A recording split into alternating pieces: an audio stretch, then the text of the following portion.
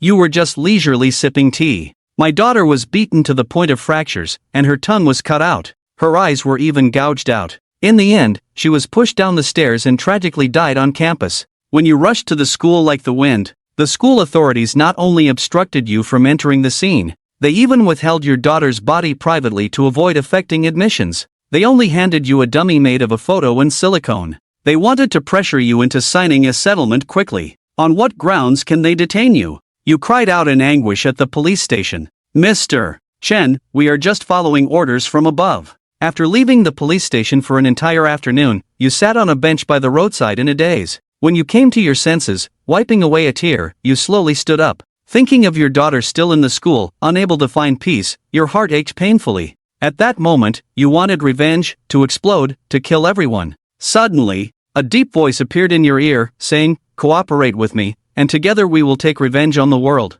You immediately looked around but found no one. Who was speaking? You shouted your inquiry. "I'm in your pocket," the voice came steadily. You quickly rummaged through your pocket. Among them was a delicate carving of a fierce-looking celestial master. This was a gift left for you by an old man at the tea house some time ago. At that moment, the carving was emitting black mist, its fierce expression seeming to come alive. "I am the ancient corrupted celestial master in the purple robe, sealed within this tomb sculpture due to the collapse of my primal soul. If you entrust your soul to me, I can help you take revenge." Your pupils locked as the spirit of the ancient corrupted celestial master fused with you. From the sound of it, you would no longer belong to yourself from now on. What choice did you have left? You gradually clenched your fists, tears blurring your vision as you bit down on a sense of determination. "I never wanted to become a demon, but the world is unjust. Since there is no justice in this world, I will make it dark once more." You tightened your grip on the wooden sculpture. "Master Fengwujin, I agree to merge with you." The wooden sculpture immediately transformed into a mass of black mist, wildly pouring into your crown. Meanwhile, the school was busy with its annual admissions. Principal Zheng Hong was busy complaining, "That dead woman, why did she have to die now? If this gets out, who will want to come to school here? What do we do with that body?" The smell is already wafting through the hall. A female instructor nearby cautiously asked. Zheng Hong was extremely annoyed. "Do I need to teach you this? Just spray some perfume or cleaner to mask the smell. Once Qin Zhao's foolish father signs, we can just dump him on the road." At that moment, the two heard footsteps in the hallway, and Zheng Hong became even more irritated. "Didn't I tell you no one is allowed in the hallway? The floor has just been waxed." At the end of the hallway, a figure was slowly approaching. Due to the dim lighting, Zheng Hong couldn't recognize who it was. "Hey, who are you? No one is allowed in this hallway. Get out." The person on the opposite side paused for a moment upon hearing his voice, then strode toward him. At the same time, a powerful voice rang out, "Zheng Hong, do you remember me?" The familiar voice stunned Zheng Hong. "You are Chen Zhao's father." The figure opposite gradually became clearer. At this moment, you were no longer filled with despair and helplessness, only an endless killing intent flickering in your eyes. "What are you doing here? This is a school." Zheng Hong glared with annoyance. "Where is my daughter's body?" Zheng Hong scoffed upon hearing this. "How would I know? Maybe it's already been tossed out like trash." He wanted to die but didn't go far enough, dirtying the school's floor. "I haven't even settled the score with you yet." At that moment, two security guards swaggered in behind you, intending to chase you away. You immediately recognized them as the two security guards who had stopped you at the school gate before. A smirk appeared on your lips as you lightly pointed at one of the guards, and a wailing sound echoed out. In the next moment, the guard approaching you with a baton suddenly froze. Then, with a crack, his arm was brutally yanked off, blood splattering everywhere. Due to nerve reflexes, the severed arm continued to twitch on the ground. The other guard immediately stopped, trembling as he looked at you. You stared at him quietly, devoid of any extra emotion. "You stopped me at the school gate when I wanted to see my daughter. Since your hands cannot uphold justice, it's better to sever them, at least ensuring you won't harm anyone again." With a gentle flick of your finger, the guard's other arm flew off as well. "Stop! We didn't do anything." The other guard's face turned pale with fear. You looked at the guard who spoke, flicked your finger again, and his arm flew off, bloodily landing on the ground. "You also touched my daughter's body. You deserve to die." In an instant, the hallway of the school was filled with the smell of blood. Zheng Hong was stunned, instinctively stepping back with the instructor beside him. "We were just doing our job for money. He made us do it." The guard pointed at Zheng Hong, his voice trembling. The expression on Zheng Hong's face was quite spectacular. You coldly smiled, your finger curling as the two guards were pressed against the wall by an invisible force, each impact powerful. The sound of their heads hitting the wall echoed in the hallway until they were thrown to the ground, bloodied and mangled. Jung Hong's heart was in his throat, he couldn't even tell whether you were human or ghost. Your gaze fixed on him, beneath your previously calm eyes lay hidden turbulent waves. Jung Hong's psychological defenses completely shattered. Chen Xiao was in the storage room on the 4th floor. You walked to the window and smashed the glass with a punch, thinking it would feel great to jump from the 8th floor. A chill ran down Zhang Hong's spine, and he wanted to flee, but an invisible hand pressed him down, dragging him back. When he reached the window, Zhang Hong gasped, his previously arrogant demeanor vanished, replaced by terror. Are you afraid of knowing how scared my daughter was when she jumped? Now it's your turn to experience it. I won't spare anyone related to this matter. Retribution begins at this moment. After saying that, you took 2 steps back. At the same time, Zhang Hong's body was lifted into the air, his toes gradually crossing the windowsill as he screamed frantically. You simply waved your hand at him from behind. A heart-wrenching scream filled with terror echoed, growing fainter, followed by a loud thud as something heavy hit the ground. The world fell silent. You closed your eyes, seemingly relishing the thrill of revenge, thinking it would bring you satisfaction, but when you opened them again, they were filled with tears. At this moment, another female instructor was dumbfounded, kneeling on the ground and banging her head repeatedly. You calmly looked at the female instructor and said, "Take me to the storage room." The female instructor sighed in relief and hurriedly agreed. The 4th floor corridor was very gloomy, filled with an indescribable sense of death. As the female instructor opened the door, a strong odor rushed out. Inside the storage room, various useless items were scattered everywhere, and a trash bin, taller than a person, emitted a strong stench. You walked over with heavy steps, and the sight in the trash bin made tears instantly stream down your face. Inside was your beloved daughter, thrown in the trash bin with her limbs twisted. She was covered in blood, her clothes tattered, and her expression frozen in the pain and despair of that day. Suppressing the pain in your heart, you tipped the trash bin over and pulled your daughter out. As you touched her body, tears streamed down uncontrollably, and you couldn't help but cry out in anguish. Her body was cold and stiff, with multiple fractures and even some bones piercing through the skin. One eyeball was missing, and there were signs of having been beaten on her face. I want everyone to pay the price, not a single one spared. You shouted in a frenzy, demanding to know who had bullied your daughter as you turned to the dazed female instructor behind you. I don't know, I just started my internship, the female instructor stuttered, trembling in fear, her legs giving way as she collapsed to the ground. This academy is filled with high-ranking officials and influential figures, making Chen Xiao seem too insignificant. Thus, whenever she witnessed Chen Xiao being bullied, she pretended to know nothing. Step aside, still holding your daughter in one arm, you reached out with the other hand. A dark mist spread and formed a deep shackling chain in the air, completely enveloping the female instructor in an instant. The dark mist filled the female instructor's 7 orifices, followed by a surge of immense power spreading through her body, causing her to tremble violently and twist in an unnatural manner. You merely extended a hand into the air, and through layers of black mist, your face appeared twisted with rage. The gates of hell had opened, it was time for her to go. With a sudden pop, one of her eyeballs burst, all the bones in her body were instantly crushed, and her head tilted as she fell lifeless. With both arms cradling your daughter, you slowly stepped away from the academy. Half an hour later, the Gaofeng Academy was sealed off by the police, and Captain Wang Jianhua was listening to the coroner's report. 2 security guards had their arms forcibly ripped off, their skulls completely shattered. Another female instructor had all her bones crushed, her body twisted and stuffed into a trash bin. Only the lucky Zhang Hong, who fell onto a car, had some cushioning and was still alive. Captain, we've retrieved the surveillance footage from the academy, a police officer ran over. Wang Jianhua waved his hand dismissively. In the surveillance room, several people watched the footage from the hallway. You had only moved your fingers throughout, nothing else happened. Everyone in the room fell silent, drenched in cold sweat. Play the footage in slow motion. Wang Jianhua seemed to sense something and requested. The footage was slowed down, and he pressed the pause button. It was just at the moment your finger slid, and the security guard's arm was yanked away. As the footage was maximized, everyone gasped. Next to the 2 security guards was a distinctly visible black figure, which had ripped off the guard's arm. In the afternoon at Liang Hui's clinic, you appeared holding your daughter. Liang Hui immediately realized that Chen Xiao was dead and stood there helplessly. Xiao Hui, please help me.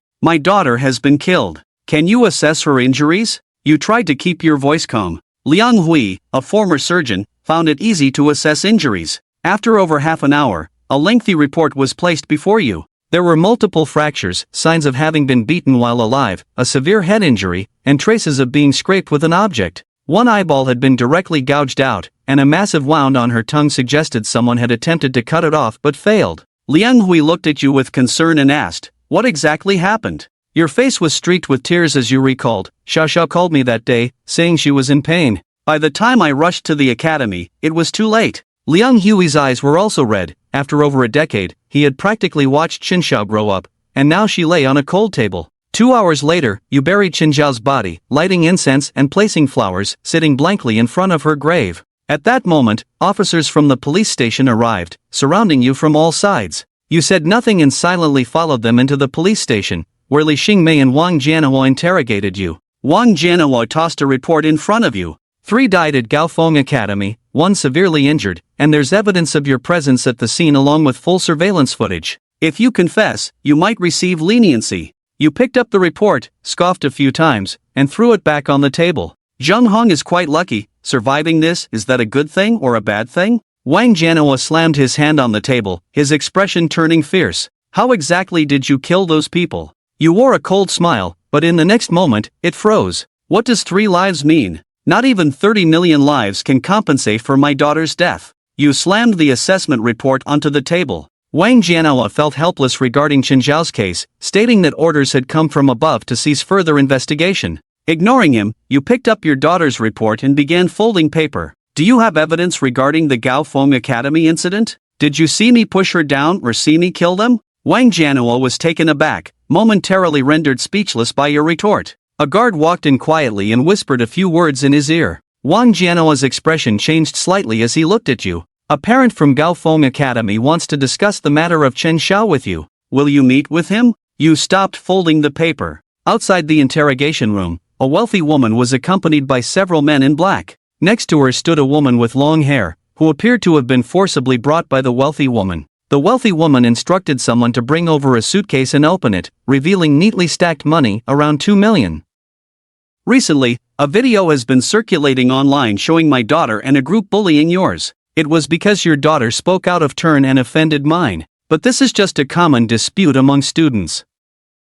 If you clarify this matter, all this money will be yours. Before the wealthy woman could finish speaking, Deng Xiaoyi interrupted her with a disdainful expression. What good does this do? Chen Xiao brought this upon herself. Even if we killed her, what can you do about it? Just take the money and leave, or I'll kill you too. You glanced at the money in the suitcase, a smirk forming at the corner of your mouth. Deng Xiaoyi, how about I use this 2 million to buy your life? What did you say? You dare to threaten my daughter? The noblewoman growled upon hearing this, throwing her bag to the ground and staring intently at Chen Shen. Her daughter could bully others, even kill someone, but she could never be bullied. Now, a poor woman's father actually dared to threaten her daughter. It was already unprecedented for her to bring money to him, yet he still had the audacity to act smug. Several men in black immediately surrounded Chen Chen. Mom, kill him. Kill him to pay for that worthless daughter of his. We deserve to kill Chen Xiao. That woman is nothing but a cheap slut. Deng Xiaoyi shouted arrogantly from the side, her inherent viciousness and arrogance suddenly exposed.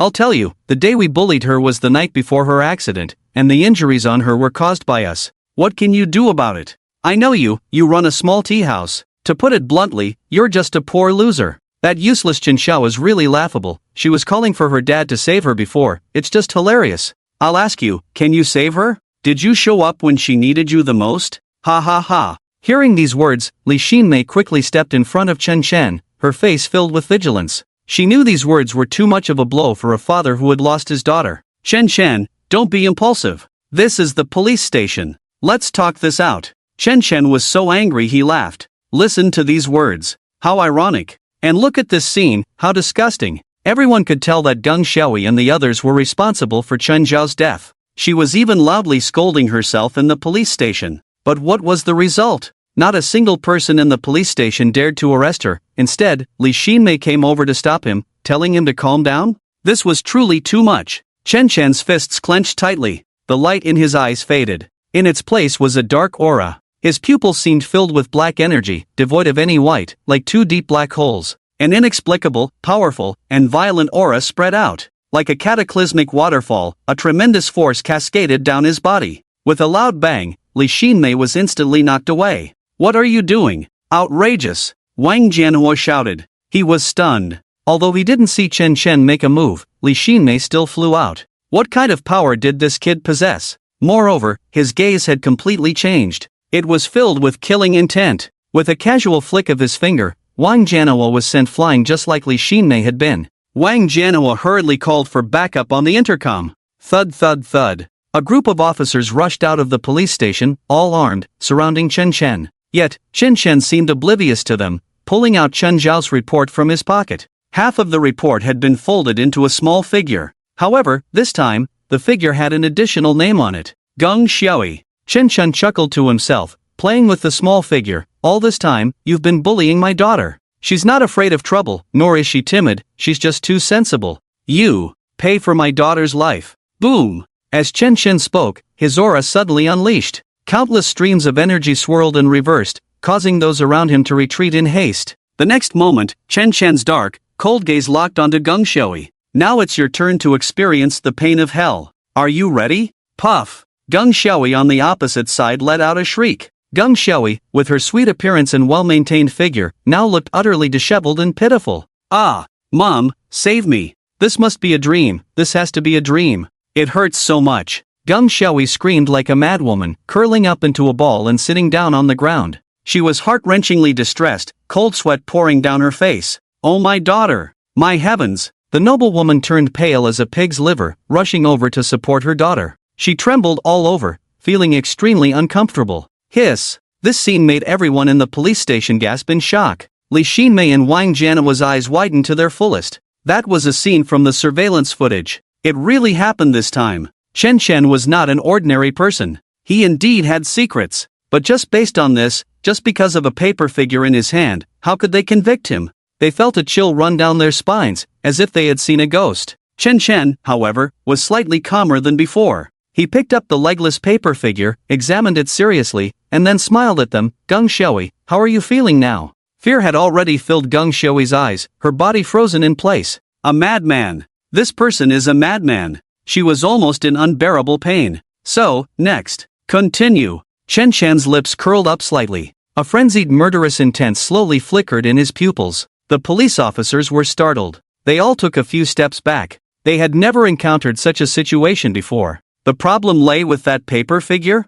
But it was strange, how could a mere paper figure become his tool for murder? Was this some kind of legendary curse? Daughter, don't be afraid, mommy is here to save you. Hold on, the ambulance is on its way. Don't worry, mommy will make sure the doctors find a way. As long as you stay alive, that's enough. Our family is wealthy, we have enough money. You are mommy's daughter, no one can hurt you. The noblewoman cried and knelt beside Geng Xiaoyi, utterly devastated by her daughter's condition. In just a few moments, Geng Xiaoyi's lips turned pale. My daughter! Mommy has always loved you the most since you were little. I will never let anything happen to you. Look at mommy. Since you were little, I never let anyone touch a single finger of yours. We have plenty of money, no matter who it is, we can use money to crush them. There is nothing in this world that money can't solve. The noblewoman cried and shouted, her voice echoing throughout the police station, yet at that moment, no one dared to intervene. Chen Chen was too sinister. They instinctively did not want to let such evil touch them. The noblewoman suddenly looked at Chen Chen, her voice breaking further. Bastard, stop it.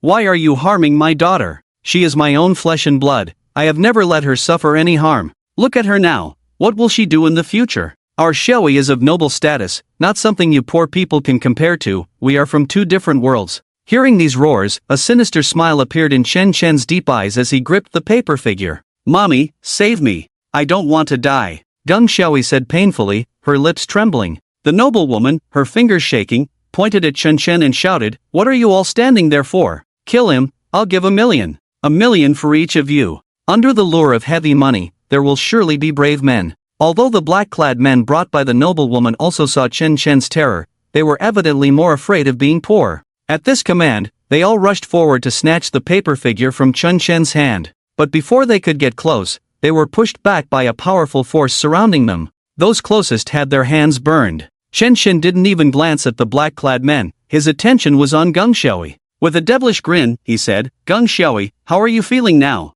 Despair? Pain? Regret? This is your fate. You harmed my daughter, you brought this upon yourself, and you cannot live. Geng Xiaoyi had only one wish, which was to faint and briefly escape this pain. Her eyes were filled with dead ash, as if she had only half a life left. The unbearable suffering, the abyss of despair, those terrifying images kept appearing in her mind. But Chen Chen did not stop. Now everyone knew that the problem lay with his paper figure. Wang Jianhua wanted someone to shoot Chen Chen directly, but he did not have the courage to give that order. Chen Chen was just tearing the paper figure. Could this become a weapon? The other party had no weapon and had not even come into contact with Geng Xiaoyi and the others. If the police acted rashly and opened fire, what would happen when the higher-ups investigated? At that time, he would also be unable to escape responsibility. Wang Jianhua hurriedly shouted, "Chen Chen, please don't act impulsively, put down that paper figure first. Can't we talk things over properly? Your daughter is already in trouble, a dead person cannot be brought back to life. Why not discuss compensation now? At least it will ensure your peace of mind for the rest of your life. We all sympathize with you, but if you go to extremes, no one will be able to save you. Listen to my advice, put down that paper figure first." Chen Shen's dark, deep eyes locked onto him, and he said word by word, "I just want those people to go to hell." As he spoke, Chen Shen's finger moved. One could understand everyone's eagerness to destroy the world, but good meals must be savored slowly. Right now, Feng Wujie's strength had not fully recovered, and he could not search souls. As for the police, after reading the later chapters, everyone would understand. Please, everyone, watch and cherish it. Geng Xiaoyi's painful voice was already hoarse. She had reached her limit. It seemed her blood was about to run dry. At this moment, she was like a human pig. The noblewoman was at a loss. She desperately used her body to protect her daughter, trying to shield her from all this, but it was futile. In the police station, those with poor psychological endurance began to collapse on the ground and vomit violently. The smell here was truly sour and stimulating, and no one felt anything but disgust. Even Wang Jianhua, who had seen many tragedies, was struggling to hold on at this moment. A living person was turning into this right in front of them, and everyone was powerless. They could see Geng Xiaoyi continuously rolling her eyes and fainting, but each time the process lasted no more than a second or two before she woke up again. Chen Chen wanted her to fully experience this pain before she died. Geng Xiaoyi was already hallucinating, crying and laughing at the same time. "I'm sorry, Chen Xiao, don't come over. I didn't mean to harm you. I know you're poor, I know you have no backing, that's why I bullied you. It's all my fault. Can I bow my head and admit my mistake? Can you please stop making me suffer like this? I will burn paper for you every day. I will let you be a rich second generation over there. And Zhao Jie, Sun Tianyu, Wang Shuzhen, Kong Liyuan. Why don't you go find them? Why do you have to come after me? I've already admitted my mistake, please let me go." These people were also accomplices in the woman's death. They were probably the ones in the video. Chen Chen firmly remembered their names in his mind. He would find them one by one to settle the score later. He would not let any of them go. Sending them to meet the King of Hell was just a matter of time. "What should we do, Captain?" Li Xinmei anxiously paced back and forth, but there was nothing she could do to stop all this. She could only watch helplessly as it happened. This incident occurred in the police station, and they certainly could not escape responsibility. The key was that all of this was so unreasonable. Was Chen Chen committing a crime like this? None of them could clarify. "Chen Xiao, I was wrong. I shouldn't have laughed at you, I shouldn't have led the bullying against you, and I definitely shouldn't have found someone to deal with you on the road.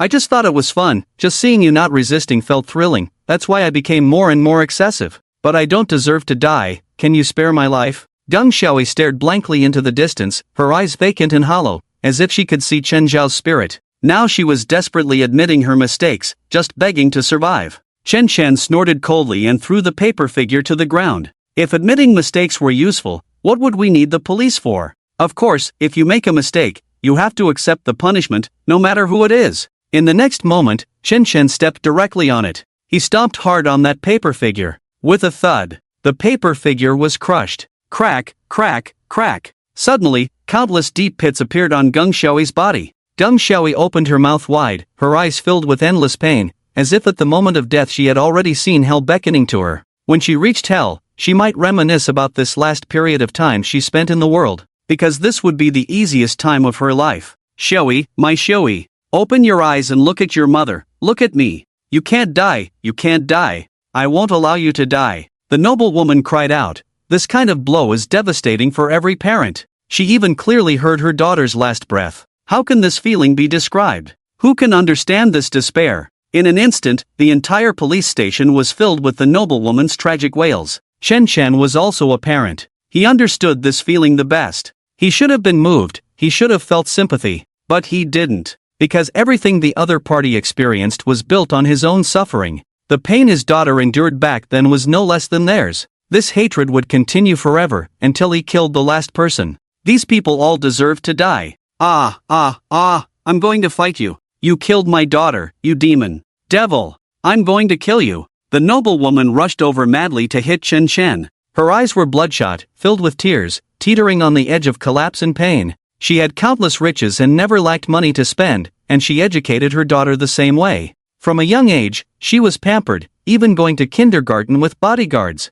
Little did she know, this had harmed her. Her willfulness, her fierce killing, were all cultivated little by little from childhood. She had sent her to the guillotine with her own hands. Spoiling a child is like killing a child. She was now painfully realizing this. Chen Chen raised his hand and directly slapped the noblewoman. With a loud smack, the noblewoman was sent flying. Her body spun in the air and thudded to the ground. Her head tilted and she fainted. Then, with a crack, a large chunk of the noblewoman's neck was crushed back. It was done by Chen Chen. The problem was, no one saw how Chen Chen made his move. After merging with Fenghuoji, his physical abilities had long surpassed those of ordinary people. Now, he was like reborn. Even if everything had to be paid for with his life, he was not afraid. As long as he could take revenge, he would do anything. Quick, get Mrs. Gung to the hospital. Wang Jianhua was sweating profusely. Mrs. Gung's neck was twisted like this, and her life was uncertain. If she really died here, it would be a problem. The police finally reacted, hurriedly lifting her away. Gung Xiaoyi on the ground was already lifeless, with surveillance all around and so many police officers as witnesses. The process of forensic identification could be omitted. Chen Chen was also taken back to the interrogation room. However, this time the interrogation was not going smoothly. They were constantly looking for a breakthrough, but they couldn't extract any words from Chen Chen's mouth. Previously, at the academy, they could still comfort themselves that everything was secretly manipulated by Chen Chen. But now all of this was witnessed by their own eyes. Even Wang Jianhua was left speechless. Wang Jianhua could only ask Chen Chen in the most powerless way, Chen Chen, why did you kill someone? We all saw it this time. So many people from the police station can testify. Chen Chen calmly held a cup of tea in the interrogation room, as if everything that had just happened had nothing to do with him. He sneered and said, I killed someone? What evidence do you have? I never even touched Gung Xiaoyi, I just cursed and wished her ill. Can you convict me for that? If you insist on saying so, it's just a case of insult. At most I'll be locked up for a few days and then I'll be out. Moreover, when I hit that noblewoman, it was self-defense. She was going to kill me. I only fought back, and you can all testify to that. Li Xinmei and Wang Jianhua's faces looked grim. Wang Jianhua felt more powerless than ever. After being in the police station for so long, it was the first time he felt this way. There was no choice, they could only let Chen Chen go. After he left, Wang Jianhua and Li Xinmei took the video to the headquarters. The chief was furious after watching it and slammed the table. You two are getting bolder, daring to fool me with a special effects video. Wang Jianhua hurriedly lowered his head to explain, Chief, we didn't tamper with the video. Our colleagues at the police station can testify that this really happened. That Chen Chen is truly sinister. Is this real? The chief found it strange no matter how he looked at it. Gung Xiaoyi's tragic death. And throughout it all, Chen Chen hadn't even touched a hair on her head. Killing from a distance? Is that possible? In the office, several people's worldviews were turned upside down. If it really comes to it, let's have people from other departments take a look. The chief rubbed his forehead, now at a loss for ideas. Chief, I think the most important thing right now is not this, Li Xinmei said seriously and loudly. After Chen Chen's daughter died, he vowed to take revenge on everyone. As far as I know, there are quite a few people related to this matter. If Chen Chen is going to kill, Baitsong City might face a catastrophe. We should find other victims and protect them at the first opportunity. The chief had naturally heard about this matter. He just hadn't expressed his stance. Chen Chen's daughter jumped from the building, and the biggest suspects were those students from Gaofeng Academy. And those people were either rich or noble. They were not someone they could afford to offend. Protecting them now would only be a form of abuse.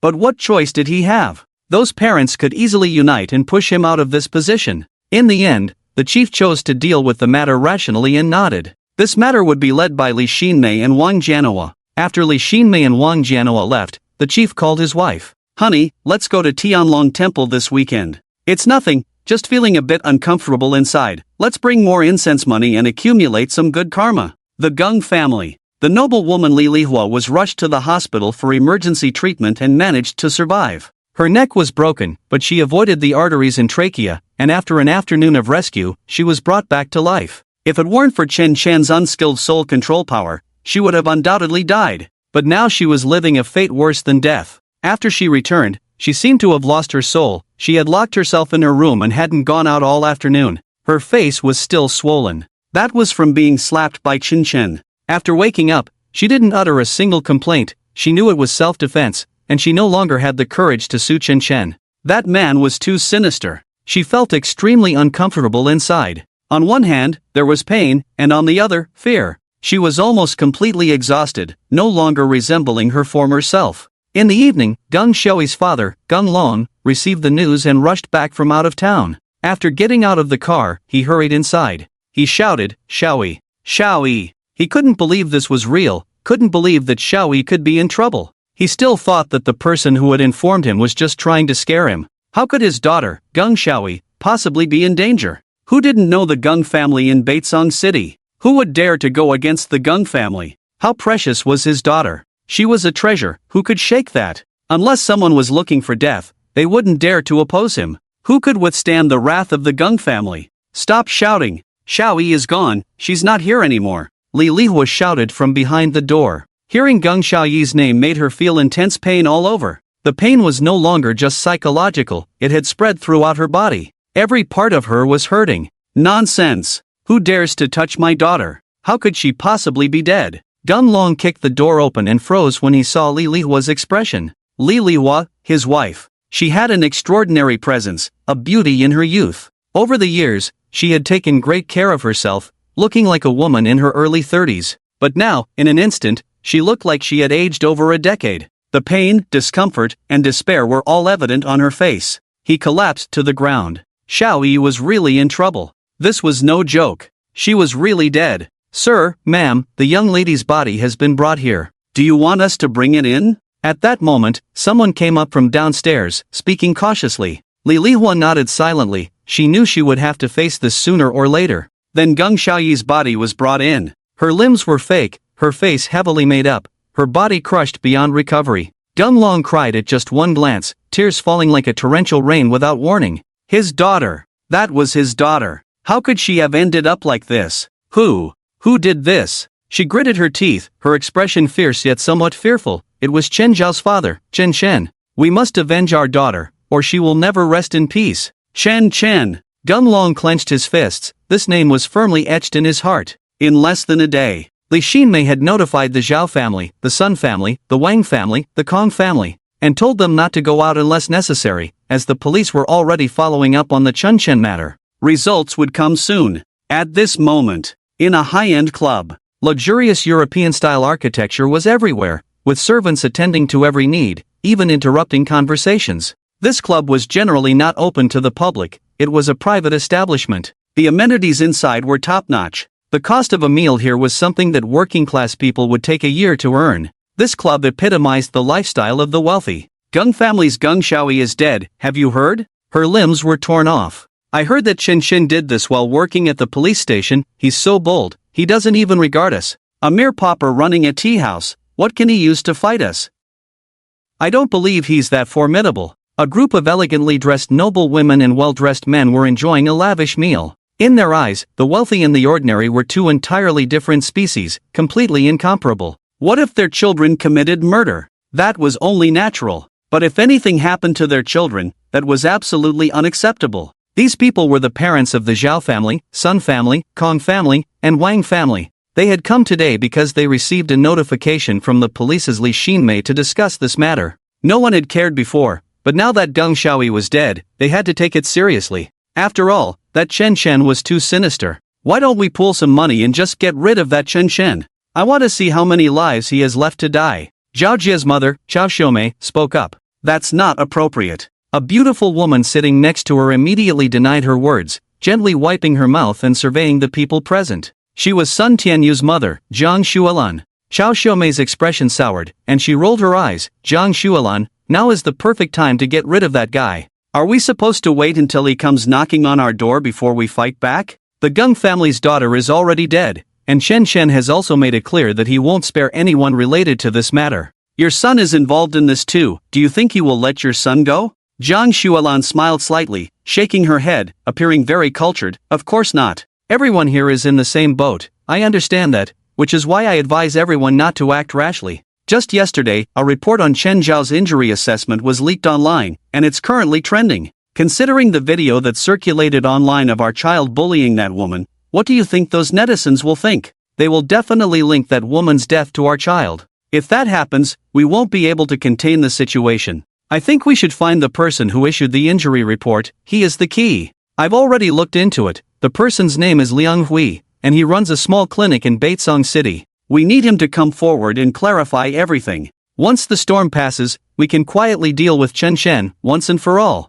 The remaining few nodded in agreement. Chao Xiumei also found it reasonable. If they hurried to eliminate Chen Shen now, some people would definitely accuse them of being behind it. If the situation escalated, it wouldn't be good for them. They should stabilize the situation first and then plan slowly. Chao Xiumei poured herself a glass of wine, her eyes cooling down. This matter should be handled by the Zhao family. We are well versed in such things. That night, Chen Shan returned home. He staggered into the bathroom, exhausted. He took off his clothes. He was instantly stunned. His back had already been corroded by a mass of black energy. The flesh and blood inside had turned black, but he felt no pain. Kid, don't be afraid, this is a normal phenomenon. After all, your body is merely flesh and blood. How can it withstand the impact of my ancient celestial master Feng Wuji's soul? You need to kill more evil people and use their souls to nourish me, replenishing my soul so that your body can slowly be repaired. Feng Wuji's gloomy voice came through. Chen Chen's expression darkened, but he didn't care.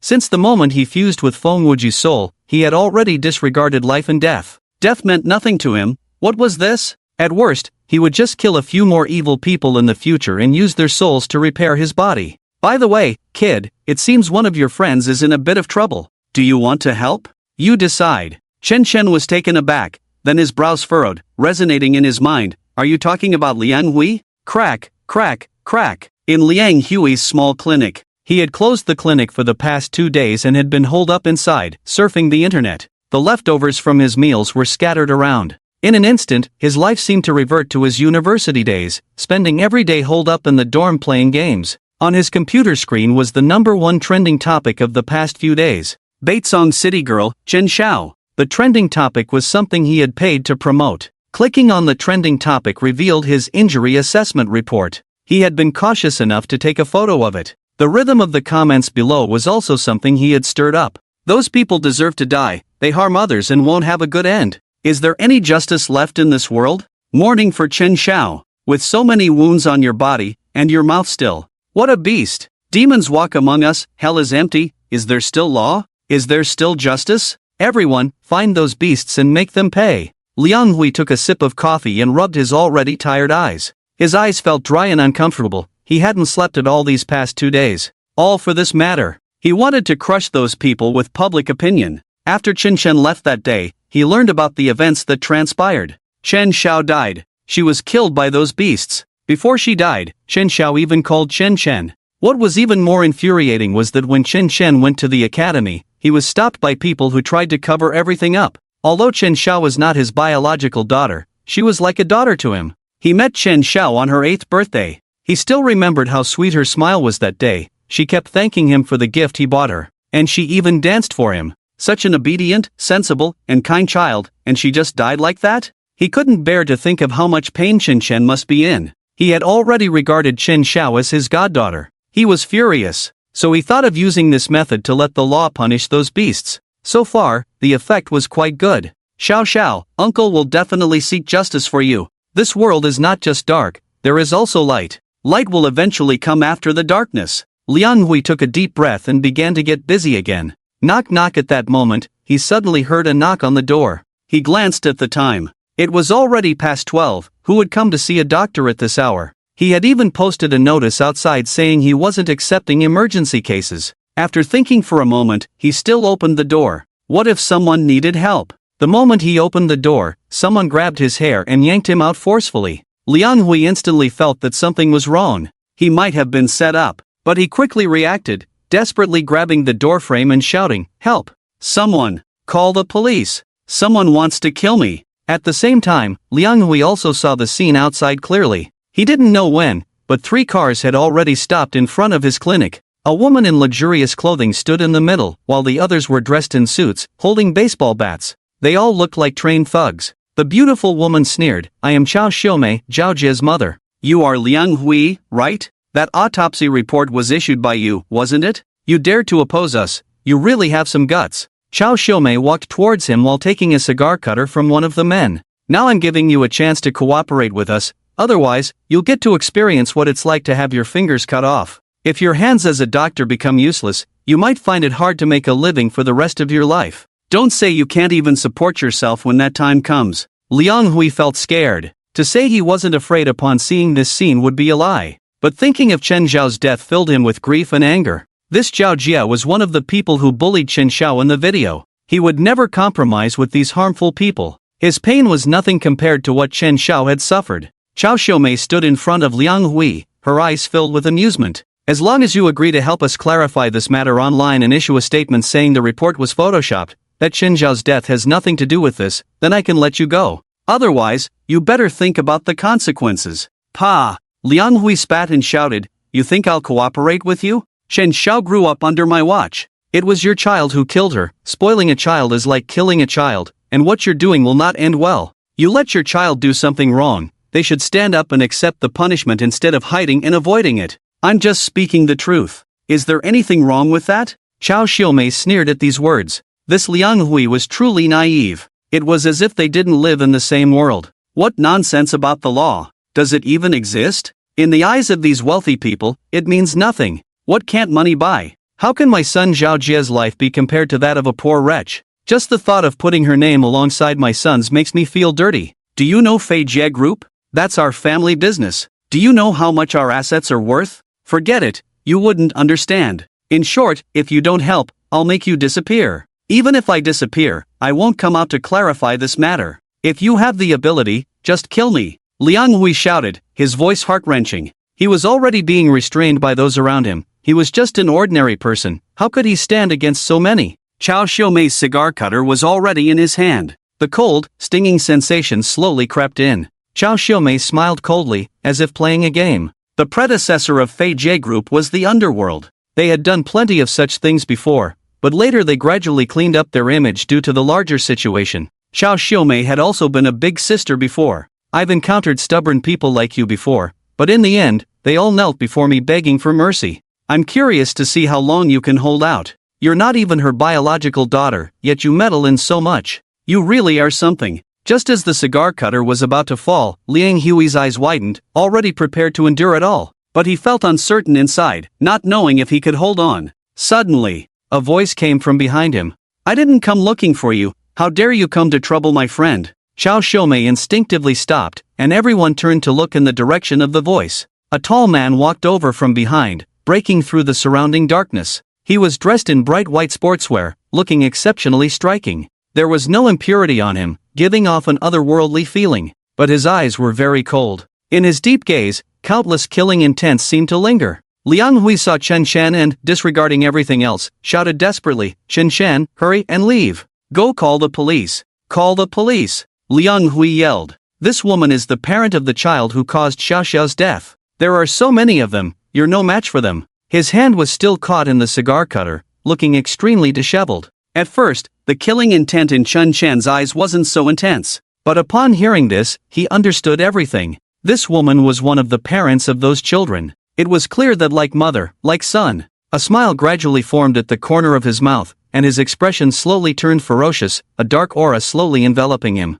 "You are Chen Chen." Chao Xiumei finally realized, her gaze towards Chen Chen filled with deep hostility. It was he who killed Geng Xiui, right in front of those officers. And he left not a shred of evidence. This guy might know some kind of dark sorcery. But today, with so many people on her side, she wanted to see what he could do. This Chen Chen seemed different from what those parents described. He looked like an ordinary person. How could he be so formidable? "So you are Chen Chen, just in time. I was planning to find you, but I didn't expect you to come to me first. Let me tell you, today Liang Hui must give me an explanation, or I'll have him beaten to death. Also you, I know about your daughter. You better swallow your pride, although I don't know how you killed Geng Xiui. Here, you were simply not enough to play with.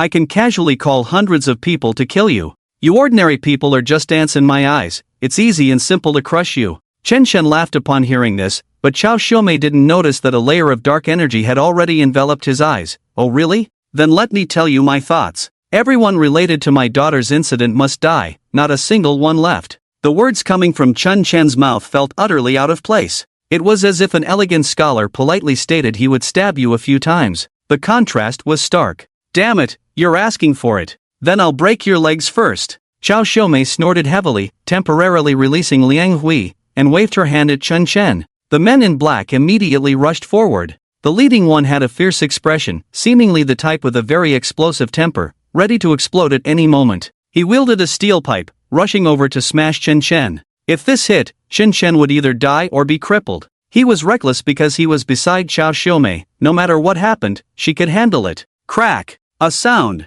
This noise was particularly pronounced in the air. The black-clad man at the front suddenly froze. He felt a sharp pain in his body and instinctively looked for the source of the pain with his eyes. His gaze gradually fell on his leg. Ah, my leg! He immediately screamed in agony, clutching his leg with both hands. The pain came too quickly. His brain hadn't yet registered the pain signal. First just fear, then the pain slowly filled him. A black handprint was clearly visible on his leg. That was left by Chen Chen. What was happening? Xiao Xiumei and the others had never seen such a scene. A person breaking another's leg from a distance? This all happened right in front of them. Liang Hui was also stunned, rubbing his eyes vigorously. How did Chen Chen do it? He directly broke the man's leg. Did he hide some weapon?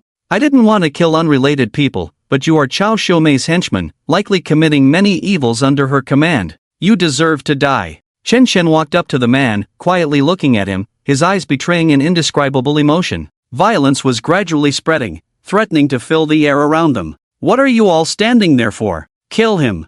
I want him dead. Xiao Xiumei was shocked and quickly shouted loudly. Chen Chen was indeed sinister. No wonder he could kill the Gung family's daughter. This was no baseless rumor. The surrounding men in black reacted and were about to rush up. But at that moment, they witnessed a scene they had never seen in their lives. The black-clad man's body slowly floated up, almost half a person high. He seemed to be bound by a powerful force, unable to break free. Then, with a pop, his body was completely crushed. Blood rained down like a shower, splattering everyone. Hiss! These people had seen their fair share of gruesome scenes. It was nothing unusual to see someone bleed or even die. But seeing this scene today, not a single person was unafraid. Their aggression was instantly wiped away, and those fierce, violent eyes immediately turned clear. Chen Chen was killing. He directly crushed a person's body? They hadn't even seen Chen Chen make contact with that person. The other party merely raised a hand and made a crushing gesture, that was all.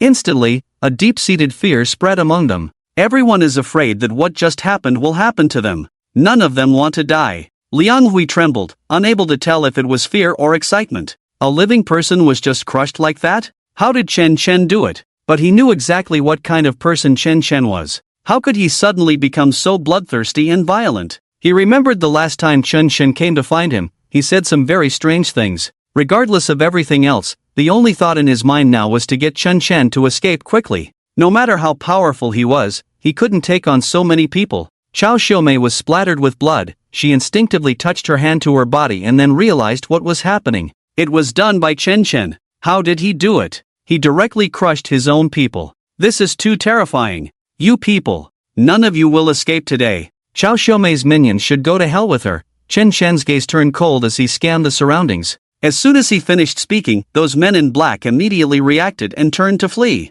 Chen Chen was simply a devil. No one wanted to risk their lives. No matter how much money they made, they had to be alive to spend it. But, just a few steps out, one of the men in black exploded again. Bang bang bang. These men in black exploded one after another like cans being opened. Xiao Xiumei was already dumbfounded. She stared blankly at Chen Chen, as if she saw her own doom on his face. A demon, it couldn't be any worse. Only Xiao Xiumei knew she wouldn't be able to escape today, staring blankly at Chen Chen, as if she saw her own doom on his face. Suddenly, she saw a black handprint appear on her leg, hissing with black smoke, burning her skin. She was startled and cried out, Chen Chen, you dared to kill me? Just because of your poor, worthless daughter? You should know what kind of existence Fei Jie Group is that something you can touch? Your daughter is dead, but you are still alive. I can give you a sum of money to live well for the rest of your life, as long as you forget about this. A daughter can be born again, but if you die, you lose everything.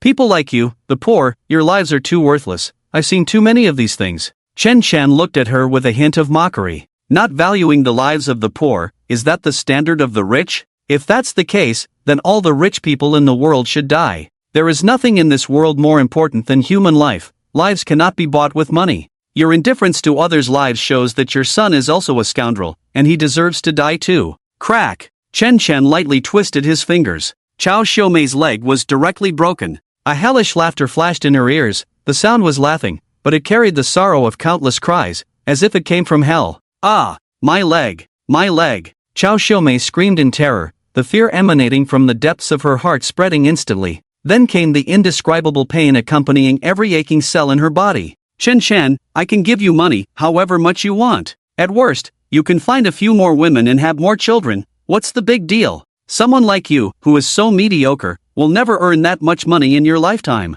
It's not too late to stop now. There are many beautiful things in this world that people like you will never enjoy. Chao Xiaomei cried out in pain. Chen Shan's calm eyes were now filled with black mist, burning with a hot flame. You say my daughter's life is worthless, but to me, it surpasses everything. Nothing in this world can compare. Enjoy? From now on, my life will probably only be about revenge. Now that my daughter is dead, do you think I would want your money? Crack! Chen Shan struck again. Chao Xiaomei's screams grew even more intense. The pain was indescribable, causing her entire body to spasm. After struggling to shout a few times, she fainted. Chen Shan lightly hooked his finger and tossed her directly into the nearest car. Chao Xiaomei lay inside like a dead dog, motionless. This series of actions left Liang Hui dumbfounded. He rubbed his eyes repeatedly. Was this person still Chen Shen? The friend he had known for over 10 years. Chen Shen, how? How did you do all this? Did you just kill someone? Chen Shen did not answer his question but smiled and patted his shoulder. Brother, you've been through a lot. But you should stay out of things regarding Xiao Xiao from now on. I will handle this myself. I thank you on behalf of Xiao Xiao. True feelings are hard to come by in life. In situations like this, even close friends and family would choose to avoid it, as no one wants to get blood on their hands. But Liang Hui, his friend for over 10 years, stood up without hesitation to help Chen Xiao uphold justice and fairness.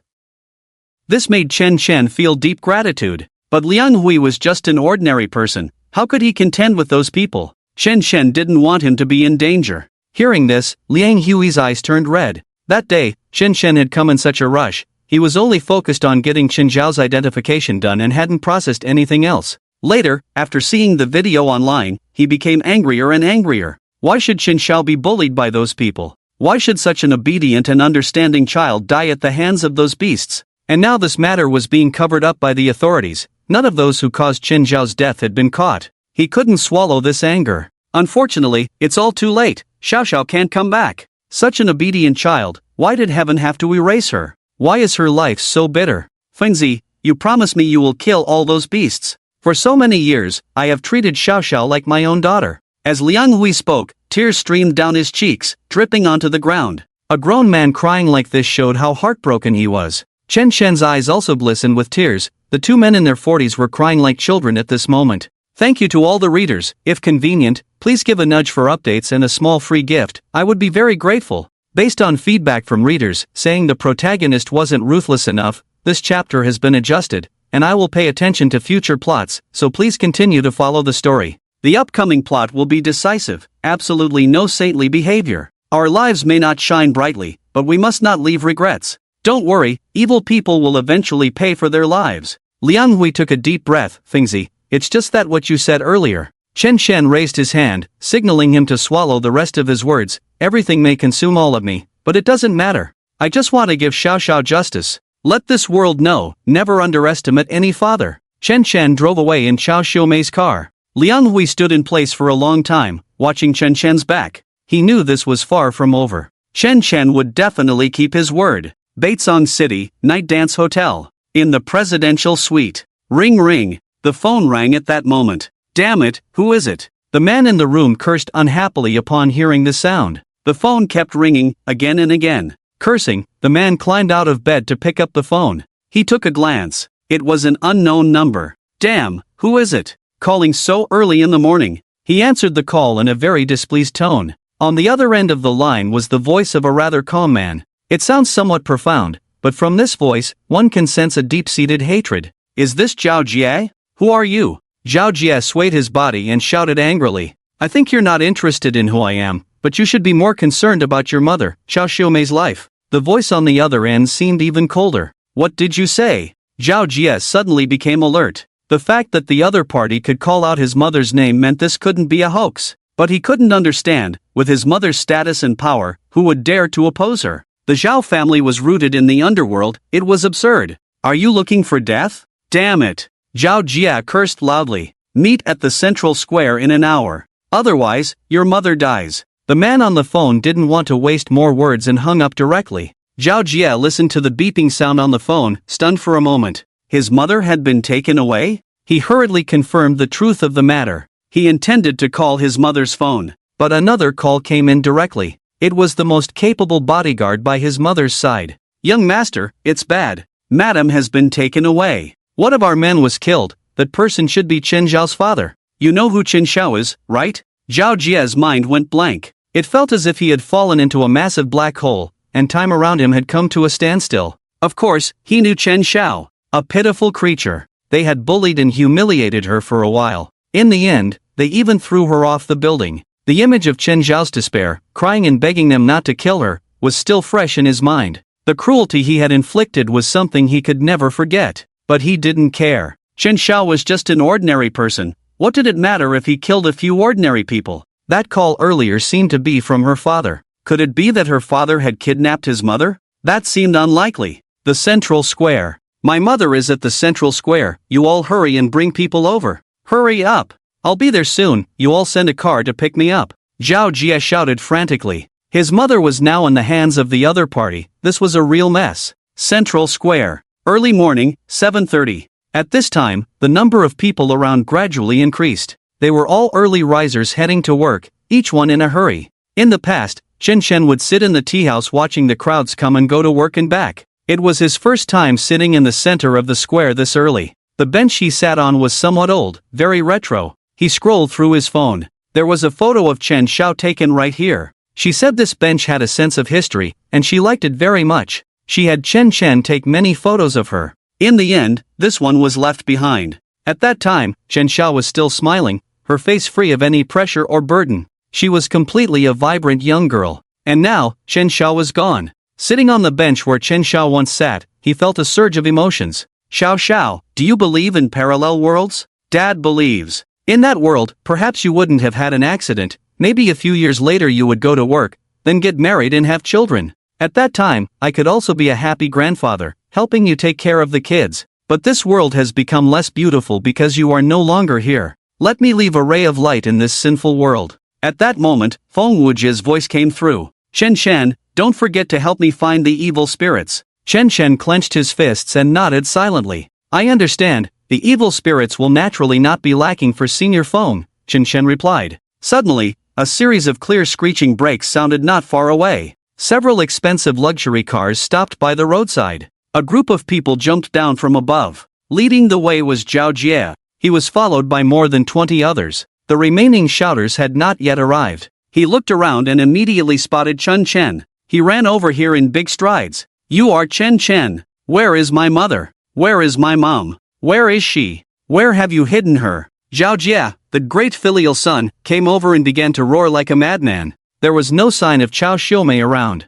He was completely frantic. In recent days, he had been holed up in a hotel, mingling with those women, not caring about what was happening outside. It was only on the way here that he heard about Geng Xiaoyi. Geng Xiaoyi was dead. It was said that this incident was related to Chen, the father of Chen Zhao. However, the police had not arrested him yet, simply due to insufficient evidence. There were several chilling points to consider. Geng Xiaoyi died in the police station, where the officers were present. Chen had personally killed Geng Xiaoyi, yet why couldn't the police convict him? Did he have such powerful connections? Now that Chen had captured his mother, it was hard not to think of the worst possibility. Perhaps Chen would kill his mother. Buzz. Before Chen could speak, suddenly, 7 or 8 police cars stopped nearby. They were all police vehicles. Wang Jianhua was in one of the cars. They had come to find Chen to cooperate with the investigation regarding last night's incident. Last night, there was a murder case near a small clinic. It was reported by nearby residents. They even kindly provided video footage taken on their phones. Those people were brutally crushed to death, right in front of Chen Chen. They had to think back to the previous events. Zhao Jia was momentarily stunned upon seeing so many police officers. What the hell, did they come to arrest him? But he quickly realized that these officers were all heading towards Chen Chen. Officer, this person took my mother away. You must save my mother. He previously caused the death of one of my classmates, and now he's here to harm my mother again. He's insane. Zhao Jia shouted loudly at Li Xinmei. Wang Jianhua approached Chen Chen, regarding last night's incident, we need you to come back with us for an investigation, and we hope you will cooperate. Chen Chen furrowed his brows. You'd better not meddle in my affairs, or I won't hesitate to send you off early. As soon as these words were spoken, the expressions of the police officers behind him changed. They knew Chen Chen was crazy, but they didn't expect him to be this reckless. He dared to threaten the police in front of so many people. Wang Jianhua was at least a squad leader. Wang Jianhua's face changed, showing some fear. Chen Chen, stop now, it's not too late. There is law in this world. Upon hearing this, Chen Chen laughed again. You talked to me about the law? Then where was the law when it came to my daughter? His voice suddenly increased several times, roaring like thunder, the sound like a bell, fiercely impacting Wang Jianhua and the others. The police have ignored my daughter's case, and now just a few scum have died, yet you mobilize so many people. In your eyes, is the law merely a tool for you to use to intimidate ordinary citizens? The existence of the police is not to wipe the backsides of the wealthy. You annoy me greatly. Whoosh! A dark aura suddenly erupted from Chen Chen. It was visible to the naked eye, appearing on him like wings. Wang Jianhua and the others retreated 7 or 8 meters. Each one was extremely tense. Last time, Chen Chen had killed Geng Xiaoyi under similar circumstances. Her limbs had been broken, and that scene was etched in their minds. This scene was truly ridiculous. The real criminal was right in front of them, yet they remained unmoved, with their guns pointed at the victim's father, the person who was hurt the most in the entire incident. What kind of damn kingly law is there in this world? Chen Chen clenched his fists tightly. Ever since Qin Zhao's incident, he had not thought about surviving. He was only afraid that after he died, no one would take revenge for him. He was afraid that the evil would be too dignified. For now, he would endure this breath. The people from the patrol bureau had already stepped onto his death list. Chen Chen looked at Zhao Jia. His voice took on a playful tone again. You killed my daughter, didn't you? Zhao Jia would never admit it. He shouted, you're talking nonsense. I didn't. It was your daughter who provoked us first, so we just taught her a small lesson. That video has nothing to do with her death. Don't mislead the narrative. Let me tell you, don't think you can use this matter to threaten us. And don't even think about using my mother to lower your daughter's worth. My mother's life is worth much more than your daughter's. Chen Chen was much calmer than before. It won't be long before I make you admit everything. Now, let me make you suffer a bit. Chen Chen raised his hand towards the sky. Chen Chen, put your hand down. Stop your actions now. Stop, don't move. The people from the patrol bureau immediately became tense. Although Chen Chen had no weapons on him and made no killing moves, they did not dare to be careless with him. Chen Chen ignored the patrol bureau people, his eyes fixed on Zhao Jia. It seemed he wanted to see the undeniable pain in his eyes. Chen Chen snapped his fingers. Everyone shuddered. But after a few seconds, nothing happened around them. Wang Jianhua even touched his own face to confirm it was still there before shifting his gaze to Chen Chen. Zhao Jia was also startled by his action. Chen Chen was already strange, and suddenly raising his hand surely meant trouble. But he had no weapons on him, and there were people from the patrol bureau nearby, with so many guns already aimed at him. What kind of storm could he stir up? He just felt strange, a sensation spreading over him. It was as if something very big was getting closer to him. That feeling made him uncomfortable, and he couldn't help but become tense. Whoosh! He vaguely seemed to hear a sharp sound coming from the air. Zhao Jia instinctively looked in the direction of the sound. It seemed to come from not far behind him, as if it was a grand judgment. It was about to come to a close. Bang! Immediately after, there was a sound of a heavy object falling to the ground. The sound was intense and overwhelming. It felt as if it had crashed into his heart. Zhao Jia's pupils constricted, then expanded again. His originally cynical eyes suddenly became serious. They were filled with shock and sorrow. He froze for a few seconds, then cried out in despair. Mom! Everyone present was startled by this sound. The sound of the heavy object falling to the ground. It was the sound of Chao Xiaomei falling from upstairs. They all saw the scene, watching in horror. Chao Xiaomei fell right behind Zhao Jia. Her limbs were twisted, and she fell on her back. Her mouth was wide open, seemingly wanting to scream but unable to make a sound. In her eyes, one could still feel her pain before death. That kind of despair, fear, was spreading. She had jumped from the back of the building, a 20-plus story office building. It seemed as if everything had been premeditated, deliberately falling next to Zhao Jie. That muffled sound echoed in Zhao Jie's ears, lingering for a long time, like the tolling of a death knell. Mom! Mom, ah ah ah! Zhao Jie shouted frantically, kneeling there, not knowing where to put his hands, only able to collapse in place and scream loudly. This was his mother. Just like that, she died? The hatred for killing my mother cannot coexist under the heavens. A layer of gloom hangs over everyone's heads. Few dared to witness this scene. In stark contrast to everyone else was Chen Chen. The corners of his mouth curled up slightly, his cold, sinister eyes grinning as he said, "How does it feel to have your closest kin die before your eyes?" Zhao Jie, did you ever think about this day when you harmed my daughter? It's not that I won't take revenge, the time just isn't right. Everyone will pay the price. This voice sounded like a devil to Zhao Jie. He felt himself nearly fainting. Chao Xiumei had already lost her breath, dying right before him, shattered to pieces. His head throbbed painfully. Tears streamed down his face as he pointed at Chen Chen. He killed my mother. You must arrest him. He's a devil, he's insane. The officers from the patrol bureau were in a difficult position, standing still. Arrest Chen Chen? How could they? They had all seen it. Chen Chen was with them. It was Chao Xiumei who jumped down from the building herself. They were witnesses standing right there. Young Master Zhao, please calm down. We will get to the bottom of this. Wang Jianawell also came over, hurriedly trying to persuade him. Zhao Jie cried in anger. Tears fell in heartbreaking despair, pain spreading endlessly. Why won't you arrest him? Why? My mother is dead, he must have killed her. Chen Chen, that murderer. Kill him for me, I'll pay any price. Zhao Jie's voice had turned into a heart-wrenching scream, and those nearby couldn't stop him as he charged toward Chen Chen. But before he could reach him, he suddenly felt a shadow appear before him. The shadow was deep and carried an overwhelming bloodthirst. Then he felt his arm gripped by a tremendous force. It hurts, it hurts. He felt the grip tightening, his body spun around. His gaze met Chen Chen's across the way. The cold light in Chen Chen's eyes seemed capable of devouring him. Crack! Zhao Jie's arms broke. He let out a painful scream, collapsing to the ground. Chen Chen's pupils constricted. He wanted to kill Zhao Jie right then.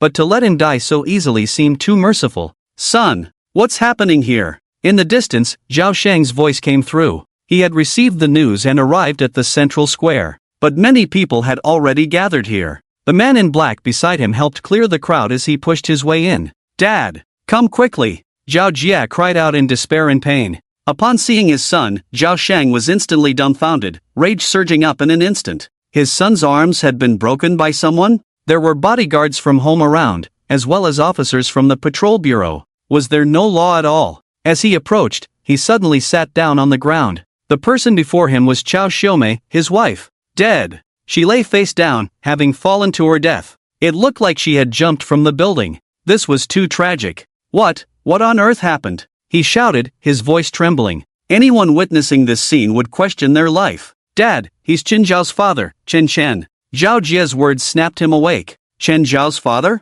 No wonder. But even if his daughter was dead, he couldn't be so arrogant. This was utterly unreasonable. It was just an ordinary person who died. It was just his son and a group of rich second-generation kids who killed a woman. What was so great about that? They could just pay for it. Now his son and wife had paid such a heavy price. Zhao Shang had never suffered such a loss. But with officers from the patrol bureau present, he couldn't act recklessly. He could distinguish between gains and losses. Immediately, officers from the police station arrived to seal off the scene, and Zhao Jie was sent to the hospital. Zhao Shang went with others to the police station for questioning, cooperating by providing information about his wife. Chen Chen was also taken away. However, he remained calm throughout the process. Arriving at the police station felt like coming home to him. He even took out some tea leaves he had prepared long ago and brewed himself a cup in the interrogation room. Soon, the investigation results came out. They found the surveillance footage of Chao Xiumei jumping from the building. The entire process was captured quite clearly, but everyone fell silent upon seeing it. A few timid ones broke out in a cold sweat. In all their years as police officers, this was the first time they encountered something like this. It was too bizarre. In the early morning, Chao Xiumei sneaked into the building while the security guard was changing shifts. She didn't take the elevator but walked up to the 23rd floor. Then she sat in the hallway waiting. No one knew what she was waiting for. It felt as if she was waiting for death. Her eyes appeared hollow, devoid of any life. Her body seemed to be controlled by some inexplicable force, moving back and forth like a marionette with its strings cut. Then she opened the window, stood on the ledge, and jumped. After watching the entire video, everyone felt a chill run down their spines. According to normal logic, those who want to commit suicide are usually very hesitant. Those who jump from buildings often come here several times, hesitating and wondering before finally making the decision to jump. But Chao Xiaomei seemed to lack those psychological fluctuations. It was as simple as eating or sleeping, as if she was doing something mundane. When the time came, she just jumped. It felt more like she was being controlled. But they couldn't find any traces of someone having controlled her. What made them even more uneasy was that Chao Xiaomei had already broken one arm and one leg before going upstairs. How did she endure the immense pain to crawl up the stairs? And how could she sit there like nothing was wrong, waiting for death? None of it made sense. They could only attribute it to a mental issue. But this explanation did not satisfy Zhao Sheng at all. That night, Chen Chen was released. He went straight back to his shop. Chao Xiaomei's evil spirit had already been consumed by him. He hadn't opened the shop for a few days, and it had become deserted. He opened the door and sat at the entrance, brewing a pot of tea. On the tea table was a photo of his daughter. After drinking a few sips, he felt a sharp pain in his body. The teacup fell to the ground and shattered into pieces. Black energy spread across his hands. He knew that this was the power of Feng Wujie slowly merging with him. Chen Shen, there's a great evil doing harm in the vicinity of 2 streets. Go and swallow his evil spirit quickly, I'm dying to taste it. Feng Wujie's voice suddenly rang out. Chen Shen responded and hurriedly put on his clothes to cover his skin filled with black energy. He pushed open the door and strode away, following Feng Wujie's guidance. On a dimly lit street, the street lights flickered, and there was not a soul in sight. A young woman was kneeling on the ground, pleading with a man. The man was scruffy, holding a knife in his hand. He looked quite fierce. The tip of the knife was pointed at the woman, and he wore a half-smile on his face. It felt like he was a hunter. Big brother, please, can you spare my life? I have no grievances with you, and I've given you all the money I have. I promise I won't call the police. Will you let me go? The woman appeared young but had a certain charm. Dressed in a fitted dress that showcased her figure, she wore a pair of flip-flops, and her long waves cascaded over her shoulders, dressed to the nines. The man grinned, lightly lifting the woman's chin with the tip of his knife, his smile full of amusement. Sister, I'm doing this for your own good. I really don't want this, ha ha ha. The woman shook her head desperately, her entire being turning to ash. This man had no intention of letting her live. She was just over 20 years old, she didn't want to die. The man grabbed her hair. To be honest, I'm a wanted criminal. I've already killed 3 or 4 people, one more won't make a difference. The woman's face turned pale with fear, her lips trembling uncontrollably. Could this man be the wanted criminal Zhang Baishan that the police had been frantically hunting down recently? Her luck was terrible to encounter such a person. It was useless to beg for mercy now. Someone like him, who was bloodthirsty by nature, would never let her go. She couldn't even imagine how much her parents would suffer if she died. Thinking of that scene, tears streamed down her face. Bang! Suddenly, the trash nearby was kicked over. It was quite jarring in the quiet alley. Zhang Baishan turned to look in the direction of the sound. A man was walking over from across the street. This man looked very young, seemingly just over 30, and he was alone. But this man gave him a feeling of extreme danger approaching. He couldn't help but furrow his brows. Hey, you better get lost, are you looking for death? The man across seemed not to hear him, casually walking towards him with his hands in his pockets. Hey! The man found it somewhat interesting. Ever since he had thrown caution to the wind and become a wanted criminal, no one had dared to provoke him like this. Seeing someone walk over while he was holding a knife, this kid was also looking for death. After all, killing was just death, might as well take a few more lives before getting caught. The man across spoke as he walked. Zhang Baishan. 6 months ago, you killed a woman while drunk, thus embarking on a path of crime. In the past 6 months, you've killed 4 people, all for robbery, committing unforgivable crimes. Do you think you can hide for long? Today, you will pay for everything you've done. I will take your evil soul. What? Are you sick? The man had no idea what Chen Chen was talking about evil souls and all that nonsense. Anyway, he was no longer afraid of anything. It was just death. He rushed forward, raising his knife to stab. The man across didn't seem to have any weapons and looked slow to react. He could take him down with just a few stabs. But before his body could reach the man, an invisible force stopped him. His body gradually lifted off the ground. he saw a huge shadow appear before him. Was that a ghost? Why you? Who are you? He shouted in disbelief. Chen Chen's originally calm eyes suddenly turned ferocious. The killing intent was palpable. One could see the skin under his clothes burned, leaving terrifying scars. Hell is waiting for you. Chen Chen's finger moved. Crack! Zhang Baishan's neck was twisted off with brute force. His expression was twisted as he fell dead. At the same time, a visible black mist surged into Chen Chen's body. He felt incredibly refreshed, spreading his arms to enjoy the sensation. This process lasted for more than 10 seconds. Chen Chen took a deep breath, then opened his eyes, the dark pupils spreading black mist. Feng Wujie, I feel so powerful now. I can go kill again. Who should I look for this time? Oh right.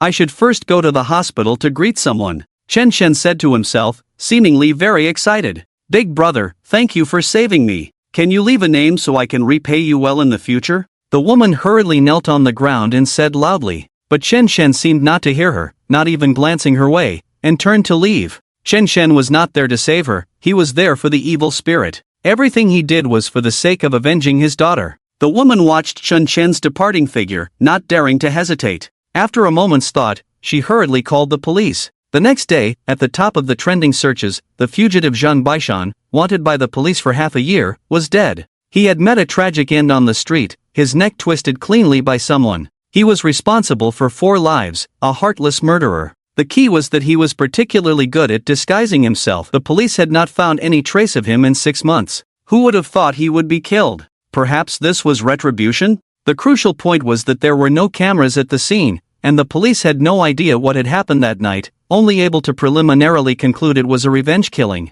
In the morning, a woman arrived at the police station. She claimed to be the eyewitness from the previous night and recounted the entire incident to them. After hearing her description, Li Xinmei and Wang Jianhua immediately thought of one person. It was Chen Chen. At Fenghe Hospital, a medical facility in Baizhong City known for its advanced medical technology, many difficult and complicated illnesses could be effectively treated here, especially in orthopedics. Many people with broken limbs came here for treatment. Zhang Hong, who had jumped from a building, was currently recuperating in this hospital. After spending most of the day in emergency care, Zhang Hong had finally been saved, having regained a life from Chen Chen's hands. In the past few days, the image that flashed most in Zhang Hong's mind was that of her jumping from the building. The feeling of weightlessness, the terrifying lack of support, seemed to still echo in her mind. She did not want to experience that feeling again. At the door of Zhang Hong's hospital room stood 2 people. They were a couple, seemingly in their 40s. The man was bald, with a fierce appearance and slanted eyes, yet he wore a perfectly tailored suit.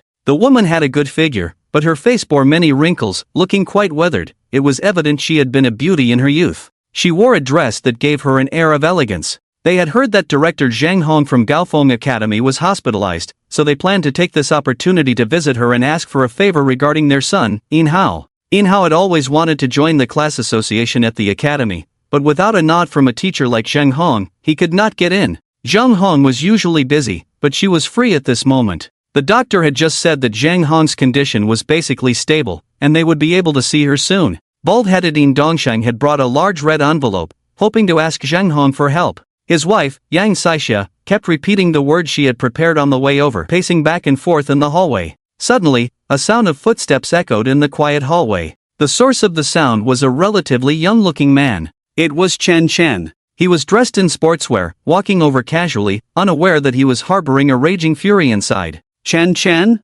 Yang Saixia recognized him at a glance, momentarily stunned. Yang Saixia was Chen Chen's ex-wife, but that was a long time ago. The only connection between them was their daughter, Chen Xiao, who was no longer around, leaving them as strangers. Chen Chen was also surprised to see Yang Saixia here. Yang Saixia, what are you doing here? Chen Chen frowned. He had long been disappointed in this woman. If it weren't for this chance encounter, he would never have wanted to hear any news about her for the rest of his life. How dare you ask me why I'm here? I've heard about Xiao Xiao. How can you be a father? Why did something happen to Xiao Xiao? Yang Saixia suddenly became agitated, rushing over to grab Chen Chen by the collar, glaring at him fiercely. Her eyes were already brimming with tears. No matter what, she is Chen Zhao's biological mother. Although she hasn't cared for Chen Xiao in all these years, hearing that she has died still makes her very sad. One can see how devastated she is. After all, it is her own flesh and blood. Speaking of this matter, a thick layer of shackles tightened in Chen Chen's heart. Chen Xiao, his own daughter, who would have thought such a thing would happen. He didn't tell young Saixia, but she still found out. Saixia, it's okay, it's all in the past now, Yin Dongxing quietly advised from the side. Yang Saixia's voice grew louder, filled with reproach. Chen, are you even a man? You can't even take care of your own daughter. Xiao Xiao is your daughter, but she is also my daughter. She is my own flesh and blood.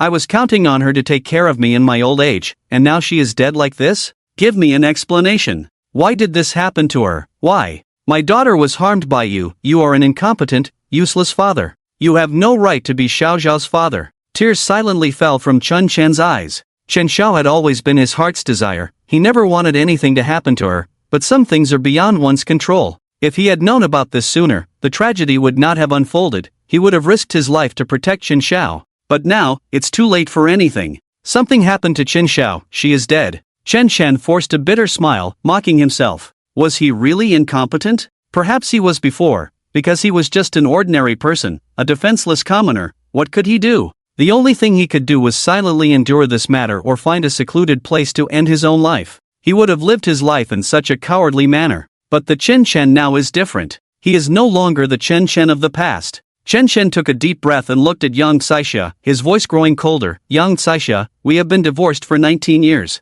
After you gave birth to Xiao Xiao, you disappeared, as if you had evaporated from the world. No matter how hard I searched, I couldn't find you, and I had to raise Xiao Xiao alone. Do you know how difficult it was for me to raise Xiao Xiao alone? When she was still breastfeeding, how did I manage to take care of her? I had to work while also taking care of Xiao Xiao. She practically grew up in my company. She has never had a mother, nor does she know what the concept of a mother is. Perhaps to her, that word is just a stranger. She has never experienced the care of a mother's love. And you only cared about yourself. I heard that during those years, you traveled everywhere and had a great time? But do you know that your happiness was built on our suffering? It was built on the foundation of Xiao Xiao's childhood deprivation. Do you know how envious she was when she saw other children with their mothers? Then Xiao Xiao grew up, and you came back. You only complained about how hard it was for you all these years, but did you ever think about how we managed to get through? After all these years of neglect, now you come back wanting Xiao Xiao to recognize you as her mother. You are the most heartless, shameless, and greedy one. You say you are worried about Xiao Xiao, then why haven't you shown up since the incident? Did you go to the police station to speak for her? Did you help take care of Xiao Xiao's funeral arrangements? Now you only blame me. In this world, the person who has the least right to blame me is you, Yang Kai. Xia. The last sentence from Chen Chen was almost a shout. He bit his lip tightly, his eyes filled with rage. Thinking of the suffering he endured over the years, he couldn't find peace in his heart. Why should young Saixia, who had never cared for Chen Xiao from childhood to adulthood, now expect Chen Xiao to take care of her in her old age? Now that something has happened to Chen Xiao, she has never shown up, and now she encounters him here, acting as if she has every right to blame him? This scene truly amused Chen Chen. When young Saixia heard this, her expression immediately turned ugly, her teeth clenched in anger, resembling a shrew. Do you think I want this? Who knows how hard it has been for me all these years? You all just blame me without ever considering my feelings. I've always been thinking about Xiao Xiao, every moment I think of her. She is my biological daughter. Let me tell you, Chen Chen, you have to take responsibility for this. Because of you, my daughter is in trouble, and you owe me compensation for emotional distress. Chen Chen lowered his head and let out a few cold laughs, a dark aura surging in his pupils, but he suppressed it gently. The murderous intent in his heart surged wildly. You say you miss your daughter, yet you haven't even called her in all these years. In Xiao Xiao's heart, you have long been dead as a mother. If you still care about her, then go light some incense for her. Yang Saixia screamed at the top of her lungs, I don't care, you have to pay me. You are the one who caused my daughter to die. You must compensate me for emotional distress. Chen Chen, you useless man, how can you even call yourself a father? You are not worthy of being a father. Which father in the world can't even protect his own daughter? Chen Chen was filled with rage, but he held back from exploding. However, the last sentence completely crossed his bottom line. He grabbed young Saixia and slammed her against the wall. With a thud, young Saixia let out a startled scream.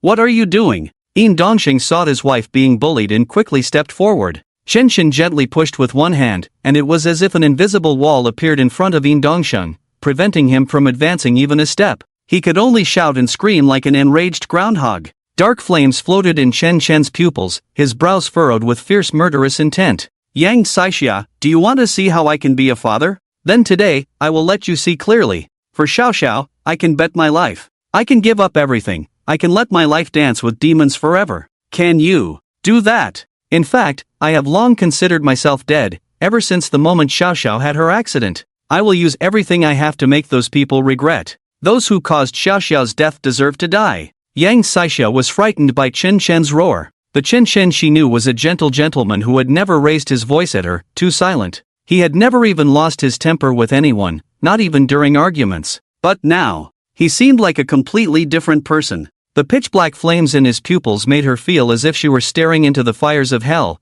her heart trembling violently. After saying this, Chen Chen pushed Yang Saixia away. He gave her a cold glance. From now on, we have no relationship whatsoever. If there is any, it is only my hatred for you. What you owe Xiao Xiao can never be repaid in this lifetime. If we meet again, I hope we can act like strangers. After saying this, Chen Chen left without looking back. Yang Saixia stood there, taking deep breaths, still somewhat shaken. Was that really the Chen Chen from just now? Wife, should I find a few people to teach him a lesson? A good beating would be enough for this punk. Yin Dongxing came over, speaking in a gruff voice. Yang Saixia said nothing, only watching as Chen Chen walked into the hospital room. That was Zheng Hong's room. Suddenly, she thought of something and hurriedly followed him. The window of the hospital room was very low, and she could see the situation inside at a glance. Zheng Hong was in a single room, and there was only her inside. After Chen Chen entered, he found a place to sit down and silently lit a cigarette. Smoking is not allowed in the hospital room, and Zheng Hong was still lightly dozing when she was quickly awakened by the smell of smoke.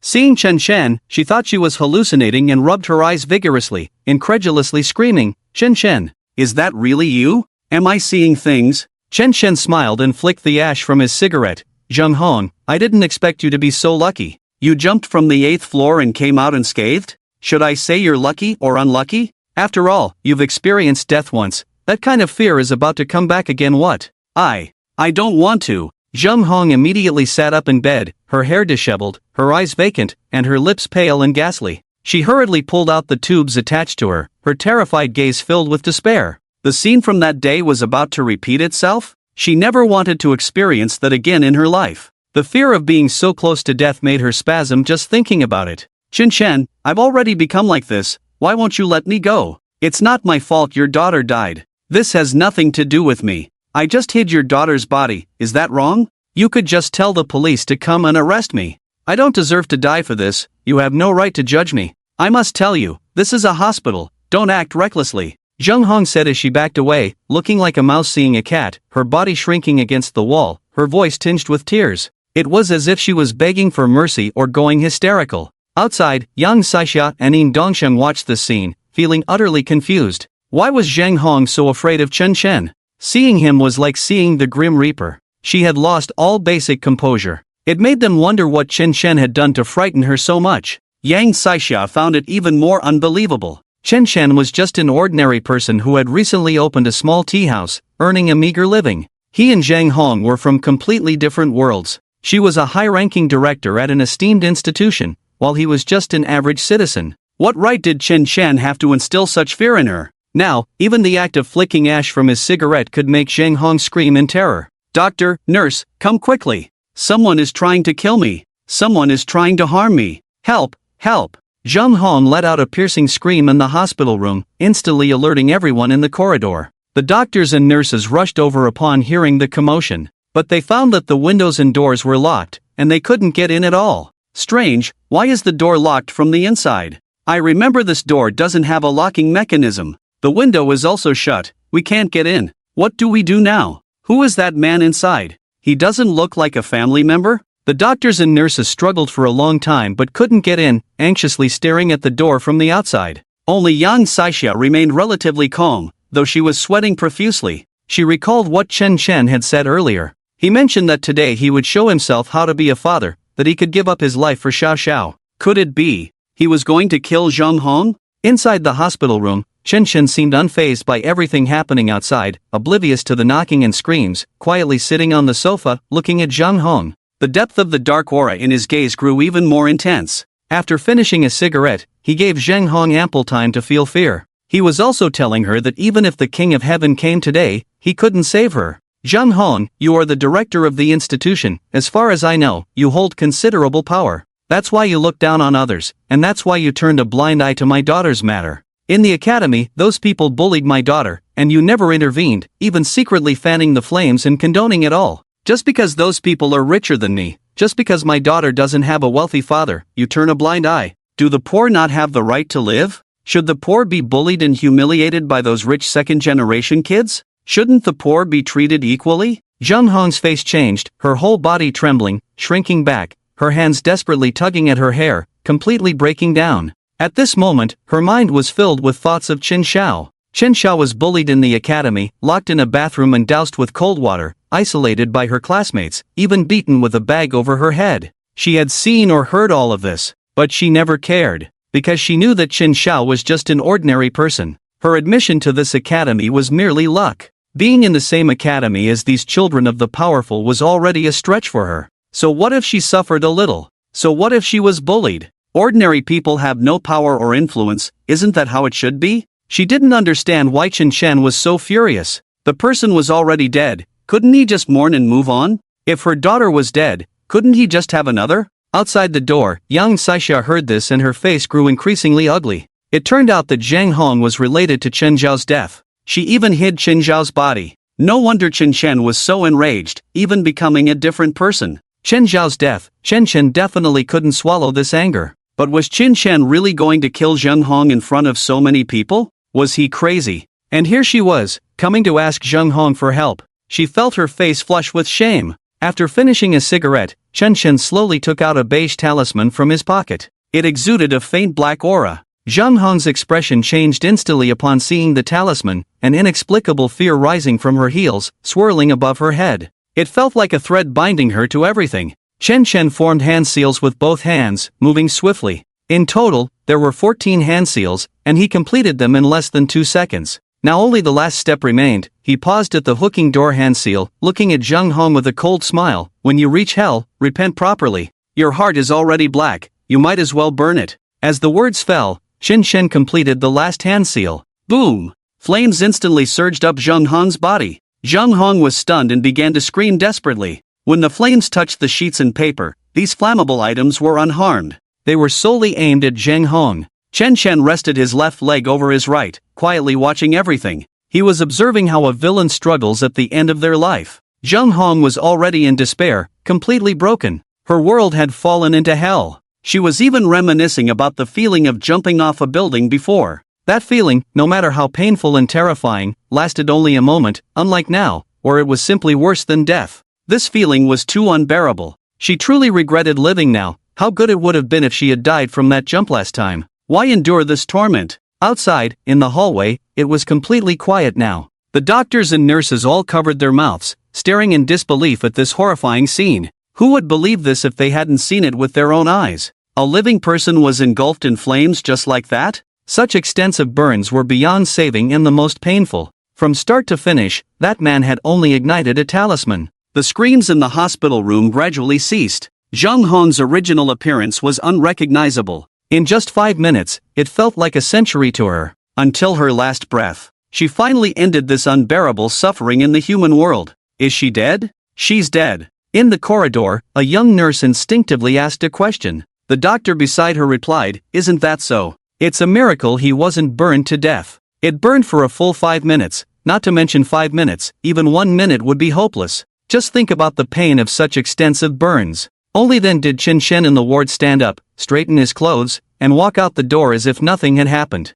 Everyone stepped aside, drenched in cold sweat. No one dared to touch Chen Chen, not even to meet his gaze. Chen Chen left as if he were oblivious to everyone, until he disappeared from sight. At that moment, Yang Saixia clearly saw the expression on his face. Chen Chen's face was calm, his eyes deep, as if devoid of emotion. He had made Zheng Hong experience extreme pain, yet he acted as if nothing had happened? What had he gone through these days? What had the pain of losing his daughter brought him? How desperate and helpless must one be to feel such disappointment in the world? Yang Saixia kept asking herself if she could do what Chen Chen did, to disregard everything for her daughter, to give up everything, to make those evildoers pay the price. Each time, the answer was vague for her. She couldn't change much for Chen Xiao, nor could she fight for her. She had never truly regarded Chen Xiao as her daughter. She only wanted Chen Xiao to help her in her old age, just wanted to use her. Chen Chen said he would risk his life for justice for his daughter. Then this matter would never end.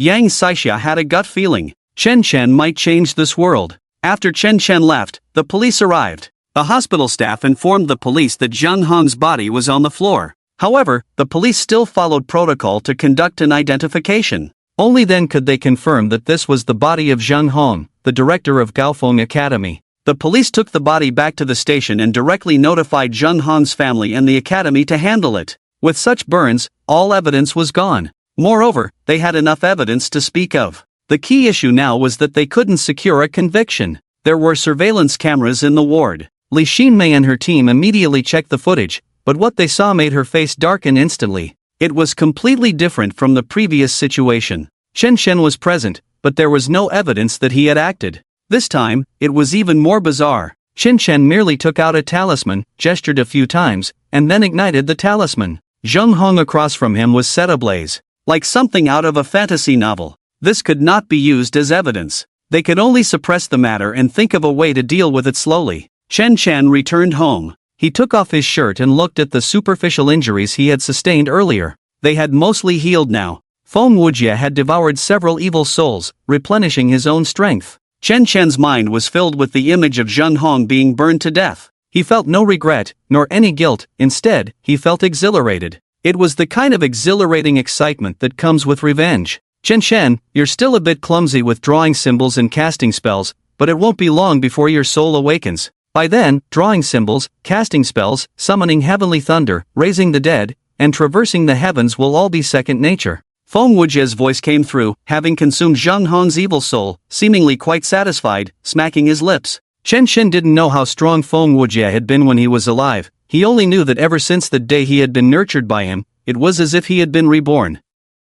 The essence within his bloodline was also slowly rising, awakening. He didn't care about anything else, nor did he care how far he could go. He just wanted to kill those who deserved to die, to seek justice for his daughter. Chen Chen pushed open his daughter's room. Since the incident with Chen Xiao, it was his first time entering her room. He always felt that Chen Xiao was still there. Perhaps if he opened the door, she would turn around and smile at him just like when she was little, sweetly calling out daddy. But he knew that scene would never appear again. Chen Xiao was dead. She had left this world forever, taking her pain with her. Chen Chen sat on Chen Xiao's bed, tears falling uncontrollably. Xiao Xiao, daddy misses you so much. If there is a way in heaven, I hope we can reunite after death. If you have already gone to that world, please take good care of yourself. Once I finish things here, once I kill the last person, we father and daughter will surely be reunited. Buzz. The phone in Chen Chen's pocket vibrated. It was Chen Zhao's phone. It was given to him when the police returned her personal belongings. The phone had long been broken, and he had spent a lot of money to have it repaired. He thought there might be important clues within. The caller ID displayed a name. Fan Shui. Chen Chen had some impression of this person. She was a close friend of Chen Zhao's, having come to their home for dinner before, laughing and seeming very close. Chen Chen took a deep breath and answered. Hello, is it uncle? Fan Shui paused for a moment before hurriedly asking. Yes, uncle. About Chen Xiao, please accept my condolences. We are all very sad about this. I cried for a whole day and night. Just thinking about Xiao Xiao makes me feel terrible. Chen Chen's eyes instantly turned red. Chen Zhao's death was the greatest blow to those who were closest to her. Fan Shui might have been sad for quite a while too, but he couldn't tell if it was just his impression. Her voice didn't seem to carry that much sorrow. Is there something you need, Fan Shui? Chen Chen asked. Uncle, about Chen Zhao's personal belongings, could you come to the dormitory to pick them up? The school said they need to be taken away as soon as possible. Fan Shui's voice was weak. Oh, I understand. I'll go over now. Chen Chen remembered he hadn't had the chance to go to Chen Zhao's school to collect her things. Chen Xiao was no longer here, he had to bring her belongings back. This time, no one dared to stop Chen Chen at the school. The security guard at the entrance politely let him through, only asking him to register as a formality. He also directed him to the girls' dormitory. At this time, the girls at the school were all free to move around, and since it was daytime, Chen Chen reported to the social management office before heading up. Chen Xiao had lived in room 403. As soon as he arrived, his gaze landed on a pile of trash in the corner. It seemed the dormitory had just undergone a major cleaning, and there was quite a bit of discarded garbage that hadn't been cleared away yet. He first noticed a shiny object. It was a hairpin that Chen Xiao had worn. Chen Chen bent down to pick it up and wiped it on his clothes. The hairpin had a cartoon design, with a cute little bell on it. It matched Chen Zhao's quirky personality perfectly. He had given this hairpin to Chen Xiao on her birthday when she started middle school. Every year after that, she wore it, loving it dearly. Chen still remembered how happy she was when she first received the hairpin. She bounced around like a child, spinning in circles around him. That night, she even wore the hairpin to bed. Now, when Chen closed his eyes, all he could see was Chen Xiao happily hugging him and kissing his cheeks. Chen shook his head helplessly, unable to suppress a laugh. But as he laughed, he felt a bitterness at the corners of his mouth. He cried. Tears fell silently. When someone dies, anything related to memories becomes the most painful thing at that moment. It turned out that he had always regarded Chen Xiao as a child. Up until now, he had not been able to accept the reality that Chen Xiao was dead. Chen Xiao was the pain of his life. It was a hurdle he could never overcome. Chen gradually clenched his fists. This hairpin was very important to both him and Chen Xiao. It held too many beautiful memories, yet now it was thrown in the garbage? Not only that, there were also some of Chen Xiao's belongings in the trash. Books with her name written on them, clothes she wore, a pencil case, and some little trinkets that only girls liked to play with. Each of these items was quite familiar to Chen. Seeing them was like seeing the vivid Chen Xiao appear right in front of him. Chen squatted down, rummaging through the trash to pull out his daughter's used items, holding them tightly in his arms. Soon, he discovered a beautifully crafted waterproof envelope. It was a letter from Chen Xiao. Now it lay discarded on the ground, in the dirty water. Chen Xiao's delicate handwriting seemed to come alive. It was addressed to Father Chen. This was a letter Chen Xiao had left for herself. Seeing the words was like seeing the person. Chen read it with tears in his eyes. His world collapsed once again. He couldn't imagine how desperate Chen Xiao must have felt when she wrote this letter. He really didn't dare to think. Every word twisted his heart like a knife. Dad, I'm sorry, although I've already written this letter, I don't dare to show it to you. I'm afraid you'll worry, afraid you'll impulsively come to the academy to cause a scene. I know it's not easy for me to be here. I just want to graduate peacefully. It's okay to suffer a little, after all, suffering is a blessing. But everything is really too hard to bear. The life at the academy is suffocating me. I always remember what you told me. So when someone bullies me, I've never thought of resisting, nor have I ever fought back. But why? Does it seem like the more I back down, the more they go too far? The days of enduring are hard. It feels like everyone is against me, and their gazes are filled with mockery.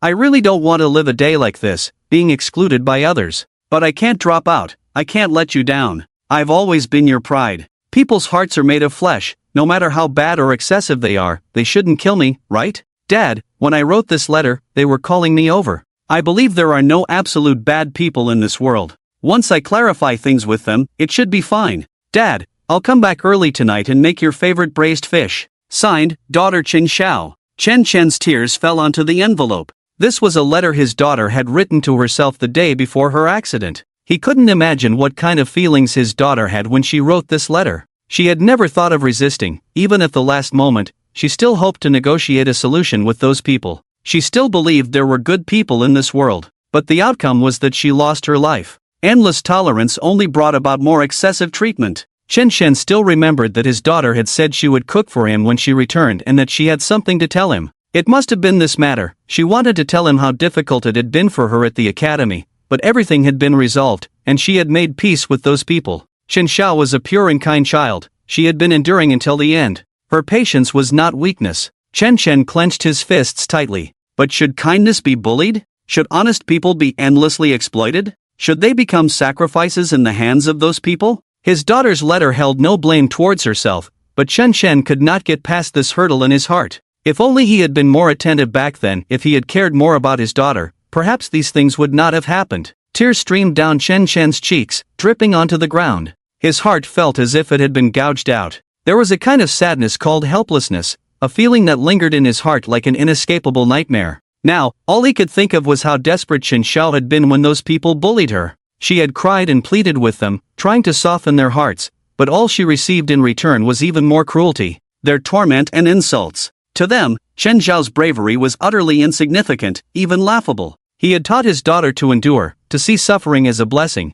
but who could have imagined things would turn out this way?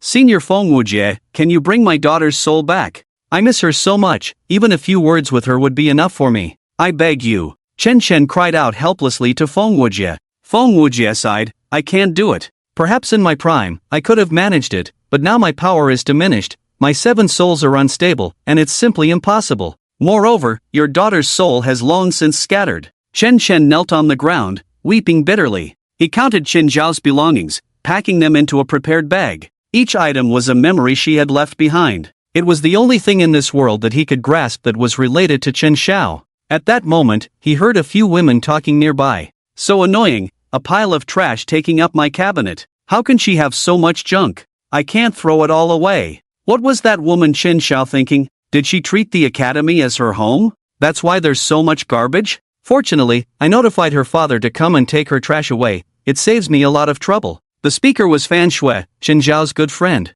If he hadn't heard it with his own ears, Chen Shen would have thought his hearing was faulty. Wasn't Fan Shui supposed to be Chen Zhao's good friend? How could she say such things? People change when the tea cools. Fan Shui, didn't the academy tell you to clean up Chen Zhao's things and throw them away? You're really kind to have her father come and collect her stuff. You really are good friends. She's gone, and you're still helping her. A woman complimented. Fan Shui snorted coldly, particularly disdainful, as if she had heard a joke. What nonsense about being friends. I'm just trying to avoid trouble. Do you know how much stuff that woman Qin Xiao brought to the academy? That poor thing, she even used old toothpaste. She couldn't bear to buy new ones. Her family's situation shouldn't have allowed her to come to Gaofeng Academy. Me being her friend? Humph, does she even deserve to be my sister? I wish I had never met her. Now that she's dead, it's perfect, her cabinet is mine, hee hee. If you have nothing to do, help me throw her junk out to the door, so her poor father can come and collect it. I never want to see anything related to her again. As Fan Shui spoke, she continued to clean up, throwing things outside. Among them were some of Chen Zhao's personal clothes. Watching these items thrown on the ground, Chen Chen felt his heart trampled on once more. He silently walked over and pushed the door open. Oh, uncle, you're here. Seeing Chen Chen, Fan Shui quickly retracted her previous words, putting on a well-behaved act. All this stuff on the ground belongs to Chen Xiao. You can take it, or the academy will dispose of her things. You don't need to come in, the stuff is all at the door. There was a hint of disdain in Fan Shui's tone. She muttered softly, what a poor thing, just like Chen Xiao. Truly, like father, like daughter. Chen Chen said nothing and turned to walk to the door. Chen Zhao's clothes were haphazardly thrown at the entrance, but each piece was washed very clean.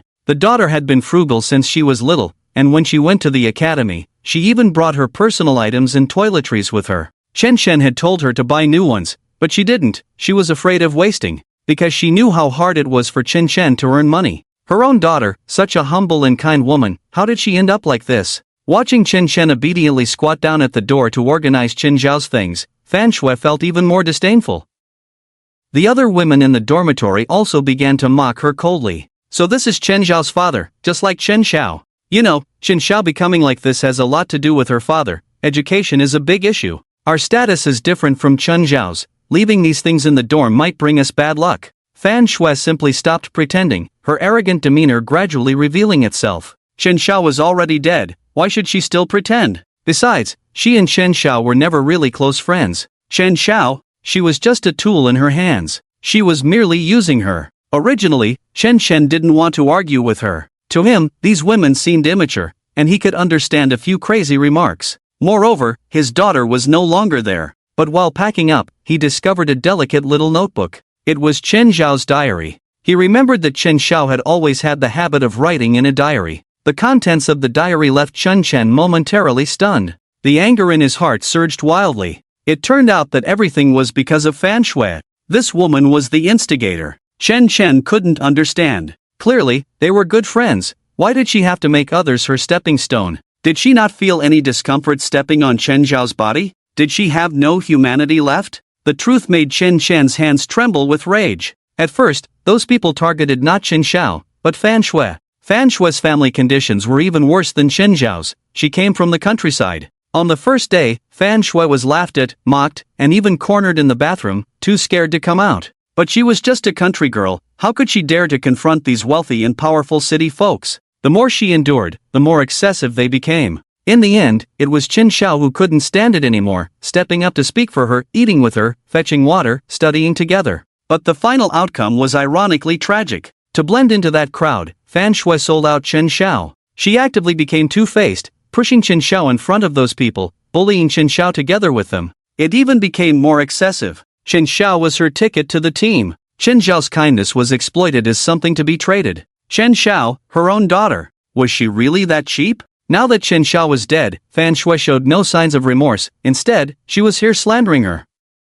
Fan Shui was already organizing her own things, putting all her items into Chen Xiao's cabinet. They were all seemingly cheap cosmetics, clothes, and the like. Chen Chen stood at the door, his expression darkening. A black aura slowly rose in his pupils. Fan Shui, Xiao Xiao considered you a friend, and you sold her out like this? Heh, so what if I sold her out? Fan Shui, seeing that Chen Chen already knew the truth, felt no tension at all. Instead, she looked at Chen Chen with a cold smile. He, a poor wretch. She was from a prestigious academy. What could he do to her? People like Chen Xiao don't even deserve to be here at school. She even wanted to mix in with the rich second-generation crowd, simply delusional. To tell you the truth, I bullied her a lot in the dormitory. In the very spot you stood, I even made Chen Xiao kneel down and apologize to me. As Fan Shui said this, the smile on her face grew more pronounced, filled with pride. The two women beside her couldn't help but burst into laughter. Hee, if you hadn't mentioned it, I almost forgot. That day, Chen Xiao stole your things and ended up getting caught red-handed by you. She even begged you not to tell the instructor.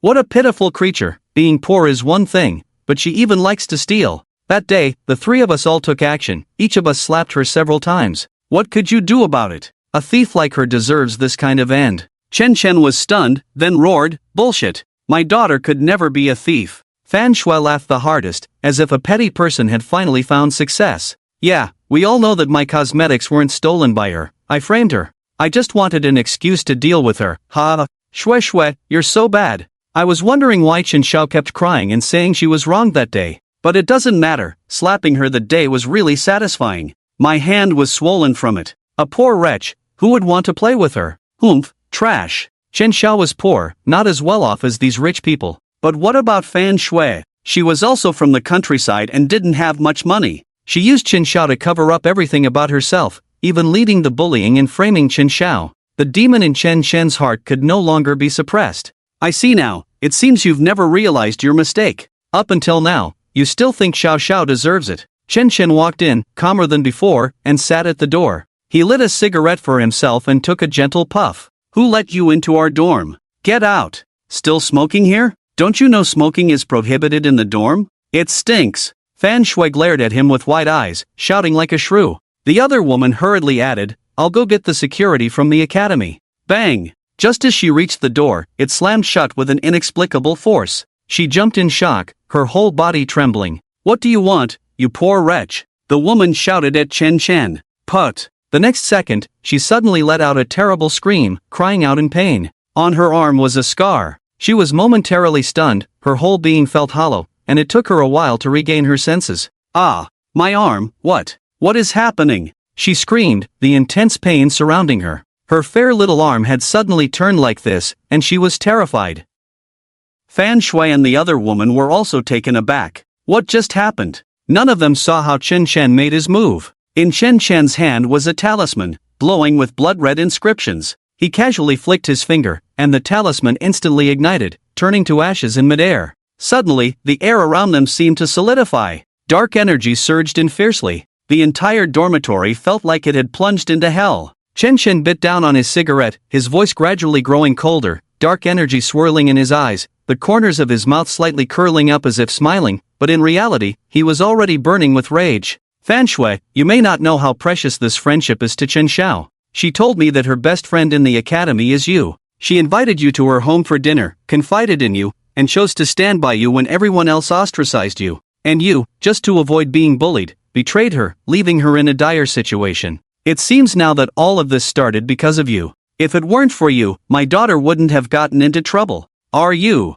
ready to go to hell? What? Go to hell? Fan Shui and the others had just arrived at the academy that morning and hadn't heard about the previous events, so they naturally didn't know about the security and Zhen Hong's deaths. Hearing this, they covered their faces and laughed, thinking they had heard a joke. Because the term go to hell felt too distant from them. Even if she had done many shameful things, even if she had betrayed Chen Xiao, wasn't Fan Shui still living well? Just because of this person in front of her, did they think they could send her to hell? What a joke! Ha! You crack me up. Does this person have a screw loose to say such things so seriously? Do you think you're a god? You want us to go to hell? I think this uncle would be great in a play. You really know how to act. No wonder Chen Xiao could act so well too. You poor souls, We are completely different from you, we are all top students. Dare to touch us and see what happens. In the room, only the woman who had just been injured was gritting her teeth, her expression fierce, not believing for a second that her arm's injury had anything to do with Chen Chen. She kept telling herself in her mind that it was all an illusion, all just an illusion.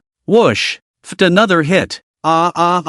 Fan Shui was laughing one moment, and the next she screamed and fell to the ground. This made the three women in the dormitory stop laughing. They all turned to look at Chen Chen. This was not a joke. That last hit was not a coincidence. Chen Chen could really cast a spell to make wounds appear on them? In their understanding, it was impossible for anyone to be so sinister. What method was he using to do all this? Chen Chen squinted, quietly watching them, his voice laced with a hint of amusement. From now on, every 30 seconds, one of you three will randomly get hit until you meet the King of Hell. I estimate you three won't last a few minutes, but who knows, you seem to have quite a strong will to live. The black aura swirling in Chen Chen's pupils made the three women feel a chill run down their spines, as if they had suddenly fallen into hell. Since the black aura appeared in Chen Chen's eyes, he had become bloodthirsty and frenzied. He seemed oblivious to the blood around him, as if he were playing a game. Chen Chen, you've gone mad. Shen Zhao's death has nothing to do with us. Fan Shui shouted in anger, furious that her legs, which she had always taken care of, were now in such a state.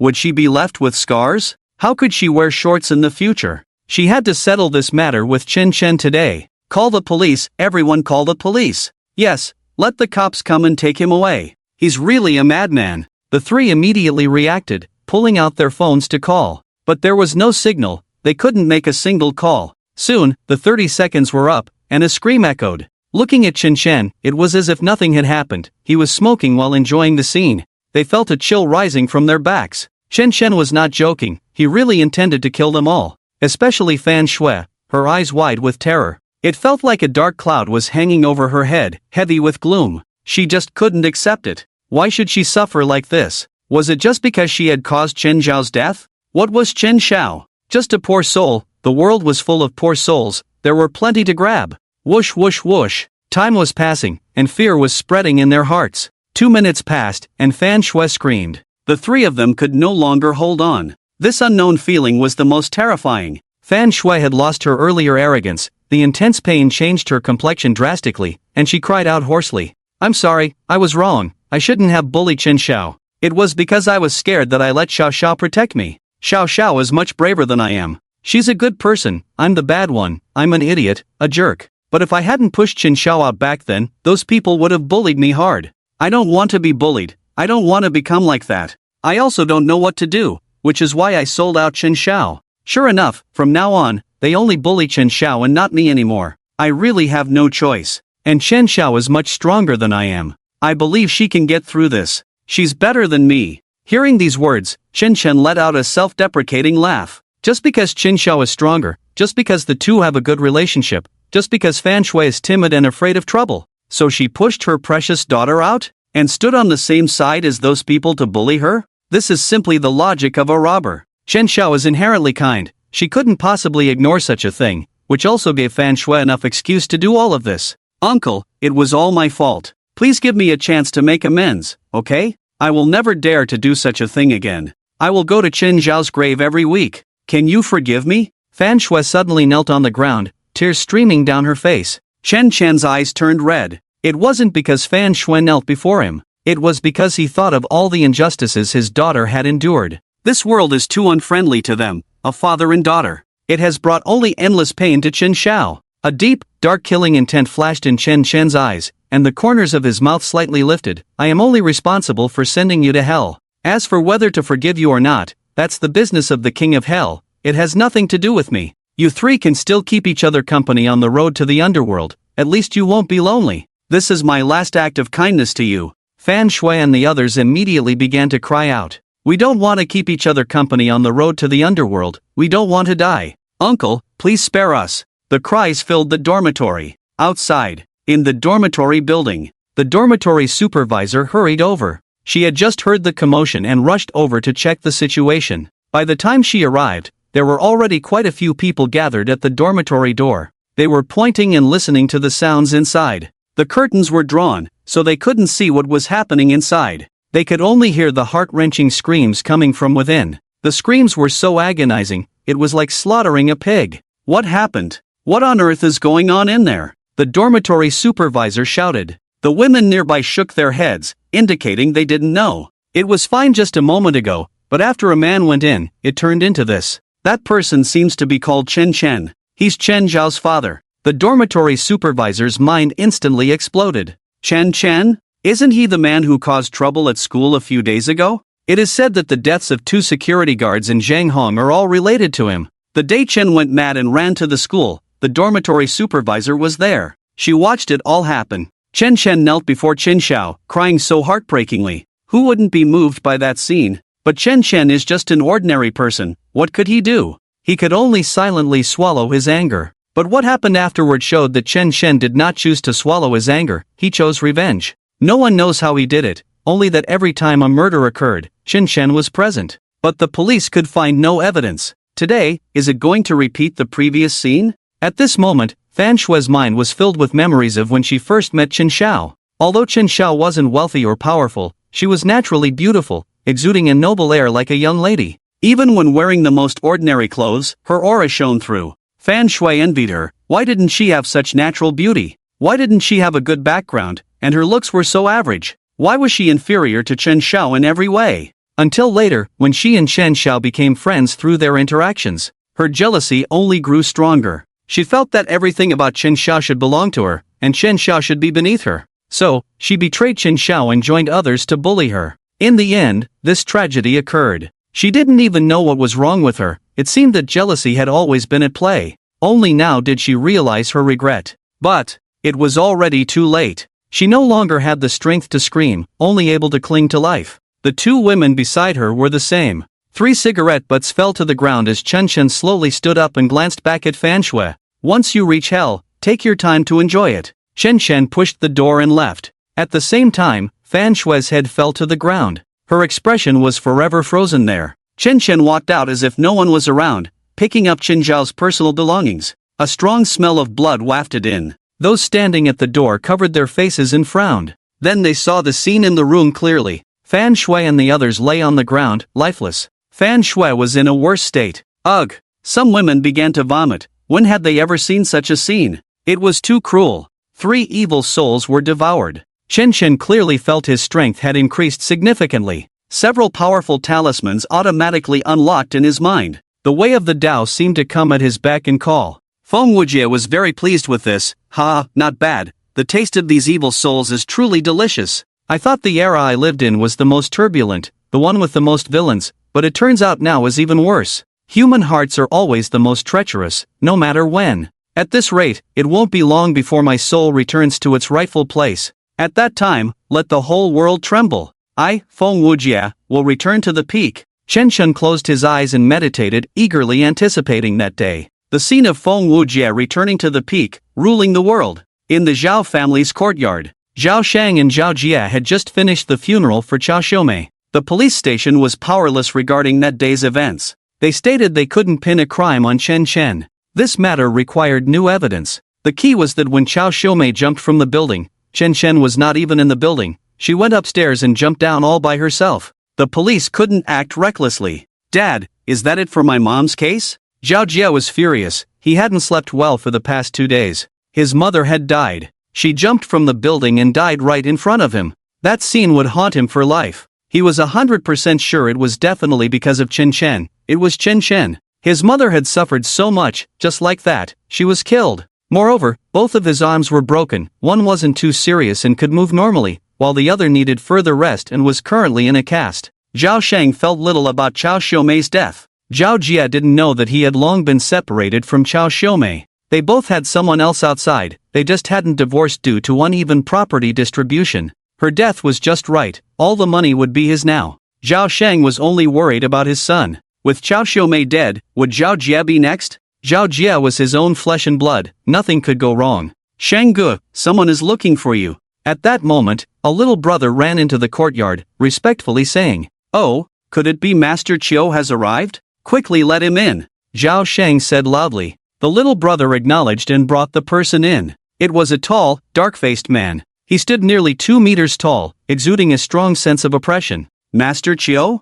Zhao Shang asked quietly. This dark-faced man didn't match the description given by his friend at all. He had found Master Chiu through a friend's introduction. He knew that Chen Chen likely had some secrets, so he found Master Chiu through a friend's introduction. Master Chiu was a wandering Taoist, skilled in various Taoist arts, and should have no problem dealing with someone like Chen Chen. Master Chiu said nothing, his expression not just cold, but seemingly devoid of any warmth. He turned and walked towards a nearby tree. Then, with a powerful punch, he struck. Crack! The tree was smashed in half. It crashed down with a thunderous sound. Those iron fists were incredibly powerful. Zhao Shang immediately felt excited at the sight. Master Chiu truly had strength. With one punch, he could break a tree. If that punch landed on Chen Chen, he would undoubtedly die. Master Chiu, please help me. I won't shortchange you on the money I promised. Zhao Shang quickly declared loudly. Ha ha ha. Good, then once the money arrives, I'll get to work immediately. A sinister, small voice came from the side. An old man, hunched over, stepped out from beside the big man. He appeared to be over 60 but looked much older than his peers, with more wrinkles on his face. His eyes were particularly dark, as if two knives were hanging on his face. Is this your follower, Master Chiu? Zhao Shang asked, confused, looking at Master Chiu. The latter laughed heartily. Him? Just a corpse. As he spoke, he lightly curled his finger. Boom! The 2-meter-tall man collapsed to the ground, dust flying everywhere. A corpse? Zhao Shang and Zhao Jie instantly felt a chill run down their spines. Could it be that Master Chiu could control corpses? Truly a master. Zhao Shang hurriedly transferred the money to Master Chiu, feigning sorrow as he said, Master Chiu, you must help us take revenge. That person named Chen Chen must be killed. He is the one who caused my wife's death. Master Chiu looked at the money arriving and chuckled, rest assured, I will handle this flawlessly, the police won't trace it back to you. That would be best. Thank you, Master Chiu. Gaofeng Academy. Li Xinmei and her team had already sealed off the dormitory building. This was her second visit to Gaofeng Academy. This time, the scene was even more shocking than the last. 3 girls in one dormitory were dead. And their deaths were so brutal. They had all been stabbed. Fan Shui had received 10 stabs, while the other 2 women had about 5 or 6 each. Strangely, there was no murder weapon found at the scene, nor any trace of Chen Chen's involvement. After watching the surveillance footage that Fan Shui had installed herself, Li Xinmei fell silent. The situation was pretty much as she had imagined. Chen Chen was present but did not act. He just watched as the 3 women were repeatedly stabbed, begging for mercy on their knees. Throughout the entire process, he seemed unrelated to the incident. Only after all 3 were killed did he leave. Chen Chen, why was he at the academy? Li Xinmei furrowed her brows. Based on this video, they couldn't convict him at all. I heard he came to collect something for his daughter. The dormitory manager weakly replied. Li Xinmei took a deep breath. It was still related to his daughter. Was Chen Chen planning to kill everyone? After a day of investigation, they had no useful leads. Li Xinmei and her team had no choice but to set this matter aside for now, along with Zhao Jie's mother's case. After work, Li Xinmei strolled home alone. She stopped to buy some fried chicken, planning to eat it at home. Her phone rang. Miss Li, your apartment at Tianjin is due for handover the day after tomorrow. I'm calling to remind you to pay the remaining balance on time. Li Xinmei responded with an then hung up. The apartment at Tianjin was unaffordable for most people. She hurriedly deleted the phone number and continued on her way home, reaching the intersection nearby. Suddenly, a small tea house caught her eye. Chenfeng Tea House? Isn't this Chen Chen's tea house? The lights were still on inside. Chen Chen should be there. Li Xinmei, adhering to her professional ethics, planned to knock and enter. The door was slightly ajar. With a gentle push, it opened. A faint aroma of tea wafted through the room, enticing yet alerting her senses. Chen Chen had his back to the door, meditating at a nearby tea table. He seemed to be in a light sleep, his eyes tightly closed. Chen Chen? I'm Li Xinmei, the captain of the police station. Li Xinmei said softly. Chen Chen opened his eyes, glanced at her, then closed them again. A talisman was already clenched in his hand. He immediately gathered his breath, intending to ignite the talisman. If this talisman ignited, Li Xinmei would be cut down by a shadow. Chen Chen was too lazy to waste words with her. Li Xinmei, damn it, kid, wait. Feng Wuji suddenly shouted. The evil spirit on this woman is very special. It can be cultivated for a while before taking action. Killing her now would be a pity. Her evil spirit has taken shape. It can replenish a lot of my energy. Upon hearing this, Chen Chen took a deep breath. Since Senior Feng Wuji had spoken, he would endure a little longer. Sooner or later, he would kill this wretch. Chen Chen, earlier today, you watched 3 women from the academy get killed at Gaofeng Academy. Why didn't you choose to report it immediately? You were in the same dormitory with them, which itself is highly suspicious. Chen Chen sneered, interrupting her. I was in the same dormitory with them, but have you found any evidence of me killing them? You can eat whatever you want, but you can't speak carelessly. This statement made Li Xinmei's expression turn ugly. They hadn't found any evidence, but that didn't mean Chen Chen could clear his suspicion. Chen Chen, I can understand your feelings, but isn't what you're doing too much? Chen Xiao is no longer in this world. You should let go of your hatred and live your life well. Let go of hatred? Chen Chen opened his eyes again. His gaze was incredibly deep, pitch black. Li Xinmei was momentarily stunned. You want me to let go of my hatred and spare those who harmed my daughter? That's because you haven't experienced the heart-wrenching pain of losing a loved one, which is why you can say such reckless and indifferent words. Anyone who has felt that abyss-like pain would understand that no matter how many of them you kill, it won't be enough to make up for it. This hatred is irreconcilable. My daughter's death, my daughter's suffering, I want the whole world to see. Li Xinmei had secretly clenched her fists without realizing it. But Chen Chen, you've already killed so many people. Do you want everyone to be buried with your daughter? Exactly. Chen Chen answered without hesitation. Hiss. Li Xinmei gasped. She had thought Chen Chen was just speaking out of anger, but now she realized he was serious. From the very beginning, he had intended to do this. Everyone related to that incident might not escape misfortune. That was the anger of a father. Chen Chen, as long as I'm here, I won't let you run amok. Next time, you'd better not leave any evidence in my hands. Li Xinmei took a deep breath and stated seriously. Chen Chen's lips curled slightly, a murderous intent slowly emerging. Next time, if you come before me acting like a saint, don't blame me for being merciless. You. Li Xinmei didn't expect Chen Chen would dare to threaten her. She was from the police station, and opposing her was a provocation to the entire police force. She said nothing, narrowed her eyes, and silently left. After Li Xinmei left, Chen Chen stopped meditating and took a sip of tea. Then he opened the back door. The back door of the tea house led to a narrow alley, which was usually deserted, making it very dark and damp. Come out. Chen Chen spoke to the darkness in the distance. He, kid, you have quite the insight. A rather gloomy voice came back. Then a burly man stepped out. Standing at a full 2 meters tall, wielding a wolf-tooth club, he blocked out the sun. Yet, he gave off a sense of lifelessness, devoid of any vitality. Corpse control technique? Chen Chen raised an eyebrow and let out a cold laugh. Master Chiu was hidden in the shadows, not showing himself at all. The brilliance of the corpse control technique lies in its ability to kill invisibly, leaving the victim unaware of who their killer was. This is why it is considered a forbidden technique. Controlling corpses to kill is fundamentally against the way of heaven. Yet Master Chiu wielded this power with remarkable ease. The burly man had lost all sense of pain, merely a killing machine. Chen Chen, I'm just doing this for the money, so don't blame me. If I kill you, I can fulfill my obligations. Master Chiu's voice came from nowhere, spreading through the air around them.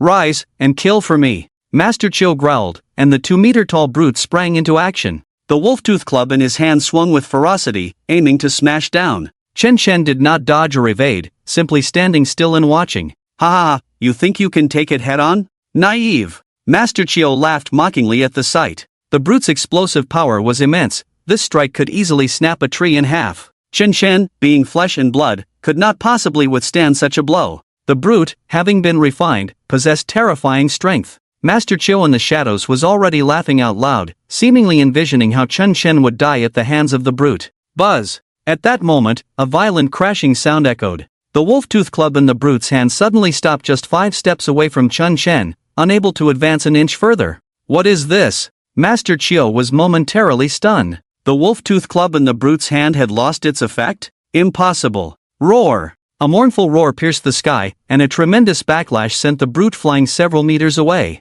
One of his arms was directly shaken off. Master Chiu was dumbfounded. Where did such immense power come from? In the shadows, he saw a figure standing in front of Chen Chen, completely blocking that strike for him. A shadow. Could it be that he had a powerful soul assisting him? He hurriedly concealed himself. This Chen Chen was no simple character. He had underestimated him. Let the brute die. Without a body, he could refine another. The key was not to let Chen Chen catch him. But the next second, Chen Chen's gaze locked onto Master Chiu's position. Master Chiu felt a chill run through him. Unbelievable. He found it hard to believe. He had hidden himself well enough. How did Chen Chen discover him? In the darkness, it was impossible for him to see clearly. His scalp tingled, and he turned to flee. However, Chen Shen had already flashed behind him, colliding with him. You.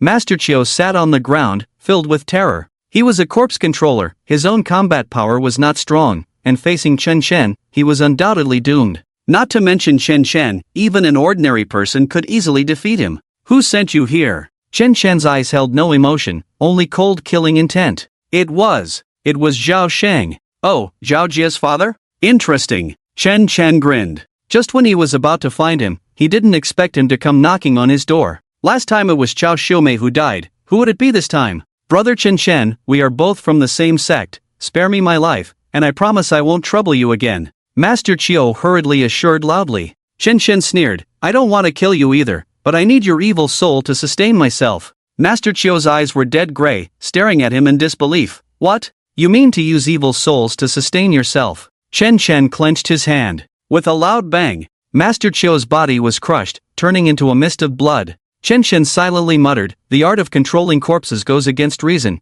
killing you is not unjust. But I must say, I quite like your wicked demeanor. After absorbing his soul, Feng Wuji sighed in satisfaction. Instantly, several methods of drawing talismans and casting spells appeared in Chen Shen's mind. This old man is indeed a villain, his soul is quite delicious. Chen Shen licked the corner of his mouth, looking very pleased. Buzz. Just as he was about to turn back, Master Chiu's phone rang. Chen Shen answered it. On the other end was a person named Tian Hang. Master Chiu, have you dealt with Chen Shen? The Gung family just contacted me, offering 5 million for me to kill Chen Shen. If you've already killed him, then I can pocket the money from the Gung family. Chen Shen's deep eyes narrowed slightly. So that's how it is, the Gung family has sent someone to deal with him? Just right, everything about the Gung family should be exposed to the light. If someone has to die, it might as well be an entire household, otherwise, it won't be satisfying. This is Chen Shen, where are you? Chen Shen asked with a smile. The other side fell silent for a few seconds upon hearing Chen Shen's voice. Tian Hung instantly realized everything. Master Chiu must have encountered trouble. He just didn't know how Chen Shen had the ability to overpower Master Chiu. I'm waiting for you at the city square. Tian Hang's voice turned cold. He knew that if he didn't reveal his location, Chen Shen would still find him, so it was better to have a decisive battle. Moreover, the conditions offered by the Gung family were quite tempting. I'll be there in half an hour. Chen Shen smiled and hung up the phone. To avoid losing contact with Tian Han later, he deliberately took Master Chiu's phone with him. Half an hour later. City Square. There weren't many people here, it was already 10 o'clock at night. Only a few passers-by remained. Tian Hang waited here, appearing calm and unperturbed, without any tension. He had also heard about Chen Shen's situation. A father who had lost his daughter would naturally be furious. But in front of him, whether it was a dragon or a tiger, they had to bow down. He was the renowned martial artist Tian Hang. Who wouldn't bow respectfully upon seeing him? Even Master Chiu was the same. He wanted to see how Chen Shen had defeated Master Chiu. Master Chiu's corpse controlling technique was no ordinary skill. In the distance, Chen Shen walked over. His steps were light, as if he were taking a stroll. You are Tian Hong? Chen Shen approached, his voice cold. It felt as if he didn't regard him at all. For the first time, Tian Hang experienced the feeling of being ignored. He had always been someone else's nightmare. Did you kill Master Chiu? Tian Hang did not answer his question but instead asked back. Indeed. Chen Shen grinned, a hint of playfulness in his smile. He has done quite a few evil deeds. His soul is absolutely delicious. I wonder how you compare to him. Tian Han felt a chill on his forehead. You consume human souls? Who exactly are you? Chen Shen seemed quite sinister. Consuming human souls, could he be an ordinary person? Tian Hang had only heard of such people before. Chen Shen extended a hand, gesturing in the air, his fingertips pointing at him. I have no other identity, just a father. A primal fear imprinted itself in Tian Hang's pupils. Over the years, no one had ever instilled such fear in him. Chen Shen, why don't we talk? As long as you promise not to trouble the Gung family again, I can guarantee that the Gung family won't be your enemy. No one wants to cause trouble, why make it complicated? Tian Hang seemed to want to mediate, kindly advising. Chen Shen, however, laughed, a laugh that chilled to the bone, and then a hint of sadness lingered in his eyes. You want me not to cause trouble for the Gung family? Fine. One condition. Return my daughter to me. Tian Hang's brows furrowed tightly. Chen Shen, your daughter is already dead. Why put yourself through this? Death is death, you should accept it. Moreover, your daughter was just an ordinary person. How many ordinary people die every day in this world? In comparison, I think the loss is greater for the Gung family, whose daughter you killed. The Gung family is wealthy, their daughter is worth her weight in gold. Ha ha ha. Chen Chen laughed loudly, his smile becoming increasingly deranged. Dark energy began to rise slowly from his body, gathering at the top of his head, dissipating into his pupils. My daughter is not a daughter, but their daughter is? My daughter's life is worthless, but their daughter is worth gold? Tian Hung. I don't blame you, because you don't understand the pain of losing a daughter, but spouting nonsense is your fault. As Chen Chen finished speaking, he gently grasped with one hand. Boom! Tian Hang's body swayed, and a wave of intense pain surged through him, spreading throughout his body. Ah! Tian Hung cried out in agony. Looking down, he saw that half of his body was gone. The remaining blood and bones were exposed to the air. This isn't right.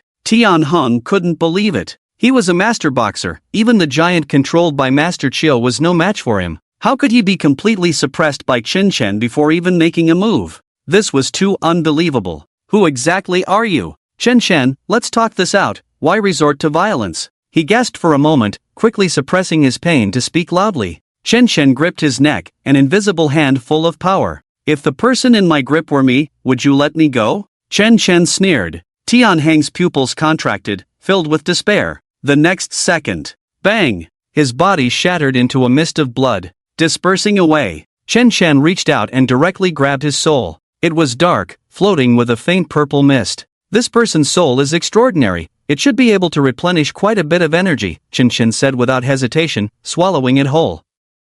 Like chewing gum, he chewed a few times. Looking at the bloody mess before him, he scratched his head. Am I being a bit too saintly? Should I let these evildoers experience some pain before they die next time? Zhao family. Zhao Shang and Zhao Jie were watching the morning news. A body was discovered last night in an alley near the city center. According to investigations, the time of death was about 6 months ago. But why hasn't the body decomposed? Further identification is needed. The deceased was named Gao Dazhuang. If anyone knows this person, please contact the local police. Zhao Shang was already covered in cold sweat. The person on the television was the one controlled by Master Chiu. He had smashed a tree with one punch yesterday. How could he have died like this? One arm was completely gone, looking quite disheveled. The key point was that there was still no news from Master Chiu. He was likely in trouble too. Dad, did that Master Chiu die? Zhao Jia couldn't believe it. A person that powerful couldn't handle Chen Chen? Was Chen Chen really that strong?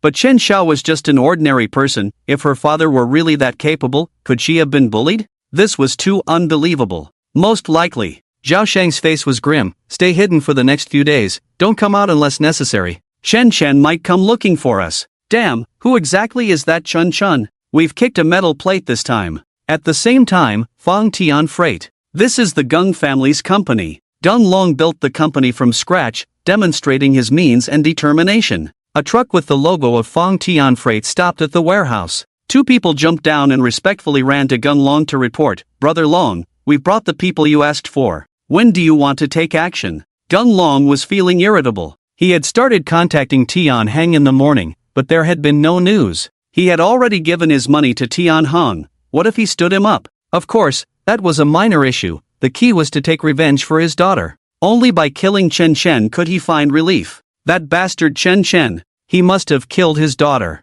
It had to be him. He glanced at the truck behind him and coldly said, take them to the warehouse, I want to do it myself. The two were taken aback but didn't dare refuse. After all, Gung Long was a professional in such matters. Establishing Fang Tian Freight was just an excuse. Secretly doing these things was the real deal. Inside the truck were 5 children. They were not very old, looking about 1st or 2nd grade. Children of this age were just right for them. Gung Long turned and walked into the warehouse, while his underlings brought the children inside as well. Brother Long, today is for the corneas. One of the underlings reminded him. Gung Long nodded to indicate he understood and then switched to a faster knife. Mom, save me. Woo woo, help.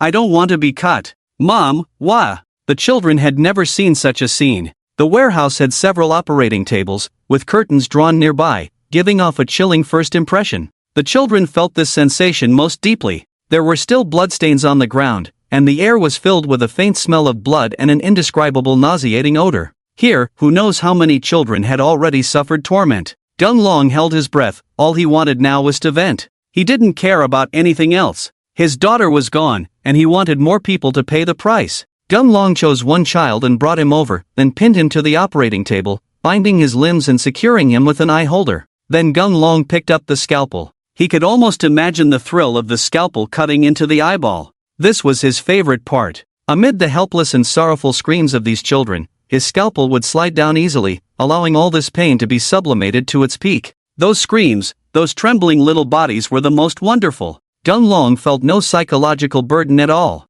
His daughter was dead, more people should accompany her in death. He was justified in doing this. The knife in his hand was about to fall. Suddenly, the warehouse door was kicked open. A powerful voice came in. The voice was like the blazing sun in the sky, radiating thunder. There are quite a few evil spirits here, this time I can have a good feast. At the same time, today is also the end of the Gung family. Who are you? Gun Long put down the scalpel, looking over with curiosity. Everyone in the warehouse looked over as well. This was Gun Long's territory. He wasn't afraid even if the police came. What's more, it was just one man. In the distance stood a seemingly frail figure. The other party had his hands on his sides, appearing to carry no weapons. A person came without anything? What did he take this place for? A single person dared to come and threaten the Gung family? Now they were just waiting for Gun Long's command to rush up and kill this man. They had been by Gun Long's side for many years. What kind of monsters hadn't they seen? Each one was someone who fought without caring for their lives. The man across pointed to himself, his voice tinged with amusement. Gun Long, you don't even remember your enemy? I am Chun Shen, your most hated enemy in this lifetime. Clatter. Gun Long's scalpel fell to the ground, and he stood there in shock. Seeing this scene, his entire body seemed to freeze. His most beloved daughter, Gung Shui, had been killed by this man. What was his daughter's identity? What was Chen Chen's daughter's identity? 100 Qin Shaos could not compare to his one daughter. His daughter had died just like that. Gun Long's eyes gradually turned ferocious, with an extreme danger lurking deep within his pupils. At this moment, he had forgotten about Tianheng's disappearance. All that filled his mind was a single thought, to kill Chen Chen and avenge his daughter. His daughter had died so tragically, her limbs were destroyed. Not even a complete corpse. What father could bear to see this? Damn it, you are Chen Chen. You are the one who killed my daughter.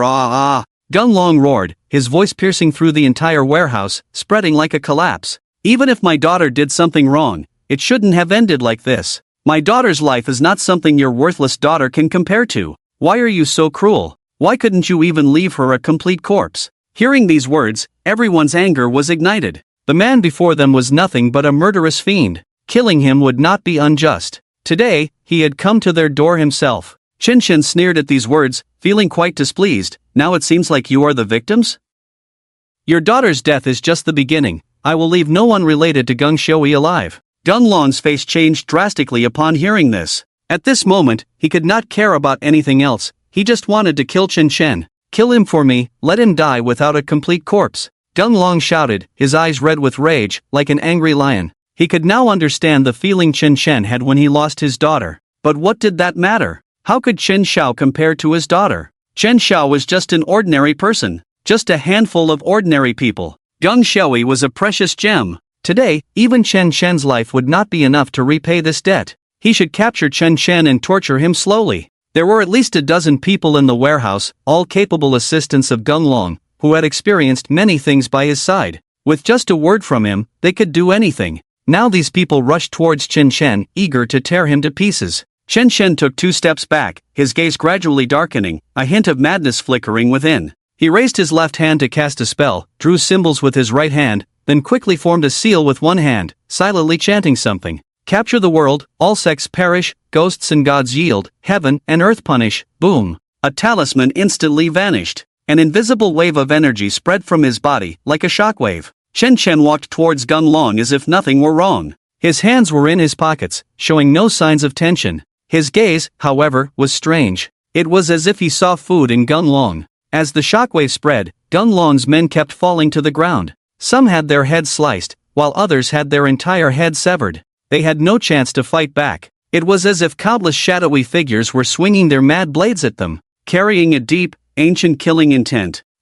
Gun Long's men were instantly stunned. They dared to chop people, and even to kill, but at this moment, they could not see where the enemy was. The key was that those shadowy figures swinging their mad blades were there 1 second and gone the next, like ghosts wandering around, giving them no chance to catch their breath. Almost one cut per person. In the blink of an eye, a large number of Gunlong's men had already fallen. It was simply impossible to contend with them. Gunlong's head was buzzing, cold sweat trickling down his back. Was this a ghost? More than half of his men had died before they even moved. How could they continue? You, who exactly are you? Gunlong instinctively took 2 steps back, and now he finally understood. Tianhong hadn't gone missing, he might have already been killed. This Chen Shen was truly sinister. Those shadows appeared from time to time, each one revealing a hideous and fierce visage, and with every fleeting moment, they would take a head, extremely bloodthirsty. Yet Chen Shen didn't even glance at them, as if he had grown accustomed to it all. He fixed his gaze on Gunlong, walking over step by step.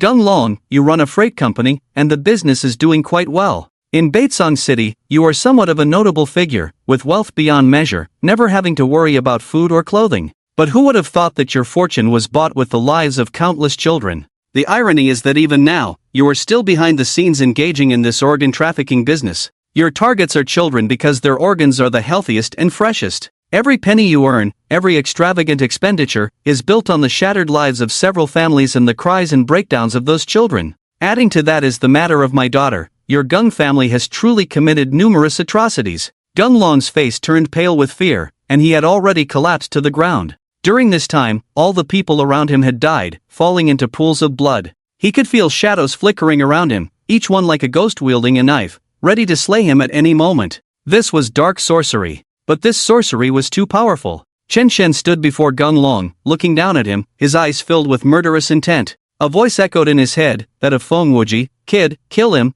the evil souls on him are plentiful. They can provide me with a feast. Ha, this is rare good material. Chen Shen's brow twitched. Puff! Gunlong's leg flew off. It was brutally severed. Gunlong let out a terrible scream, as if he could already feel the pain that Gung Xiaohui had endured. To have limbs severed, one could only imagine the sensation. Ah, my leg, my leg. Gunlong screamed, collapsing to the ground, utterly broken and in immense pain. He clutched his leg with both hands, struggling. His expression had lost all previous murderous intent, replaced entirely by fear. This Chen Shen was not human, he was a devil. Chen Shen looked down at him, the corners of his mouth curling up, forming a relaxed arc, as if admiring his own artwork. Do you know? My favorite kind of person is someone like you, a villain, because only by committing enough evil can one have the presence of evil souls, and that nourishes me. When my soul is fully restored, I will take revenge on the whole world. Gunlong's face turned an extreme shade of ugly. Cold sweat poured down, unable to be stopped.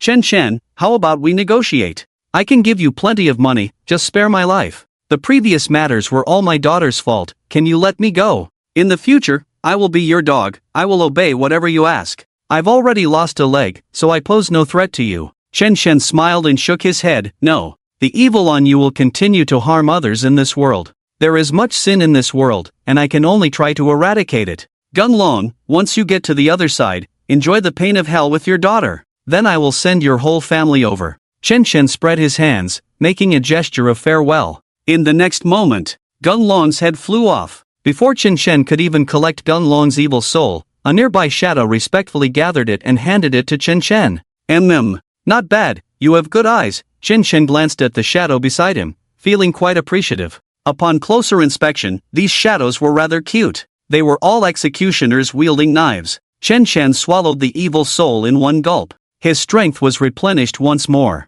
Chen Shen felt a continuous flow of power pouring into his body. The supplement that Gunlong provided was much stronger than he had imagined. Chen Shen was increasingly fond of villains. What kind of villain was this? It was simply a feast. After absorbing the evil souls, he turned his gaze to the remaining 5 children. He first went to the operating table and untied the iron chains binding the child there. Endless fear spread across the child's clear pupils. He was afraid of Gunlong, but even more terrified of Chen Shen. After all, he was the one who had killed Gunlong. Along with the dozen or so people around him, they were all dead. This was something these children could hardly bear. It was a miracle they hadn't fainted from fear. The child's leg was injured, hurt while struggling on the operating table just moments ago. Chen Shen simply picked the child up, and his previously stern face broke into a smile as he playfully poked the boy's nose, looking at the other 4 children hiding in the corner. Little friends, Uncle will take you home later, but can you promise Uncle not to tell anyone about this? The children exchanged glances and nodded vigorously.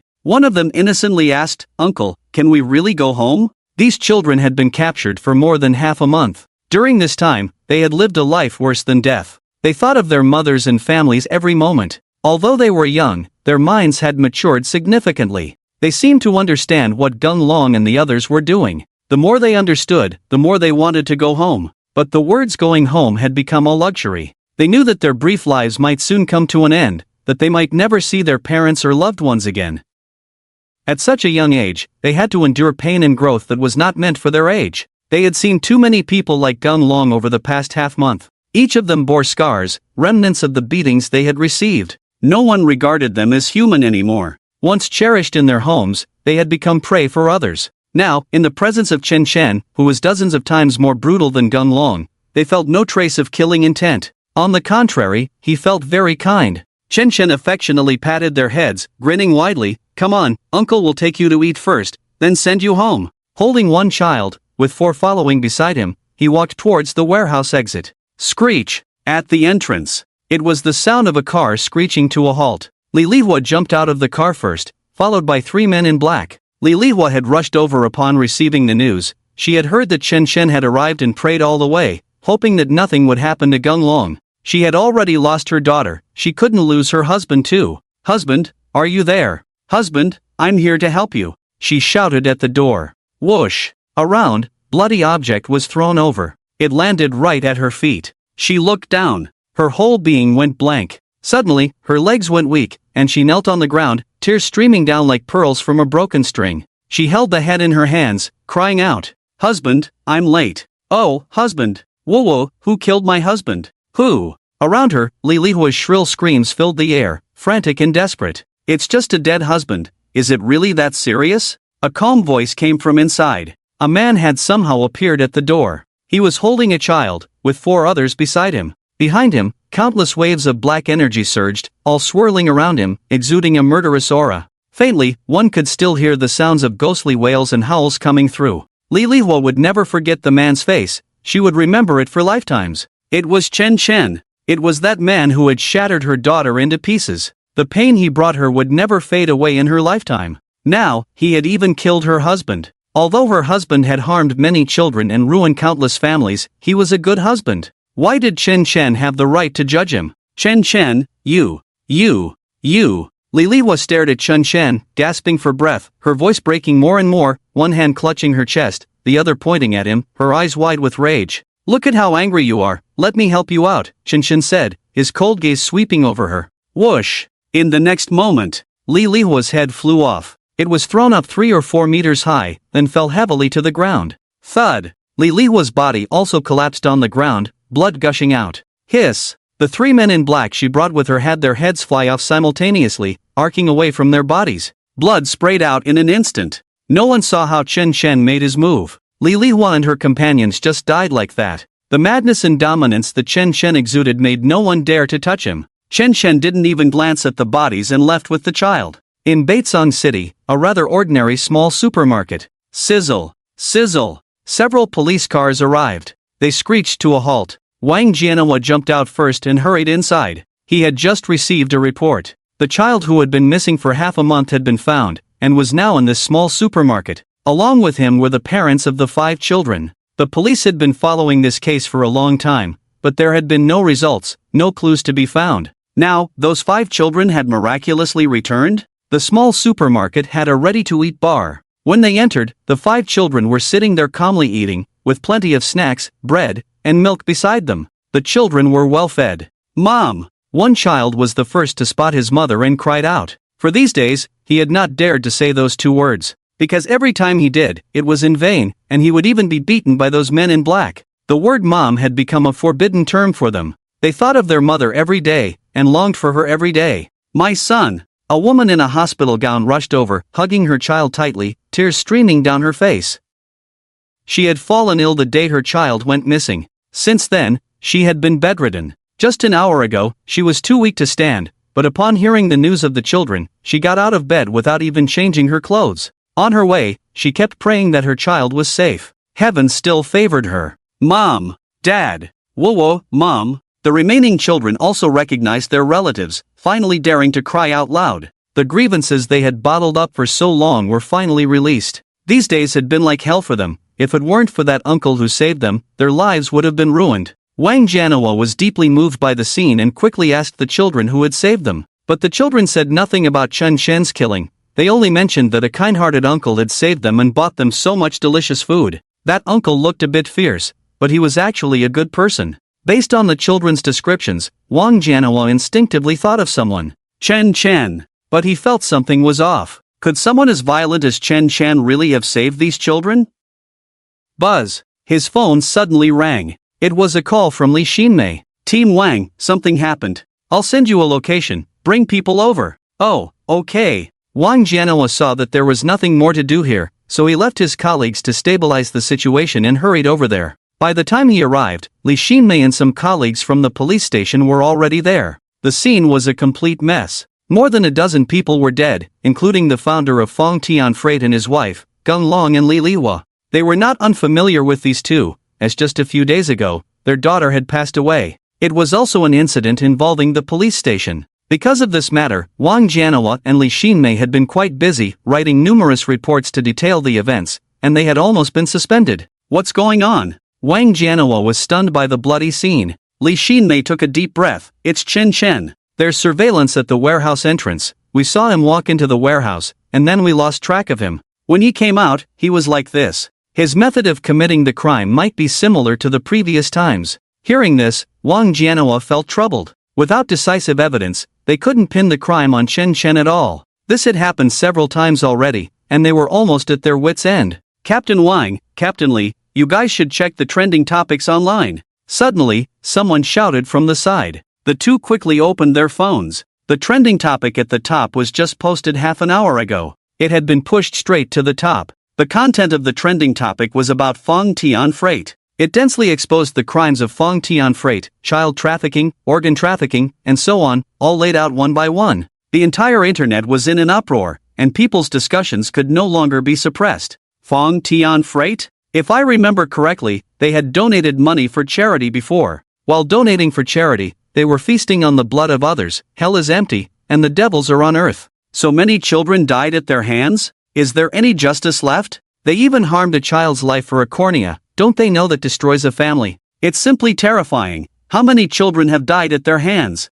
Fong Tian Freight is simply heinous. At that moment, Wang Jianhua and Li Xinmei were also stunned. They understood the origin of this matter. It was Chen Chen who killed Gung Long and the others, and in the process, saved those 5 children. The operating table was still set up in the warehouse. If it weren't for Chen Chen, those 5 children would probably have died. Chen Chen, is he good or bad? It seems there's just a wall separating good people from bad ones. Captain Wang, what do you think about this matter? Li Xinmei's deep, beautiful eyes rippled as she looked at the trending topic. I feel that Chen Chen doesn't seem to be a bad person. He just acts too impulsively. Wang Jianhua was lost in thought. So he can just kill indiscriminately? Li Xinmei raised her voice. Even if those people deserve to die, it shouldn't be up to him to judge. He is a demon in the human world. He is a murderer. No matter what, Chen Chen must be brought to justice. His daughter died, and he wants to transfer the pain to others. He is the most selfish person. Wang Jianhua took a deep breath and shook his head helplessly. He held back a sentence in his heart but didn't say it out loud. If Chen Chen doesn't judge himself, who will help him? His daughter died, and it was the police station that did nothing, all of them present here. Wang Jianhua was now just worried that Chen Chen's anger would burn down on them. What would they do then? He could only hope that the existence of these evils could quell Chen Chen's fury. Chen Chen returned home. Absorbing the previous evil spirits, he felt that several incantations had been added to his mind. These were the incantations that Feng Wujie remembered as his soul recovered. The incantation released in the warehouse before was the evil killing curse, which could manifest vengeful spirits, using evil to slaughter the wicked. Chen Chen had not yet had the chance to test all the remaining talismans, but the information in his mind told him that none of those talismans were anything but defiant against the heavens. Feng Wujie's strength was formidable. Perhaps once his soul was fully restored, he could truly stand against the world. Chen Chen went online and saw the latest report of the day. Those children had been rescued and returned home. Each little one was crying tears of joy. They even thanked themselves in front of the media. But they did not mention their names or the scene of the murders that day. What a bunch of adorable little ones. Chen Chen smiled knowingly. But soon, a wave of deep sadness surged within him. He thought of Chen Xiao when she was young. Wasn't she just like that back then, quirky and lovable? But who could have known that she would end up in such a situation? This was an ending no one wished to see. Fong Tian's freight company had gone bankrupt in almost a day due to his revelations. The Gung family's assets were also seized. They had completely vanished from this world. Chen Chen felt a bit of relief, then typed Feijie Group into the search bar. The next target was the Zhao family. Following today's trending topics, Chen Chen contacted Gaofeng Academy. The previous trending topic was still up, its heat not yet diminished. Chen Chen entered the Academy's forum through the official website. A pinned video on the forum made him stop. He instinctively clicked to watch. In an instant, he felt a rush of blood to his head. The protagonist in the video was Qin Xiao, disheveled and engaging in a game with a group of people, actively cooperating with everything. Chen Chen could tell that the main character was not really Qin Xiao. The video had been maliciously edited and posted to slander her. The number of reposts and comments below the video was considerable, and without exception, they mocked Qin Xiao. The latest comments were from just a few hours ago. Chen Shen's eyes widened in disbelief, his anger reigniting. Qin Xiao was already dead. The way she was edited in the video was even more glaring. Every frame, every second, was a stab to Chen Shen's heart. He couldn't understand. Why were these academy students so dark-hearted? Why couldn't they even let a dead person rest? What deep-seated hatred could justify such actions? Chen Shen pinpointed the person who posted the video, named Shanshui Lunliuzwen. He took a screenshot and sent it to Liang Hui, asking him to help investigate. Soon, Liang Hui called, "Fingzi, I found the information on the person who posted the video. He's a student from Gaofeng Academy, named Yin Hao, and he was in the same class as Chen Xiao."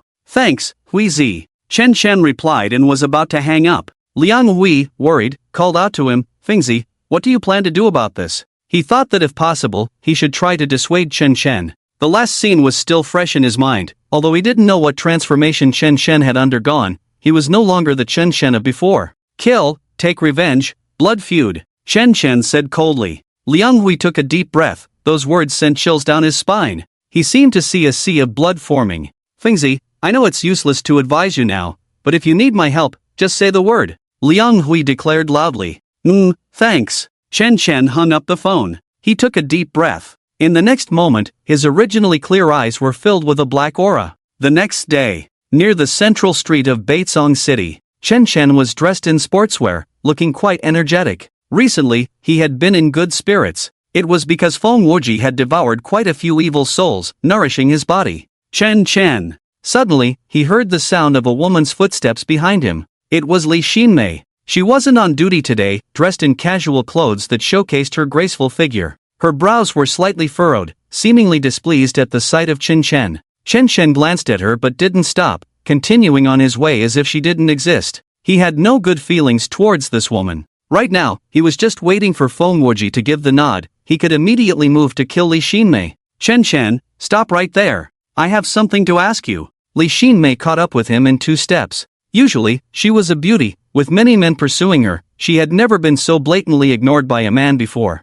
In Chen Chen's eyes, she seemed like air. "Chen Chen, was it you who did what happened yesterday?" Li Xinmei shouted loudly, not caring that passers-by were looking over. "Over a dozen people died yesterday. Deng Long and his wife Li Lihua are dead. How could you do this? You really have a black heart, you murderer." Chen Chen stopped. He turned to look at her. He raised his hand gently. Slap! An invisible palm print landed heavily on Li Xinmei's face. Her face twisted, and she fell directly to the ground. At the same time, Chen Shen's voice came through. "When did my affairs become your concern? Here's a piece of advice. Keep your tail tucked in and behave yourself." Li Xinmei covered her face with one hand, feeling her face swelling up. She glared angrily. Her beautiful face had been bruised. No one had ever dared to be so ruthless with her. You dare hit me. Chen Chen, stop right there. I want an explanation for what happened that day. Otherwise, I'll bring people to arrest you." She shamelessly got up again,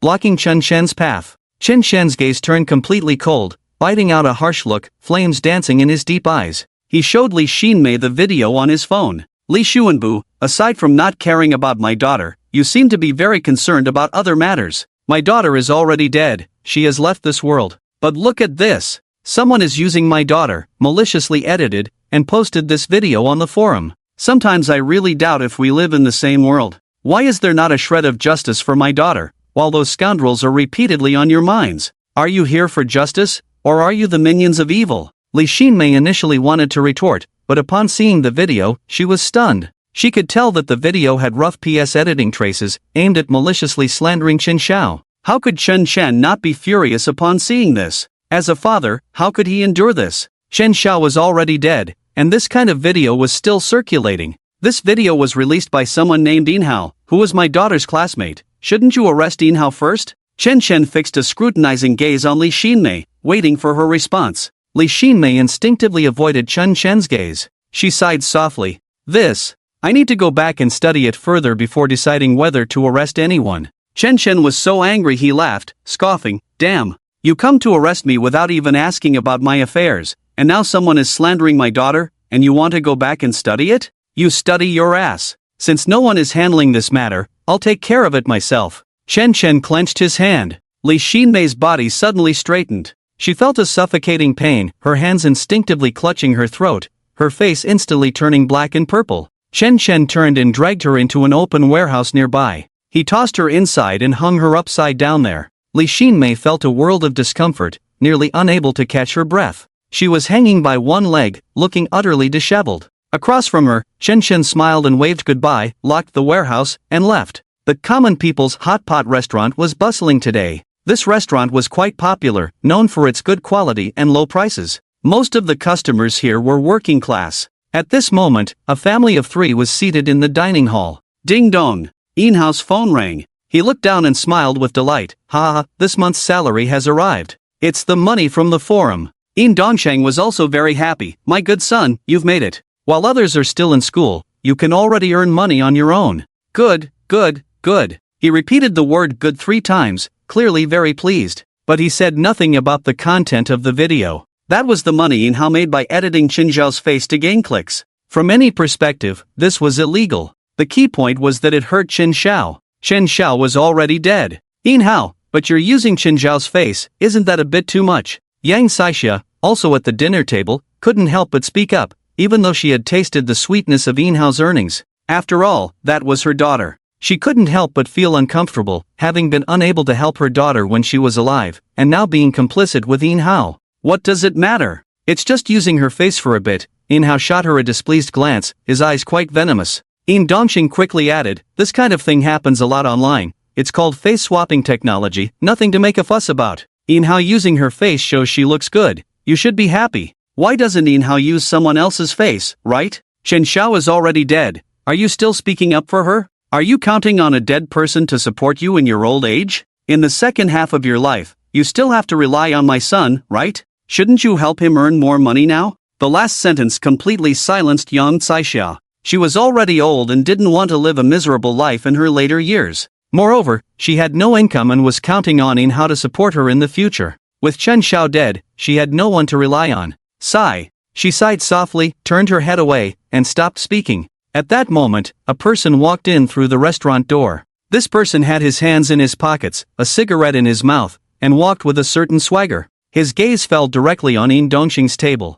Among the flowing diners, he stopped in his tracks. Inhao, do you recognize me? This one sentence made all 3 of them turn to look. It was Chen Chen. When In Dongxing saw Chen Chen, the first thing that came to his mind was the scene of Zheng Hong being burned to death in the hospital that day. Zheng Hong was dead, but the cause of her death had never been investigated. He had also heard that Chen Chen hadn't done it, but Zheng Hong had died right in front of him. This matter was quite eerie. Mainly, Zheng Hong's death was related to Chen Xiao's. It was said that she was a role model but failed to act like one, which thoroughly angered Chen Chen. Chen Chen, what brings you here? Yang Saixia quickly stood up to greet him upon seeing Chen Chen. Chen Chen didn't even glance at her. He felt disgusted. How could he have a child with such a woman? She was heartless, fickle, and had no sense of parental responsibility whatsoever. Over the years, she hadn't cared for Chen Xiao at all, and now she wanted to come back and have Chen Xiao support her in her old age. Upon learning of Chen Xiao's death, her attitude had immediately taken a complete turn.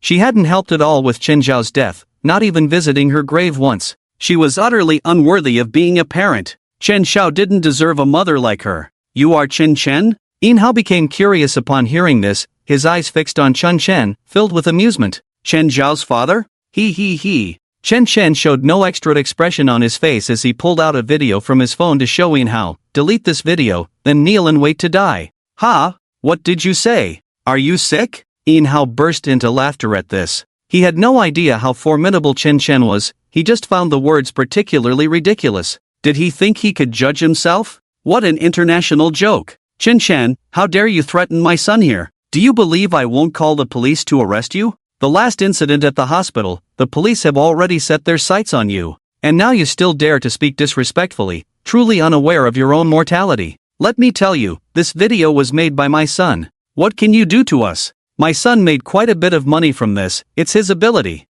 It's also your daughter's honor. Bang! Before Yin Dongxing could finish his sentence, his body was thrown out. He was slammed hard against the wall. Woo woo! Yin Dongxing screamed. The entire restaurant heard this sound. All eyes turned to Chen Chen. What? What do you want? Let go of my dad. Yin Hao's face turned pale with fear. Although he didn't see how Chen Chen made his move, this scene unfolded right before him, and he was terrified to death. Yang Saixia was also so shocked that she couldn't speak, standing there in a daze. The entire restaurant was frozen in place, no one daring to intervene. For a moment, the restaurant echoed with Yin Dongxing's cries. A few minutes later, Chen Chen flicked his fingers. Yin Dongxing was thrown aside. Call the police, hurry and call the police. Yin Dongxing cried out in pain, desperately shouting. He had no strength left to scream. Call the police? Chen Chen sneered, if the police were useful, would no one care about my daughter Chen Zhao's case? I tell you, no one can save you now, even if the King of Heaven came, it would be useless. What goes around comes around, you have already stepped 1 foot into hell. Chen Chen, what do you think you are? You've already committed a heinous crime by treating my father like this. I don't believe you dare to kill someone in the street. Is there no law anymore? Yin Hao was both angry and scared, pointing at Chen Chen and shouting, his fingers trembling with fear. Yin Dongxing's face was unrecognizable, already starting to ooze pus, looking particularly tragic, breathing becoming a problem. Ha ha ha, the law. Chen Chen laughed loudly, his expression somewhat ferocious, with a hint of dark energy flickering around him. The law has produced such a garbage piece of trash like you. The law has taken my daughter's life while letting those murderers roam free. The law allows people like you to profit from my daughter? The law? Damn! Chen Shen's laughter echoed in the restaurant, and everyone fell silent. At that moment, no one dared to move, standing there like wooden stakes. One cannot advise others to be good without experiencing their suffering. Chen Shen was once a normal person, a loving father. But the death of his daughter turned him into this, madly disregarding everything, living only for revenge from then on. Just to give his daughter justice. How desperate must one be to abandon everything and completely turn dark, seeking revenge on everyone? No one could understand Chen Shen's pain. Yin Hao's expression shifted from red to white, letting out high-pitched screams like a groundhog. It's just a woman, she died, so what? The police didn't say anything, why are you shouting? I made money using Qin Zhao's face, and her mother agreed to it. What can you do to me? Why don't you just call the police, damn it? I just can't stand Qin Zhao. Yang Saixia hurriedly advised from the side. Hao, stop talking, just stop. Get lost. Yin Hao swung his hand and slapped Yang Saixia, sending her sitting down. What do you think you are? How dare you chatter in front of me? Let me tell you, I never considered you my mother. Don't even think about me supporting you in your old age, dream on. You're still thinking about my dad and my money. Don't think I don't know. Your daughter Qin Zhao is just like you, reeking of poverty. That's why I bullied her with those people back then. I've known for a long time that Qin Zhao is your daughter, and I bullied her because I couldn't stand her. What can you do to me? Yin Hao had been spoiled since childhood, always bullying others, never having suffered a loss. Today, being forced into this situation by Chen Chen, could he not break down? He wished he could kill Chen Chen. Now the restaurant's door was locked by Chen Chen, and no one could get out. But upon hearing these words, many people secretly clenched their fists. They seemed to understand everything, and could somewhat feel Chen Chen's anger. No one shouted to open the door, nor did anyone complain. Everyone quietly watched Chen Chen, waiting for him to make a decision.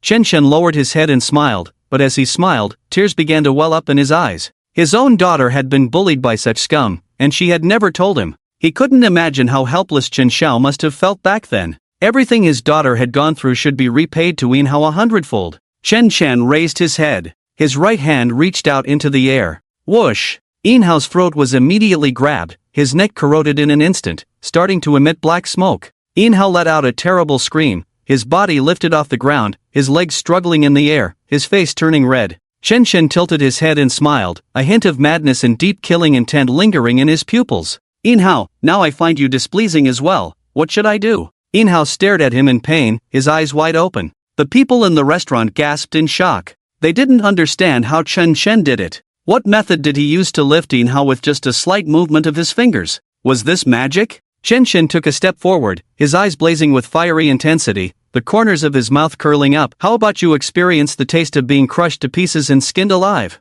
Yin Hao's mind went blank for a moment, as if it had crashed. A terrifying image involuntarily surfaced in his mind. Facing Chen Chen's deep black eyes, he felt as if he had fallen into hell. He couldn't see through what Chen Chen was thinking, and had no idea what terrifying images were brewing in his mind at that moment. Could he really dare to kill him in front of so many people in the restaurant? Was he insane? Wah wah wah wah wah. At that moment, the police car arrived. 3 cars in total. Leading the way was Wang Jianhua. They had come in response to Li Xinmei's call. On the way, they also received a call from the restaurant owner reporting the incident.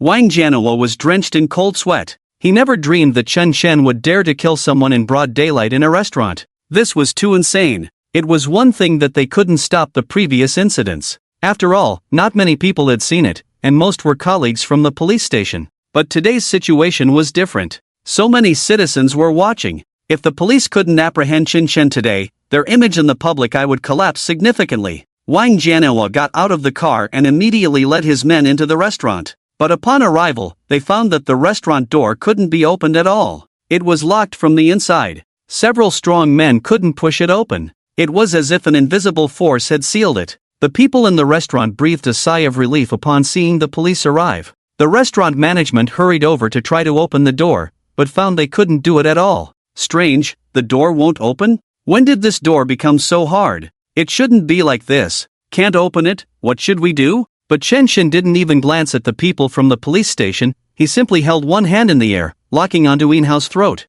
As he watched Yin Hao's face grow increasingly pale, Chen Chen's expression became more excited. No, no, no. At this moment, Yang Saixia reacted, crying as she rushed over, kneeling in front of Chen Chen, tears streaming down her face. Chen Chen, you can't kill Yin Hao. He has done wrong, but it doesn't warrant death. He's just a kid, he was just having fun bullying Chen Xiao. Chen Xiao wasn't killed by him, why do you have to do this? He's not a bad kid, he just lost his head for a moment. Chen Chen looked at Yang Saixia, his eyes filled with unspoken disappointment. How had he been so blind to have chosen her and even had Chen Xiao with her? Chen Xiao is your biological daughter, and for all these years, you haven't cared or asked about her, not even about her life or death. Yin Hao has no blood relation to you, he's just your husband's son. Now your daughter has been harmed by him, and you're here speaking up for him? Xiao Xiao has always kept you in her heart. She even told me that once she has time and earns money, she will definitely find you to take care of you in your old age. She said, whether you acknowledge her or not is your business. If she doesn't acknowledge you, that would be her unfiliality.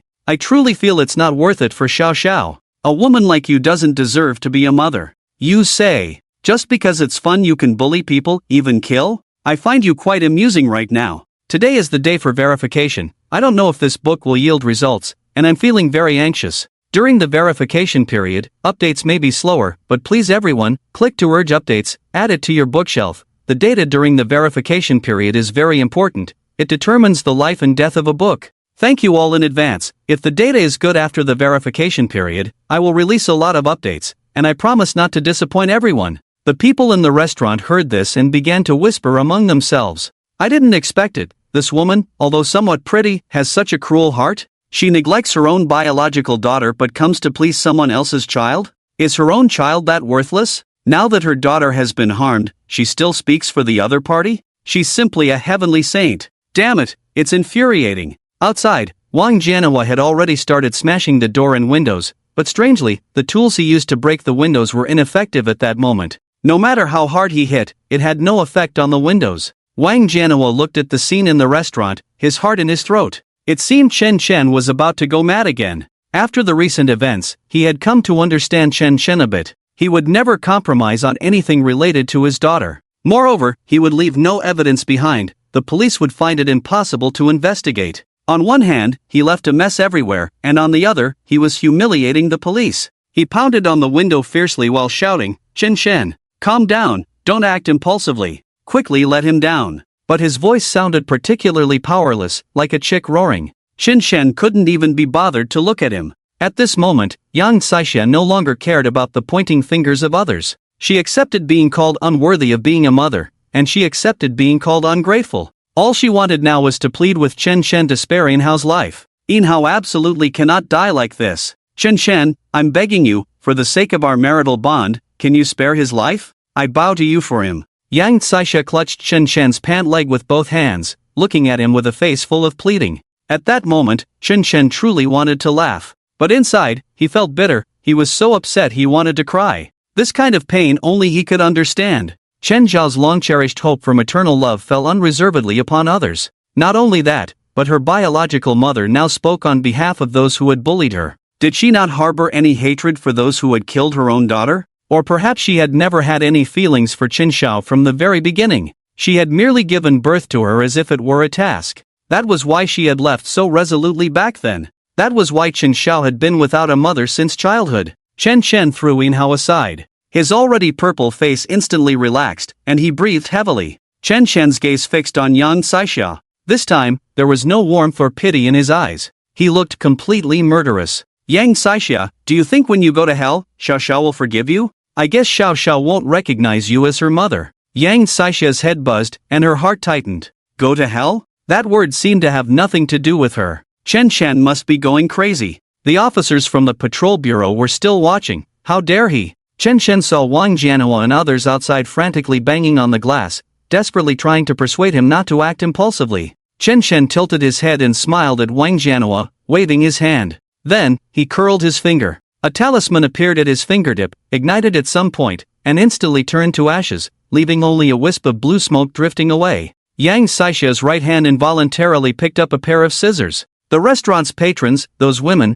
covered their eyes in fear, while some men secretly felt relieved. Such a woman deserved this fate. Inhao had now regained his composure, standing dumbly to the side, even forgetting to scream in terror. No one knew why. They only saw that Chen Shen had just burned a talisman in his hand. Yang Saisha was sweating coldly, tears streaming down her face, but it couldn't make up for her past mistakes. She knew she had never cared about this daughter. She had never held her daughter in her heart. Little did she know, Qin Zhao's feelings for her had always been deep. Although they had never met, the word mother had always existed in her memory, filled with various beautiful images. She longed for maternal love, even willing to use the excuse of taking care of young Saisha in her old age to seek the last bit of maternal affection. But in the end, what had she given her? Not even a fair word. In the end, she was still speaking on behalf of someone else's child. Ridiculous, it was all truly ridiculous. At this moment, Yang Saisha's face was ashen. She was nearly in despair. Only she knew that everything was being controlled by Chen Shen. He had never intended for her to live. Yang Saisha looked up at Chen Shen. In her memory, he was a rather soft-hearted man who would forgive her as long as she lowered her head, no matter what mistakes she made. But now, facing Chen Shen's eyes, that cold and gloomy feeling made her feel as if she had fallen into an ice cave. Chen Shen looked at her with eyes devoid of any warmth. It was like looking at a corpse. Chen Shen had completely lost hope in her. He didn't know when it had started, but Chen Shen's world had only Qin Shao left. Yang Saisha could only hate her indifference and resoluteness over the years. She had once had a loving husband, a well-behaved and understanding daughter, but she had squandered a good hand of cards into pieces. She regretted it. She regretted not acting differently back then. But now, there was no room for retreat. Today was the day to start the verification. She didn't know if this book would yield results, and her heart was very anxious. During the verification period, updates might be slow, but please everyone, take a moment to click to urge updates, add it to your bookshelf. The data during the verification period is very important, determining the life and death of a book. Thank you all in advance. If the data is good after the verification period, I will release more updates, and I promise not to disappoint everyone. With a puff, Yang Saisha plunged the scissors in her right hand forcefully into her own chest. Her once bright eyes instantly turned dull and lifeless. The stab was precise, directly piercing her heart. Life ended in an instant. She collapsed as if losing all strength, blood flowing everywhere. The entire restaurant fell silent. Even Wang Jianhua and the others outside the door stood frozen like marionettes with their strings cut. The first thought that crossed Wang Jianhua's mind was how to pin the blame on Chen Shen for this situation. Everyone saw that young Saisha had raised the scissors and killed herself. Throughout the entire ordeal, Chen Shen had merely ignited a talisman. Could lighting a talisman really be enough to convict him? That was clearly impossible. Yang Saisha was dead, right in front of everyone. Her eyes stared blankly at the ceiling, refusing to close. Chen Shen walked over, took the scissors from Yang Saisha's hand, and showed them to Wang Jianhua and the others. "This is her weapon, I've set it aside for you."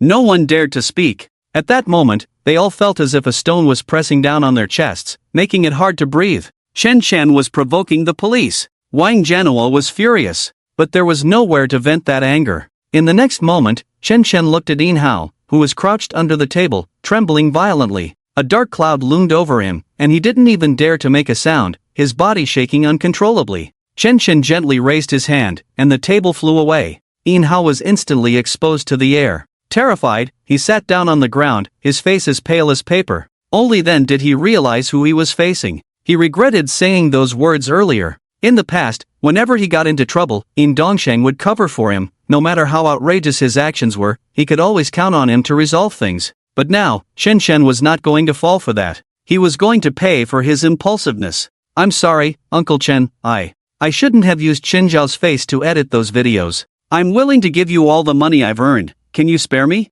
I always regarded Chen Xiao as my sister." Yin Hao stammered out these words. His statement made Chen Chen burst out laughing. "You regarded Chen Xiao as your sister? So you bullied her with others? Even drove her to death? And profited from her videos? You really are a piece of work." Yin Hao trembled violently, hurriedly explaining, "Uncle, listen to me, I'm willing to guard Chen Zhao's grave for a year. I'll stay in the cemetery and never come out, as long as you can let me go." In order to save his life, Yin Hao disregarded everything. He knew he was deeply guilty and that Chen Zhao's death was inextricably linked to him. If he could do it all over again, he wouldn't dare to bully Chen Xiao again, even if it meant death. Back then, he had even taken the lead in doing those things to Chen Xiao. Now, retribution had come. Hearing Yin Hao's deathbed confession, Chen Chen scoffed, "You want to guard Xiao Zhao's grave? I'm afraid you'll dirty my daughter's grave." He pressed down with one hand. That familiar, oppressive feeling returned once more. Yin Hao was forced to kneel on the ground with a thud. Hiss! The restaurant's patrons gasped in shock. Wang Jianhua and the others' pupils constricted, and he was in a panic. "Hurry, hasn't the door been broken down yet? What are you all doing? Chen Chen is going to kill again. We must stop him. Quick, quick, quick. Move faster." Yin Hao's eyes were filled with despair, but he couldn't resist this force at all. He was pressed down, his forehead repeatedly hitting the ground. His back couldn't straighten up at all. Again and again, he knocked his head on the ground. Thud, thud, thud. Each sound was filled with endless remorse. The ground trembled with each impact. In just a few moments, his head was bleeding. Blood flowed profusely, as if it were free. He repeated in a mechanical voice, "Chen Xiao, I'm sorry. Chen Xiao, I'm really sorry." This scene would send chills down anyone's spine. Yet, it also felt incredibly satisfying. Some people in the restaurant had seen the previous trending topic, which was about Chen Xiao, pushed up by Liang Wei. She was bullied and, unable to cope, jumped off a building. Many people were online condemning those responsible. Now it seemed that this Yin Hao was just like those people, the murderer who drove Chen Xiao to her death. He deserved to die. Yin Hao's act of kowtowing was extremely standard, prostrating himself completely. His head, knees, and elbows all slammed hard against the ground. The sound of bones breaking was evident. He cried out in helplessness and pain, completely breaking down. Yet his body did not stop moving at all. His knees and elbows were shattered, but he continued to repeat that action, until he swayed and lost all vitality. Yin Hao collapsed on the ground, dead. Beneath him was a pool of blood. At the same time, the restaurant door was pushed open. Wang Jianhua and others rushed in immediately. Wang Jianhua was so nervous that he pulled out his gun, aiming it at Chen Chen. His face was as ugly as it could get. Today was his shift, and in front of so many citizens of Baitsong City, Chen Chen actually dared to kill in broad daylight. Did he still have any regard for the law? Did he still take their police stations seriously? He was too arrogant. "Chen Chen, raise your hands and don't move. Stand against the wall. Don't move." The police officers were all extremely agitated at this moment, as if defending their dignity. The shock that Chen Chen brought them was too great. Chen Chen, however, seemed to ignore the guns in their hands, sneering, "You all saw it just now." Yin Hao insisted on kneeling down to kowtow to me. To show his sincerity, he ended up knocking himself to death. I couldn't stop him. Listen to this. What kind of talk is this? Wang Jianhua really wanted to curse. But this statement left him speechless. Although they all saw it, they had no evidence to convict. What they witnessed was indeed Yin Hao desperately kowtowing until he died there. As for Yang Saixia, she had ended her own life with scissors. With just this, how could they arrest Chen Chen? "Chen Chen, don't think you can escape the law's punishment. This world is divided into right and wrong. It's not a place for you to act recklessly. At this moment, Li Xinmei rushed over from a distance. She had been rescued by her colleagues and hurried over immediately. Although she hadn't seen what had just happened, she could guess from the chaos on the ground. She hated herself for not being able to stop it in time. She hated Chen Shen for being so ruthless. Chen Shen snorted coldly, completely unconcerned with Li Xinmei's words. Everyone saw it, their deaths have nothing to do with me. Do you want to bite me? Li Xinmei shouted hysterically, don't treat everyone like fools. Their deaths are all related to your daughter's death, so you took revenge on them, so you killed indiscriminately. Let me tell you, as long as I'm here, I will never let you act recklessly. I will make you face justice and repent for your wrongs. That's not how it is. Suddenly, a customer in the restaurant spoke up. We all saw it, those people's deaths had nothing to do with Chen Shen. They did it voluntarily. Chen Shen was just standing there watching. As soon as he spoke, everyone began to shout. Exactly, if watching a show is also a crime, then arrest all of us. Can the police act recklessly? Without evidence, what right do you have to arrest anyone? Chen Shen is a good person, why don't you care about his daughter's case? The police station is just a group of bullies taking advantage of their power. We can all testify for Chen Shen. The words of the people were terrifying. Li Xinmei was left speechless by these remarks. Her pretty face turned crimson, and she couldn't find her voice for a long time. Wang Jianhua was also there, trying to persuade her. After all, Li Xinmei represented the police department. Everyone wanted to catch Chen Shen, but they couldn't act on impulse. Perhaps it was because she felt stifled after being humiliated by Chen Shen in the warehouse earlier. Li Xinmei suddenly screamed, pulled out Wang Jianhua's sidearm, and with a click, she chambered around and stepped forward. The gun was aimed at Chen Shen. She held the gun with both hands, but they were trembling. Her breath was uneven with anger. In an instant, everyone in the room gasped in shock, not daring to make a sound. The gun was already loaded. At that moment, if Li Xinmei gently pulled the trigger, Chen Shen would undoubtedly die. At such a close distance, there was no way Chen Shen could dodge. Moreover, seeing Li Xinmei's state, she was too agitated. No one knew if she would do something impulsive in her rage. Wang Jianhua was also stunned. Without evidence, how could they arrest someone? Let alone the fact that Li Xinmei was planning to shoot, that was simply courting death. If she fired, Wang Jianhua would bear significant responsibility too. The gun was his. Li Xinmei, calm down. We can find evidence for Chen Shen later, we can't arrest him now. Don't let him ruin your future, you have a bright future in the police department. Please, don't act impulsively. Li Xinmei. Li Xinmei's eyes were fixed on Chen Shen, seemingly in a daze. Yet, Chen Shen appeared unfazed, his gaze contemptuous, hollow, with a hint of a devilish smile, completely casual. Faced with Li Xinmei pointing a gun at him, he not only didn't step back but took a step forward instead. Suddenly, he raised his hand and slapped Li Xinmei hard across the face. A wave of dizziness and pain washed over her. Li Xinmei was stunned. Her hand was on the trigger, but she couldn't bring herself to pull it. She couldn't believe it. She was already pointing a gun at Chen Shen, and he dared to strike her? Was Chen Shen really not afraid of death? Chen Shen, you dare. You dare. Li Xinmei looked at Chen Shen in disbelief, her eyes trembling. Chen Shen looked at her with amusement, and in the depths of his pupils, a flash of murderous intent made Li Xinmei's entire body tremble, even her breath momentarily halted. Chen Shen's voice came out like a hellish echo, seeming to laugh, yet also to roar. Li Xinmei, my patience has limits. The next time we meet will be the day I personally send you off. You think I won't kill you because I'm afraid of you? Chen Shen, I want to kill you. Li Xinmei's pupils constricted, fear making her scream at the top of her lungs. She pretended to pull the trigger, but was stopped by those nearby. Wang Jianhua hurriedly snatched back his sidearm. Chen Shen shrugged, watching the farce come to an end, sidestepped Wang Jianhua, and strode out. A day passed. Chen Shen's incident had already begun to ferment online. Connecting it with previous hot topics and recent events, Chen Shen had become a figure of heated discussion. After returning, Wang Jianhua wrote a lengthy report, but it was of no use. He was still met with a barrage of scolding. Li Xinmei was forcibly subjected to psychological counseling. She desperately told the counselor that she was fine, but no one listened to her. For the entire day, she was questioned, repeatedly answering tedious and monotonous questions until the counseling ended. At that moment in the club, the Zhao family, Wang family, Kong family, Sun family, those few were all present. This meeting was proposed by Sun Tianyu's mother, Zhang Xuelan.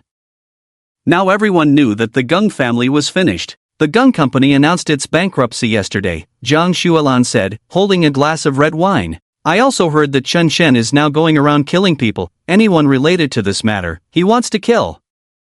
This statement made everyone even more silent. At first, no one took this matter seriously. Their families were all prominent figures in Baetsong City, who didn't have a few lives on their hands. It was just that their son killed an ordinary person, right? A little money could settle it. But they didn't expect the other party's father to be tough. In just a few days, the Gung family was brought down. Moreover, the entire Gung family of 3 was dead. Each one died in an exceptionally brutal manner. No one wanted to end up like them. Chen Shen killed the master I spent a fortune to find. I heard that the boxer the Gung family hired was also easily dealt with by him. Zhao Shang was smoking, his face looking quite grim. He originally didn't want to show up, but after thinking about it, he decided he should come. After all, there's strength in numbers. Perhaps if they gathered together, they could kill Chen Shen. Now, as long as Chen Shen was dead, everything would be fine. I've heard of a kind of dark magic that can take a person's life from 1,000 miles away. I wonder if Chen Shen knows this kind of dark magic. Kong Liuan's father, Kong Fanli, spoke up. He usually kept quiet, but after hearing about the Gung family, he couldn't hold back anymore. Wang Shuzhen's father, Wang Jiangwo, also said, the police can't even pin a crime on him. What should we do? We can't just let him kill us one by one. Zhang Xuelan took a deep breath, her charming eyes showing some apprehension. Now we must unite to deal with that Chen Shen. Otherwise, if he picks us off one by one, we won't have any strength to resist. My son family doesn't have resources in this area. For now, we can only offer money. If anyone knows a master in this field, no matter the price, as long as they can kill Chen Shen. Upon hearing this, everyone nodded in agreement. Wang Jiangwo and Kong Fanli and others expressed that they would go back to inquire. After everyone left, Zhang Xuelan made a phone call. Tianyu, keep a low profile recently. If you encounter Chen Shen, just avoid him. Don't get me into trouble again. Sun Tianyu, on the other end of the line, was full of disdain. Mom, you know what kind of status Grandpa has, why be afraid of a Chen Shen? Zhang Xuelan snorted coldly and said impatiently, what do you know? Let those people test Chen Shen's strength. He suddenly became so powerful. There must be a master guiding him. We need to catch him off guard and strike at his weak points. Back at the tea house, Chen Shen opened his computer. He first found the Academy's website. The forum was still there. The videos were still there. Chen Shen posted a statement as a guest. Everyone, you have 1 day to delete the videos. Anyone who has spoken ill of my daughter on the forum must come forward and kneel to apologize. Otherwise, I will make you regret it for life. Signed, Chen Zhao's father, Chen Shen. Although the video was posted by Yin Hao, those who fanned the flames were equally despicable. Chen Shen would not let a single one escape. He knew this video had likely circulated in the academy long before. Shen Xiao didn't know how much harm she had suffered because of this. Every person who liked the video, every person who commented recklessly below, they were all murderers. This was an invisible violence. Chen Shen planned to give them a day to repent, then personally end it all. Ding dong, a customer arrived at the tea house. Chen Shen warmly welcomed the customer inside for tea. He himself was tidying up the tea leaves in the back. Yesterday, after Yin Dongsheng was sent to the hospital, he succumbed to severe burns despite rescue efforts. His evil spirit, Yang Saisha's evil spirit, and Yin Hao's evil spirit were all collected by him. What surprised him was Yang Saisha. Her evil spirit was even deeper than the other two. Perhaps it was because she hadn't done good deeds in recent years. With the addition of the evil spirits, Feng Wujie's power had increased significantly. Senior Feng, how much of your soul has been replenished now? Chen Shen asked curiously. It felt like Feng Wujie was an endless pit, unable to be filled no matter how many evil souls were added. Feng Wujie replied calmly, so far, it's less than 5%. Only that much? Chen Shen was taken aback. He had killed quite a few people recently, and yet the replenishment was still less than 5%? Just how powerful was Feng Wujie's soul? Chen Shen couldn't help but feel excited. When the time came to fully merge with Feng Wujie's soul, how powerful would he become?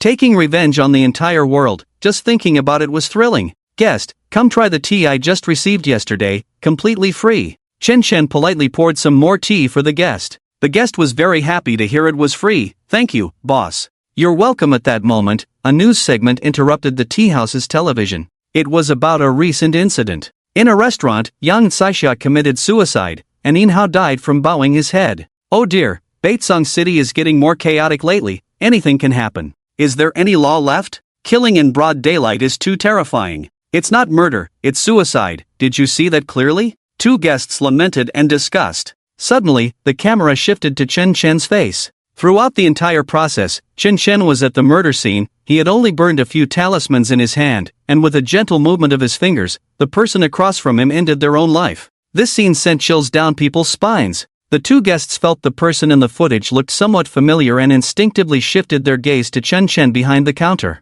They instantly shivered. The person in the footage was none other than the tea house's owner. Oh my! The two hurriedly dropped their money and quickly left the tea house, heads down. Chen Chen shouted from behind, "Guests, you left a pack of cigarettes here, you've only smoked one." Upon hearing this, the two didn't stop at all. Instead, they ran even faster. Early morning. A cemetery in Baitsong City. This place was in the suburbs, quite quiet, far from the city's hustle and bustle. Many deceased lay here, and many tombstones were quite old. But near a large tree, there was a dark tombstone that seemed to have been erected not long ago. It bore the sorrowful name, Chen Xiao. A man leaning on a cane approached with flowers, struggling a bit, then set the cane aside and quietly knelt there. He carefully arranged the flowers. "Chen Xiao, I am Wu Zhe. I came to see you. Are you doing well over there? Without these worries, you must be okay. I know you are a strong girl, I just didn't expect things to happen so quickly. It's all my fault. If my leg hadn't been broken by them, I wouldn't have dropped out so soon, and I could have protected you well.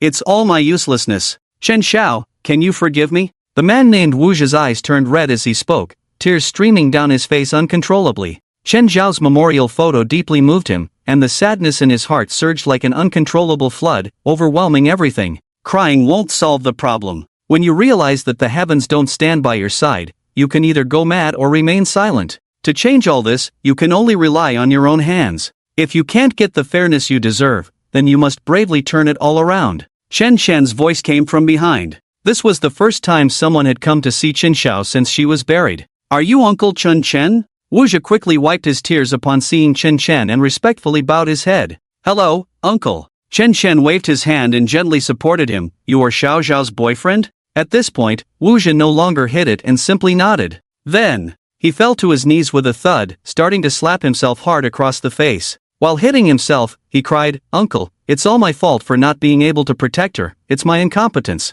Before, when Sun Tianyu and the others bullied Xiao Xiao, I wanted to protect her, but I ended up with a broken leg. My family was afraid those people would continue to trouble me, so they arranged for me to drop out. I've been recuperating at home for half a year now, but the doctor said my leg might be useless. I only recently heard about Xiao Xiao's situation, and I've watched those videos online. I truly feel sorry for Xiao Xiao. She's a good girl and shouldn't be treated like this. I was deeply in love with Xiao Xiao before. Uncle, if you don't mind, I will honor you on her behalf from now on." Chen Chen looked at Wu Zhe, and for a moment, tears blurred his vision. He had originally thought that there were no good people in Gaofeng Academy. He was wrong. This kid named Wu Zhe was just straightforward. His temperament was somewhat similar to Chen Xiaoxiao's, but unfortunately, the two were now worlds apart. This world is always so cruel. Beautiful things last only a moment, and there is rarely a lasting happiness. He broke a leg for Chen Xiaoxiao, and that was enough. Not related by blood, yet he stood up to protect Chen Xiaoxiao.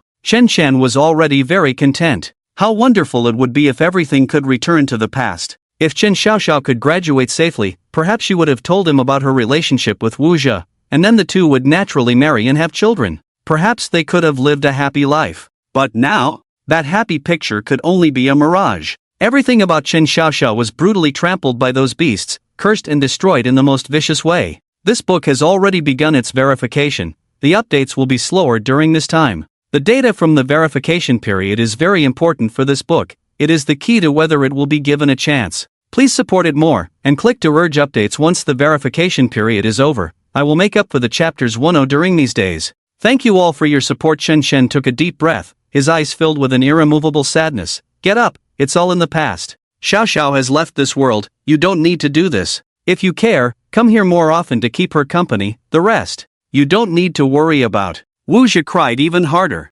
Originally, he and Chen Xiaoxiao had agreed to tell their families about their relationship after a while, but who knew she would end up in such a situation? He thought, even if Zhao Jia and the others were bad, they wouldn't go too far. But, unexpectedly, "Uncle, it's all our fault for not telling you about this sooner. It was Chen Xiaoxiao who stopped me from saying anything. She said Zhao Jia and those people threatened her, that if she told you, they would kill you. Chen Xiaoxiao was worried they would really do something impulsive, which is why she didn't tell you. Zhao Jia and the others are all rich second-generation kids, ordinary people can't provoke them." Chen Chen turned away, tears streaming down uncontrollably. Chen Xiaoxiao had always been considering him. She wanted to handle this matter on her own, but it didn't go as she wished. She left this world with regret and pain, never to return. Chen Shen's voice trembled. My sensible and lovely daughter, why is heaven so unfair to her, letting her encounter a group of demons? Those beasts have always been threatening her, always tormenting her. Chen Xiaoxiao was timid by nature. She would freeze in fear at the sight of stray dogs since she was little.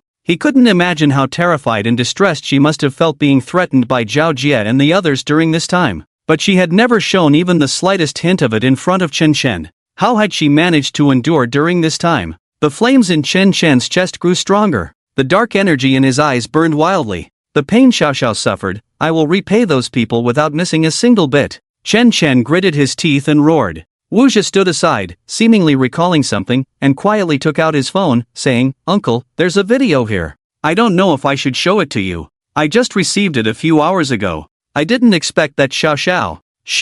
Chen Shen snatched the phone directly, looking at it. The video was taken in a multifunctional instrument room at Gaofeng Academy. There were about 20 people in the class, including Chen Xiaoxiao. However, they didn't look like they were in class. Instead, they were partying. The target of their revelry was Chen Xiaoxiao. Chen Shen could clearly see that the leader was Zhao Jie. He had tied his shirt around his waist, exposing his bare arms and tattoos, looking quite fierce. Opposite him stood a woman with a bag over her head. Although her face was not visible, Chen Shen knew it was his daughter, Chen Xiaoxiao. The entire video was filled with the flavor of bullying. Chen Shen's heart sank. It felt as if a heavy stone was pressing down on his heart, making him feel unbearable pain. Zhao Jie shouted, Chen Xiaoxiao, you dare to talk back to me? I'll make you wash clothes for everyone in the class. You think it's just a breeze, huh? Today, let me show you what happens if you don't serve us all. Everyone, come one by one, I'll demonstrate first. As Zhao Jie spoke, he punched Chen Xiaoxiao hard. She cried out in pain and curled up on the ground. But she didn't dare to scream loudly, fearing it would make Zhao Jie even angrier. Ah, I didn't expect you to be so tough. Next, Zhao Jie rubbed his fist and shouted. The people behind him followed Zhao Jie's example, each taking turns to hit Chen Xiaoxiao. Each blow was particularly heavy. One woman, mocked for being too gentle, picked up a broom and struck Chen Xiaoxiao's head several times, until Chen Xiaoxiao curled up on the ground, crying and begging for mercy. Zhao Jie and the others did not stop and continued for a second round. Chen Shen's mind was blank. It was as if he had entered another time and space. He was completely frozen, utterly stunned. These people were Chen Xiaoxiao's classmates. How could they do this? It was Zhao Jie who turned them into demons. He remembered that for a while, Chen Xiaoxiao would come home complaining of headaches, and Chen Shen had planned to take her to the hospital for a checkup. It turned out she had been beaten by these people, but Chen Xiaoxiao didn't dare to tell him about it. Including Zhao Jie, there were a total of 21 people, 15 men and 6 women. Chen Shen had firmly etched their faces in his mind. None of these people would escape. Are these all Chen Xiaoxiao's classmates? Chen Shen returned the phone to Wu Zhi, his voice already cold. A dark aura lingered around him, and he bit back his sorrow, feeling an overwhelming pain in his heart. It said that this is a place organized by Zhao Jie called the Brother Jie Alliance, with a total of 21 people, all loyal to Zhao Jie. That's all I know. Wu Zhi said helplessly. Brother Jie Alliance. Damn! Chen Shen scoffed. He would make sure they all paid. Looking at it this way, breaking Zhao Jie's 2 arms last time was still too merciful. If it hadn't been for his unstable breath last time, could Zhao Jie have escaped? But this was also good. It was because of his unstable breath that he didn't let himself be too soft-hearted. If he had killed Zhao Jie last time, it would have been too easy for him. Hell should be well grounded. At that moment, Wu Zhi's phone rang. He answered and listened for a while. Uncle, Zhao Jie has a birthday party today. A friend of mine said he will celebrate at Mingqiao KTV, and some of Zhao Jie's underlings have already gone there. Wu Zhi looked at Chen Shen. Chen Shen's gaze turned cold, a murderous intent swirling within. After the sorrow came an endless spread of killing intent. He would take all these bloodied evil souls. Then let's go there. Today is Zhao Jie's birthday? Just right, it's a good day to send him off. Chen Shen smiled faintly, then hurried to the KTV with Wu Zhi. Mingqiao KTV. The most luxurious private room, with a minimum consumption starting at 88.88. Ordinary people simply can't afford to play here. At this moment, more than 10 people were sitting in the private room. Among them were 3 men, the rest were women. The leading man was named Lu Jian, and he organized this gathering specifically to please Zhao Jie. These women were all hired by him, and they didn't come cheap. Lu Jian was also a rich second generation, his family was well off, and his pocket money was several times that of an ordinary worker. At an age when others were struggling financially, he could squander freely. Is Jiaga not here yet? Didn't they say he would arrive soon? I can't waste the effort I put into organizing this gathering. Jiego will definitely be thrilled to see so many women. Lu Jian kept checking the time, while also asking the people next to him, his expression somewhat anxious. A younger brother beside him whispered, "Brother Jian, but I heard that recently Jiego seems to be hiding because of Chen Xiao." Upon mentioning this, everyone fell silent. Zhao Jia had done countless shameful things, but he had only met his match with Chen Xiao. That woman had a terrifying father who killed the security guard and the director at the school, and it was said he vowed to kill everyone. The police had no way to deal with him. Even Zhao Jia's mother was killed because of Chen Chen. Lu Jian and the others felt a chill run down their spines when they brought this up. Damn, who is Jiego? He's not hiding, he's secretly gathering people. Jiego said he will definitely kill the Chen Chen and make him accompany his daughter. Who is Zhao Jia? How could a Chen Chen be his opponent? We just wait for Jie Ji's good news. And I heard Jiego has already come out. Today is his birthday, how could he not show up? We just wait. Creak. The door of the KTV was pushed open at that moment. A man stood at the entrance. Lu Jian thought it was Zhao Jia and hurriedly leaned out, a flattering expression on his face. "Jiego, you really made me wait." However, the man at the door was not Zhao Jia. It was Wu Zhou leaning on a crutch. His eyes were bloodshot, and he was so angry that the hand holding the crutch was trembling. They had killed Chen Xiao, yet here they were, having fun. Did they not feel even the slightest guilt? What did Chen Xiao mean to them? Where is Zhao Jia? Tell him to get out. Wu Zhou thought of the times they bullied Chen Xiao, and his anger boiled over. Why was Chen Xiao dead while he was still enjoying life here? Damn, it's you? Lu Jian immediately recognized Wu Zhou. It's Chen Xiao's boyfriend. You're limping and still dare to come here? Looking for death. Everyone in the room turned to look at Wu Zhou. He leaned on his crutch, looking particularly disheveled. The women in the room laughed out loud. This man looked so pathetic, limping and still so tough. Wu Zhou couldn't contain his anger, his voice trembling. Lu Jian, you followed Zhao Jia in his reckless actions and caused Chen Zhao's death.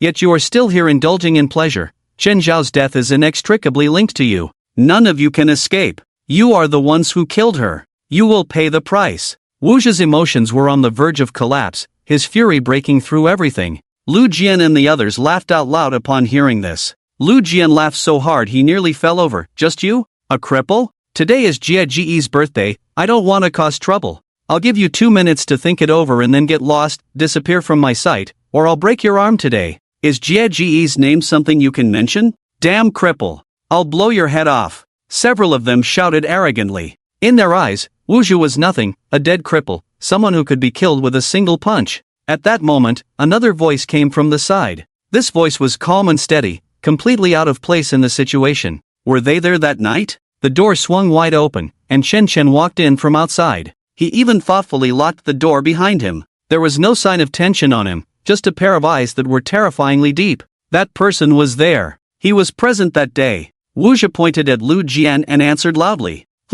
Chen Chen nodded silently, but his gaze had already locked onto Lu Jian with a fierce intensity. Lu Jian felt a chill run down his spine under his stare. Who is this man? His face looked somewhat weathered, with a bit of stubble, but it was clear that he must have been a handsome guy in his youth. The aura he exuded was undeniable. Who the hell are you? Are you this dead cripple's savior? Just as he finished speaking, a black palm print appeared on his chest, and he was sent flying. Whoosh! In an instant, the lights in the KTV room turned on, illuminating everyone's faces. At the same time, it made everyone's hearts tighten. The women immediately stopped their laughter and chatter, stunned by the scene before them. What just happened? No one saw anyone make a move, and Lu Jian was sent flying? Moreover, that power seemed far beyond what a human could unleash. It was more like that of a monster. The other two lackeys were stunned, their eyes suddenly clear. Chen Chen took a step forward, one hand holding a talisman, the other holding a cigarette, his deep eyes radiating a murderous aura. I am Chen Chen, Chen Zhao's father, here to take your dog life today. What? Chen Chen! Lu Jian hadn't recovered yet when he felt dizzy again, nearly passing out. This man was Chen Chen, the notorious killer. Chen Chen! Why are you hitting me? I have nothing to do with Chen Zhao's death. Lu Jian shouted. Chen Chen opened a video on his phone and waved it in front of him, but this time, you were present. You are also part of Brother Jie's alliance? Just right, all of you in the alliance must die. Lu Jian understood everything upon seeing the video. It was the footage of Zhao Jia instructing them to bully Chen Xiao. This is a misunderstanding. Lu Jian panicked, hurriedly explaining. But before he could finish his sentence, his hands were restrained. He looked down and found a black handprint on his wrist. The handprint seemed vivid, as if it were still moving. Ah! What the hell is this? He screamed in fear. He knew Chen Chen was capable of murder. They had all heard about the academy incident. Now that Chen Chen was furious, how could they possibly calm his rage? Everyone in the room, except for him, fell silent. It was as if they had lost their voices, not daring to make a sound for fear of attracting Chen Chen's attention. Chen Chen walked in front of Lu Jian, squatted down, and looked at him. Now you know to beg for mercy? In the video, when my daughter begged you for mercy, did anyone let her go? If someone had just stood up and said a word back then, Zhao Jia definitely wouldn't have gone that far. But you all only cared about bullying her, and not a single person stood up to speak for her. Is it too much to call you demons? You reap what you sow, now it's time for you to pay the price. Uncle, this is all because of Zhao Jia. He forced us to do that. I really regret it. I was very sad and upset when I found out something happened to Chen Xiao. Lu Jian, in a panic, started to cry, tears streaming down his face. But his display of emotion did not evoke any sympathy from Chen Chen. A person like him could die 1,000 times and it wouldn't be enough. Chen Chen sneered and took a step back. The talisman in his hand ignited with a whoosh. Then it transformed into black smoke, disappearing into the air. Lu Jian did not know what this talisman represented. He only felt an inexplicable fear slicing through the silence, engulfing his entire body. Lu Jian's eyes seemed to plead for mercy, repenting for everything he had done. Whoosh! Lu Jian collapsed to the side, breathless. Wu Zhe watched the scene, clenching his fists in the shadows. He felt a great sense of relief. Lu Jian deserved to die. Those who had bullied Chen Xiao should all meet this fate. It was truly satisfying. Then, a wave of inexplicable sadness surged up. How wonderful it would be if Chen Xiao were still alive. How great it would be if she could see all of this. You are too noisy. Chen Chen frowned, finding the shouting bothersome. Whoosh! In an instant, the private room fell silent. It became quiet immediately. Chen Chen's words were more effective than anything else. Chen Chen's gaze fixed on the two little brothers. They seemed to have realized what Chen Chen was about to ask and hurriedly said, Uncle, Chen Zhao's matter has nothing to do with us. We are not from Gaofeng Academy. We only know Zhao Jia. We have never colluded with him. Uncle, we haven't done anything wrong. The corners of Chen Chen's mouth curled up slightly, revealing a cold smile, his voice seeming to squeeze out from between his teeth. Even if you have nothing to do with Chen Xiao, you must have done plenty of guilty things, so let me teach you a lesson. Chen Chen's finger moved slightly. Crack crack. In an instant, the two of them were rolling on the ground, clutching their legs in pain. Uncle Chen, Zhao Jia is celebrating his birthday at Mingma Manor right now. Wu Zhe received a call and came over to whisper. A bloodthirsty glint flashed in Chen Chen's eyes as he turned and walked out of the private room. At that moment, in another private room, Li Xinmei and others were singing happily here. She had undergone psychological counseling all day, and her mind was filled with those repeated words. She knew she wasn't sick, but this was the process she had to follow. She now hated Chen Chen to the core. It was all because of him that she had become like this. So she invited a few friends out to relax, just happening to be at Mingchao KTV. Did you hear any noise? It sounds like someone is screaming. After finishing a song, Li Xinmei stopped, feeling something was off. Her professional vigilance made her think that the scream was a bit abnormal. It wasn't the sound of excitement, it was a scream. That was clearly the scream of someone in pain. The few people beside her shook their heads, indicating they hadn't heard anything. But Li Xinmei still ran out of the private room to take a look. Upon seeing, she was completely stunned. In the most luxurious private room, a group of women was surrounding the manager, explaining something, while two injured men were nearby. Their faces looked terrible, pointing inside and muttering something. Li Xinmei rushed over, shouting, I am Captain Li Xinmei of the police department. What happened here? The manager was also at a loss. With such an incident occurring, he felt particularly helpless. Hearing that someone from the police department had arrived, he quickly made way, inviting Li Xinmei over. The two little brothers began to cry out, Officer, it was Chen Chen. It was Chen Chen, Chen Zhao's father from Gaofeng Academy. He killed our friend Lu Jian. Lu Jian is inside. You must stand up for us. What? Chen Chen. Li Xinmei's heart began to race. Wherever Chen Chen went, there were indeed no good outcomes. She gritted her teeth and rushed inside. In the private room lay a person. This person was already dead. Is this person related to Chen Xiao? Li Xinmei instinctively asked. The two little brothers knew they couldn't hide this matter any longer and hurriedly said, it's because Lu Jian and Zhao Jia had some conflicts with Chen Xiao before, but they were all small matters. Who knew that Chen Chen would be so ruthless, directly killing someone? Li Xinmei realized that things were bad, and she quickly took out her phone to contact Zhao Jia, but the call couldn't get through. Do you know where Zhao Jia is? The two little brothers recalled what Chen Chen had said when he left. Brother Jia seems to be at Mingma Manor. Mingma Manor. This was originally a public manor, but it had been bought by Zhao Sheng before. Now it had become a private estate, not open to the public, and was a place where Zhao Jia indulged in pleasures. The manor was located in the suburbs, with good air quality and a pleasant environment. A grand European-style building stood there, particularly picturesque. Chen Chen got out of a taxi and paused for a moment at the entrance. He didn't understand the world of the wealthy.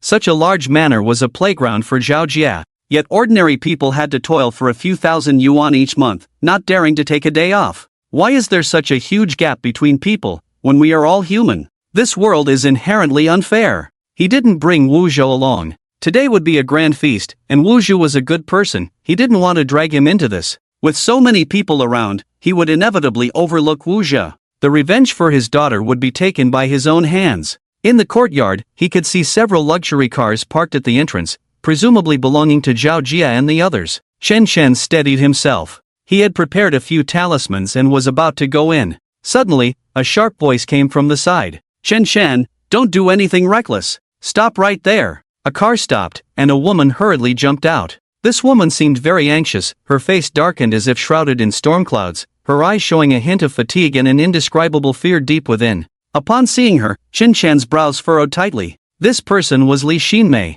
That wretched woman. The happiest part of my day is seeing all the readers urging for updates and sending little gifts. Here's the third update, woman. Didn't I tell you not to appear in my sight? Chen Chen's gaze was contemptuous, a hint of annoyance etched on his brow. Li Xinmei, this super saintly figure, had already stirred up Chen Chen's killing intent. Li Xinmei gritted her teeth. She was both scared and anxious. Although Chen Chen was very sinister, he was ultimately a member of the police bureau. He shouldn't dare to touch her. That would mean going against the entire police bureau. Chen Chen, you can't kill the innocent. You're here to find Zhao Jia, right? As long as I'm here today, you won't succeed. You're too cruel. You've already killed enough people. Aren't you afraid your hands will be stained with blood? Even if Zhao Jia is at fault, he doesn't deserve to die. After all, he is a human life. Li Xinmei shouted, her expression somewhat breaking down. Zhao Jia is alive, but Chen Xiao isn't? They caused Chen Zhao's death, yet Li Xinmei didn't mention a word about it. Just for this, she deserves to die. Chen Chen was too lazy to waste more words with her and secretly asked Feng Wuji, Senior Feng Wuji, can I kill her now? Feng Wuji seemed to have mostly recovered. He laughed heartily. Ha ha, go ahead. Her evil spirit has been nurtured enough. Alright, then I won't hold back. Chen Shen's lips gradually curled up, displaying a devilish smile. After enduring Li Xinmei for so long, he could finally send her off. However, Chen Chen still felt a bit puzzled. How could this woman, Li Xinmei, help Zhao Jia for no reason? So, he gently flicked his fingers. He took out her phone. What are you doing? That's my phone. Li Xinmei panicked and rushed over to snatch it. On the phone, Chen Chen saw the conversation between Zhao Shang and Li Xinmei. In an instant, Chen Chen understood everything. It turned out that Li Xinmei had been bought off by the Zhao family. From the moment the incident occurred, Li Xinmei's attitude had aligned with Zhao Jia and his group. This was no baseless rumor. Everything had been premeditated. Li Xinmei used the money given by Zhao Sheng to buy a luxurious apartment in a high-end community. Chen Chen looked at his phone and laughed, but his laughter was filled with murderous intent. So that's how it is, you took the Zhao family's money, and now you can't tell right from wrong. That's why you were so anxious when I came to find Zhao Jia. That money has bought off everything about my daughter, right? If I'm not mistaken, the police haven't even filed a case because you're operating in the shadows. Li Xinmei's face turned red and pale. She was completely unaware of her own mistakes, stamping her feet in frustration. Yes, I took the money. Is there something wrong with that? I could never earn this much in my lifetime at the police station. I've dreamed of having a place in that community. Do you know? My former best friend has 2 apartments there, and I could never afford even one after working my whole life. I want to live in high society, to enjoy the life of the wealthy. And your daughter is already dead. Since she's gone, why not create more value for others? Chen Chen, you should be grateful because of your daughter. The Zhao family is willing to give me so much money. Li Xinmei's expression had completely broken down, with all sorts of greed and cunning written on her face. It was as if everything she did was justified, as if Qin Zhao's death was meant to fulfill her. Chen Chen silently took out a talisman, clenched his hand, and the talisman ignited instantly. I was wrong. I shouldn't have communicated so much with a beast. How could a beast understand human words? Seeing the talisman burn, Li Xinmei's beautiful eyes trembled. Usually, when Chen Chen burned this talisman, it meant he was going to kill someone. Remembering the gruesome deaths of those people before, Li Xinmei felt a chill rising from her feet. Chen Chen, what do you want to do? I'm a police officer. Do you dare to touch me? Li Xinmei screamed at the top of her lungs. In an instant, she felt her body bound by an inexplicable force, unable to move at all. Her pupils shrank into the most dangerous pinprick shape, and she was filled with terror. Chen Chen sneered, looking at her with interest. Do you think I would be afraid of the police? I said, everyone involved in this matter must die, without exception. Chen Chen leaned against a tree, his expression darkening. Li Xinmei didn't understand what Chen Chen was planning. She only felt the pressure around her growing stronger. Suddenly, she realized that no matter how much money one had, it was useless without life. Some money simply shouldn't be accepted. The money she had taken was built on Chen Zhao's suffering. Chen Zhao was dead. On the question of right and wrong, she had been utterly ridiculous. Chen Chen smiled. He merely shrugged his shoulders, showing a perfunctory smile, nothing more. As his words fell, Chen Chen exerted force. He walked over, hands clasped behind his back, looking down at her from a height, his eyes filled with a smile, as if he were admiring a piece of art. One of his hands was pulling something in the air, something that seemed very heavy, and he was pulling with all his might. Chen Chen, you. Li Xinmei was bubbling blood from her mouth, her life hanging by a thread. Chen Chen smiled and waved at her. Then, the hand that had been pulling suddenly released. Bang! Li Xinmei's chest was instantly crushed. The sight was particularly horrifying. Her mouth opened wide in an exaggerated manner, staring fixedly at the sky. Until her death, she could not close her eyes.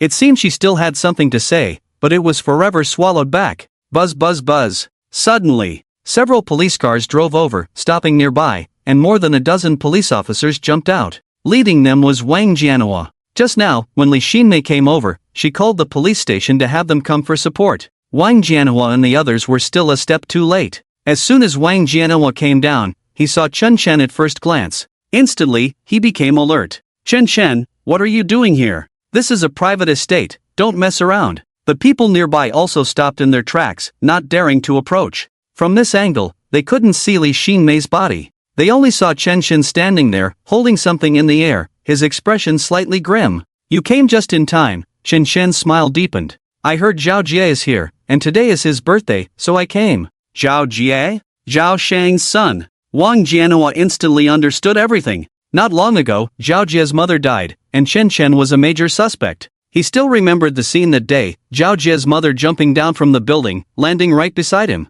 That scene was a huge blow to Zhao Jie. Now Chen Chen was coming to find Zhao Jie again. Could it be that he was going to? He didn't dare to think further. He wanted to turn around and leave. Why had all the recent misfortunes happened to him? Because of the last incident, he had just finished writing a report and was scolded by his superiors. Now, seeing that another incident was about to occur, he didn't even know how to write the report. Chen Chen, you can't go in today. I will never let you in. He shouted loudly. Chen Chen didn't care about them and turned to leave. Suddenly, he seemed to think of something, slapped his forehead, and looked over. Right, you should really want to meet this person. Chen Chen waved his hand. A shadow, sticky and slimy, was thrown over from the side. It landed right at Wang Jianhua's feet. At the same time, the police colleagues also saw the scene before them clearly. Is it Li Xinmei? If it weren't for being familiar with her, who could recognize her? She was left with only half a torso, crushed beyond recognition by a heavy object. This scene was too horrifying.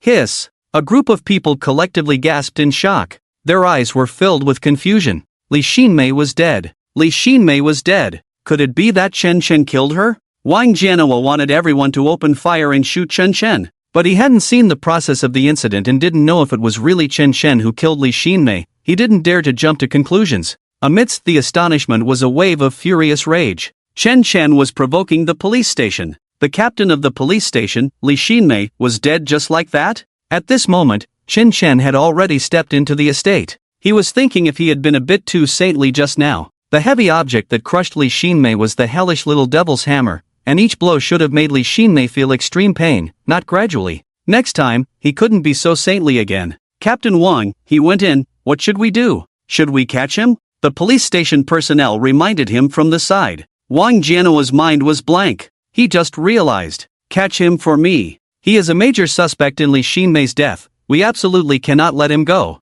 As soon as he finished speaking, no one dared to rush forward, because no one wanted to end up like Li Xinmei. That kind of fear came from the depths of their hearts. Damn it, what are you all standing there for? We have guns, what are you afraid of? Wang Jianhua was furious, even though he was scared too, but he still led the charge inside. Boom! After just a couple of steps, suddenly, a violent explosion sounded around them. The tremendous shockwave sent Wang Jianhua flying. He felt as if his internal organs had been turned upside down, unable to recover for a long time. He even experienced a brief ringing in his ears. When the police personnel came over to help him up, he could only see their mouths moving but couldn't hear any sound. It took him a while to hear the voice. Captain Wang, there's a ghost in here. When you rushed in just now, there was clearly nothing, but then there was an explosion. Are you hurt? Do you need an ambulance? A flash of extreme danger flickered deep in Wang Jianhua's pupils. This must be Chen Chen's doing. The moment he rushed in, he didn't see nothing. Instead, he saw a talisman faintly floating in the air. Could it be that he set all this up in the dark? Talisman? Explosion? This is too unbelievable. Quick, call for reinforcements, get someone to come to defuse the bomb. Li Xinmei said there were nearly 20 people inside, and with Chen Chen there, something big is going to happen. Hurry, first find out the identities of those 20 people, quickly, quickly. Seeing Wang Jianhua so anxious, everyone around him started to get busy. They were all far from the door, and no one dared to go in easily again. At this moment, inside Mingma Manor, a hall of nearly 200 square meters. Upon entering, the first thing that catches the eye is the towering ceiling, adorned with dazzling crystal chandeliers that emit brilliant light. The walls of the hall are covered with luxurious wallpaper, with intricate and exquisite patterns, and the floor is laid with thick plush carpets, making it feel like walking on clouds. Various delicacies, fine wines, and drinks are laid out inside. Zhao Jie and the others are all in this hall. They are all members of the Brother Jie Alliance. A total of 20 people, all rich kids. Zhao Sheng told him to hide recently, but Zhao Jie thought it should be fine to have fun in his own manner. This is his territory after all. At this moment, Zhao Jie is holding a glass of red wine, toasting a woman. One of his arms is broken, hanging there, looking somewhat disheveled. The woman, on the other hand, sits there like a queen, her left leg resting on her right, exuding an air of high status. Shouting, look, I've been pursuing you for so long, just agree to me. I promise, once we're together, I won't look for anyone else, I'll do whatever you say. Zhao Jie bows deeply, his posture very low. He smiles obsequiously. It's hard to tell that he just lost his mother. He has long forgotten about his mother's death, now he only has one thought, and that is to win over Feng Xiaoting. Tonight, he must secure her. Feng Xiaoting is also a student from a prestigious academy. This woman is beautiful, willful, and very proud, with all the airs of a young lady. Her family background is no less than Zhao Jie's. She was also present when they bullied Qin Xiao. That day, she was the one who enjoyed it the most. Zhao Jie has pursued her for so long but has never dared to be forceful. He can only coax her slowly, patiently saying nice things. Originally, Zhao Jie was supposed to go to Lu Jian's place today, but upon hearing that Feng Xiaoting had returned from another province, he hurried back to the manor and had everything arranged. Everything today is for Feng Xiaoting. The members of the Brother Jie Alliance were also called over because of her, otherwise, she wouldn't have come. Some women only give more face the more they are coaxed, and the more face they give, the more they want. Feng Xiaoting is that kind of woman. Seeing Zhao Jie so submissive to her, she snorted coldly and mocked, Zhao Jie, your arm is broken, what kind of birthday party are you throwing?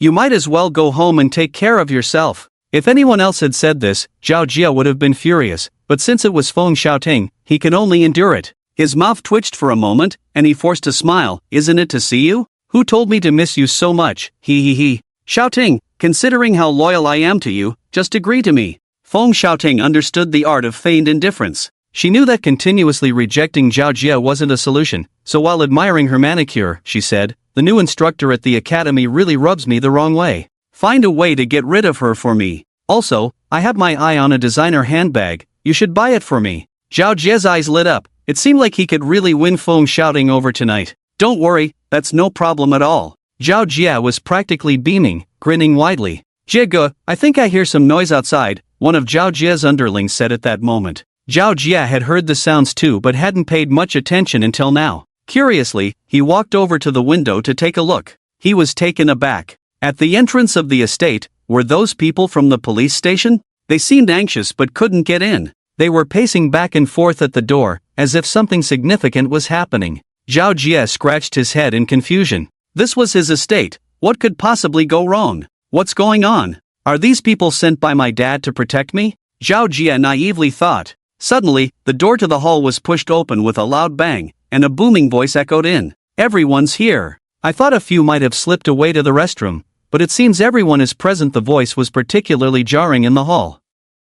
Instantly, all eyes turned toward the entrance. There stood a man who appeared to be in his 30s but was actually past the age of understanding. One hand propped against the door, the other in his pocket. His gaze was like a deep pool of water, once clear at the bottom but now slowly changing. Replacing all that clarity was a swirling mass of darkness, about to fill his entire gaze. It's you! Zhao Jie recognized him immediately. This was Chen Chen, the man responsible for his mother's death. He would never forget that face. If it weren't for him, his mother would never have met with such a fate. The events of that day still lingered in his mind. His mother had jumped from the upper floor, landing right in front of him, and Chen Chen had looked at her without a shred of guilt, as if he were admiring a piece of art. That look was something he would never forget. The crowd in the hall was thrown into chaos, murmuring about who this man was. Jie Ge, do you know this guy? One of the underlings whispered. Zhao Jie's face turned ashen. Know him? He wished he were dead. He quickly shouted, everyone be careful. He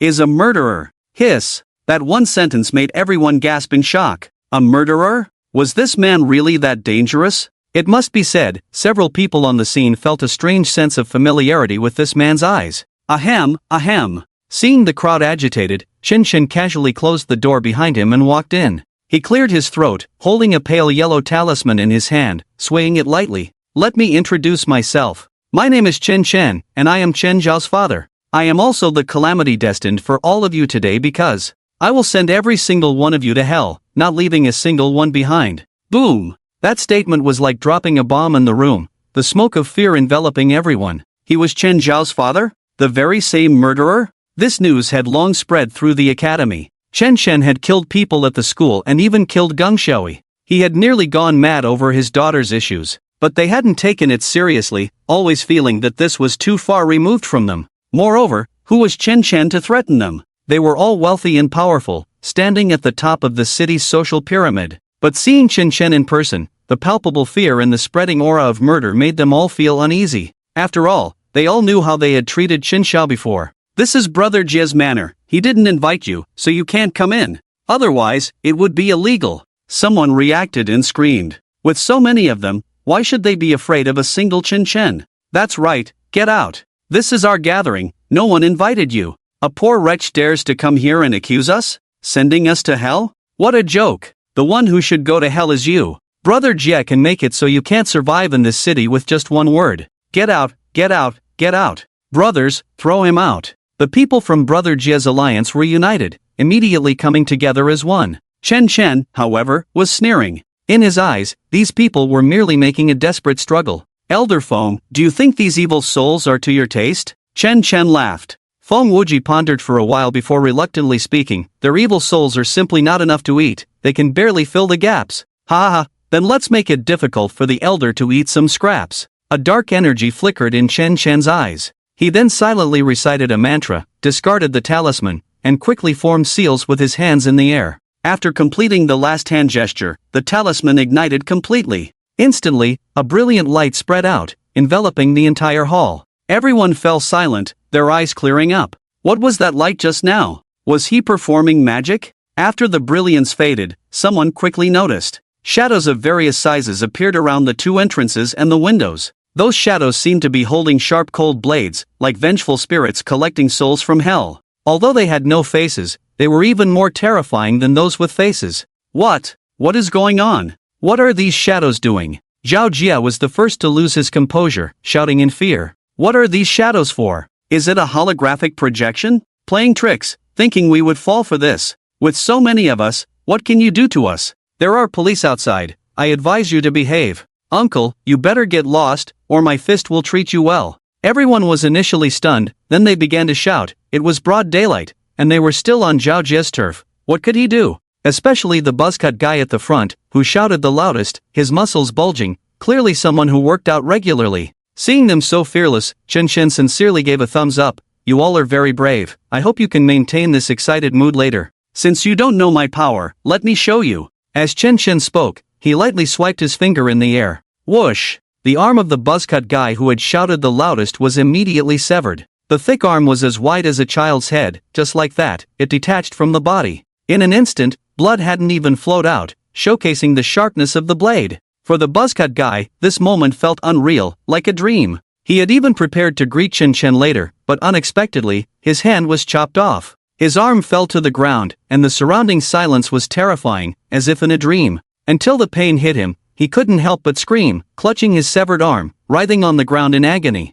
My arm, my arm. It hurts. He wailed, cold sweat instantly covering his forehead, his whole body curling up like a large shrimp, rolling in pain. Shengzi! Zhao Jie screamed, frightened to the point of losing his wits, his face turning pale. Shengzi was his most capable enforcer. Now he was dead just like that? It was too fast. In the next second, Chen Chen directly reached out in the air. With one hand clawed, he easily squeezed. Boom! The body of the orange exploded. Except for the head, the body was completely shattered. It was clear that Chen Chen was quite considerate, leaving him with a complete head. Everything else had turned to nothing. Feng Xiaoting, who was relatively close to the orange, was splattered with blood. She was stunned. This was real blood. So much. And this smell. She immediately knelt on the ground and started to vomit. Ha! This! Everyone in the room was dumbfounded. The terrifying taste began to spread among the crowd. The orange was dead? Just like that, crushed to death? This wasn't a joke. Chen Chen wasn't joking with them.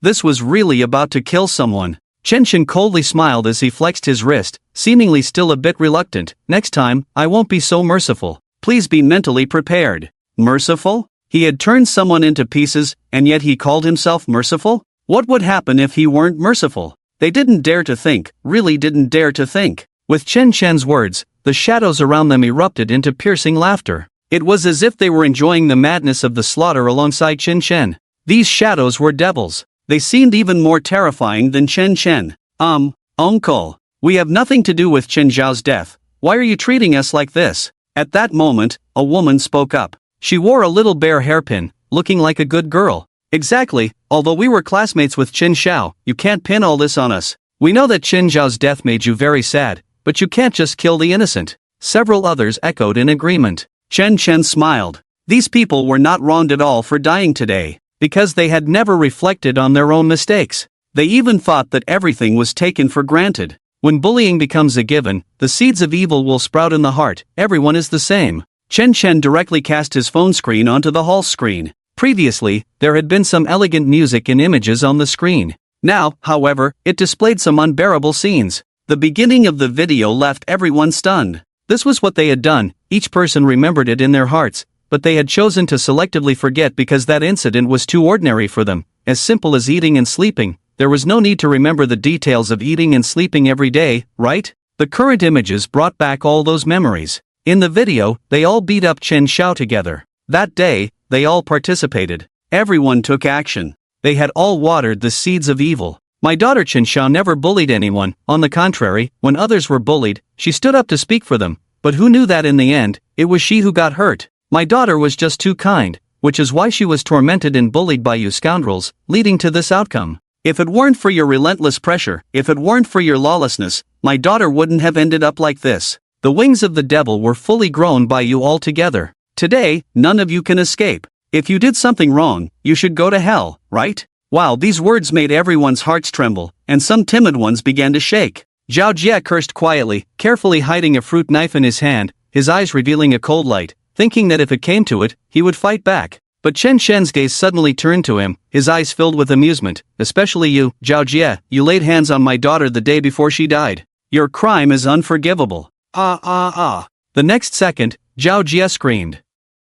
His hand was pierced by that knife. Blood flowed freely, and the pain spread like madness. With 10 fingers connected to the heart, one can imagine how much it hurt. Zhao Jie's head was instantly drenched in cold sweat, and despair flickered in his eyes. He couldn't bear to imagine what he would become today. Outside, the patrol officers had surrounded the area, but no one dared to enter. They still remembered the scene from earlier. There were bombs in the air. A careless move could cost them their lives. At the same time, some curious streamers nearby had started live broadcasting. The camera focused on the interior of the manor, capturing the panicked people inside. They looked like they were trapped in a cage, unable to escape. Chen Shen's figure could be seen sitting in the hall, his expression playful, his gaze deep. He seemed to notice the camera pointed at him and turned to greet it. To make it easier for everyone to see the scene in the hall, Chen Shen simply set up a live stream, propping his phone up in the hall. Chen Chen, it's Chen Chen. It's really him, isn't he, that murderer from last time? They say he's already killed several people, but the patrol can't find any evidence.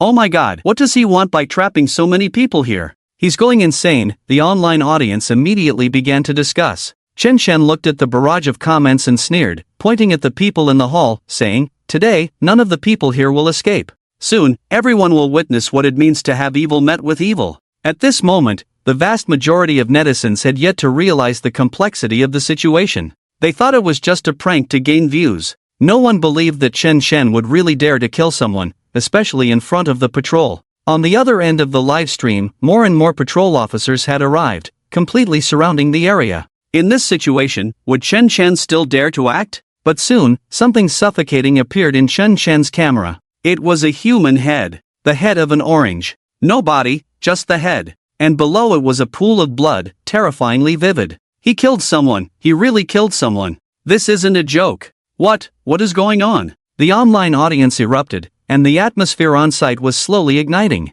Before long, Zhao Sheng arrived. He brought 7 or 8 people, looking extremely anxious. Zhao Sheng had come after seeing the live broadcast. Mingma Manor was his own estate. Inside was his son, Zhao Jie. Zhao Xiumei was already dead. His son could not be in danger again. That was his own flesh and blood. Just moments ago, he had seen Zhao Jie's hand pierced in the live stream. A knife had stabbed through. One could imagine how much it hurt. Zhao Sheng was nearly frantic. Also arriving at the scene were some other parents, all having come after seeing the live broadcast. Each one was deeply worried. "Captain Wang, why aren't you taking people inside? What kind of joke is this? Our children are still inside. You can't force a breakthrough? If something happens to our kids, how will you take responsibility? They're all our children in there. What about the snipers? Why aren't they shooting? That's a murderer." Several parents immediately surrounded Wang Jianhua. Wang Jianhua was also quite helpless. First, Chen Shen wasn't a murderer, at least they had no evidence. Secondly, the snipers were in position, but they couldn't fire, because shadows were constantly moving outside the windows, obstructing their view. In such a situation, firing recklessly could accidentally injure others inside. As for rushing in, that was even more absurd. There were invisible bombs in the yard. "Everyone, please stay calm. I will find a way to rescue your children.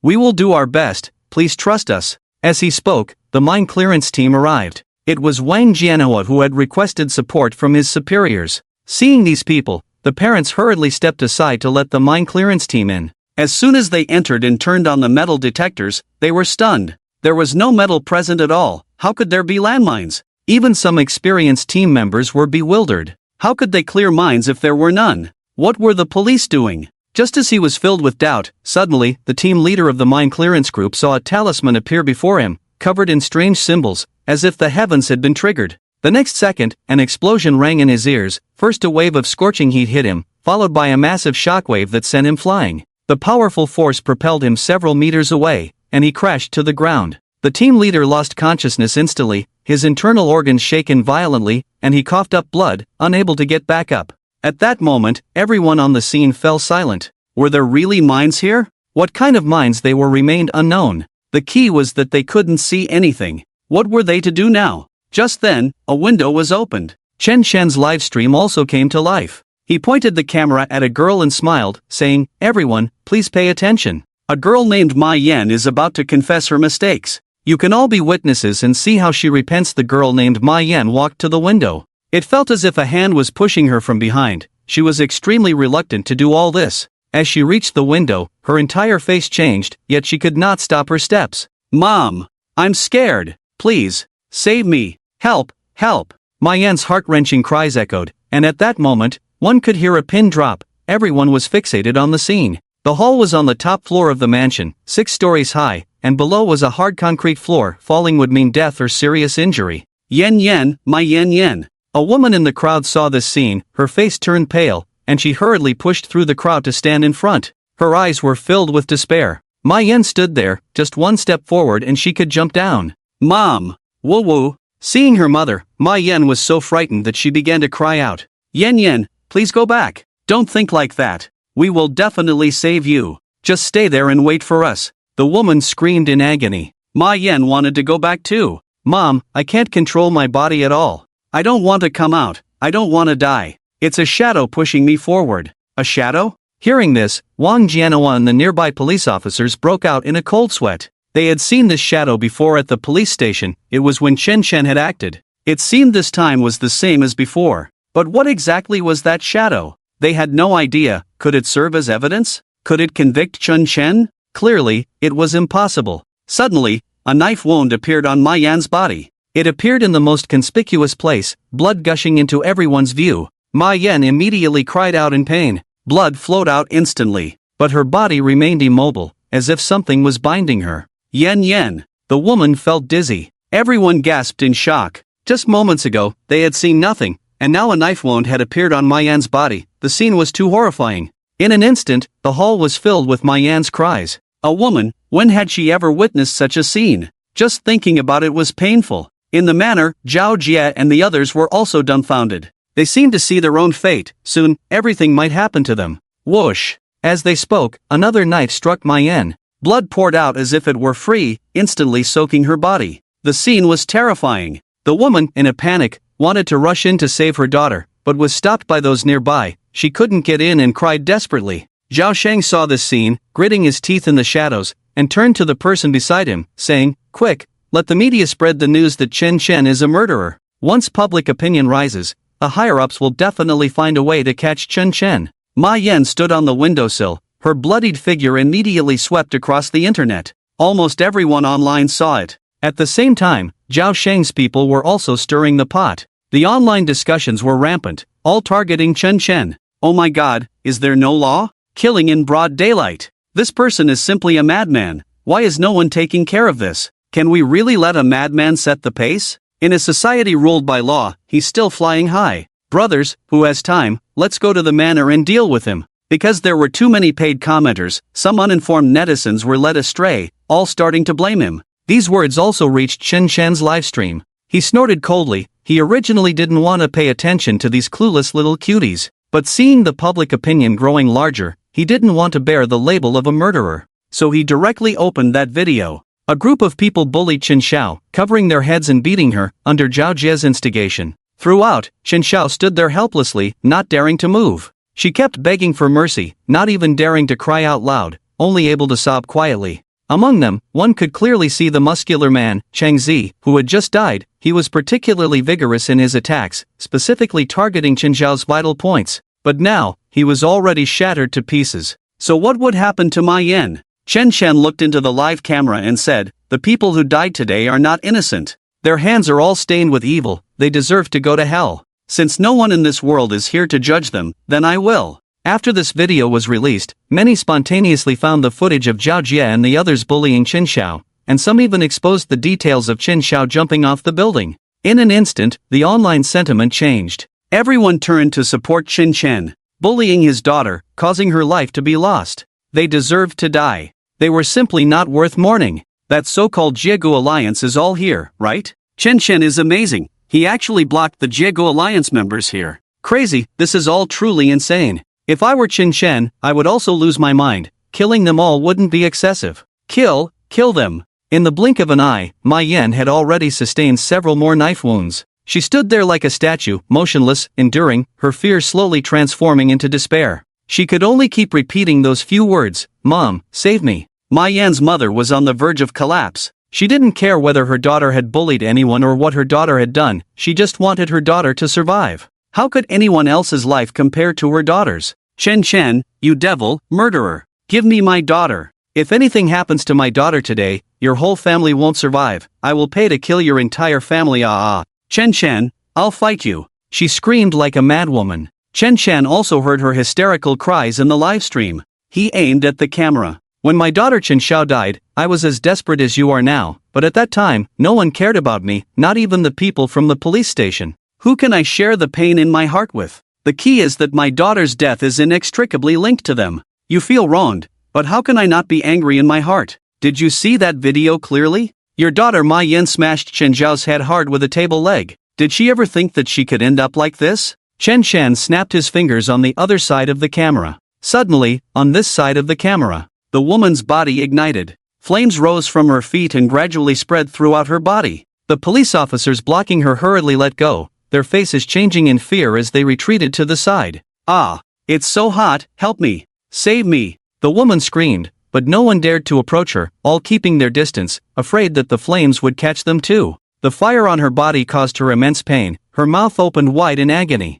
The flames erupted from her mouth, and in a few moments, she collapsed to the ground, motionless, burned to a crisp. Wang Jianhua's eyes became clear. Damn! Chen Shan is too crazy. This time it was right in front of him. He had a feeling that the demon within Chen Shan was about to break free. It felt like it could explode at any moment. That feeling was terrifying. Perhaps a single thought could drag the whole world into hell. Mom! Ma Yan screamed in despair, her body uncontrollably jumping down. Thud! A muffled sound. Ma Yan was dead, head first to the ground. At that moment, the live stream fell silent for a few seconds. Although everyone was already prepared, the scene still made many feel uncomfortable. Too shocking, too bloody. A living person just died like that. This was a live broadcast of a suicide. This scene ignited the parents present. No one wanted their child to end up like that. Zhao Shang was even more anxious, pacing back and forth. The online public opinion couldn't affect him. What should he do now? Zhao Jia was still inside.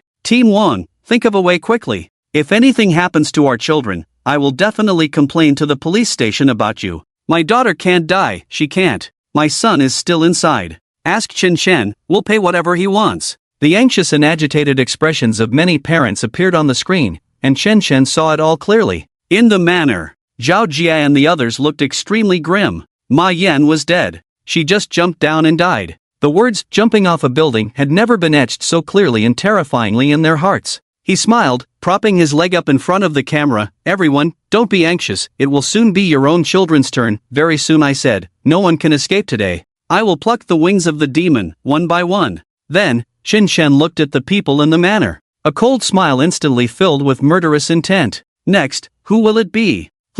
It will be you. Your name is Feng Xiaoting, right? I saw in the video that you hit my daughter the hardest, giving her dozens of slaps, and then smashing her head with a cup. Today, I also want to ask you, what deep hatred do you have with my daughter? Did she kill your parents, or did she cut off your family's lineage? What could make you hate her so much? Why did you have to be so ruthless? Feng Xiaoting. A furious shout made Feng Xiaoting's body straighten instantly. She felt as if she had been struck by lightning, taking 2 steps back to steady herself, her eyes dazed and blank, as if she had heard an unreal message. She pointed at her own nose with one hand, unable to believe as she asked, Me? The next person to die is me? Feng Xiaoting had always been the center of attention, like the moon surrounded by stars. At home, her parents spoiled her. At school, her teachers indulged her. Among her classmates, the men pursued her madly. This led to her increasingly domineering and overbearing personality, to the point where she would disfigure someone just for not liking them. She had done this more than once, and it would not be an exaggeration to describe her as ruthless.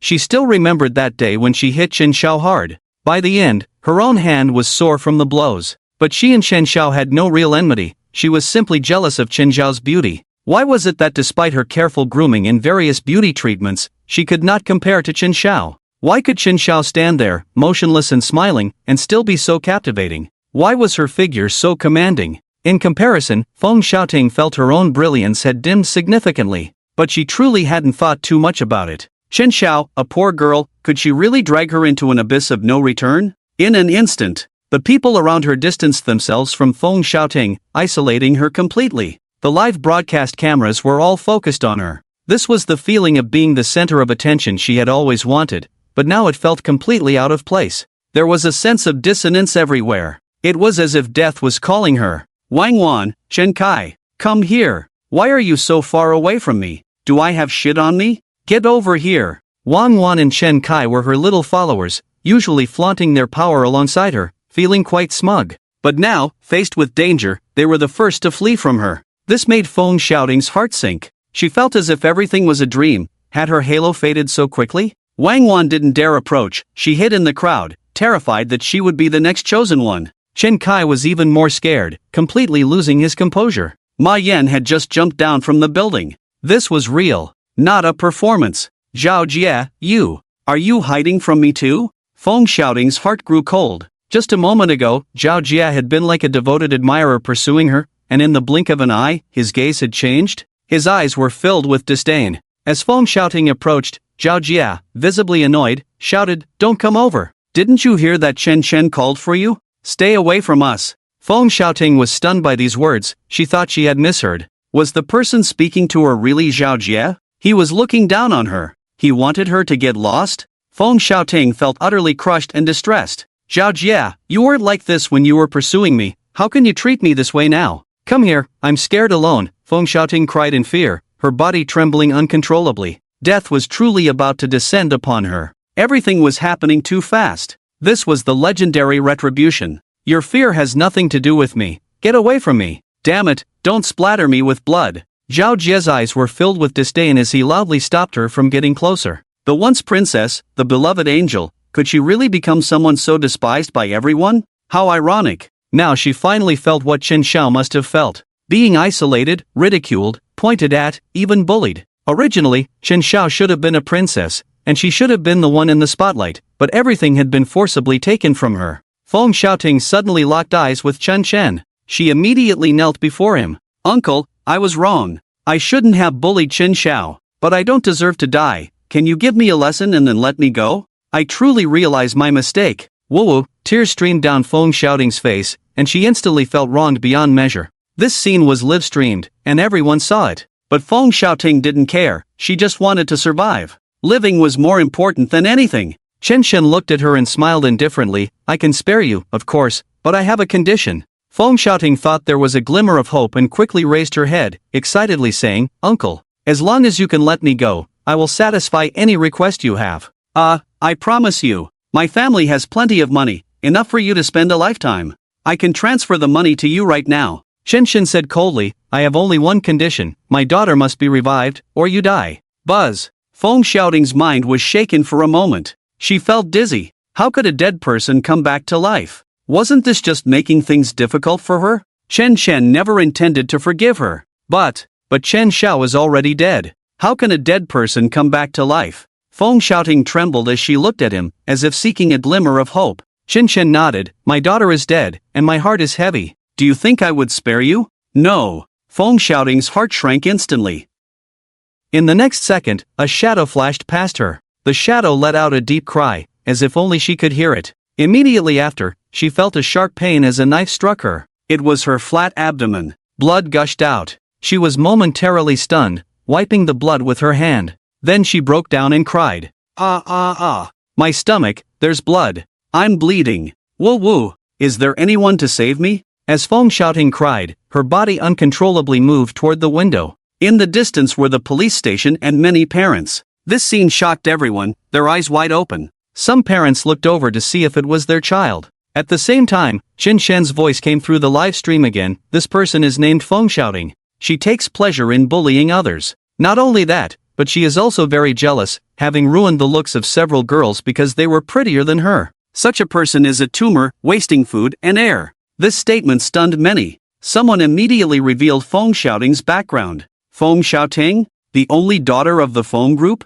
What? Are you talking about that Feng group worth billions? If we kill her, what will happen? The Feng group, they won't let this go. Feng Xiaoting looked at Mai Yan, who had already fallen to her death below, her mind frozen in fear. She didn't want to end up like this, and she didn't want to leave this world. She hadn't enjoyed enough of life. "I don't want to die, woo-woo," she shouted out the window, her cries desperate. Suddenly, a luxury car stopped. Two people got out of the car. It was Feng Xiaoting's parents, Feng Chang'an and Li Shanshan. Seeing this scene, Feng Chang'an was instantly stunned. The person standing up there was none other than his daughter. She was covered in blood, and it looked like she was about to die. When did his precious daughter become like this? "Daughter!" Feng Chang'an shouted in despair, almost kneeling down. Li Shanshan's face was pale, her hands trembling. "Dad, Mom, save me, woo-woo." Feng Xiaoting cried uncontrollably, but she stood frozen at the window. Even if she jumped down and didn't die, with this amount of blood loss, she wouldn't survive long. Wang Jianhua was already reporting the situation to those above, but there was no response for a long time. Such a big incident had occurred, and the people above had seen it on the live stream and were currently making decisions. Shen, you must let my daughter go. Otherwise, I won't let you off. I am Feng Chang'an of the Feng Group. Have you heard of my name? I have a net worth of billions, and I can easily find a few people to kill you. Don't push me, At his age, Feng Chang'an had everything he could want, but the only thing that could stir his heart was his daughter. His daughter was his everything. He couldn't lose her. Shen looked at the camera, his brows slightly furrowed. I really hate it when others threaten me. Only then did Wang Jianhua and the others react, rushing over to cover Feng Chang'an's mouth. But it was still too late. A wave of black mist spread forth, and Feng Chang'an collapsed to the ground with a thud. Dad! Feng Xiaoting was stunned, her whole body feeling as if it had been drained of energy. Her father, the towering tree that had supported her since childhood, the one who could hold up everything, was now dead before her eyes?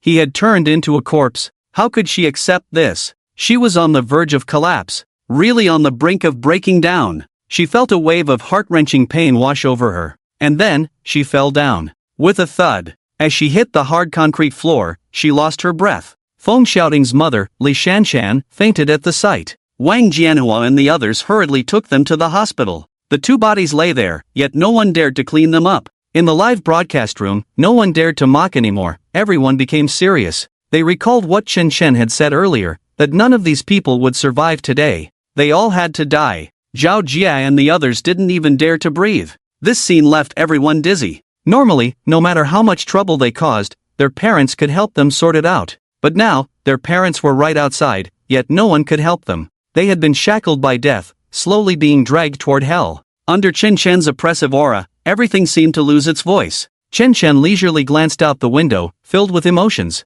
Just a week ago, he was an ordinary person, quietly running his little tea house, never imagining that a week later, his life would turn out like this. He had become a ruthless killer? So many lives were now in his hands. But he truly didn't care anymore, because all of this was built upon his daughter's suffering. Those who had made his daughter suffer should all go to hell. Don't be fooled by their pitiful cries now. How many knew the depth of their sins? When his daughter cried and begged for mercy, who among them had ever softened their hearts? When his daughter was bullied by all of them, who had ever stood up to say a word in her defense? It wasn't that he was heartless, but this world had no justice to speak of. Ahem. The pace seems a bit slow. Chen cleared his throat and appeared on camera. Next, let the two of you go together. Snap. He snapped his fingers. Immediately, two people stood up in the manner. These two had also appeared in the video, constantly shouting and even getting physical. They had said some extremely vicious things in the video. It was a man and a woman. The woman was somewhat attractive, wearing shorts, exuding grace. The man wore a small-sized suit, quite stylish. I don't want to die. Uncle Chen, can you give me a chance, please? I was wrong. I really won't dare anymore. Woo. Remembering the tragic state of Feng Xiaoting and Ma Yan just moments ago, the two immediately began to cry in fear. But their tears of regret could not evoke any sympathy from Chen. Chen sympathized with them? Who sympathized with his daughter? How much fun they had beating her up, how satisfying it was to curse at her. Now they were scared? It was too late. And all of this was just what Chen could see on the surface. How much they had bullied Chen Xiao behind the scenes was still unknown. He had to take this breath. Outside, two parents were screaming heart-wrenchingly, "It's my son! My son! Daughter, whoa, it's my daughter!" Chen snapped his fingers. The bodies of the man and woman were instantly controlled by an inexplicable force. Both of them were so frightened that they closed their eyes. When they finally reacted, they realized they had already arrived by the window. Looking down, they saw the two corpses still lying below. Their bodies swayed unsteadily, already covered in wounds. Even if they jumped down and didn't die, they wouldn't be able to save themselves. A deadened look appeared in their eyes. Then, thud, two more were taken away. Outside, at the police station, two more parents had fainted. At this moment, Chen's livestream was trending. Many people from Baitsong City were watching and sharing it wildly. The heated discussions online were refreshing constantly. So many people, does Chen plan to let any of them go? He's really ruthless. But it's satisfying. How did those people bully his daughter before? In the end, his daughter jumped off a building, and the police didn't care at all. Who doesn't know the reason behind it? You reap what you sow. Who told them to bully others like that? Chen Zhao's death is closely related to them. If you ask me, they deserve it. But isn't it a bit too cruel to make those people jump from above? Get lost, you upstairs saint. This hasn't happened to you, so you can be so calm. You're just like those beasts. Beat the saint to death, damn. Liang Hui was also watching all of this. He sat in front of the computer, not moving for half an hour, not even taking a sip of water, just staring intently at the screen. Every move Chen Chen made tugged at his heart. In the blink of an eye, so many people had died, yet there was no fear in his eyes. Instead, there was an unprecedented exhilaration. These were the murderers who had caused Chen Zhao's death. They thought their age and status were tools to escape punishment, but they didn't expect Chen Chen to disregard any rules. This time, they all had to die. Chen Chen was venting his anger fiercely. Someone online had already captured and released videos of how Brother Jia's alliance bullied Chen Xiao. Who could see that scene without feeling angry? Instinctively, they would think of their own children. If it were really their own child, they would probably go crazier than Chen Chen. The hearts of parents everywhere ache, whose child isn't a piece of flesh from their own body. What to do? Chen Chen has gone mad, 6 people have already died. Wang Jianhua was anxiously talking to someone above, while his colleagues were trying to comfort the remaining parents,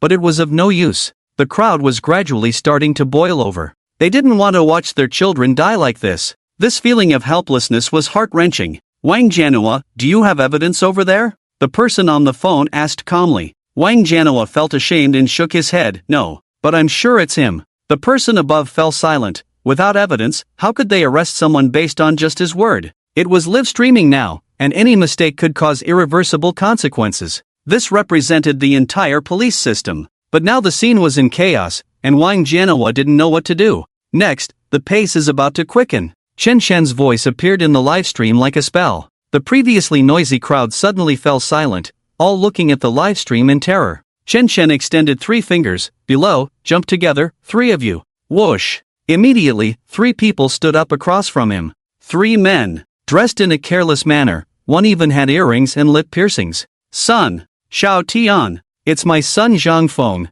Whoa, you all think of a way to save him. My son, it's my son's turn now. The parents immediately panicked, flailing around like headless flies. All of this was happening right before their eyes, yet no one could stop Chen Chen. I can only watch the tragedy unfold. Chen Chen, you are a madman, you murderer. You won't have a good death. Let our son go. We can at least admit our mistakes to Chen Xiao. That should be enough, right? It was our failure in education before, but my son doesn't deserve to die. Several parents shouted loudly at the live broadcast. Chen Chen originally didn't want to pay them any mind, but upon hearing this, he still responded out of politeness. Not everything can be remedied after the fact. Now that your son is about to die, you regret it? Where were you earlier? Your education, your indulgence, are the sharp blades that have harmed them. All of this is because of you. If you don't teach, someone else will teach them how to be human. The few of them were left speechless. Chen Chen was right.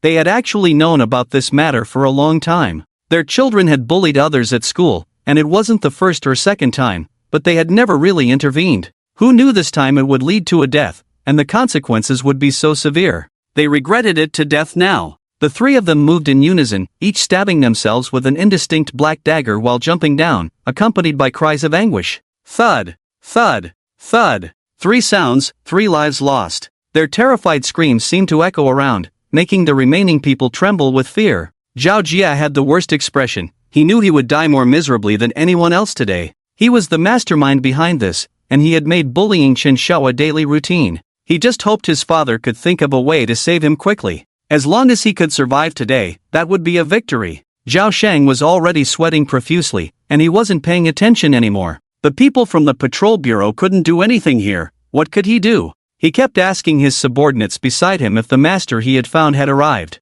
Just then, he had asked someone to find a master to help. Chen Chen was too sinister. Perhaps these masters could deal with him. Brother Shang, Master Feng has arrived. Just as he was speaking, a subordinate ran over, bringing with him a middle-aged man dressed unusually. He wore a Taoist robe, looking ethereal, but his eyes had a somewhat sinister charm, unlike a normal Taoist. I am Feng Kuzizi, a disciple of Yamaoshan. Do you accept the price we agreed upon before? Feng Kuzizi came before Zhao Shang and spoke directly. Zhao Shang hurriedly replied, Master, as long as you can save my son, I will pay any amount. My son is in the manor, please think of a way. As soon as Feng Kuzizi spoke, Wang Jianhua and others looked at him, their eyes filled with vigilance. You are Feng Kuzizi. Feng Kuzizi had previously been a wanted criminal, having killed at least 3 people in Beizong City. But he had always managed to escape unscathed, erasing all evidence so that they could find nothing. Because of this, they hated Feng Kuzizi to the core. But this person was highly skilled, and they couldn't catch him at all.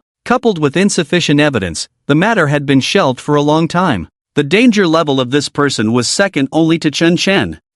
Since you know my name, you should also know my power. Get out of my way. Feng Kuzizi snorted coldly. The name Feng Kuzizi quickly reached the ears of many netizens. Instantly, someone recognized his identity. In less than a minute, the revelations came out. Feng Kuzizi, from the Maoshan sect, skilled in summoning souls and invoking immortals, most of his spells are used for self-preservation, which is why the existence of the Maoshan sect can generally retreat unscathed no matter how powerful the enemy. I've heard of this person. 6 months ago, didn't he kill a mother and child? It seems that incident was quite big. And apparently, it wasn't very honorable. Isn't that right? He killed the little boy's mother. And even killed the child himself. How can that be glorious? It's just that the police have never found any clues to catch him, which is why he has been able to roam free. There are more than one murder case on him. He's simply a devil. Can evil people really come from the Maoshan sect? What place doesn't have a few bad people? It has nothing to do with the sect. It's just that this person has a wicked heart.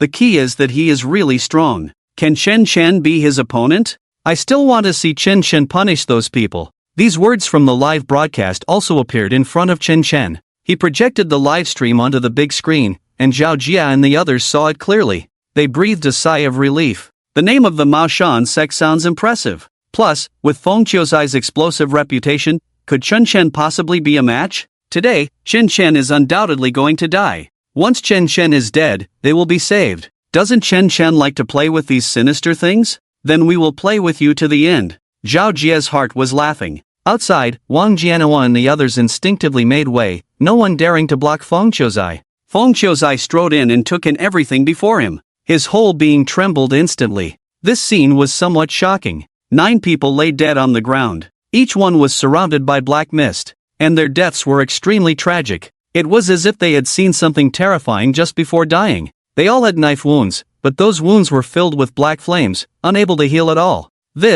Could it be? As Feng Qiuzai was pondering, 3 more people stepped forward. These 3 were crying out for mercy, yet their bodies obediently moved forward. They were about to jump again. Feng Qiuzai looked up, and his heart shrank. He immediately turned and ran back. The live stream viewers saw this scene and began to question. What's going on? Is Feng Qiuzai leaving? He hasn't even fought yet and he's leaving. What's that about? Could it be that he can't beat Chen Chen? In a battle of experts, one glance is enough to tell. Master Feng, what are you? Zhao Shang hurriedly asked. He felt uncertain. If even Feng Qiuzai couldn't handle it, Zhao Jia was really doomed. You've messed with the wrong person. Damn it! How could I have stepped into this murky water? Feng Qiuzai's face turned ugly, and he began to curse loudly. Master Feng, your strength is extraordinary. Are you really afraid of a Chen Chen? Zhao Shang found it hard to believe. Feng Qiuzai was a ruthless killer, yet now he seemed afraid of Chen Chen? He is not a normal person at all.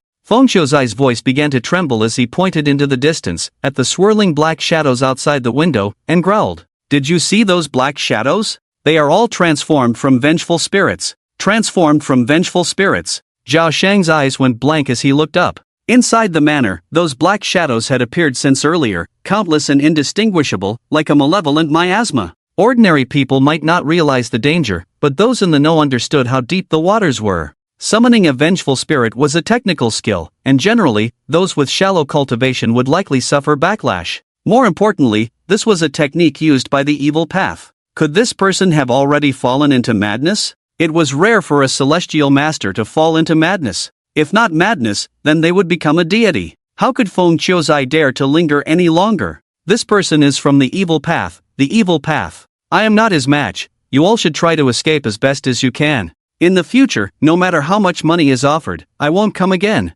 Everyone heard Feng Qiuzai's words. The noisy parents also quieted down, their eyes filled with unspeakable fear. If even this master couldn't handle it, what could they do? The evil path? They had never heard of it. The viewers in the live stream were also dumbfounded. Feng Qiuzai was already exceptionally powerful, yet he was now so frightened? This showed just how strong Chen Chen was. However, it seemed this round was stable. Since Chen Chen was so strong, Feng Qiuzai was definitely not a match. Feng Qiuzai? You come without a word and just want to leave? Behind him, Chen Chen's voice drifted over leisurely. One sentence instantly froze the atmosphere on sight. Chen Chen stood by the window, staring at him, surrounded by dark energy, like a demon possessed. Feng Qiuzai suddenly stopped. Chen Chen actually knew his name? This was too eerie. It wasn't that he wanted to stop, but because he was completely out of control. Beneath his feet, dark energy was already spreading. A black dagger was pressed against his chest.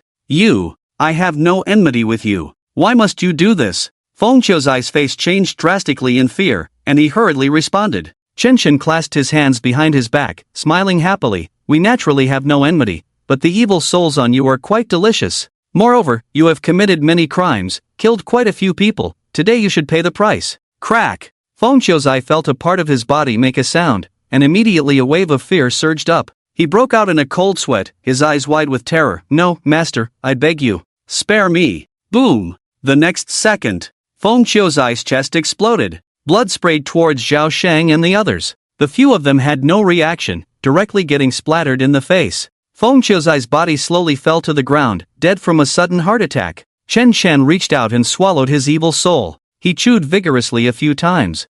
This soul tastes like gummy candy, not bad. Senior Feng Wuji, do you find it tasty? Feng Wuji lazily replied, it's average. This person has committed many small evils, but not much great evil. We need to find someone with greater evil next. I understand. Feng Qiuzai was dead, just like that. Wang Jianhua and the others couldn't quite describe their feelings. Was it happiness or fear? Feng Qiuzai was a habitual offender, a man who killed without hesitation. Now that he was dead, it relieved them of a great burden. However, the manner of his death was a bit too tragic. If someone as strong as Feng Qiuzai had no resistance in front of Chen Chen, then who would be his opponent? The entire scene fell silent for a few seconds, then erupted into chaos. Feng Qiuzai's death sent them an important signal. The darkened celestial master, possessed. This sounded very eerie. Everyone felt uncertain. Those parents who had still held a glimmer of hope were now completely in despair. White was not an opponent, and black was not an opponent. All they could do now was watch as Chen Chen slowly judged their children. Bang bang bang. Just as they were in a daze, 3 more people jumped down. The bodies below had already piled up, looking quite terrifying. A few more parents screamed hoarsely. This feeling could only be truly understood by those who had experienced it. Some reasonable parents had already knelt down, bowing to the live stream camera, pleading with Chen Chen. Chen Chen, I beg you, can you spare our child? He is still young, he doesn't understand, but can you give him a chance to turn over a new leaf? We only have this one child. If he dies, what meaning is there in our lives? He is our only bloodline, woo-woo. The parents kneeling on the ground were crying bitterly, looking genuinely heartbroken. Chen Chen snorted coldly, a fierce light flickering in his eyes. As if I have several daughters, isn't Chen Xia my only daughter? Isn't she my heart's flesh? Your children are children, but my daughter is not a daughter? If I hadn't become like this, if I hadn't trapped your children inside today, who among you would listen to me? Who would seriously apologize to me? When my daughter begged them back then, did any of them stop? Did anyone speak up for my daughter? Now you're here pretending to be pitiful? Damn! Chen Chen said, waving his hand. Among the 3 people standing on the windowsill, one suddenly waved his hand, cutting open his carotid artery, and blood sprayed out as if it were free, staining everything around. He screamed in terror because the knife was too sharp. He felt no pain for the moment, only saw his blood gushing out. Then, he bent forward, mimicking a water-fetching motion. With a thud, the whole world fell silent. Then the 2 people beside him imitated him and jumped down together. Blood splattered like water, blooming into beautiful mandala flowers. 2 of the parents who had just knelt down begging for mercy fainted, while those nearby desperately pinched their acupoints trying to wake them. The air was thick with the smell of blood, everything was utterly insane. They seemed to be watching a movie, one filled only with slaughter and bloodshed, with no hope in sight. At that moment, Wang Jianhua also received orders from his superiors. The attitude from above was already very clear. Charge in with people, at all costs, and rescue everyone inside. The public opinion online is against us, we must save them no matter what. Wang Jianhua agreed wholeheartedly, but he felt uncertain inside. Save people? At what cost? Perhaps countless lives would be lost on their side. But he dared not disobey the orders from above and could only grit his teeth and give the command, all teams, listen up. Now give it your all and charge in. We cannot let anything happen to those inside. It's best to capture Chen Chen alive. We must give the outside world an explanation today. We cannot lose face for the police department. Received. Received. Each team responded in turn. Then, everyone armed to the teeth rushed into the courtyard. At first glance, the courtyard seemed empty and safe, but they all knew that danger lurked beneath the surface. They had no idea when it would explode or where the danger lay. Chen Shen also heard the commotion outside, shaking his head helplessly, speaking to the live camera. I advise you not to act impulsively, otherwise, whether you live or die, you can't blame me. I bet you won't save anyone and will lose your own people instead. The police department personnel ignored his words, focused solely on charging in. The parents also cheered them on, clenching their fists, their expressions filled with a hatred that seemed ready to devour Chen Shen. As long as the police could rush in, their children would be saved. They didn't care what their children had done, they just wanted their children to survive. Boom! Soon, an explosion rang out among the crowd. The leading officer didn't even make a sound before being blown to pieces. The people nearby were hit by the blood, stunned by the immense shockwave, and staggered back. They were all frozen in place. Who wouldn't be afraid upon seeing this scene? Someone had died. A perfectly good person was blown to bits. Yet the explosions around them did not cease, ringing out one after another like skipping stones. Boom, boom, boom. Several loud sounds echoed. The police department was in chaos. They couldn't escape even if they wanted to. There were over 50 people in total among the teams, but after one round of explosions, fewer than 30 remained. These fewer than 30 were in a terrible state, covered in blood, all of it their teammates' blood. In an instant, everyone fell silent. Wang Jianhua's walkie-talkie fell to the ground, and he stood there, dumbfounded, as if he had lost his voice. The scene before him was terrifying, like a hellish abyss. Over 20 people just died like that? Not even a trace left. The dignity of the police station was preserved, but so many of their people had died? The parents who had just been fanning the flames were now silent. One by one, they covered their mouths, trying not to make a sound. Some, unable to hold back, had already crouched down and started to vomit. Even the air around was filled with the stench of blood, a nauseating smell. The police officers were now in an awkward position. They were stuck in place, unable to advance or retreat. Some with poor psychological resilience had already collapsed, kneeling on the ground and crying out loud, completely disregarding the image of the police station. What do we do now? What do we do? Ame is dead, Shanggu is also dead. Chen Shen wasn't just scaring us, if we keep messing around, we might all die. My good brother, he was blown to a mist of blood. Whoa, I don't want to die. Everyone stay still, as long as we don't move, we are temporarily safe. The police officers stopped, but Chen Shen did not. Those people continued to jump down. The wails of parents echoed, each one more piercing than the last. Each one more desperate. Chen Shen sat there calmly, as if nothing had happened. He used the pain and despair of these people to commemorate Qin Xiao. The suffering she had once experienced had to be felt by them all. Zhao Sheng stood among the crowd, and at this moment, he could no longer pay attention to the police officers, he stared wide-eyed into the distance. Because there were only 3 people left in the manor. One of them was Zhao Jie. That was his son. The scene he feared the most had still occurred. In the face of all this, he felt powerless, only able to watch helplessly, feeling the endless pain spread. Looking at the last 3 people, Shen Shen seemed somewhat emotional. He had unknowingly become a murderous fiend. But this feeling was truly good. Rather than being an ordinary person who could do nothing, it was better to take pleasure in revenge and seek justice for his daughter. Once the door to revenge was opened, it could never be closed again. Chen Shen extinguished the last cigarette and looked at Zhao Jie. Next, let me introduce you to the most special guest here, his name is Zhao Jie. Zhao Jie felt a jolt at these words, as if he had fallen into an ice cave. The blood in his body seemed to stop flowing. From the beginning of this incident until now, it felt like he was in a dream. Originally, he should have been at home recuperating, not out here messing around. Just to see Feng Xiaoting, he had ended up in this predicament. Standing here with these people, being judged by Qin Shen, slowly descending into hell.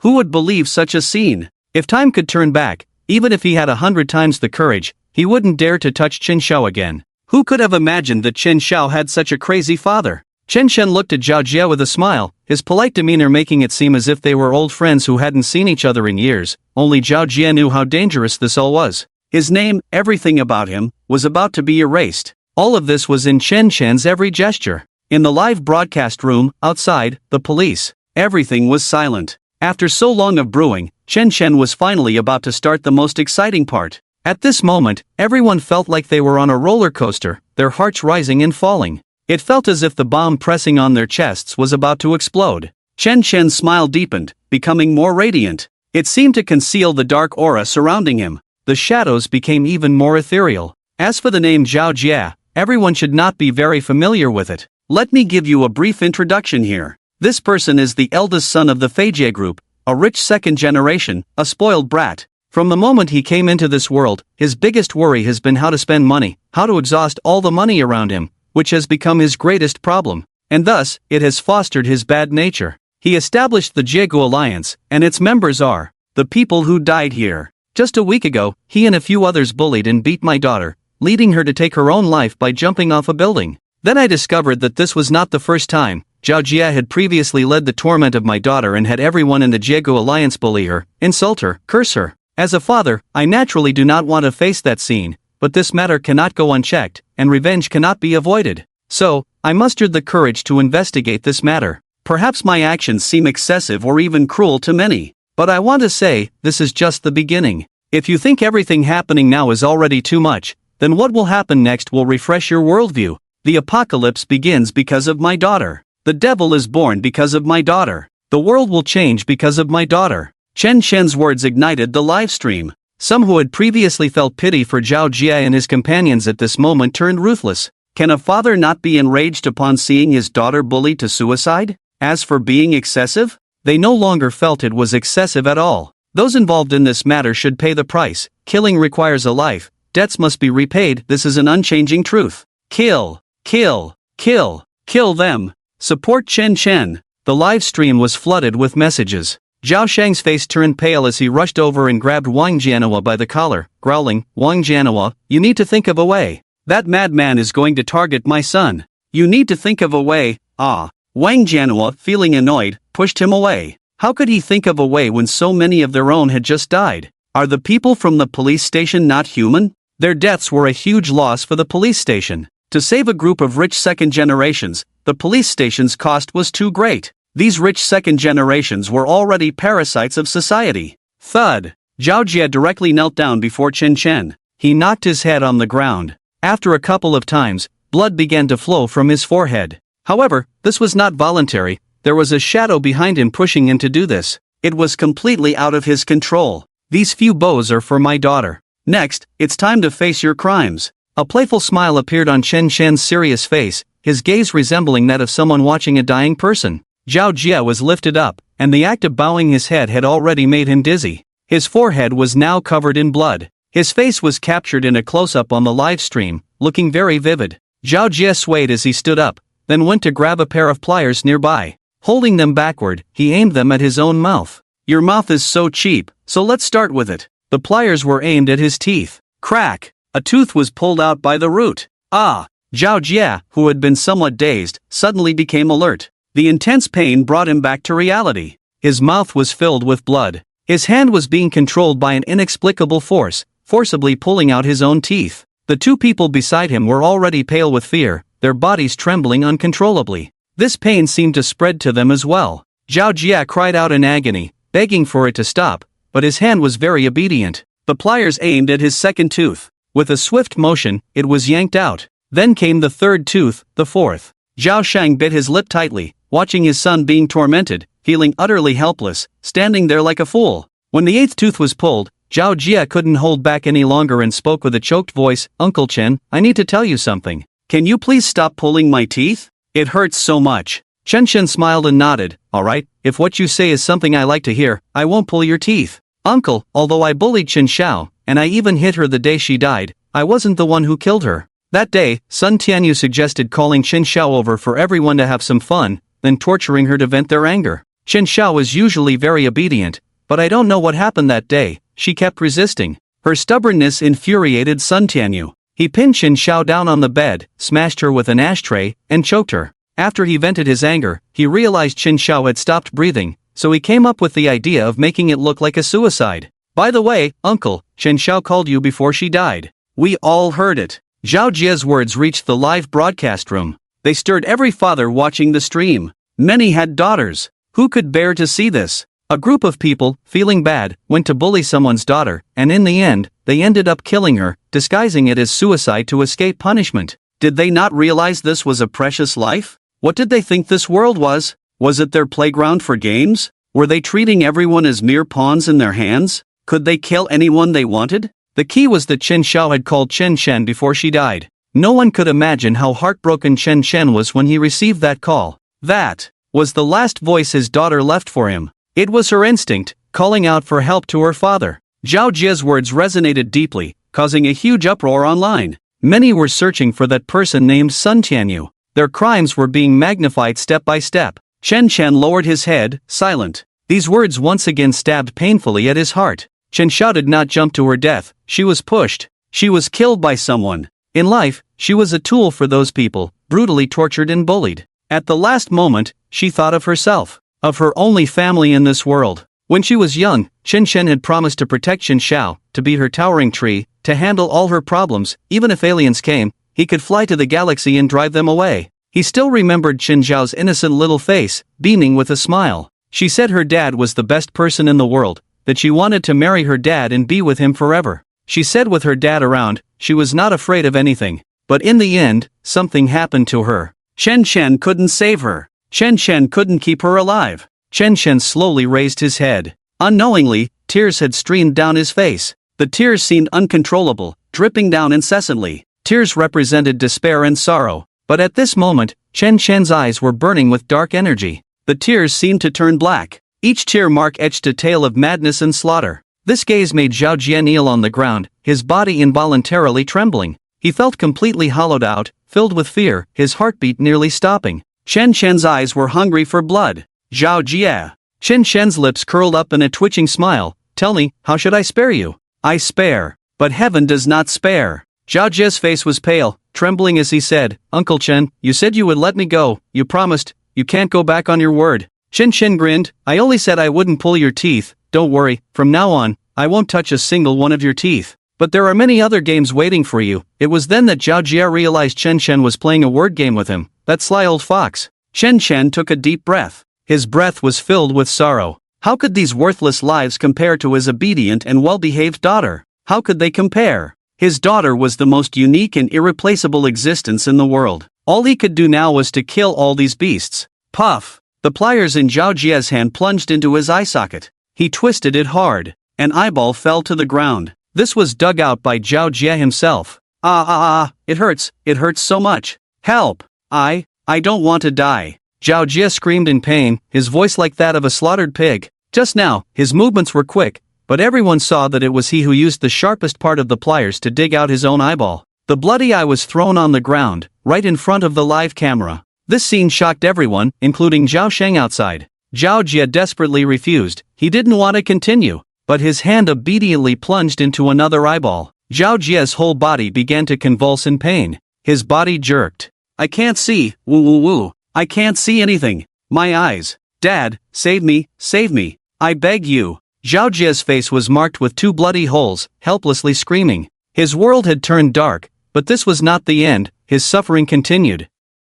I can't take it anymore. I don't want to become like Zhao Jie. One person couldn't bear the mental torment and shouted before jumping out the window. With a sound of free fall, he ended his own life. The other person, controlled by the shadow, cut off his own head as an offering. Yet Zhao Jie was still struggling. He pounded on the window, wanting to jump out, but at that moment, wanting to end his own life had become a luxury. He realized he simply couldn't do it. Chen Chen was doing this on purpose. He was deliberately making him taste the flavor of pain and despair. In this endless darkness, he seemed to see Chen Xiao. Chen Xiao looked like a harmless little woman, hands behind her back, showing a harmless smile, sweetly saying to him, Welcome to hell. Zhao Sheng had already bitten his lips until they bled, his tongue biting down on a piece of flesh. He clawed at the ground with both hands, his nails peeling back, yet he was completely unaware of the pain. He hated his own powerlessness, his anger burning. But he was utterly helpless, a feeling of helplessness he had never experienced before. Zhao Jie had dug out his own eyes,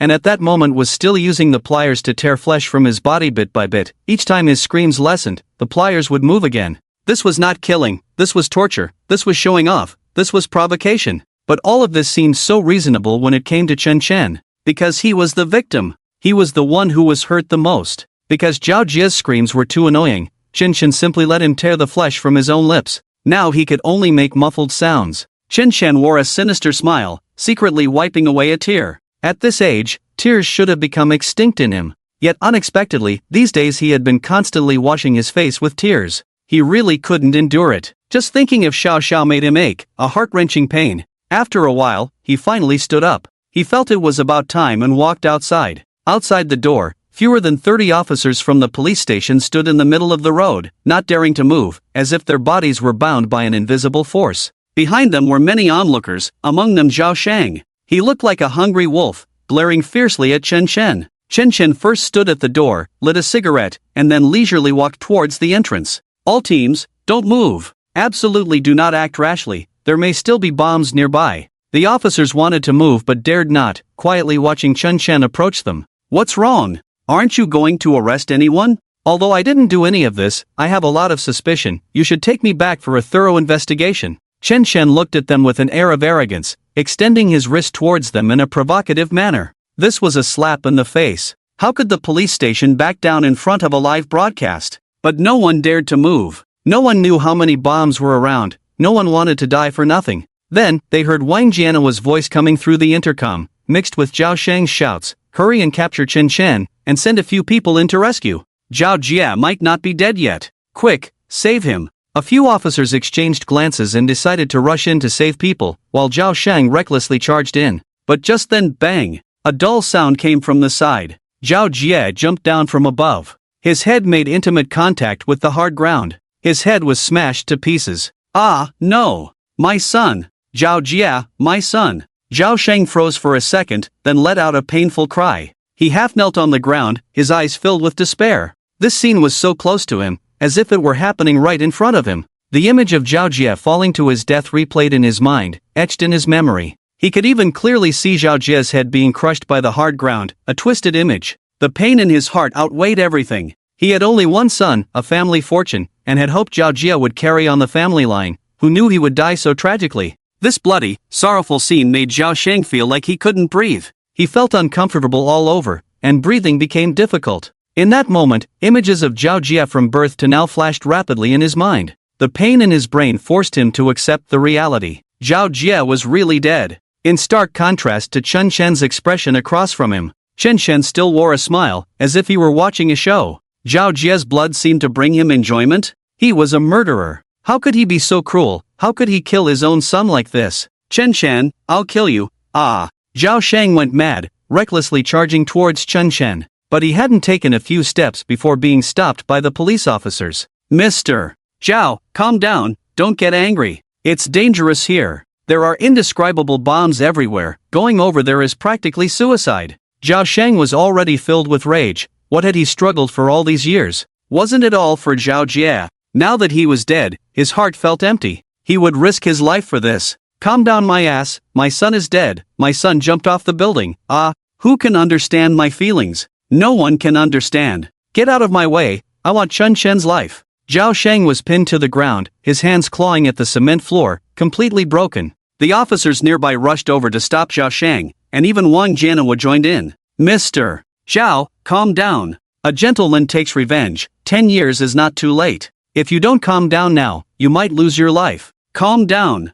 Save your life. Some onlookers couldn't help but offer comfort. Witnessing his son die before his father was indeed heart-wrenching. Right, you should stay calm, just like I was back then. At that moment, Chen Chen's mocking voice came from the side. With his hands clasped behind his back, he wore a relaxed expression, but a cold, piercing light flickered deep in his eyes. When Chen Xiao had his accident, hadn't they consoled themselves in the same way, telling themselves to stay calm? Their own daughter had died, and they were still told to stay calm. Chen Chen, you. Ah! Zhao Shang broke down, screaming. This scene seemed to transport everyone back to the moment Chen Xiao jumped. That day, Chen Chen had rushed to the academy alone and had witnessed the tragic scene of Chen Xiao's fall. That day, Chen Chen was very calm. The parents seemed to have begun to understand Chen Chen's pain, his despair, and helplessness. Now the damned demon was dead. Chen Chen stood there nonchalantly, smiling lightly. At that moment, a fire of anger burned in the hearts of every parent. Chen Chen was the murderer of their children.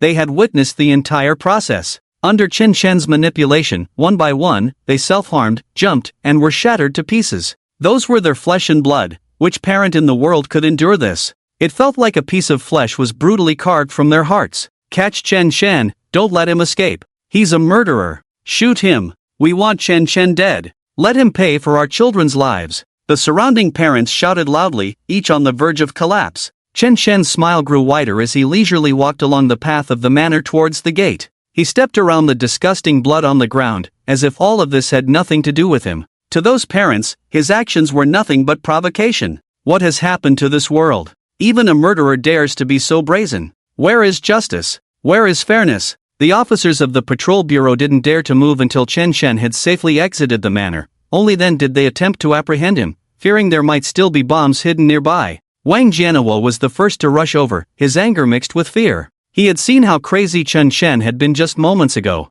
Chen Shen cooperatively put on the handcuffs. Chen Shen, you won't have a good death. I will definitely kill you. Zhao Shang led the charge, shouting angrily. The other parents joined in, rushing after Zhao Shang. But the officers of the patrol bureau blocked them outside. There were live broadcasts everywhere, and if they were caught doing nothing, they would surely lose their jobs. Chen Shen was about to get into the car when he stopped upon seeing the scene. Curiosity, amusement, and a glint of triumph filled his eyes as he scanned the crowd. He smiled at the frenzied parents. When my daughter was killed, I clearly knew who the murderer was, yet I was powerless, and even the patrol bureau did nothing. You must be feeling that same helplessness now, right? Your children are dead, and you all know I did it. But you can't do anything to me, even the patrol bureau can't convict me. On the contrary, they have to protect me, this murderer. Ha ha ha. This crazy world, it's truly delightful. His words struck at every person present. Zhao Shang and the others were even more furious. A few had already fainted from anger.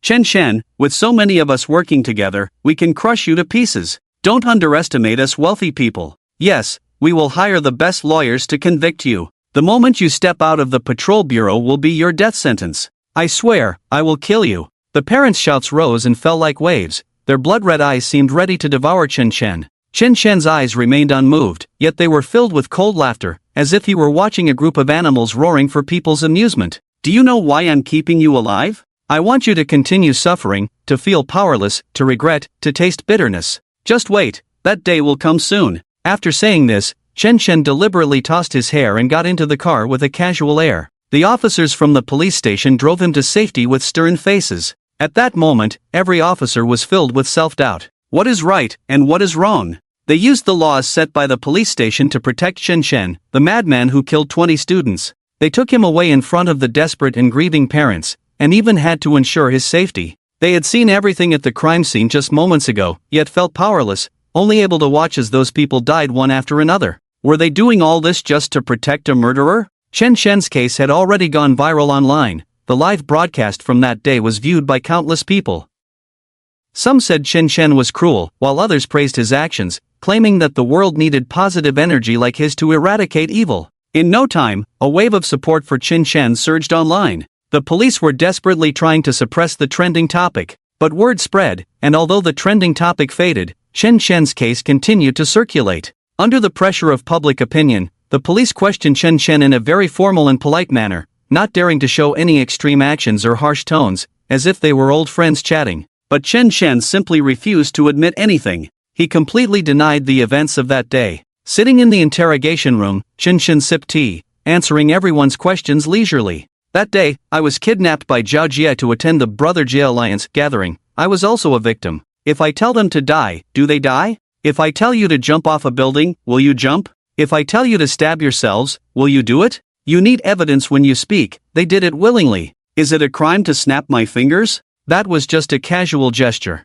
As for those shadows, you should figure out what those shadows are before talking. Wang Jianhua and the others felt utterly frustrated by these responses, but the case had to continue. Otherwise, how could they explain it to the outside world? Chen Shen was now a figure at the center of controversy. 20 people had just died. This was no joke. This was the biggest case in the city in over a decade. Moreover, Chen Shen had killed in front of the police. Their dignity and face were gone. Wang Jianhua slammed the table, suppressing his voice as he questioned, "Then what about Li Xinmei? Her death must be related to you. Which dead saint?" Upon hearing this, Chen Shen burst into laughter. "Her death is indeed related to me. It was indeed done by Chen Shen." Wang Jianhua and the others immediately perked up, ready to record, planning to wait for Chen Shen to admit it himself. "Everyone, don't be nervous. I didn't kill Li Xinmei, I just saw the person who did," Chen Shen deliberately teased, apologizing to Wang Jianhua and the others. "It was a shadow that killed her."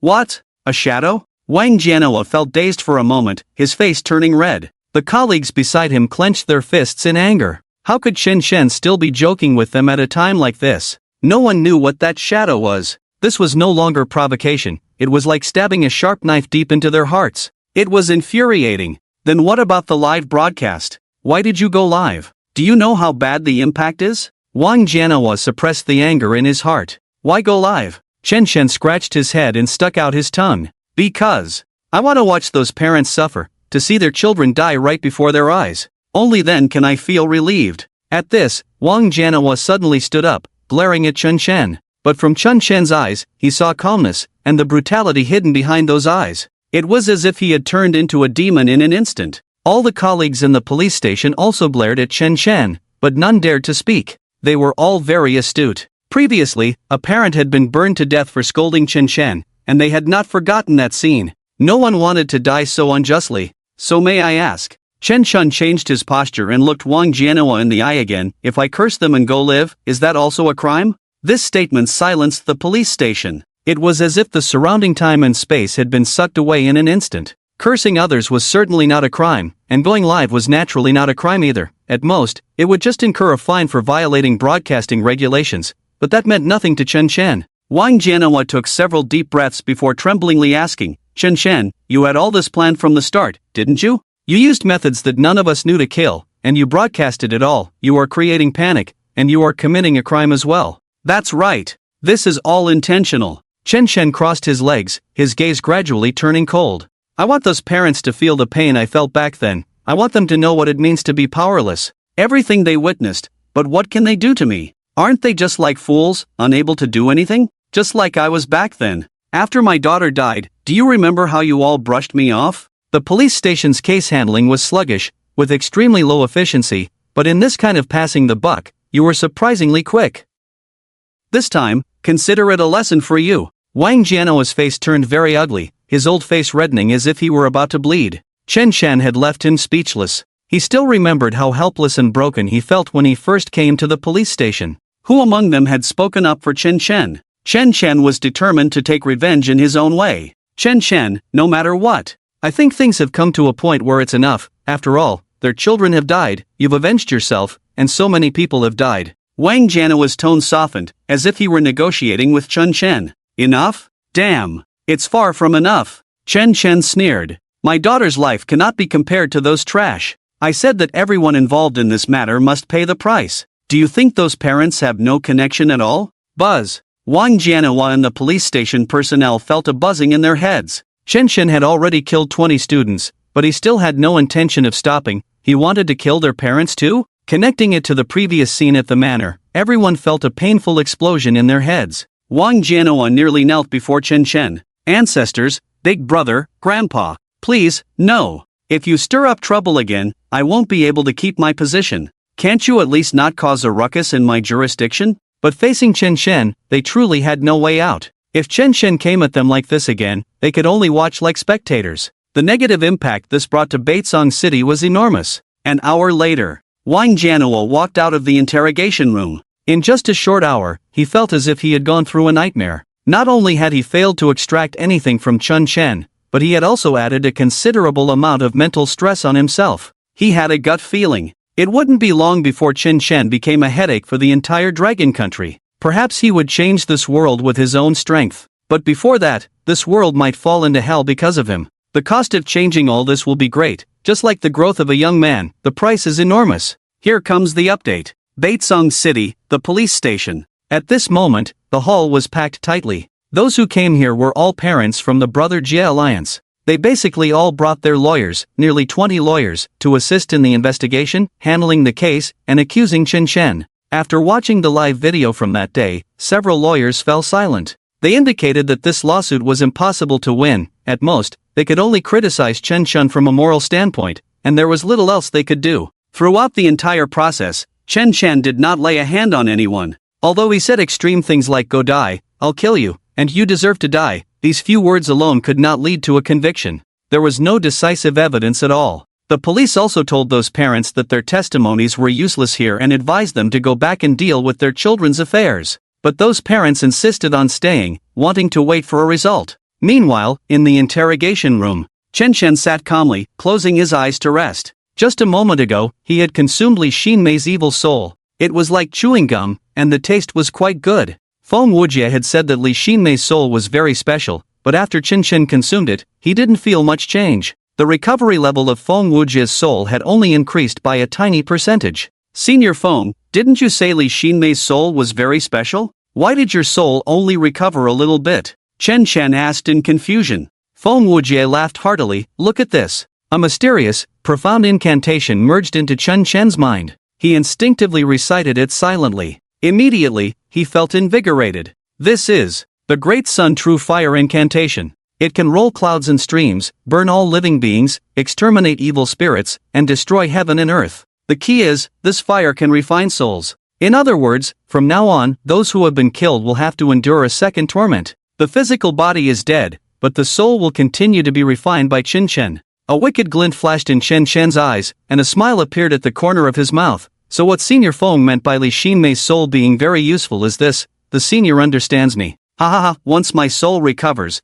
there will be even more unimaginable existences. Devour more evil souls. I understand, senior. Chen Chen replied with a smile. He couldn't wait to refine the souls. He had only imprisoned the souls of those 20 people, he hadn't had the chance to consume them yet. This is just perfect. At 3 o'clock in the afternoon, Chen Chen was released from the police station. The road outside the police station had never felt so long. When he came out, the area was already filled with cars. The road, which was originally not long, appeared long and congested due to all these vehicles. These were all the parents' cars. They were all gathered here, waiting for the police station to convict Chen Chen. Only if Chen Chen went to hell could they feel relieved. Otherwise, where would they vent the anger bottled up in their hearts? Chen Chen is out. That kid really came out safe and sound. One of the parents shouted. Instantly, all eyes turned towards him. Like sharp needles, they wished they could skin Chen Chen alive. Ah, my son was killed by this murderer, and he now comes out so nonchalantly?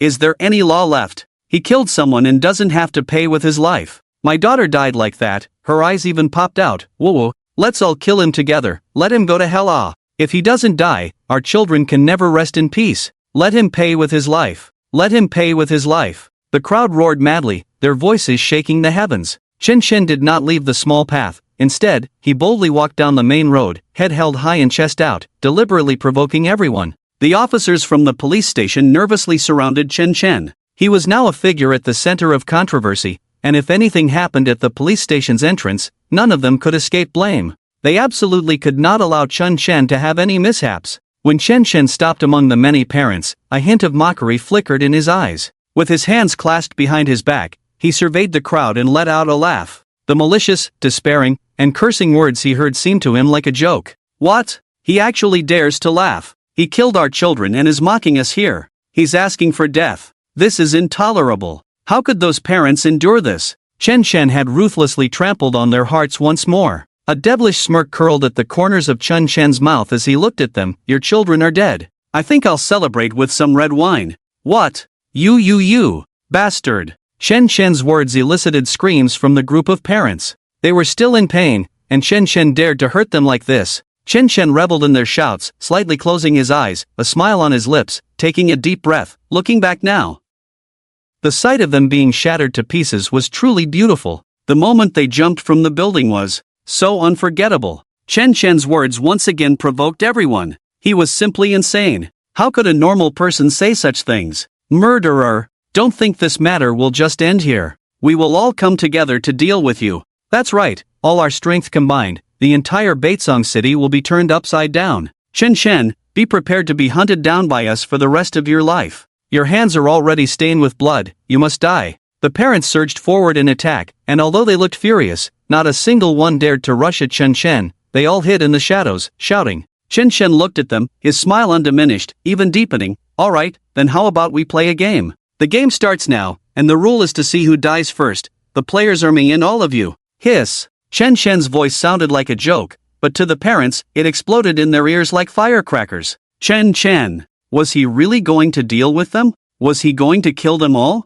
Suddenly, those who had just shouted out fell silent, feeling a bit regretful for their impulsiveness. The air around them instantly froze, yet Chen Chen smiled in a way that felt so out of place. By the way, the one who dies first will have their soul refined by the other. To be frank, that feeling will be very painful, very painful. A chill seemed to seep into the collars of those parents, making them tremble all over. Following Chen Chen's words, they envisioned the painful struggle that would come afterward. The police had already stopped the car for Qin Shen. He casually got into the car and glanced back at them as he was leaving. Everyone, get ready, the game has already begun. We are responsible for our own lives and deaths. At the Feng tea house. After Qin Shen returned, he charged his phone and turned it on. As soon as it powered up, Liang Hui's call came in. His voice was very excited, tinged with some exhilaration. Fengzi, are you alright? The fact that the call connected meant that Qin Shen had come out. Everything Qin Shen had done during the live broadcast had Liang Hui's blood boiling.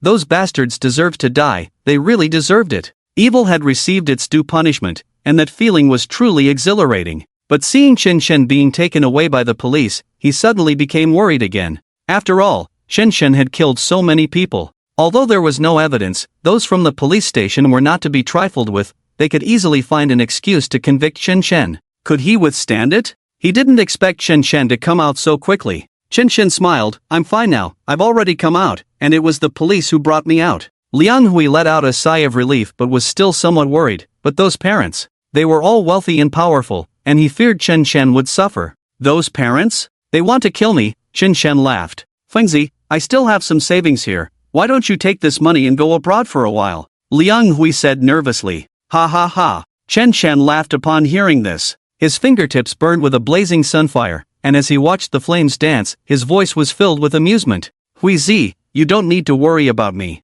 I plan to play a game with those parents. It will be very exciting, and I guarantee they won't have a good ending. Liang Hui was shocked. Was Qin Shen planning to kill those parents? This was getting too big. Fengzi, let me give you some advice. Qin Shen interrupted him. I know what you're going to say, but Huizi, I consider you my brother. You shouldn't get involved in this matter. Just watch the fun. Because I'm no longer the Qin Shen I used to be. The call ended. Qin Shen transferred the true fire from his fingertips to a beautifully crafted tea stove nearby. The true fire ignited the combustible material, burning even more fiercely. This is the blazing sunfire, so beautiful and powerful. Qin Shen exclaimed sincerely. Now, it's time to serve those parents some appetizers. After all, they're playing a game with me. I can't neglect them. Qin Shen took out a talisman, muttered a few incantations, and then tore the talisman. In an instant, countless shadows appeared, and the sounds of wailing filled the entire room. These were souls, a total of 21, including Lu Jian, one of Zhao Jie's subordinates who had been killed by Qin Shen at the KTV. Now, the Brother Jie Alliance was truly gathered. The show was about to begin. Evening. Mingda Club. This club is located in the city center, with an excellent position. The entire club is made of tempered glass, shaped like a diamond, with a design leaning towards the sci-fi aesthetic. Each piece of glass is one way, you can't see inside from the outside, but everything outside is clearly visible from within. Each piece of glass is polished to a brilliant shine, like diamonds, and needs to be cleaned several times a day. The annual cleaning fee is astronomical. The club's main entrance is tightly closed year-round, only opening on rare occasions. Very few people know that this is a club under the phone group. It is a place specifically for the group's executives and esteemed guests to enjoy themselves. Nowadays, more than 20 people are gathered here. These are the parents of the Brother Jie Alliance. Among them is Zhao Shang. He arranged for Zhao Jie's funeral in the afternoon, which will be held tomorrow morning. Although extremely reluctant, most of the people here chose to accept reality. Their children had died, they should be laid to rest. But the hatred in their hearts had not extinguished. What brought them together was Feng Xiaoting's mother, Li Shanshan. Feng Chang'an had died, and the cause of death was determined to be spontaneous combustion. She absolutely could not accept this. She vowed to kill Qin Shen. Everyone, I gathered you all here today to discuss something. Originally, after our children had an accident, we should have been at home nurturing our spirits, letting time help us through this difficult period. But there is something I still want to tell everyone. Well, let's have Master Li speak next. As Li Shanshan spoke, a man dressed entirely in black stepped out from behind her. He was dressed entirely in black, giving off an air of mystery that was hard to decipher. But upon closer inspection, it became clear that his clothing was not just a simple black. Dark patterns were intricately outlined on it. They seemed to depict the faces of lonely souls and wild ghosts struggling in hell. Each one was grotesque and terrifying, their expressions frozen in a moment of despair, mouths agape, hideous, wanting to scream but unable to make a sound. The feeling was somewhat eerie. I am Li Changrong, a soul summoner. Today, Madame Li has entrusted me to help you summon your children's souls back, and then store them in an eternal tablet for worship. Although your children have unfortunately passed away, as long as we can retrieve their souls and refine them, you may even be able to converse with their spirits. If the refinement is done properly and the worship is adequate, I can even allow their souls to be reincarnated into your future children, really." One of the parents immediately became excited upon hearing this. Raising a child is not easy, and they naturally could not recover from their grief. The possibility of bringing their souls back and allowing them to be reborn was undoubtedly a chance for rebirth. Although the process might be complicated, as long as their children could come back to life, they would be satisfied. Absolutely true. Li Changrong smiled, his expression deep and profound. This was the money he made. Refining souls and reincarnating them was no small fee. He had already made a fortune from this. I may not be a match for Chen Chen, but in the art of soul refinement, he is merely at an elementary level. Now that I am here performing the ritual, all your children's souls can return. The crowd was moved to tears. This was the best news they had heard in the past 2 days. Suddenly, all their pain seemed to lighten a bit. As long as the souls could be found, their children could still live, right? They treated this as a trial to be overcome. "Master Li, let's begin," Li Shanshan urged softly as she saw the time was right. Li Changrong nodded and slowly walked to the center. This was a place of extreme ease, very suitable for summoning souls. Below him was the formation he had drawn long ago. He sat firmly within the formation, holding the soul summoning banner, wearing a white silk headpiece, and began to chant silently. At the same time, he moved his arms, and the soul banner flickered. 3 souls and 7 spirits, hurry back, soul to heaven, spirit to earth, come into my Li Changrong's formation, ghosts and gods, step aside, souls return, ox-headed and horse-faced, quickly leave. As Li Changrong chanted a few lines, the soul banner ignited. Usually, at this moment, the souls would automatically return. But today, the situation was vastly different. The flames actually burned onto Li Changrong himself. My leg, it's on fire? Li Changrong felt a searing pain and incredulously looked down. A huge question mark hung in his mind. This was impossible. It hurts, it hurts. Li Changrong rolled on the ground in agony, his expression utterly broken, his body in excruciating pain. Years of experience told him he had encountered something formidable. He immediately sensed that something was wrong. Reaching out to Li Shanshan for help, he cried out, "Li, save me, help! Quick, help me put out the fire, please." The sudden contrast left everyone around stunned. Fear filled Li Shanshan's eyes. She hurried to find water. Other parents rushed to help too. Water, fire extinguishers, everything was brought forth. They poured it all over Li Changrong without hesitation. But strangely, the flames seemed to burn even more fiercely upon contact with the water and extinguishers. They spread from his legs to his body, face, and head. I don't want to die, help, master, I was wrong, I'll change." Li Changrong knew that the power of this flame was something he could not resist, and immediately knelt on the ground to beg for mercy. Many parents followed his gaze. Was he kneeling towards the window? But there was no one outside. Boom! The flames not only did not stop, but surged even more violently, directly engulfing him. He was completely consumed by the fire. His body turned black before their eyes, completely burned dry. Li Changrong was dead, with flames still lingering on his body, while he had already gone to meet the king of hell. "Master Li, you..." "What?" Li Shanshan was so frightened that she knelt beside him, all her strength drained, and she fell into despair. In an instant, a living person had died. This feeling was truly hopeless. The surrounding parents also fell silent. This scene seemed to remind them of someone. It was the one who had brought them their initial fear, Chen Chen. Back then, their children had also died in such an inexplicable manner. Could it be that Chen Chen did this? One bold and observant parent immediately asked, as it was hard not to connect this situation with Chen Chen. "Impossible!" Li Shanshan screamed. "Does he think he's a god? Able to kill from a distance? I refuse to believe that so many of us can't deal with him. The soul summoner is dead. If worst comes to worst, I'll just find another one tomorrow. I must make Chen Chen die." Li Shanshan shouted, her eyes filled with despair. The deaths of Feng Xiaoting and Feng Chang'an had hit her hard. She could no longer hide her emotions. Buzz. At that moment, a parent's phone rang. He answered it, listened for a moment, then immediately hung up, looking at everyone with a broken expression. "Everyone, Chen Chen he." Li Shanshan, in a panic, shouted, "What happened to Chen Chen? Tell me, damn it. He's live streaming and wants us all to watch the stream." Everyone felt dizzy, unsure of what kind of trick Chen Chen was up to, and they all opened their phones to join the live stream. In the live stream room, Chen Chen was already waiting. When he saw the number of viewers reach over 20, he knew that these parents had entered. He specifically enabled the bullet comments to facilitate communication between him and the parents. "Chen Chen, you murderer! Chen Chen, killer! We must take your life. Seeing these vicious comments, Chen smiled. He was very happy because the other side was furious. This time, he aimed to make a few of them die from anger first, and then he would play with the rest slowly. Chan's live stream background was in a tea room. On the table was a tea stove, brewing tea. The lighting in the room was somewhat dim, and it seemed there were quite a few shadows, with faint sounds of screams echoing, though it was hard to tell if it was due to sound effects. He fiddled with the tea stove while muttering to himself, "People, the most important thing is to have self-awareness.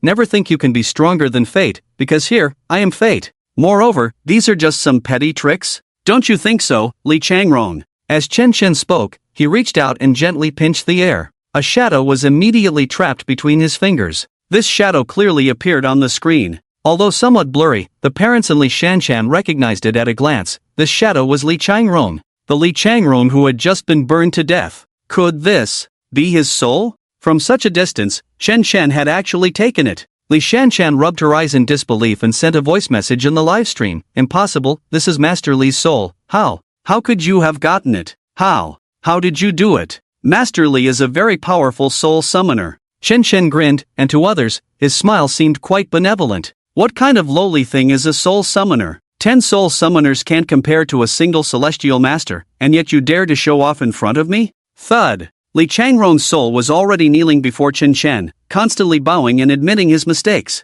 His soul was only the size of a mobile phone, but it was vivid and alive, emitting a faint glow around it. Chen smiled and patted his head. "Originally, you had nothing to do with this matter, but why did you choose to act as the wings of a demon? I know, it's all because of the greed in your heart." As he spoke, he moved the teapot aside. The flames on the tea stove roared fiercely. Chen grabbed Li Changrong's leg with one hand and hung him upside down over the fire. Hiss, hiss, hiss, howl, chirp, chirp, chirp. A cacophony of demonic sounds echoed through the livestream, resonating in everyone's ears. Under the scorching of the true sunfire, Li Changrong's soul was like a wild grass, quickly ceasing to struggle, and in pain, his soul shattered. A cloud of black mist rose into the air. Just as the soul was about to disappear, Chen grabbed it and crushed it like candy. The parents in the livestream were stunned. Could it be the legendary soul scattering? Li Changrong was burned to death, and now his soul had to be tortured and devoured? This was equivalent to a second injury. Seeing that no one in the livestream was speaking, Chen smiled apologetically. "I forgot to explain, a person has 3 souls and 7 spirits. What I burned was only their 2 souls and 4 spirits. Without these 2 souls and 4 spirits, they won't be able to reincarnate. The remaining 1 soul and 3 spirits still have to report to the King of Hell, and they must go through all 18 levels of hell." Oh my god. Chen, you're cruel. Your methods are too harsh. Are you even human? Seeing the audience in the live stream becoming active again, Chen knew they understood. He then reached out into the air and grabbed another shadow. He squeezed it in his hand, pressing down hard with his fingers. Woo-woo, hiss, hiss, I, gurgle. The shadow let out a sound of despair. A girl's figure flickered in and out of view. Someone in the live stream immediately recognized who it was. "This is Ma Yan. It's my daughter." A man broke down, nearly collapsing to the ground. Although the features of the shadow were blurry, he could recognize it was his daughter. This was his daughter's soul, but he couldn't understand what she was saying. All he could hear were sounds that seemed like crying, yet also like calling. Chen, I'll send you rockets. Can you let my daughter's soul go? Whoa, she's already dead. Please stop tormenting her, okay? Mayan's father immediately broke down, quickly depositing over 100,000 into the live stream account. Chen frowned and turned off the donation feature. It would be very out of place to ask for donations now. Chen took out a small flame wolf tooth club that he had prepared earlier, showing how much effort he had put into performing for these parents, even going so far as to make these tools. "I declare in advance, all my tools are infused with my true fire, which is why they cause substantial damage to these souls," Chen explained patiently. Then, with a bang, he struck Ma Yan. Ma Yan immediately screamed in pain. Chen found it particularly amusing, striking down repeatedly. This scene shocked everyone's hearts. They had thought that once a person died, everything was over. Even if their children had suffered a bit, it was all in the past. But unexpectedly, there really were souls after death, and there truly was retribution. Their souls not only had to endure Chen torment here, but also had to go through hell once more. This death brings pain equivalent to several lifetimes. One can't help but wonder if they too would end up like this after death. The feeling of the soul being tormented seems unbearable. Chen struck Ma Yan 7 or 8 times before she could no longer withstand it. He then used the Flame Wolf Tooth Club to lift Ma Yan and roast her over the true fire. Ma Yan shivered in pain, twisting in agony. Just like before, Chen Chen devoured her soul in one bite. He smacked his lips a few times. The taste was indeed quite good. So, the next one is, after swallowing Ma Yan's evil spirit, Chen Chen glanced back, seemingly choosing. The shadows behind him quickly retreated far away. In an instant, everyone felt a sense of dread. In the live broadcast room, a chill ran through the crowd. Now everyone understood what was happening. Chen Chen's room was already filled with souls. These souls must belong to their children. They were killed by Chen Chen while alive, and now they couldn't even find peace in death, but had to be tormented again? Chen Chen, are you even human? My daughter's soul is gone just like that. She was killed by you, and that's not enough. She has to die a second time. Even the devil isn't as cruel as you. Woo woo. I'm so angry. My daughter. Ma Yan's father sat on the ground like a shrew, crying and sighing. Sai Chen Chen felt a lot looking at this scene. Once upon a time, wasn't he also this broken and helpless? Watching his daughter die tragically before him, he could understand that feeling.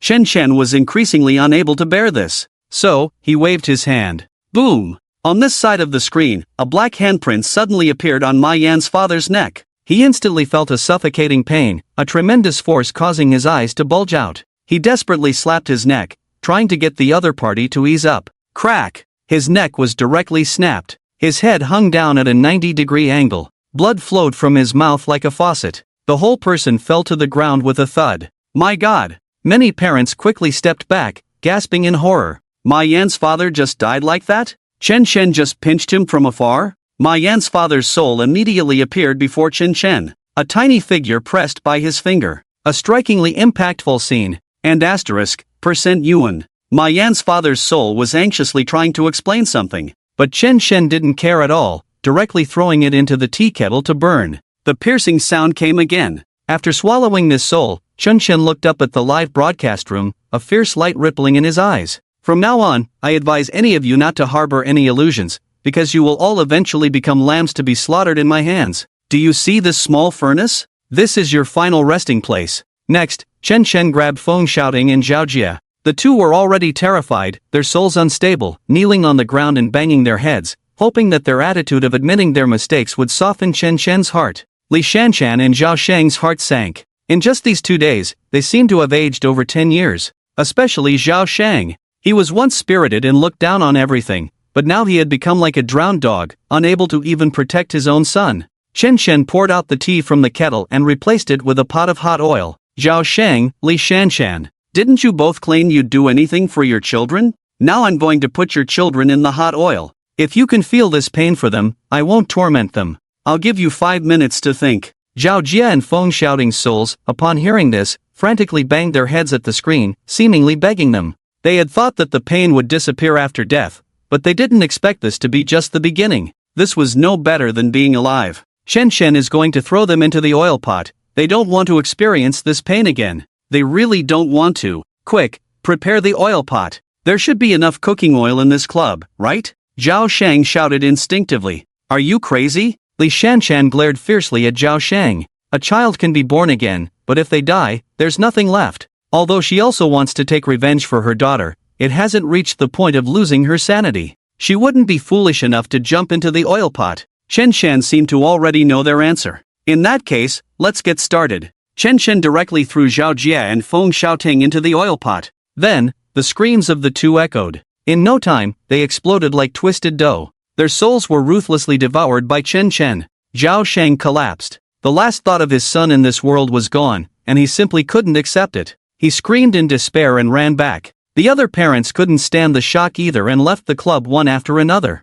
But the number of viewers in the live stream didn't decrease. Although they had left, they were still watching in the live stream. Chen Chen's actions didn't stop. One by one, he executed the souls and consumed them. In the blink of an eye, more than 20 souls were reduced to half. Just then, Wang Jianhua and others received a report. A parent reported that Chen Chen was harming their children. After understanding the situation, Wang Jianhua entered the live stream in a daze. As soon as he entered, he was shocked by the scene before him. Chen Chen was sitting in the tea room, with a tea stove and tea in front of him, looking like he was drinking tea, and the flames on the stove were burning fiercely. Normally, this scene wouldn't be strange, but the shadows around were the highlight. Shadows were wandering all around the tea room. Was this what the parents referred to as souls? It was the first time for Wang Jianhua and others to see souls, mysterious yet terrifying. Looking through the screen, they felt their hair stand on end. Those shadows were originally ethereal and formless, but were caught one by Chen Chen. They were placed in front for judgment.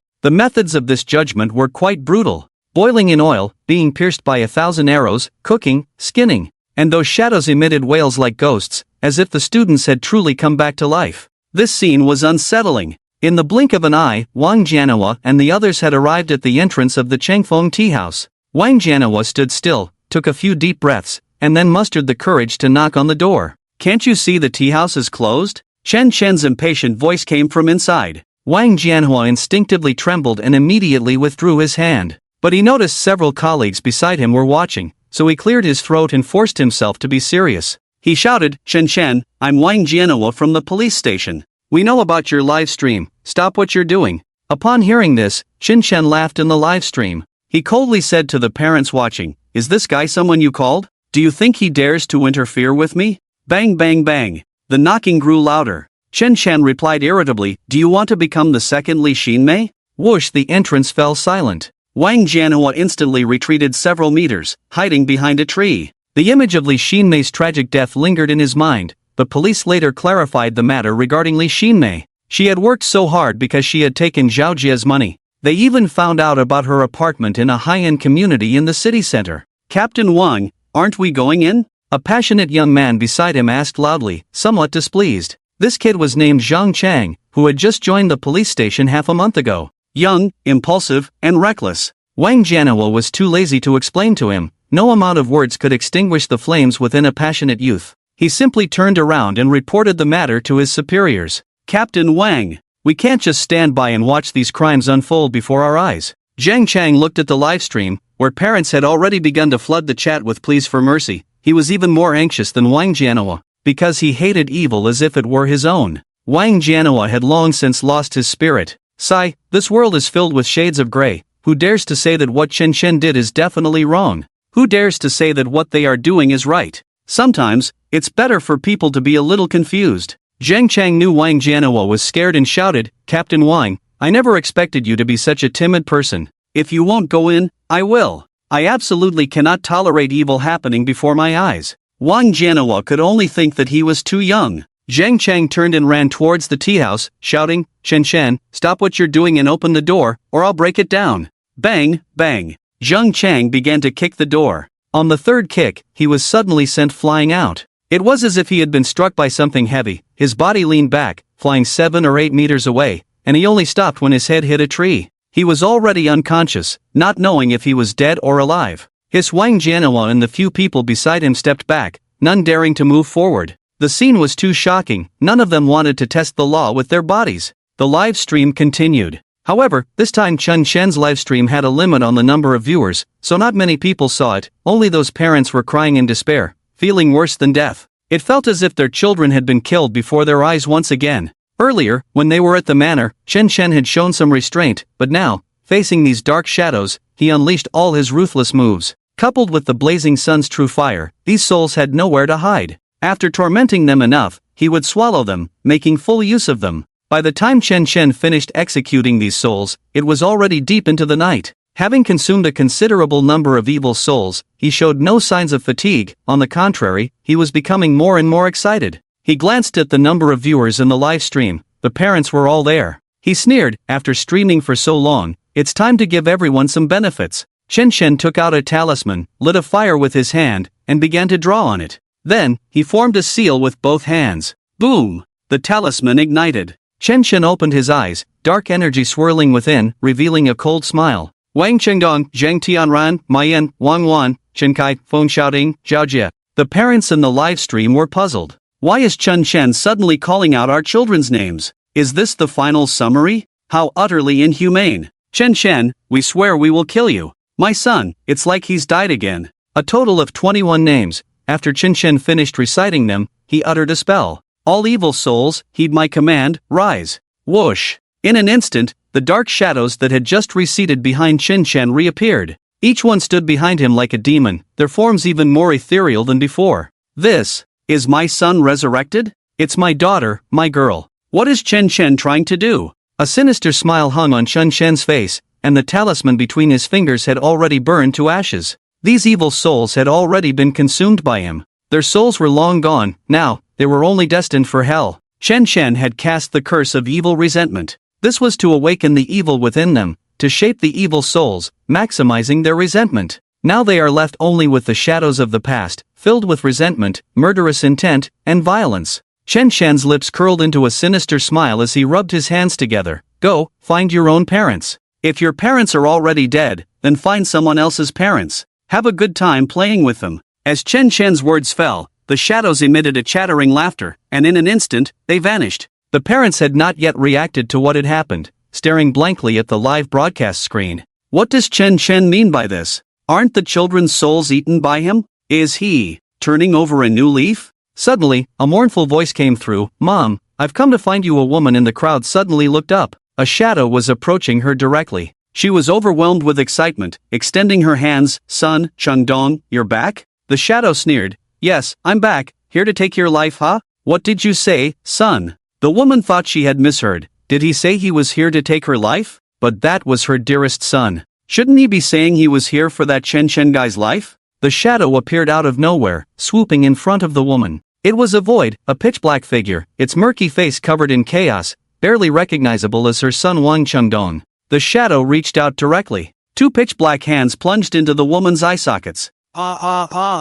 The woman was terrified by this scene, and in an instant, everything went dark before her eyes, a sharp pain radiating from her eye sockets, causing her body to tremble. He. Your eyeball should be quite tasty. The shadow wore a gruesome smile, stuffing the eyeball into its mouth and mimicking a human chewing a few times. Thud! The woman collapsed. The remaining parents all gasped in shock. This shadow was here to claim lives? Reflecting back, when Chen Chen released these shadows, he seemed to be muttering something to himself. Could it be that these shadows were all cursed? Chen Chen's voice echoed in the livestream, half smiling. Everyone, enjoy the thrill of being hunted. See you in hell. The live stream ended. Only then did the many parents realize. These shadows were transformed by Chen Chen to come and kill them. Chen Chen was too ruthless. He had infused the shadows with the images of their children, sending their own children to kill them. This was meant to make them die. Heartbroken. Mom, I'm back. Dad, I'm here.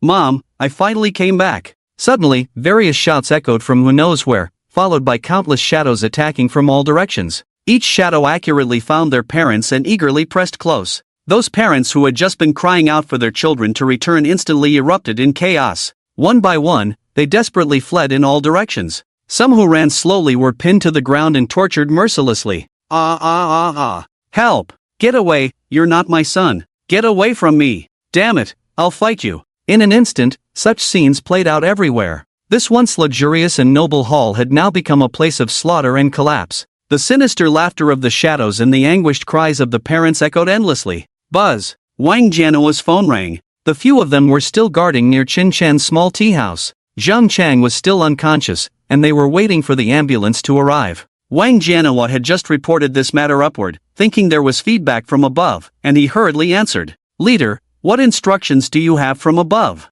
Wang Jianhua asked cautiously. Wang Jianhua, the police station's phone has been bombarded with calls. What are you doing? The leader shouted loudly. What happened again? Wang Jianhua was already in a state of panic. Many people have called the police, saying that a shadow is chasing them, asking the police to send someone to protect them. You hurry to the Manga Club.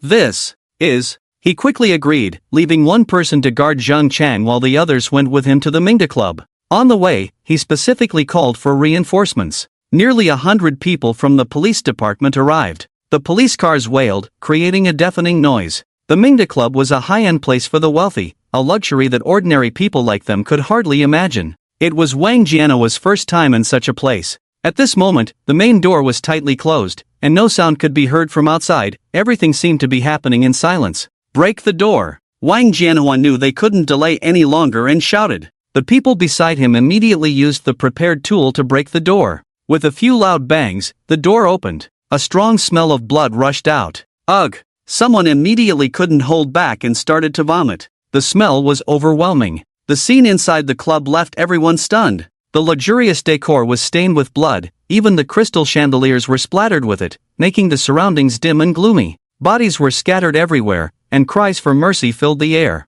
It was like a hell on earth. Quick, save the people first. Wang Jianhua had been handling cases for many years, but he had never seen such a horrific scene. He quickly gave orders. The police rushed in, and ambulances arrived. Many parents were carried away covered with white cloth, some were lifted onto stretchers, while others managed to walk out on their own. Each one looked extremely disheveled. Everything that happened today would be a nightmare for the rest of their lives. MS. Li, what on earth is going on? I heard this club is yours? Wang Jianhua approached Li Shanshan. Li Shanshan was not dead, but she was in a terrible state. She was covered in blood, her hair soaked with it. The images from just moments ago were something she never wanted to remember. Among those evil spirits was her own daughter, Feng Xiaoting. After Feng Xiaoting arrived, she came at her with a sharp knife, crazily trying to attack her. Fortunately, she escaped quickly. Along the way, she found a few parents to use as shields, barely escaping a disaster. But the psychological trauma would never fade. That shadow was clearly a ghost. And it was her own daughter. It's a ghost is chasing us. And it's our children. Woo woo, you must help us, catch that bastard Chen Chen. It's all because of him. He killed our children, and now he wants to kill us too. Woo woo, I'm so scared. Everyone around fell silent. Li Shanshan, the lady of the phone group, often attended various media reports and was considered an active figure in the circle. The phone group was powerful, and no one dared to provoke them. She was cold by nature, ruthless in her methods, and had always been the one to make others cry and plead for mercy. Now she was crying so pitifully, showing just how much she had been tortured moments ago. It felt like Wang Jianlin crying out loud in front of the camera, a strong impact. Wang Jianhua frowned tightly. Chen Chen? It's him again? Chen Chen had released ghosts to kill so many people. He believed this, but would the people above in the police department believe it? And could these words serve as evidence? It was likely that as soon as Li Shanshan opened her mouth in court, she would be sent to a mental hospital. Ghosts killing people, this case was unique even in today's world. Team leader Wang, we found no evidence at the scene, no fingerprints, no footprints, no signs of a struggle, only one person's, and we didn't find the ghosts they mentioned. At this moment, someone came over to report. Are you saying we killed each other inside? Li Shanshan screamed, her voice filled with despair. Look at how tragic everything inside is. We are all people of status and identity. How could we do such a crude thing? You officers actually don't believe us victims? Li Shanshan's shouting attracted a few surviving parents, all of whom looked as if they had gone through a disaster, with bloodstains on their clothes and injuries on their bodies. One by one, they became indignant. I graduated from a prestigious university, I am an intellectual, I would never speak nonsense, the one chasing us was my son. Bah! It was a ghost. I can testify, there really was a ghost just now. That shadow was a ghost. They really wanted to kill us. That Chen Shen guy never intended to let us live. You officers need to find a way to save us. Wang Jianhua was feeling a headache as he rubbed his forehead. How could he catch someone based on these words? Do you have any substantial evidence, or any verbal threats or something? Suddenly, Li Shanshan remembered and shouted. Chen Shen said he wanted to play games with us, and also said we should take care of our own lives. Yes, Chen Shen said that. We can prove it. Wang Jianhua's headache worsened. Chen Shen only said he wanted to play games with them, he never directly threatened to kill them. Even if there was a threat, bringing Chen Shen back would only be for cooperation in the investigation. It would be impossible to convict him. If you all don't have concrete evidence, then I think this matter will likely be judged as mutual fighting, Wang Jianhua said seriously. What did you say? Mutual fighting? This. The parents were all in disbelief. They had experienced life and death, been threatened and chased by Chen Shen,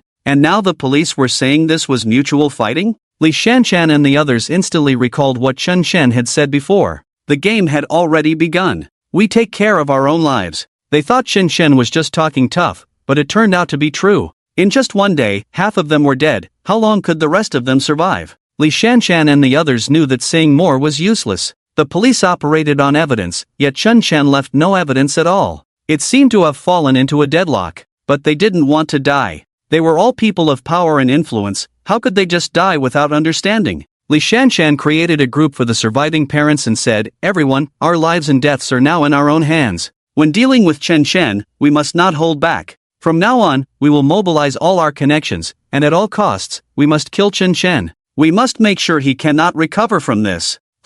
11 evil souls. In a small tea house, Chen Shen sensed the evil souls of those parents and said with satisfaction, Those shadows were helping him collect evil souls. Out of 21 parents, 11 were dead, and 10 had managed to escape. Chen Shen rested his chin on one hand, randomly pulled out an evil soul, roasted it over the blazing sunfire for a few moments, and then stuffed it into his mouth. Senior Phone, you eat these evil souls first, I'll slowly bring you the remaining 10. This game has just begun. Feng Wuji lazily hummed. These evil souls taste too monotonous, there's a great evil person nearby, go get me his evil soul. Another great evil person? Chen Shen grinned and chuckled, alright, I wonder what this evil soul will taste like, strawberry flavor or milk flavor. In the suburbs of Baitsong City, a rather remote village, in a courtyard, 5 people were sitting in the yard drinking and eating barbecue. The leader was a bald man covered in tattoos. The younger brothers beside him were toasting him one by one. Big brother, isn't it my turn to play now?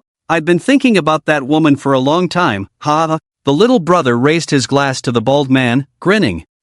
You're next. After you, it's Erguzi, then Erdan. The group wore flushed faces, laughing and expressing their thanks. In the courtyard, there was a room with curtains drawn, inside which a woman was locked away. From time to time, the sound of her wailing echoed, each cry more pitiful than the last. Yet the men sitting in the courtyard acted as if they heard nothing, occasionally bursting into laughter. In their eyes, that woman was merely a tool for their release, worse than an animal. For several nights now, they had come here to eat, drink, and bully that woman. Big brother, it's bad. The police are here. Suddenly, a little brother stumbled in, his voice filled with alarm. The bald man snorted coldly and waved his hand dismissively. It's fine, let them come. Let's see what evidence they can find. Soon, the sound of police cars could be heard. Wang Jianhuo arrived with a subordinate. The car stopped right at the entrance. Who is Liang Kai? Wang Jianhuo asked as he entered. I am. The bald man raised his hand, a cold smirk in his eyes. Officer, what do you need from me?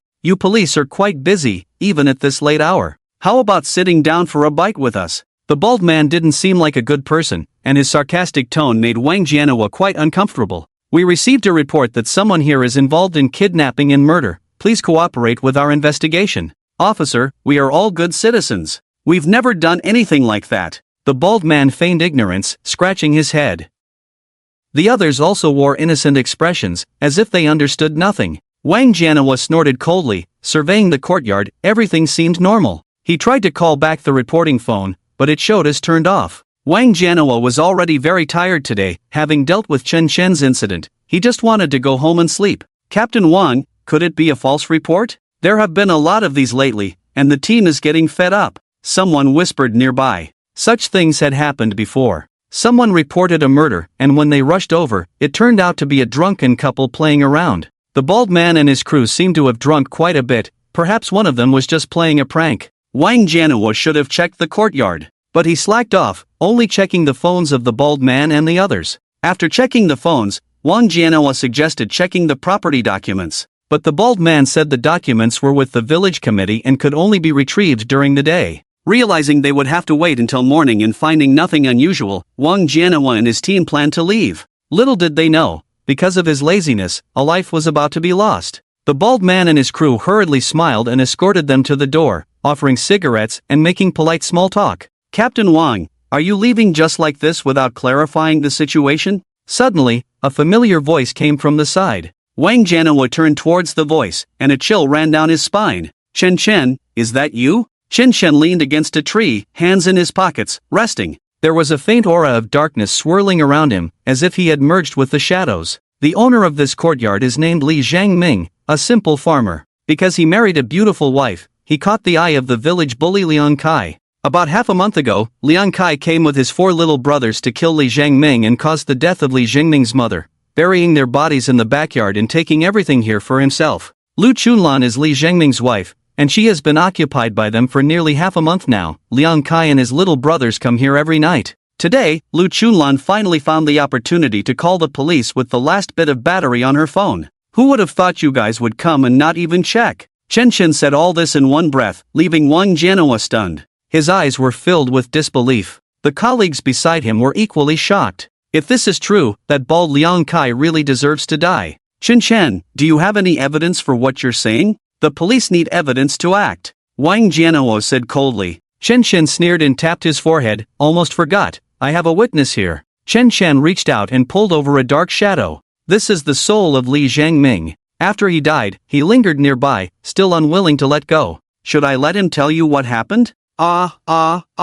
No! A ghost! Wang Jianhua and his colleagues screamed in fright. Chen Chen grabbed hold of Li Jingming's soul. Almost forgot, you can't understand the voice of a ghost. But your inaction and laziness really disgust me. Chen Chen's eyes narrowed. He looked as if he wanted to devour someone. Wang Jianhua stepped back 2 paces, his eyes wide with fear. You don't do anything reckless. The police are still investigating the incident at Mingda Club. You are now a major suspect. Moreover, this is just our mistake. We can't convict anyone based solely on a text message to the police. Chen Chen frowned, looking displeased. They also said there was no evidence regarding his daughter. Where in this world is there so much evidence for them? To deal with evil people, just having an excuse is enough. Then I'll try a method that doesn't require evidence. Chen Chen snorted coldly, hands in his pockets as he walked inside. Chen Chen, don't do anything reckless. A colleague grabbed Chen Chen's clothes. Crack, crack, crack.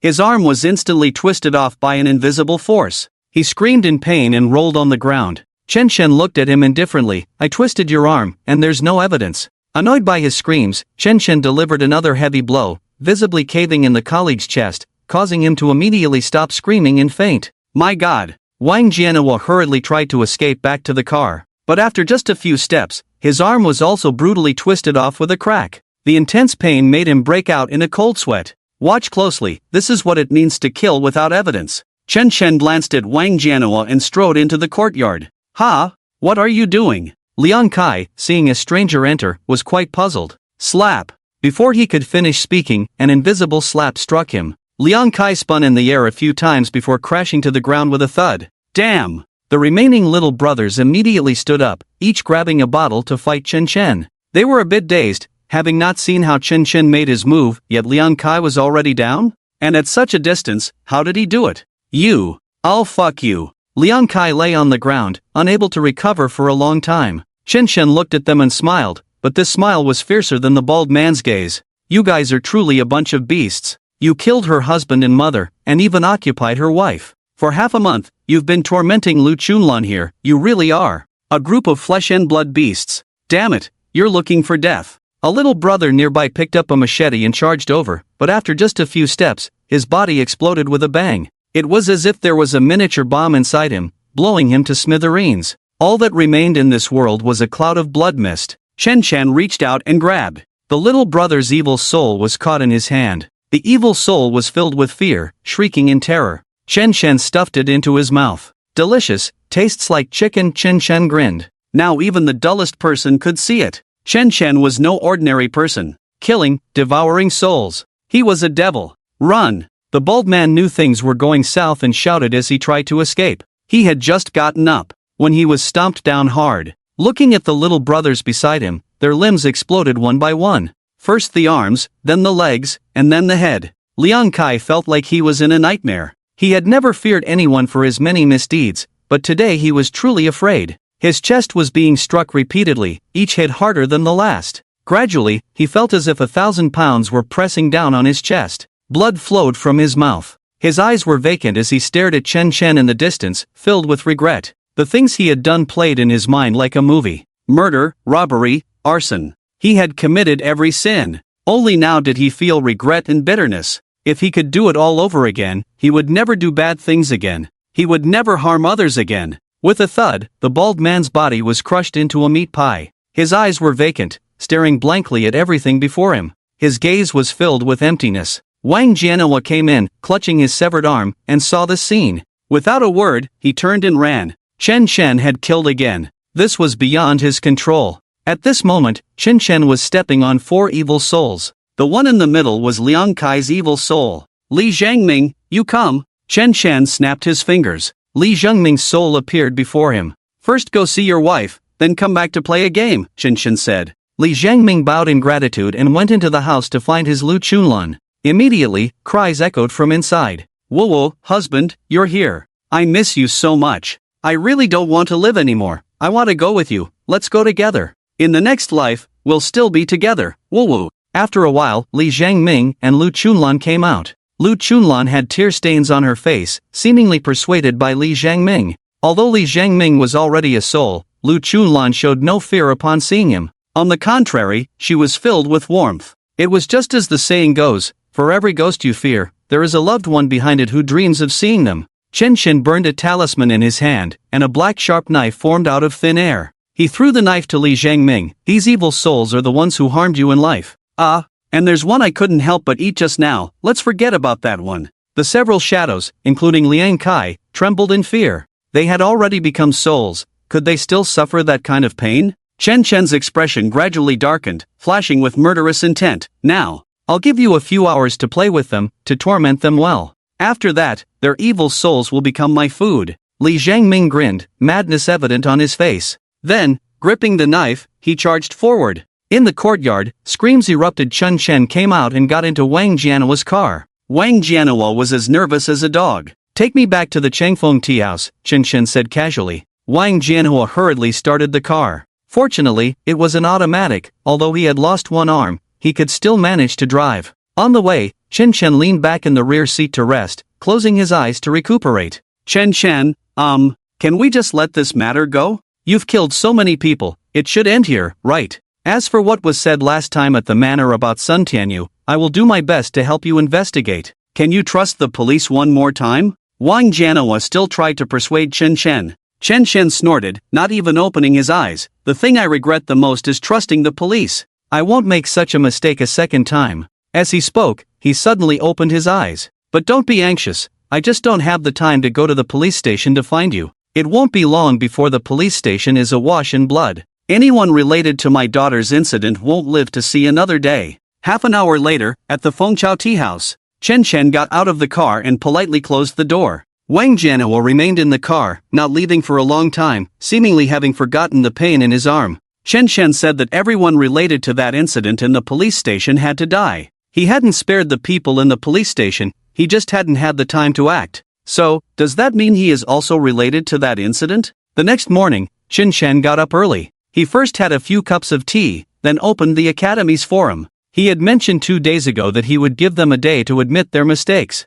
But it seemed no one cared about his words. No one admitted their wrongs, and the videos on the forum were still there. Although they were face-swapped videos, they were extremely insulting, clearly targeting Chen Xiao. Instead, the video was pinned to the top, for entertainment and mockery. Chen Chen squinted his eyes. Did I go too easy on them? Killing the Yin family was clearly not enough. Do I have to turn this world into a bloody hell for them to see? The scythe of justice is about to start reaping. Chen Chen had breakfast first, then devoured the evil souls of Liang Kai and others before sitting down at the computer. On the forum, he posted a video. Hello everyone, I am Chen Chen, Chen Zhao's father. As you all know, 2 days ago I posted a message warning you to repent for my daughter's sake. But, it seems no one is paying attention to me. Chen Chen shook his head with a bitter smile. It seems I was wrong, I shouldn't have been so naive. I thought you would recognize your mistakes and change your ways, at least that would spare your lives. After all, I'm not a murderer. I just enjoy devouring evil souls. But since you ignore my warning, then,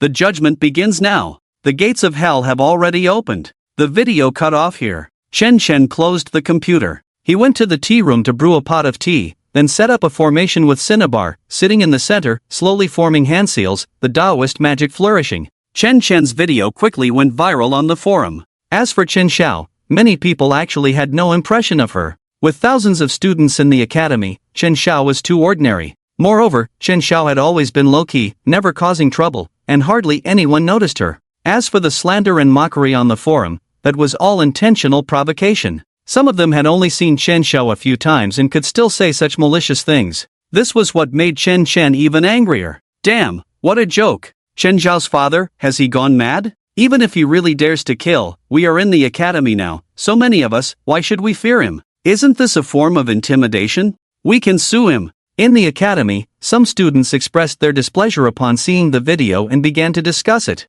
One fat woman, however, didn't care at all. Her face was heavily made up, and she sneered, that Chen Xiao is just a slut. Her father died, and she's still causing a scene. Does she think going crazy in the academy and beating up a few security guards makes her impressive? The police will catch him sooner or later. He's just desperate now. I want to watch Chen Xiao's video and mock her. What can he do to me? The people around her also didn't believe in evil, all agreeing with the fat woman's words. The fat woman even commented under Chen Xiao's video. To be blunt, Chen Xiao's death is actually a good thing for the academy and for us diligent students. She has long corrupted the atmosphere of the academy. I've seen different men come to escort Chen Xiao to the academy, and I've even seen her go to hotels with those men. Although this video is synthesized, it looks more real than the truth. Chen Xiao is that kind of person. She can't live without a man. She even likes it when men hit her to feel happy. Such a person deserves to die. Humans are social animals. When faced with something they perceive as dangerous, everyone will stop to observe first.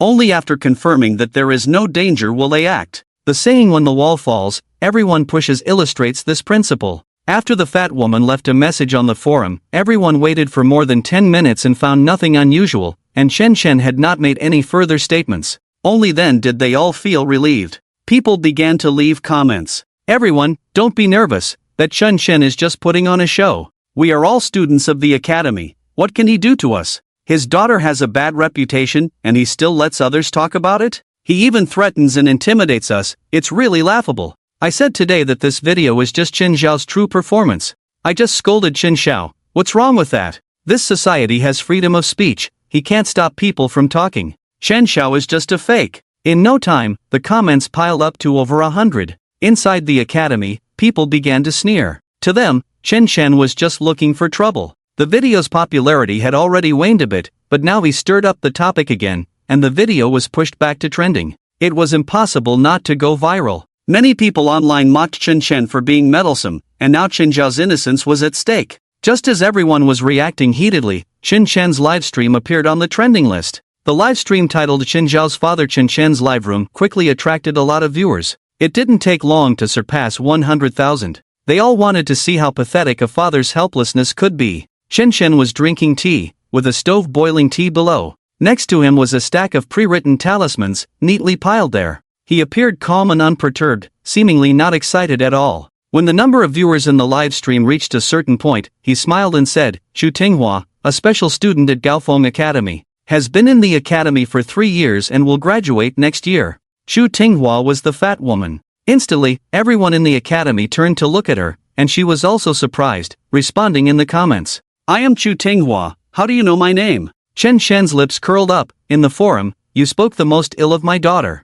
Do you know that words can sometimes become a weapon of murder? You are already a murderer. Then let your disgusting facade be exposed to the sunlight." Chen Chen snapped his fingers. With a loud clap, a talisman ignited. It quickly burned to ashes in the air, accompanied by a dark figure that let out a shriek before vanishing into thin air. What is he doing? Playing tricks? Was that a talisman just now? He's a Taoist. Just as everyone was puzzled, the fat woman Chu Tinghua suddenly froze. Her eyes became dull, staring blankly into the distance as if she saw something terrifying, then her eyes lost their luster, turning gray. She grabbed a craft knife from her deskmate and pushed the blade to its fullest extent. She muttered to herself, "I am a beast, I am not human. I gossip, I should go to hell. I should have my tongue cut out, I should die." People nearby immediately noticed her abnormality. "Ting Ting, what's wrong with you? What do you mean, die? Ah, I should die. I am not human. Woo woo. How could I be such a beast?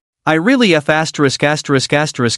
deserve to die." Chu Tinghua suddenly seemed to collapse and screamed, grabbing a utility knife and running outside. A group of students chased after her, all confused about what had happened to Chu Tinghua, who had been perfectly fine just moments ago. Some quick-witted ones had already started a live stream, recording her frantic state. Chu Tinghua ran all the way to the pedestrian street outside the academy. At this time, the street was quite crowded. When people saw the knife in her hand, they tensed up, instinctively keeping their distance, unsure of what this plump woman was going crazy about. "Ting Ting, put down the knife. What's wrong with you? Can't we talk this out? Are you possessed?" The people from the academy caught up and began to persuade her. Chu Tinghua looked at them with a dazed smile. Then, the blade of the utility knife was aimed at her own face. "Ah, no! Are you insane?" Amidst the screams, Chu Tinghua's knife left marks on her face. From her scalp down to her neck, she made a total of over 10 cuts. The blood wouldn't stop flowing. Each cut was gruesome and terrifying.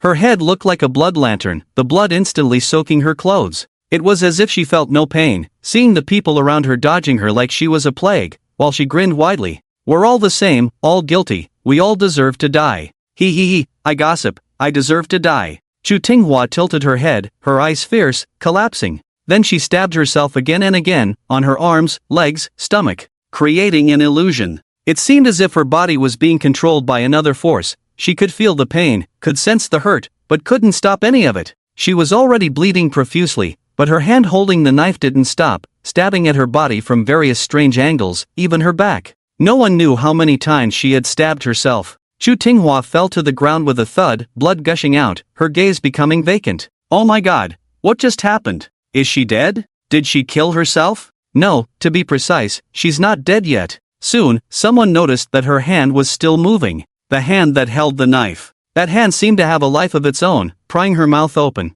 Then, it cut off her tongue. Gossip should be silenced. Hiss. At that moment, everyone fell silent. Chu Tinghua was dead. She had killed herself and cut off her own tongue. What kind of normal person could do such a thing? They quickly connected this scene to one person. Chen Chen. Just earlier, Chen Shen had said he wanted to expose her disgusting facade to the sunlight, and in his words, he also wanted to kill Chu Tinghua. He casually burned a talisman, and Chu Tinghua was dead? What was the principle behind this? The key was that Chen Shen had so many talismans around him, if each talisman represented a life. Then, it was serious. The situation seemed to have escalated. Chen Zhao's incident, Chen Shen was not joking. He was declaring war on everyone. In Chen Shen's livestream, he was leisurely sipping tea, but his gaze grew increasingly profound. He chuckled coldly. It seems Chu Tinghua is already dead, so the first round of judgment is over. Next, is her second round of judgment. I call it the sublimation of the soul. What? The sublimation of the soul? The people in the live stream didn't understand what Chen Shen meant. What was he trying to do? What did the second round of judgment mean? The person was already dead, how could he judge her? Moreover, the term sublimation sounded quite artistic. In an instant, a large crowd surged into Chen Shen's livestream, and the popularity skyrocketed. Chen Shen looked at the rising heat in the stream, feeling a bit surprised. He never intended to become an internet celebrity, he just wanted to judge the wicked. At this rate, it wouldn't be long before he started selling products. Ahem, ahem. Chen Shen cleared his throat, then with a swift motion, a black figure immediately appeared before him. The figure was plump, entirely black, and blurry, but her facial features and clothing were clearly visible to everyone. Someone immediately recognized her. Isn't that Chu Tinghua? How did she end up like this? Didn't she die? What on earth is going on? Upon seeing Chen Shen, Chu Tinghua knelt on the table, repeatedly bowing her head. Her figure, no larger than a phone, seemed somewhat diminutive, but the fear and humility emanating from her were unmistakable. Chen Shen quietly watched her, pulling out a palm-sized flame wolf tooth club. He squinted. Now you know you were wrong? It's too late. Bang! Bang! With a few strikes of the wolf tooth club, Chu Tinghua let out a scream akin to hysteria. Her figure was pierced by the club, and one could only imagine the pain. The screams grew sharper. Then, Chen Shen bound her to the wolf tooth club and placed her over the blazing sunfire. Sizzle! Chu Tinghua's body trembled violently a few times before she began to vanish. At the critical moment, Chen Shen grabbed her and consumed her like a snack. The live stream experienced a brief pause, and everyone gasped in shock. Did Chen Shen just roast and eat Chu Tinghua's soul? Although it was just a black figure, they seemed to feel Chu Tinghua's pain. That sensation was even more agonizing than when she was alive. Is this what they call soul refining? So painful? No one wanted to end up like that, tortured even after death. Now everyone finally understood a truth. Death is not the end. It could very well be another beginning. Without a body, one would feel the torment of the soul. This feeling seemed to be more painful than physical suffering. Chen Shen rested his chin on one hand, casually sipping tea. Today, Baitsong City will run red with blood. Near the pedestrian street, the police arrived. Wang Jianhua had been hospitalized with a broken arm, and this time it was the deputy captain, Ho Tianlong, who came. In his 30s, with thick brows and big eyes, he exuded righteousness. Upon arriving at the scene, he first set up a cordon. The scene was a bit too shocking, children seeing it would have nightmares. Nearby, concerned citizens informed him that Chu Tinghua had come to the pedestrian street to self-harm, resulting in her current state. Ho Tianlong conducted a brief investigation and initially confirmed this scene. All of Chu Tinghua's injuries were self-inflicted, but the wounds on her back and her severed tongue were filled with doubts. A person in extreme pain could not possibly do all this. It was evident that when she stabbed her back with a knife, her arm was likely broken, but how could a severed arm accomplish all this? And she even pulled out her own tongue in the end.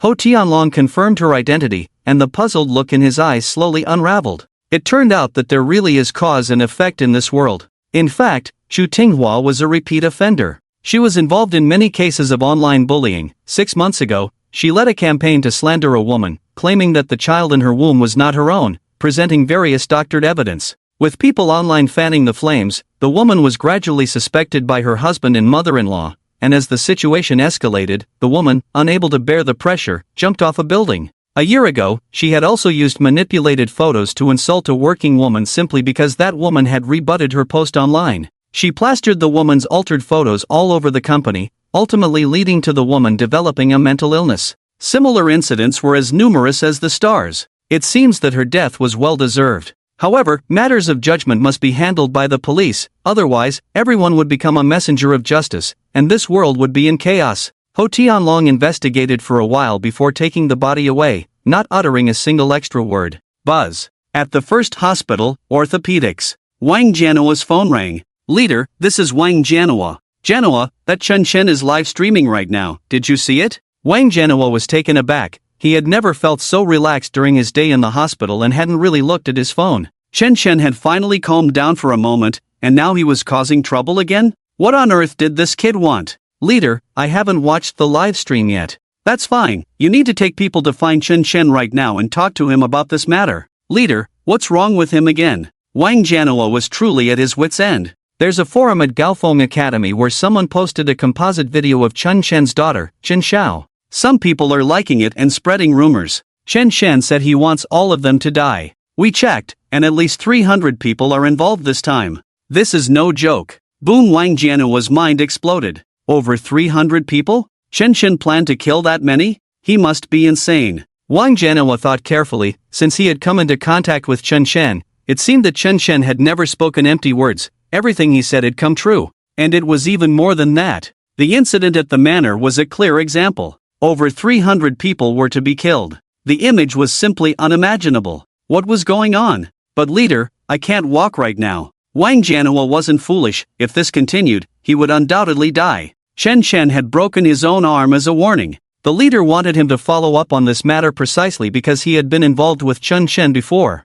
The leader didn't want trouble, but he didn't want to lose his life either. Didn't you break your arm? Does a broken arm affect your ability to walk? The leader was displeased. I broke my leg too. When did that happen? How come I didn't know? Wang Jianhua gritted his teeth and kicked the wall hard. Now, it's broken. Leader. At the Fengfeng tea house. 50 meters away. A dozen police cars were parked. 3 officers from the police department were escorting a well-dressed man over. This man was an emergency negotiation expert sent by the police department. So far, the Chen Chen incident had completely exploded online, but they couldn't find any evidence, making it impossible to arrest Chen Chen under such circumstances. Moreover, capturing Chen Chen would come at a great cost. The police officers could easily get implicated. Therefore, the leader wisely dispatched a negotiation expert to defeat Chen Chen through psychological warfare and force him to compromise. The negotiation expert arrived at the door and knocked. Hello, Mr. Chen, I am a negotiation expert, and I would like to talk to you, if that's okay? The door of the tea house opened with a click. Is this door automatic? The negotiation expert was momentarily stunned, then strode inside. This place was no different from an ordinary tea house, except the atmosphere was a bit eerie. Chen Chen sat there drinking tea, with a tea stove burning below and a tall stack of talismans beside him. The negotiation expert had yet to realize the importance of the talismans. He just felt a bit uncomfortable but still politely spoke. Hello, Mr. Chen, I can see that you are someone who understands health preservation. The negotiation expert was trying to make small talk, smiling at Chen Chen. Chen Chen glanced at him, acknowledging him. The live stream was still on, and their conversation was being heard by countless netizens. This actually saved the police department some trouble. They could see the situation inside clearly. It's just average. I'm not into health preservation anymore, just soul cultivation. Chen Chen casually replied. After all, so many netizens were watching, he had to be a bit polite. Ha ha ha, Mr. Chen really knows how to joke. The negotiation expert laughed, easing the atmosphere. Chen Chen looked at him again. I never joke with people, I only open the morning hall for them. The negotiation expert was a bit at a loss for words, realizing for the first time how stressful it was to chat with someone. Mr. Chen, let's get back to the point. He became serious. Previously, a woman named Chu Tinghua committed suicide on the pedestrian street, and the manner of her death was quite brutal, with many suspicious points. Considering the recent events and your statements in the live broadcast, the police initially suspect that you did it. Chen Shen snorted coldly, but they have no evidence, so they came to negotiate with you? Ah, yes. The negotiation expert forced a smile. We mean no harm. We've heard about your situation, Mr. Chun. As long as you promise not to kill anyone in the future, we can wipe the previous matters clean, and we can also offer you a substantial compensation.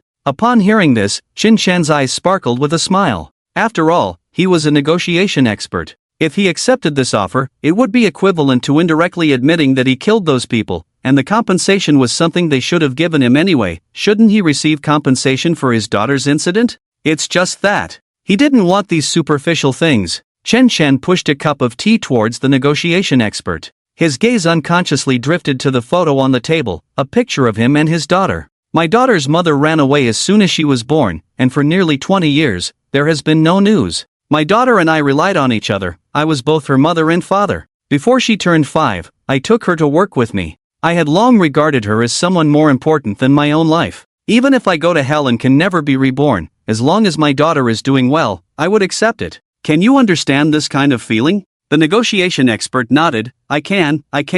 Wrong, you can't, because you don't have children. Chen Shen shook his head. The negotiation expert was startled. He was married but had never had children. How did Chen Shen know this? This was their first meeting today. Xiao Xiao was once my hope, then she became my pride, and then she turned into my burden, my support. But now, all of this is gone. She was killed by a few beasts. They ruined my daughter's life. When she died, her only eye was wide open in an oval shape. I knew she couldn't close her eyes even in death. Who can know how much pain and suffering my daughter endured when she died? Crack! As Chen Shen said this, it seemed he recalled the scene from back then, and his expression instantly darkened as he crushed the teacup. Mr. Chen, please calm down. The negotiation expert was startled. Was Chen Shen's grip really that strong? I came here to discuss with you. There is a way to solve all problems, right? I'm just providing you with a solution. You can see if you can accept it. If not, we can discuss other options. I only accept one solution here. Chen Shen looked at him.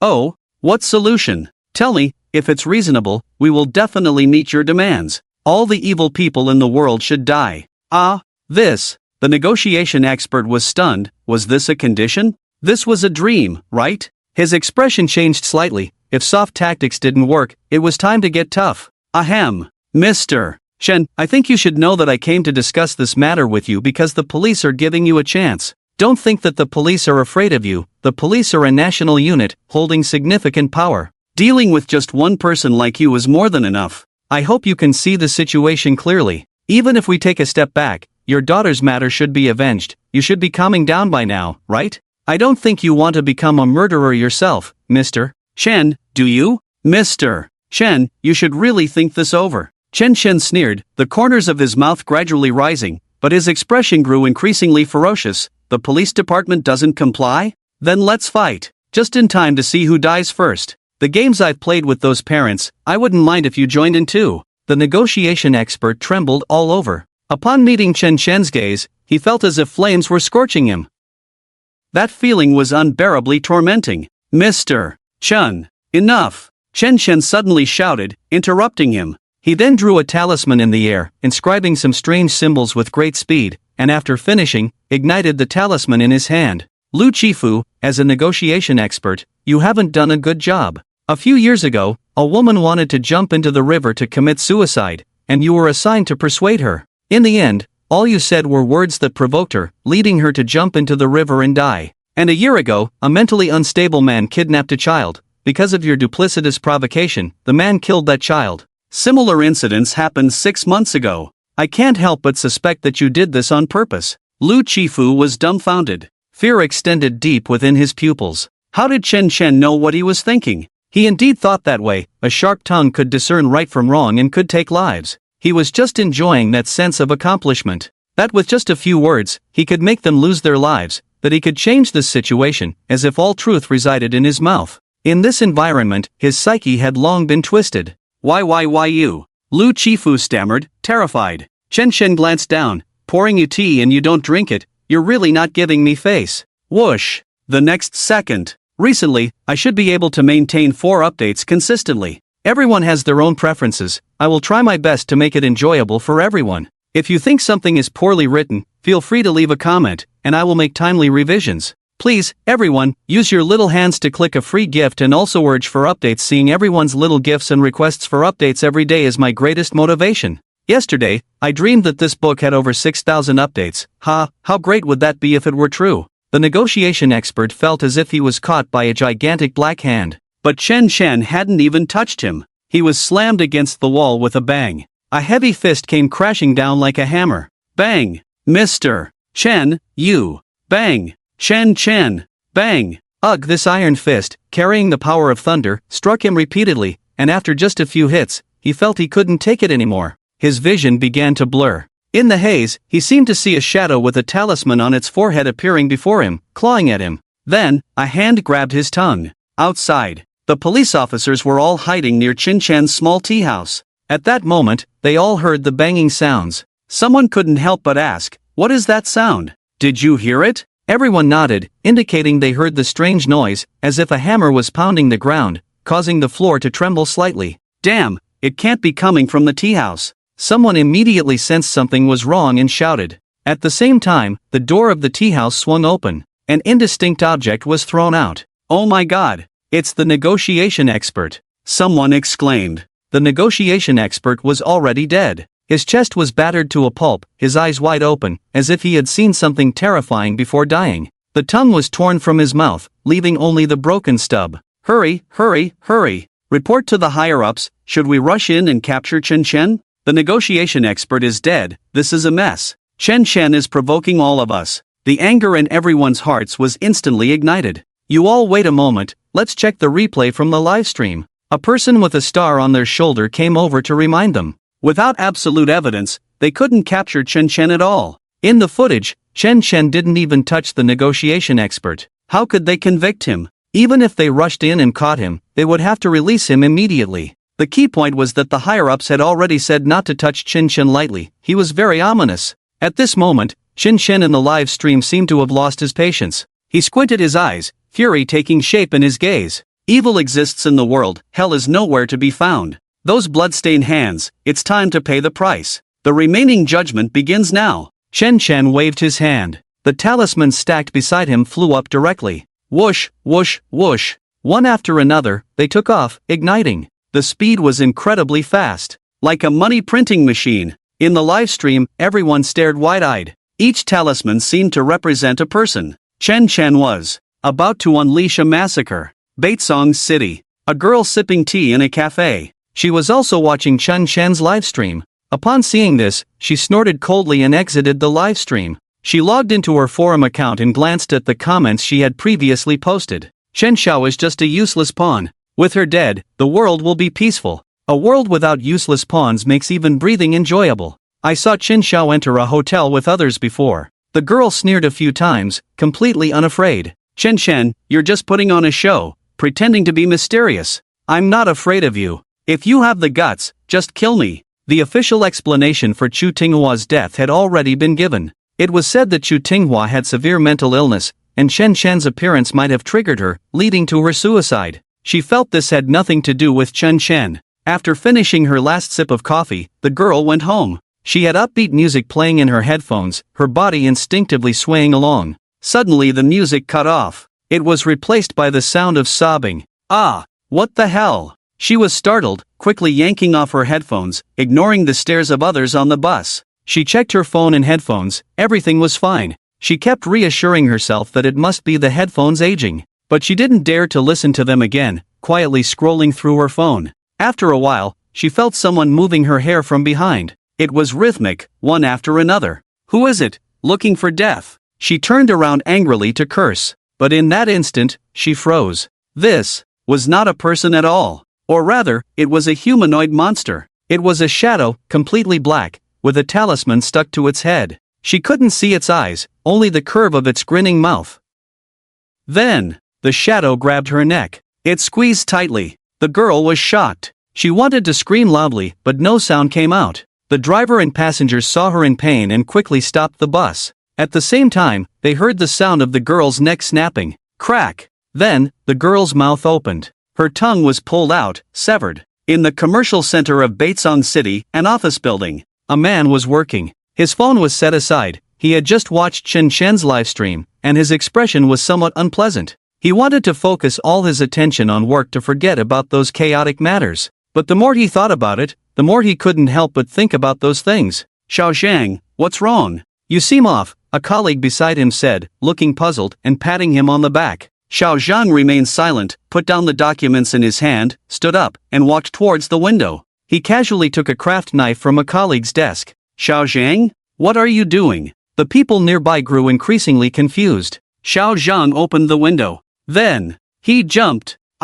Everyone in the room was stunned. They were shocked by this sudden scene. To know that this was over 20 stories high, and he just jumped down? Something's wrong. Someone shouted, and a crowd gathered by the window to look. Xiao Zhang had already fallen to the ground in free fall. He became smaller than an ant. One hand gripped the craft knife. In the moment of jumping, he had already cut off his own tongue, dying with his eyes wide open. In a certain academy in Baitsong City, a lecturer was giving a class. His lecture was very lively, and the students loved it. Now he was at a critical point in his lecture, and he was getting excited. But at that moment, he suddenly stopped. The students thought he was teasing them, and their curiosity intensified. A few eager learners were even imagining the next problem-solving direction. But the next scene shocked everyone. The lecturer pulled out a pen and stuck out his tongue in front of everyone. The pen jabbed into his tongue repeatedly, blood gushing out until the tongue was a mess. Then the pen aimed at his neck. The classroom erupted in screams.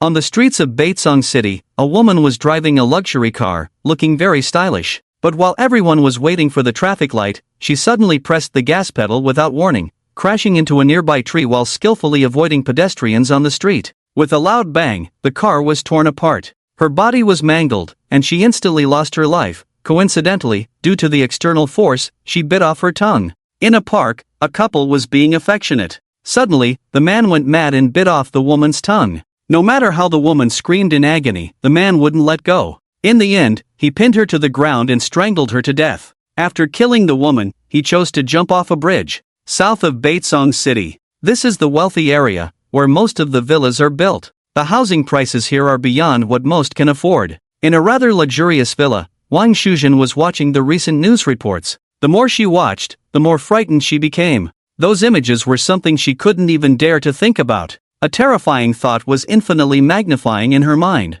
Would she also end up like this? Dying tragically on the street. She was different from those ordinary people. Her life was worth something. But ever since Chen Shen's incident blew up online, she had been having nightmares. She always dreamed of the day they tormented Chen Xiao. Chen Xiao was beaten by them, forced to do those unspeakable things. Even in the end, they killed her and pushed her down the stairs. Originally, she didn't care. With her status, what was it to kill a few people? But Chen Xiao's death had been haunting her mind, especially today's events. Wang Shuzhen had also commented under the video, and she had cursed quite harshly. Many people were swayed by her rhythm. Would Chen Chen kill her? That sentence kept repeating in her head. Chen Chen said that everyone involved in this matter would go to hell. In her panic, she grabbed the phone and called Sun Tianyu. "Hello, what's up?" Sun Tianyu quickly answered. "Sun Tianyu, Chen Shen has gone crazy. He wants to kill everyone.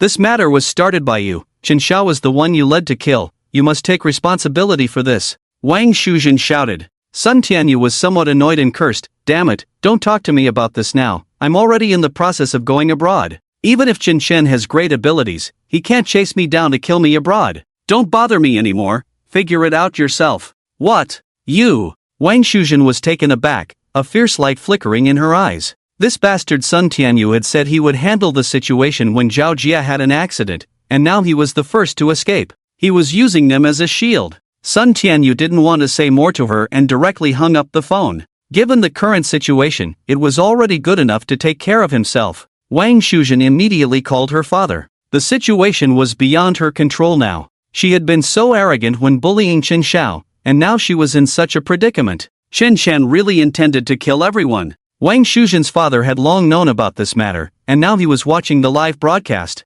"Pack your things, I'll send someone to pick you up later," her father said seriously. "Okay, thanks Dad." Wang Shuzhen knew her father had arranged everything, so she didn't ask more and hurriedly went to pack her things. In less than half a day, Chen Shen's livestream was already filled with messages. The forum had been almost completely refreshed. All were confessions and words of repentance. Chen Chen browsed through these messages with interest, making a clicking sound with his tongue. shaking his head, disappointed. Now you realize you can't bear the consequences and come to confess? It's too late. What were you doing on the day I gave you time to confess? Chen simply closed the chat function of the livestream and quietly continued his broadcast. Senior Feng, are these evil spirits still suitable recently? He asked. Feng Wuji laughed heartily, still good. Although there aren't many evil spirits, the quantity makes up for it. With enough quantity, I can replenish a lot of power. As long as Senior Feng is satisfied, Chen said with relief. He was really looking forward to what Feng Wuji would be like when he fully recovered.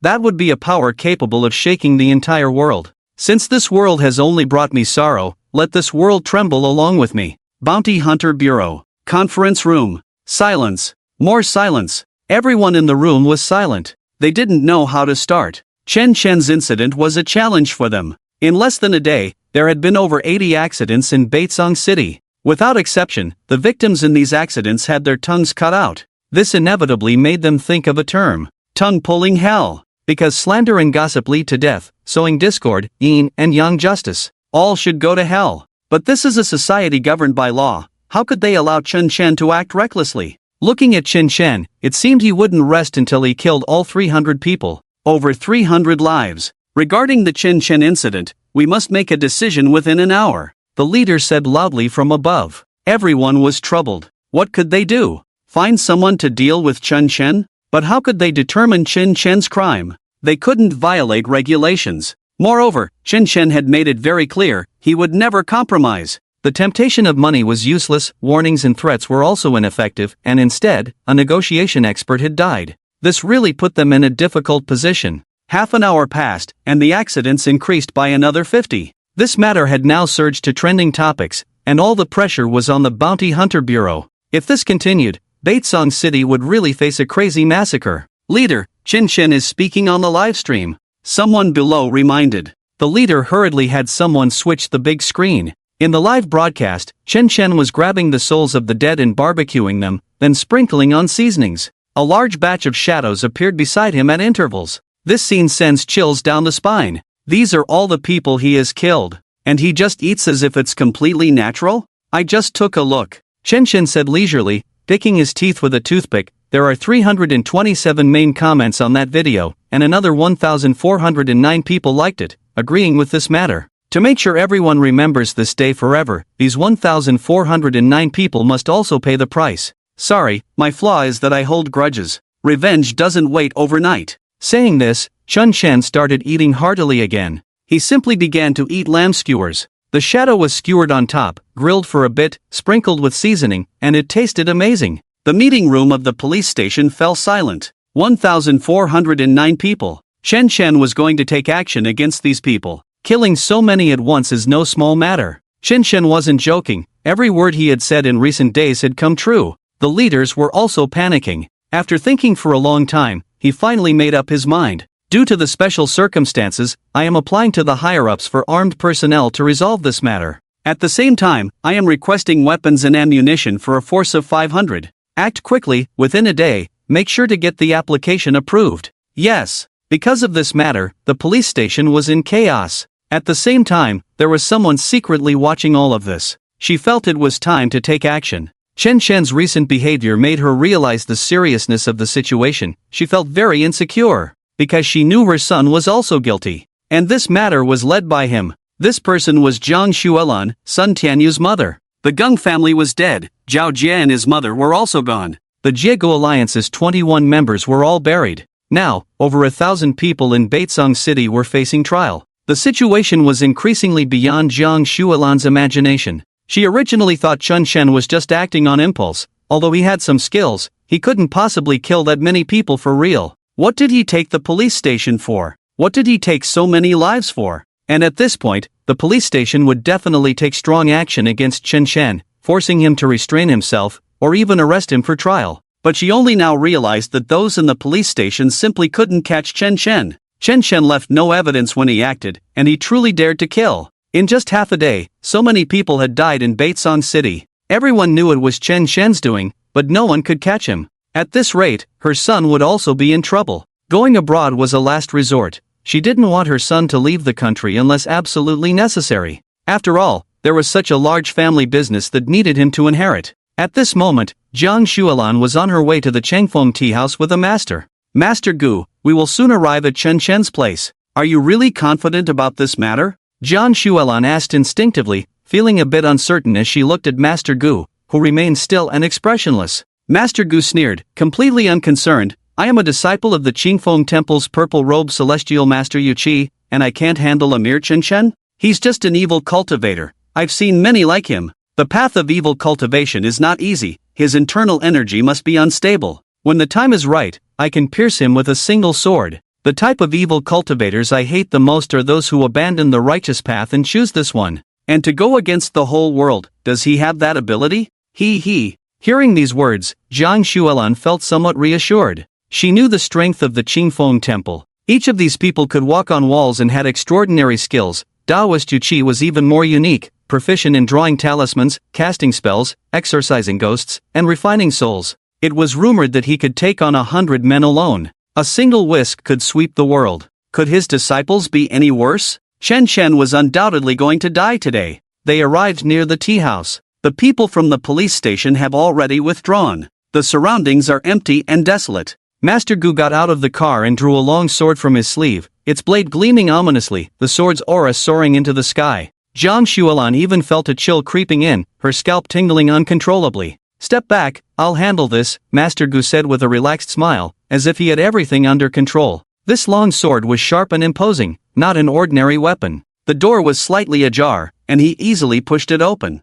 The moment he stepped inside, he froze. He stood there like a marionette with its strings cut, even the hand holding the sword began to tremble. He had been cultivating in the Taoist temple for over a decade, yet he had never seen such a scene. The Fengfeng tea house was not large, only about 70 square meters, but it was crammed full of various vengeful spirits.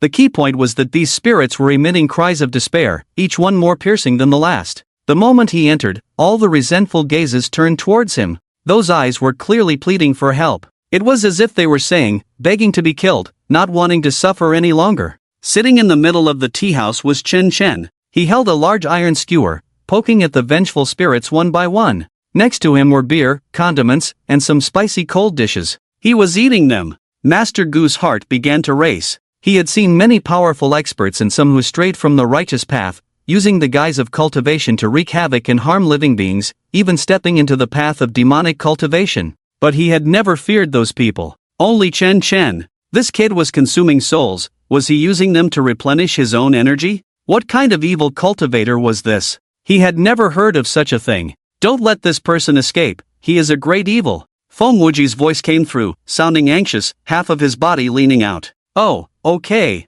Chen Chen's expression gradually turned playful. Qingfeng sword technique, break the demon and dispel the curse. Come forth. Master Gu reacted quickly. Seeing Chen Chen's gaze, he knew he was doomed today. So he unleashed his ultimate move at the first opportunity. With a sweeping strike, he unleashed a storm of power. The vengeful spirits recoiled, and mortals could only watch in awe. He had maximized his strength, and as he released this strike, he also formed a hand seal. The swift movement talisman was activated. This was his tool for escape. He felt uncertain, remembering his master's words, if you can't win, run. Just as he was about to stick the talisman to his leg, suddenly, his talisman inexplicably ignited, nearly burning his legs. He screamed and dodged, simultaneously witnessing a scene in the room. The sword he had unleashed was caught in Chen Chen's hand with one grip. The blade was mere micrometers from Chen Chen's palm, yet it did not harm him at all. Chen Chen looked at him with curiosity. You are also a Taoist? Moreover, your sword technique is authentic Taoist?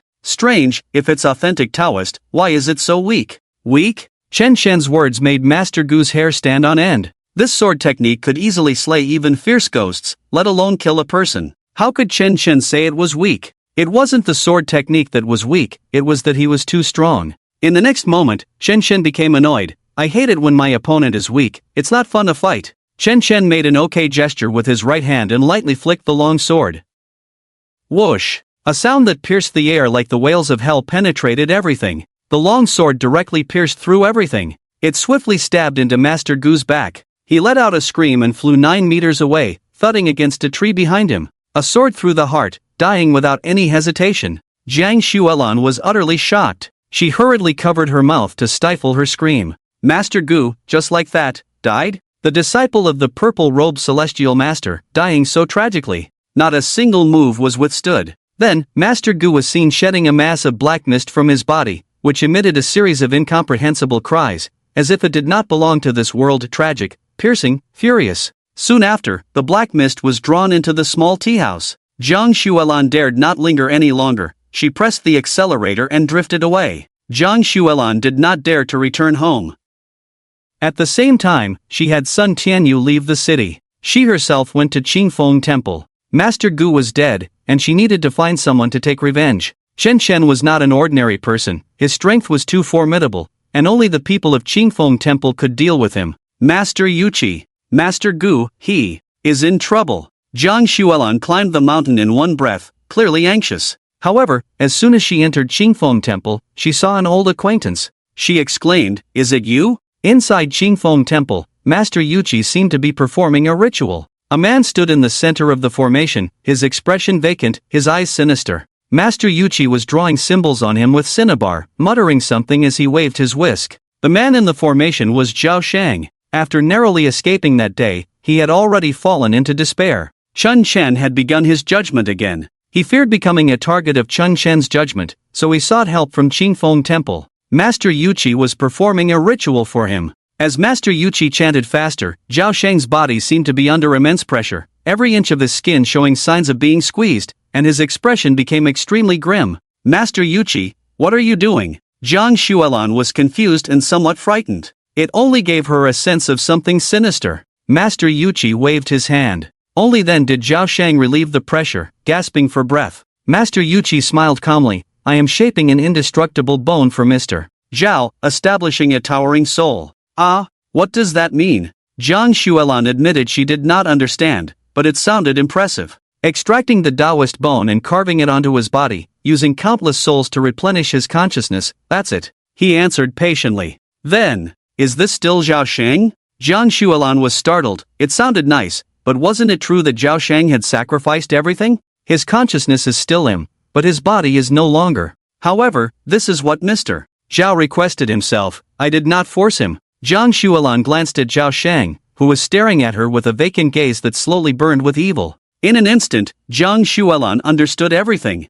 Zhao Shang was truly at the end of his rope. He had sacrificed everything to kill Chen Shen. Rather than being killed by Chen Shen, he might as well fight back. Even if he became Master Yuqi's puppet in the future, he would not hesitate. Mr. Zhao, I have completed the ritual, you can go test your power now, Master Yuqi said with narrowed eyes. Zhao Shang looked at his hands, feeling as if he held the power of thunder in his grasp. He went to the courtyard, aimed at a tree, and punched it directly. Boom! A violent crashing sound echoed. The tree, as thick as a man's waist, split in two and crashed down. Zhao Shang seemed to have merely thrown a punch effortlessly, without using all his strength. Not bad, I'm off. Zhao Shang smiled with satisfaction, clenched his fists, and left the mountain. Jiang Xuelan stood by, dazed for a long time. After a few minutes, she hurriedly followed him down the mountain. She needed to see Chen Shen dead to feel at ease. Zhao Shang had gained power, possessing the indestructible valley and the towering soul. Killing Chen Shen should be no problem.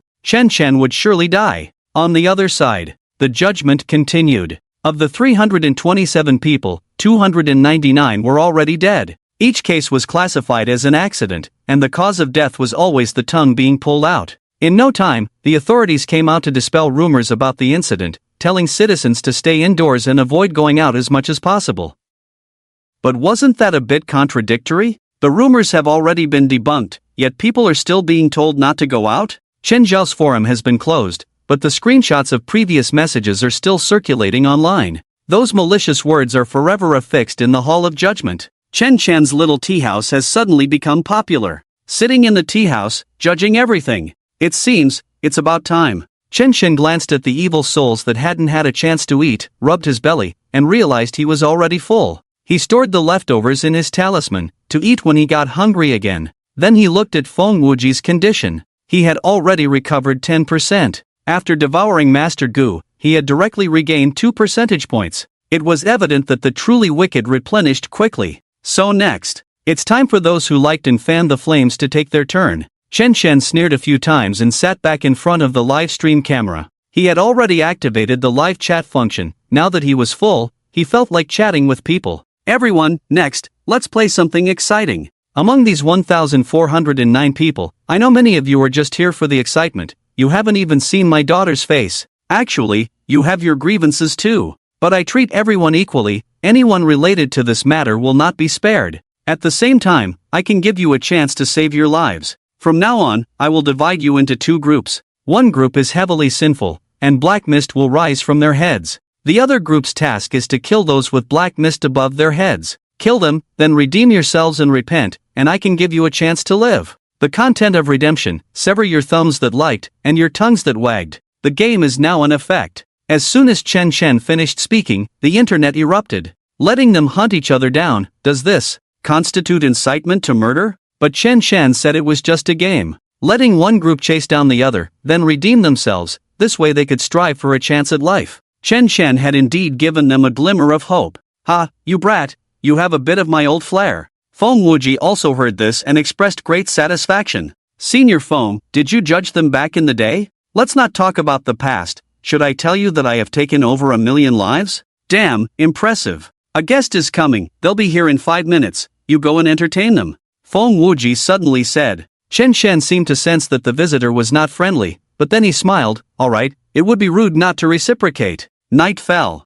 Baitsong City was particularly quiet today, as if there wasn't a single person on the streets. This was due to the official announcement urging everyone to stay indoors. Meanwhile, Chen Shen had started the game, and everyone dared not go out, fearing they would be splattered with blood. On the empty street, a man's figure appeared near the tea house. It was Zhao Shang. Or rather, he was no longer Zhao Shang. His indestructible bones could rival all things, and his towering soul could break through myriad paths. After being enlightened by Master Yuchi, he was now full of power. Not far away, Chen Shen stepped out. Upon seeing him, Zhao Shang's eyes instantly filled with rage. Chen Shen had killed his wife, murdered his son, and now wanted to silence him. He couldn't swallow this anger. When had he ever been bullied like this? Zhao Shang? Chen Shen was somewhat surprised, because he immediately noticed Zhao Shang's abnormality. His soul was unstable. A person could only possess one soul within their body. But now, his body was crammed with countless souls, far exceeding his limits, like a balloon that could burst at any moment under pressure.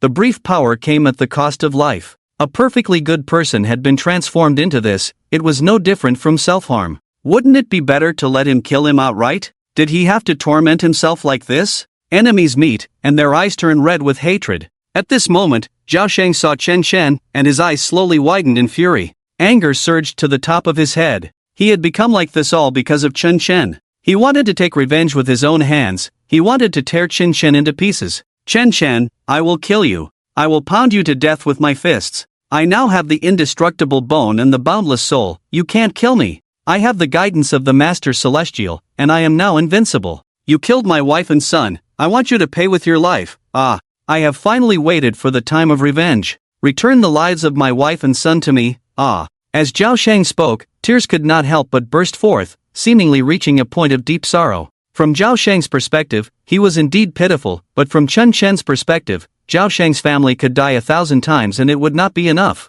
Chen Shen was not to be outdone, his eyes reddening as he shouted, "You will pay with your daughter's life too." Ah. Zhao Shang was taken aback. Huh? This? Zhao Shang cursed inwardly, clenched his fists, and charged forward. But before he could reach Chen Shen, he felt a tremendous force blocking him, and his own strength seemed to be unable to be unleashed. In a daze, he could hardly believe it all. A dark shadow loomed behind Chen Shen. He could not see the figure clearly, only a pair of eyes like cold blades staring at him, seemingly capable of tearing the night sky apart. That figure, towering 7 or 8 meters high, accompanied Chen Shen like the wings of a demon. In the blink of an eye, Chen Shen was already there. Zhao Shang felt all his strength suppressed, trembling. Just a second or two felt like an eternity. Chen Shen slapped out a hand. Boom! Zhao Shang was immediately knocked to the ground. His whole body felt half dead, as if crushed by a tremendous force. Every inch of his skin was being scorched. Ah, my body. It hurts so much. Zhao Shang screamed in agony. He had the indestructible bone and the boundless soul. He shouldn't be able to feel pain.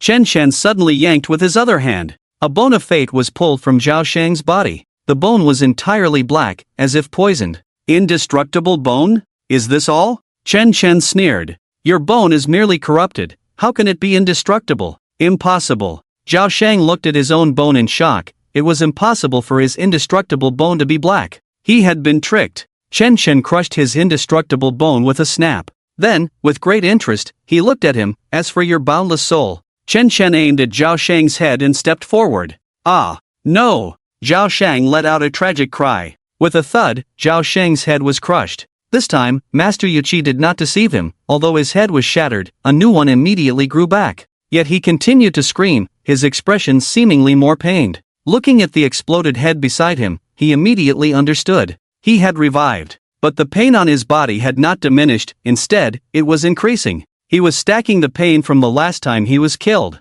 What kind of nonsense boundless soul was this? It was clearly the simplest soul summoning technique. It even retained his own suffering. Master Yuqi had done this on purpose. That old man actually wanted to harm him. As Zhao Shang was astonished, Chen Shen's fist was already coming. The fist wind gathered in the air, carving out an invisible giant wave, crashing down on him like a storm. Suddenly, Zhao Shang felt countless voices of pain and despair flashing through his mind. It was like hell. This was the wailing of 10,000 souls. No, no, no. I don't want to die. Zhao Shang's eyes suddenly cleared. He had thought he had gained power, but in reality, he had been used by Master Yuqi. Chen Shen shook his head. You are already a puppet. He has drained all the essence from your body. Before Zhao Shang could continue to be astonished, Chen Shen crushed his skull again. Allowing him to suffer, Chen Shen threw out a talisman and set it ablaze. Where the talisman passed, countless souls burned. Chen Shen quickly checked these souls, swallowing those that were evil and letting go of the innocent ones. The souls surged away like a tide. This process lasted for a few minutes. Unfortunately, most of the souls in Zhao Shang's body were innocent, with very few having committed evil deeds. Chen Shen only swallowed a dozen or so evil souls. Zhao Shang's body had completely dried up, and it was evident that he was in great pain before dying. Poor wretch. Chen Shen kicked Zhao Shang's corpse aside and caught the last soul escaping from him. Tell me, where do you come from? The evil soul trembled all over. It babbled incoherently. Oh, Xingfeng Temple? A cold smile appeared on Chen Shen's face. A Taoist actually used such evil techniques to control souls, damn it. The soul he held in his hand was anxiously explaining something. Chen Shen's expression grew increasingly playful. What did you say? You were wronged in life? You killed 3 young girls and occupied them, and that's also a misunderstanding? Damn. Chen Shen crushed the evil soul with force. Then he swallowed it whole. After that, he hailed a cab, destination, Xingfeng Temple. Sir, so late at night, are you in a hurry to go to Xingfeng Temple to pray? The driver glanced at Chen Shen through the rearview mirror. The journey to Xingfeng Temple was not short. Setting off now meant it would only be dawn by the time they arrived. Yes, I pray for all evil people to die. Chen Shen squinted at him. Wow, sir, you truly are the embodiment of justice. Great, great. The driver couldn't help but feel nervous. Although he was just a taxi driver, he was also a habitual offender. He thought Chen Shen's words seemed a bit targeted at him, and he planned to rob him when they reached a deserted place and make him apologize. Just bear with it for now. Chen Shen closed his eyes and began to meditate, a smile playing at the corners of his mouth. Xingfeng Temple? I want to see how powerful it is. Chen Shen formed hand seals and began to chant silently. Then several talismans rose into the air, instantly igniting in the car. Xingfeng Temple. Master Yuqi looked at a stack of yellow paper beside him with great satisfaction. These were the essences left behind by people like Zhao Shang. Under the guise of enhancing their power, Master Yuqi quietly stripped them of their fortune and life wheel. He sold these at a high price to others. Xingfeng Temple made money this way. Zhao Shang's life will had a full 10 sheets of yellow paper. Others had only 1 or half a sheet at most. Moreover, Zhao Shang was destined for wealth, a person of great fortune. This would be a good profit. Master, why don't we just swallow the life wheels and fortunes ourselves? Selling them to others seems a bit of a loss, a novice Taoist beside him quietly asked his master. The man quickly shot him a warning glance to keep quiet, but Master Yuqi still heard this. He sneered, the fortunes and life wheels we strip away are all incomplete. While they can bring short-term benefits and change fate, over time, they will backfire. For example, loss of lifespan, family separation, early death of parents. So we don't touch these things. The novice Taoist tensed up, his expression somewhat terrified. The cost of the backlash was so great? But Master Yuqi had never mentioned this to the guests. Wasn't that harming others? However, the novice Taoist didn't dare to voice this thought. He had come to be a Taoist to make money, not for love, right?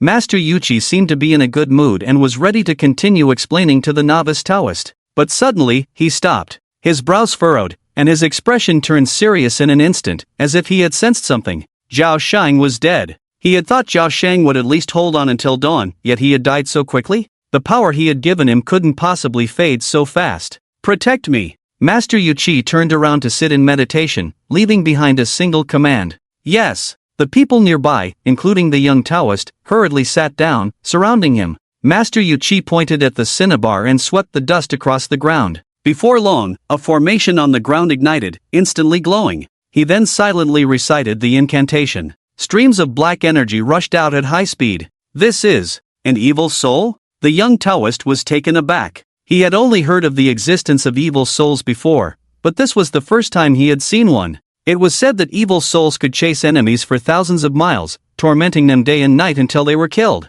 Who was Master Yu Qi planning to deal with using such a vicious tactic? Master Yu Qi watched the streams of black energy fly out, sneering, "Chen Shen, with your strength, you think you can play with me? You're too green. These evil souls are enough to devour you. Your strength isn't weak, but I wonder how your life, wheel and fortune are?" A wicked smile appeared on Master Yu Qi's face. Depriving someone of their life will could be addictive. Whoosh! Suddenly, the expression on Master Yu Qi's face froze. Damn it! CNM! He instinctively blurted out. A massive black hand descended from above, slamming down on his crown. With one strike, it shook the heavens and the earth. It directly shattered his formation. His reaction was incredibly quick. He grabbed a nearby Taoist and pulled him in front of himself as a shield, while he also released the dust to block. Boom! A muffled sound. The Taoist was turned into a mist of blood. The dust scattered like trash, thrown aside. Master Yu Qi had dodged in time and was unharmed.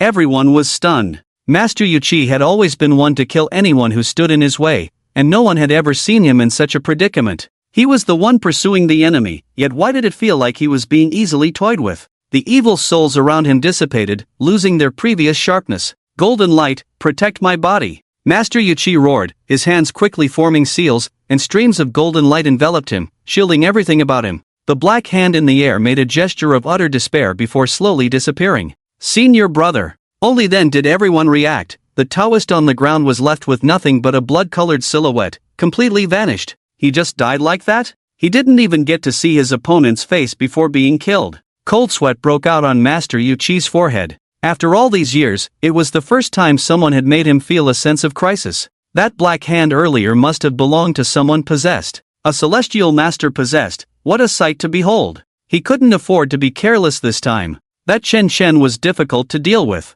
He looked around for a moment. Before dawn, you all stay here. I will go to the back mountain. Master, should I accompany you? The nearby Taoist quickly suggested. No need, I need to go to the back mountain to bring the ancestral Hunyuan sword and then kill Chen Shen. With him around, the threat to us is too great. You all just wait here. Everyone could only nod in agreement, silently guarding Qingfeng Temple. On the other side, in the taxi, the driver sat up straight, his eyes shining, seriously staring into the distance, displaying an unprecedented level of professionalism. Even when turning, he began to use the turn signal, maintaining a steady speed, not daring to exceed the limit. His gaze was clearer than ever. He had just witnessed the battle between Chen Shen and Master Yu Qi. He had thought Chen Shen was an easy target, but who knew he had pulled a formidable ancestor? Just as he was driving, countless shadows suddenly surged around him. The shadows let out frenzied howls, their fierce visages fully revealed. Some faces were even rotting, utterly terrifying. These were all ghosts,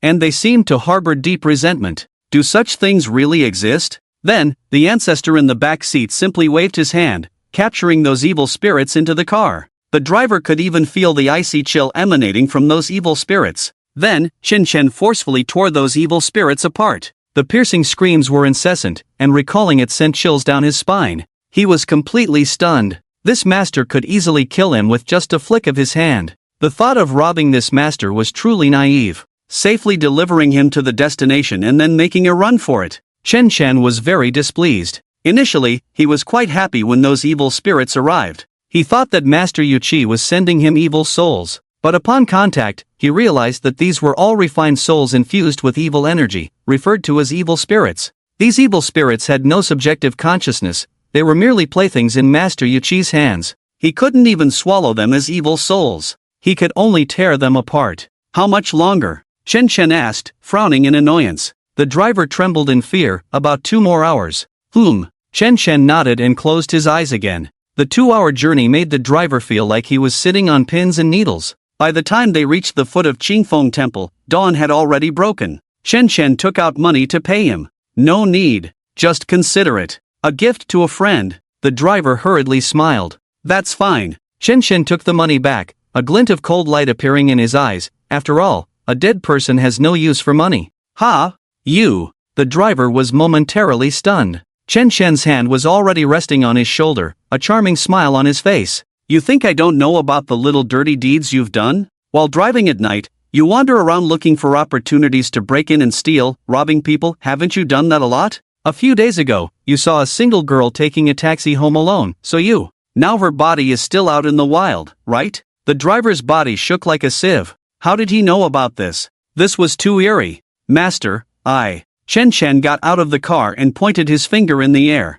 Bang! The driver's body was instantly crushed. The evil soul was absorbed by Chen Chen, eagerly devoured within him. Chen Chen smacked his lips in satisfaction and then walked towards Qingfeng Temple. Chen Chen! You! Wait a moment! Suddenly, someone ran up from behind. This person was in uniform, looking extremely tense. Chen Chen frowned. How could he be here? Standing in front of Chen Chen was Wang Jianhua. He was hanging one arm and limping on one leg, but his expression was filled with anxiety. Chen Chen, can I discuss something with you? Could you not come to Qingfeng Temple? Wang Jianhua was earnestly negotiating with Chen Chen. He knew who Chen Chen was, which was why he was so frightened. Chen Chen's brow furrowed tightly. Is this matter related to you? Wang Jianhua looked extremely terrified, full of compromise. Chen Chen, I know you are powerful, and you can easily destroy many people, but you cannot touch Qingfeng Temple. I'm not joking. If you act here, the consequences will be very serious. Very serious consequences? Tell me about it. Chen Chen stopped. Wang Jianhua swallowed hard, speaking earnestly. There are many people's life will stored inside Qingfeng Temple. If you destroy this place, many people will come after you. And besides, with your strength, you will likely be seriously injured. You should still be unaware of the power of Master Yuchi. Chen Chen suddenly looked at Wang Jianhua, a hint of doubt in his eyes. From your tone, it seems this matter really concerns you. Wang Jianhua was taken aback. His inner thoughts had been seen through by Chen Chen. 5 years ago, you came to Qingfeng Temple, and since then, you were exceptionally admitted into the patrol bureau. In just 5 years, you climbed to the position of captain. But your education, connections, and abilities are completely mismatched with your position. Yet you still got promoted. Did you buy a life wheel at Qingfeng Temple? Seeing that he had been exposed, Wang Jianhua decided not to argue anymore. He pulled out a gun and aimed it at Chen Chen. Yes, that's right. 5 years ago, I used all my savings to buy someone else's life wheel at Qingfeng Temple, which is why I rose so quickly. Everything I have today actually belongs to someone else. But if you destroy Qingfeng Temple, I will have no place to support my life wheel, and everything will be ruined. I will never allow you to do this. Chen Chen, you have already killed so many people, and now you want to destroy my life wheel. I will never allow you to do this. Chen Chen, get the hell back. Wang Jianhua's eyes turned red with anger. Previously, Chen Chen's killings had nothing to do with him. The so-called justice did not exist in his heart. He only cared about himself. Now that it affected his own interests, he naturally would not let Chen Chen succeed. He would protect Qingfeng Temple with his life. Chen Chen looked up at him. Crack, crack, crack. His handgun twisted and deformed as if suppressed by gravity, turning into a piece of scrap metal. It's my fault, all my fault. I only just now see the evil in you. It turns out you are also a malevolent spirit. Then what reason do I have not to devour you? Heaven may spare you, but I will not. Wang Jianhua's eyes were filled with terror as he dropped the now unrecognizable gun, panic rising in his heart. I am the captain of the patrol bureau. If you dare to lay a hand on me, you will suffer. The patrol bureau will not let you go. Chen Chen sneered. It's still my fault. It's my fault for being too busy lately. When I find the time, I will pay a visit to the patrol bureau. Those protectors behind the parents, those leaders who exploit lives, I will make them all pay the price one by one. And it starts with you today. You! Wang Jianhua screamed. Bang! His mouth was crushed, his jaw completely gone. He wanted to speak but could only swallow his words. Feeling the taste of blood, he finally felt regret. The life wheel was enjoyable for a moment, but the cost was enormous. Now, he was about to die. But he didn't want to die. He still had a brilliant future ahead, a beautiful life to look forward to. Boom! In the next moment, Wang Jianhua's body was crushed. Blood exploded everywhere. Not a single hair was left behind. Chen Chen grabbed his malevolent spirit and headed up the mountain while having breakfast. Early morning. It was the time for blessings here. Many people were climbing the mountain. They were all there to pray. Little did they know, when they came to pray, their life wheels and fortunes would be taken away. People should just believe in themselves and not get caught up in those empty things. Otherwise, they wouldn't even know when their fortunes would be taken away. On the mountain, a beautiful woman was anxiously waiting at the door. She was Jiang Xuelan. She rushed here as soon as she heard Zhao Shang was dead. She wanted to find Master Yuqi, and no matter how much it cost, she was determined to kill Chen Chen. Chen Chen posed too great a threat to her. When Chen Chen arrived at the main hall, he immediately spotted Jiang Xuelan. "Who are you?" Chen Chen asked politely. "Oh, I'm a visitor," Jiang Xuelan casually replied, lowering her head and walking away. Chen Chen had never seen her, but she had seen Chen Chen. If Chen Chen knew who she was, he would definitely kill her. Who would have thought to run into Chen Chen here? Shouldn't he be sitting in the tea house judging those who spoke ill of Chen Xiao? Wait a minute. Missing the moment to confront Chen Chen, he called out to Jiang Xuelan. Chen Chen's expression was very polite, as if he were chatting with an old friend. "Have you forgotten something?" Jiang Xuelan was puzzled, but from his tone, it seemed Chen Chen didn't recognize her, so she pretended not to know and replied, "What?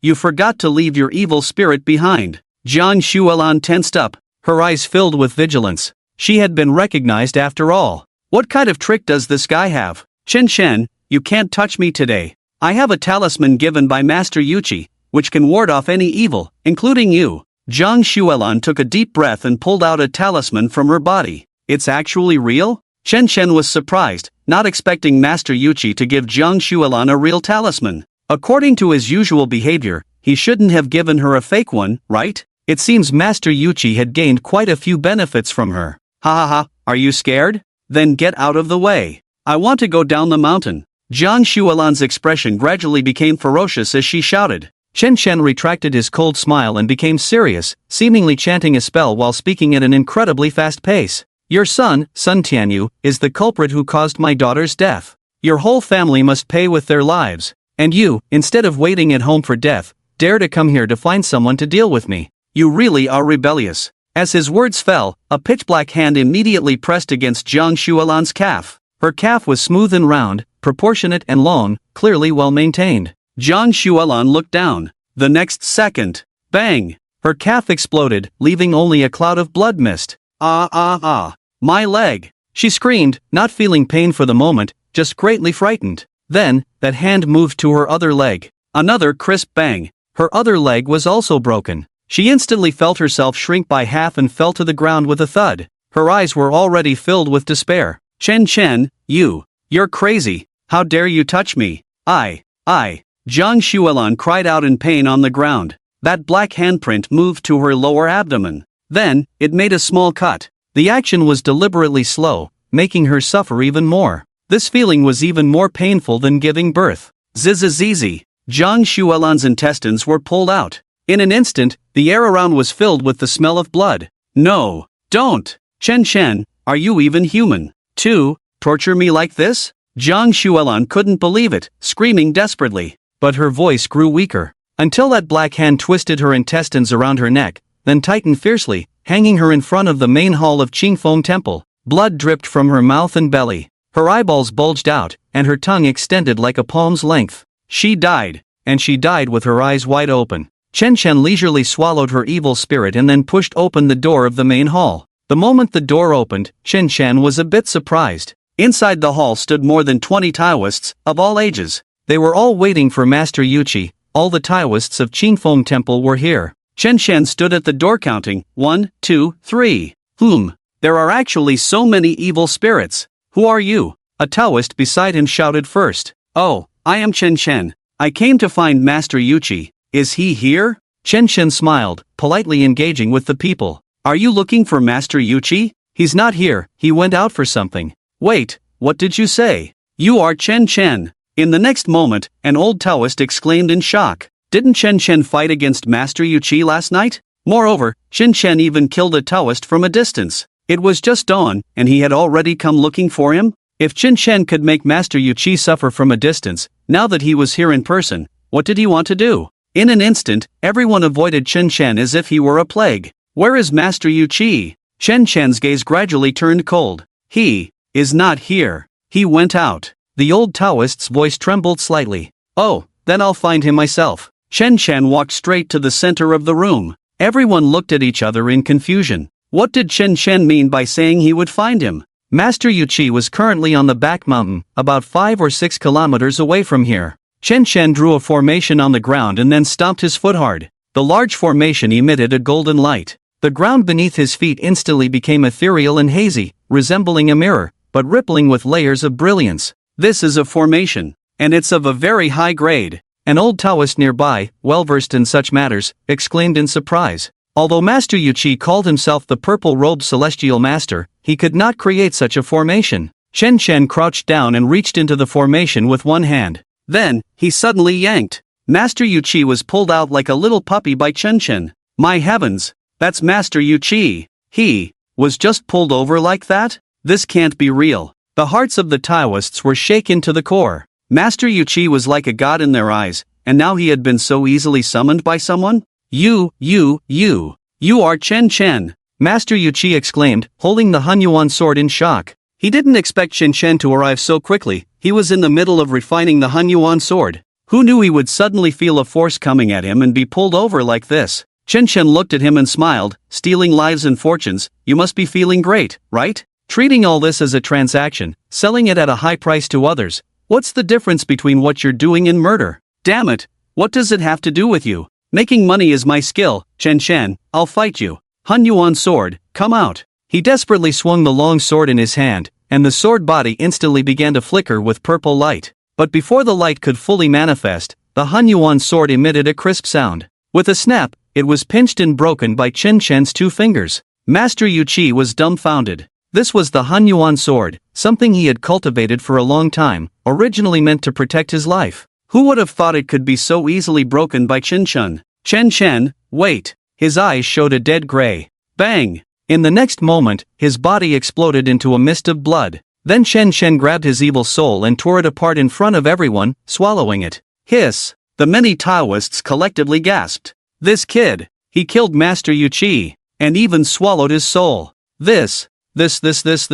Chen Chen stretched his body comfortably. If it weren't for the earlier distant battle that allowed him to injure Master Yuchi, he wouldn't have been able to refine his essence blood on the way here and activate this formation. His evil soul had replenished a lot of power for Feng Wujie. Chen Chen immediately felt his strength significantly increase. He was one step closer to fully restoring Feng Wujie's original soul. Thud, thud, thud. The remaining Taoists all knelt down. They looked pale, their legs trembling. Master, please spare our lives. We were also forced into this by Master Yuchi. We are actually good people. Yes, you are all good people. I even helped an old lady cross the street. Master, we can give you a lot of money. Will you let us go? Chen Chen looked at this group of sanctimonious guys and couldn't help but sneer. The Taoist has a kind heart, accompanied by mountains and rivers, with good and evil as forms. The Taoist is like a healer. The teachings of the Tao have been passed down to warn you not to let the chaos of the mortal world disturb your nature, and certainly not to do evil.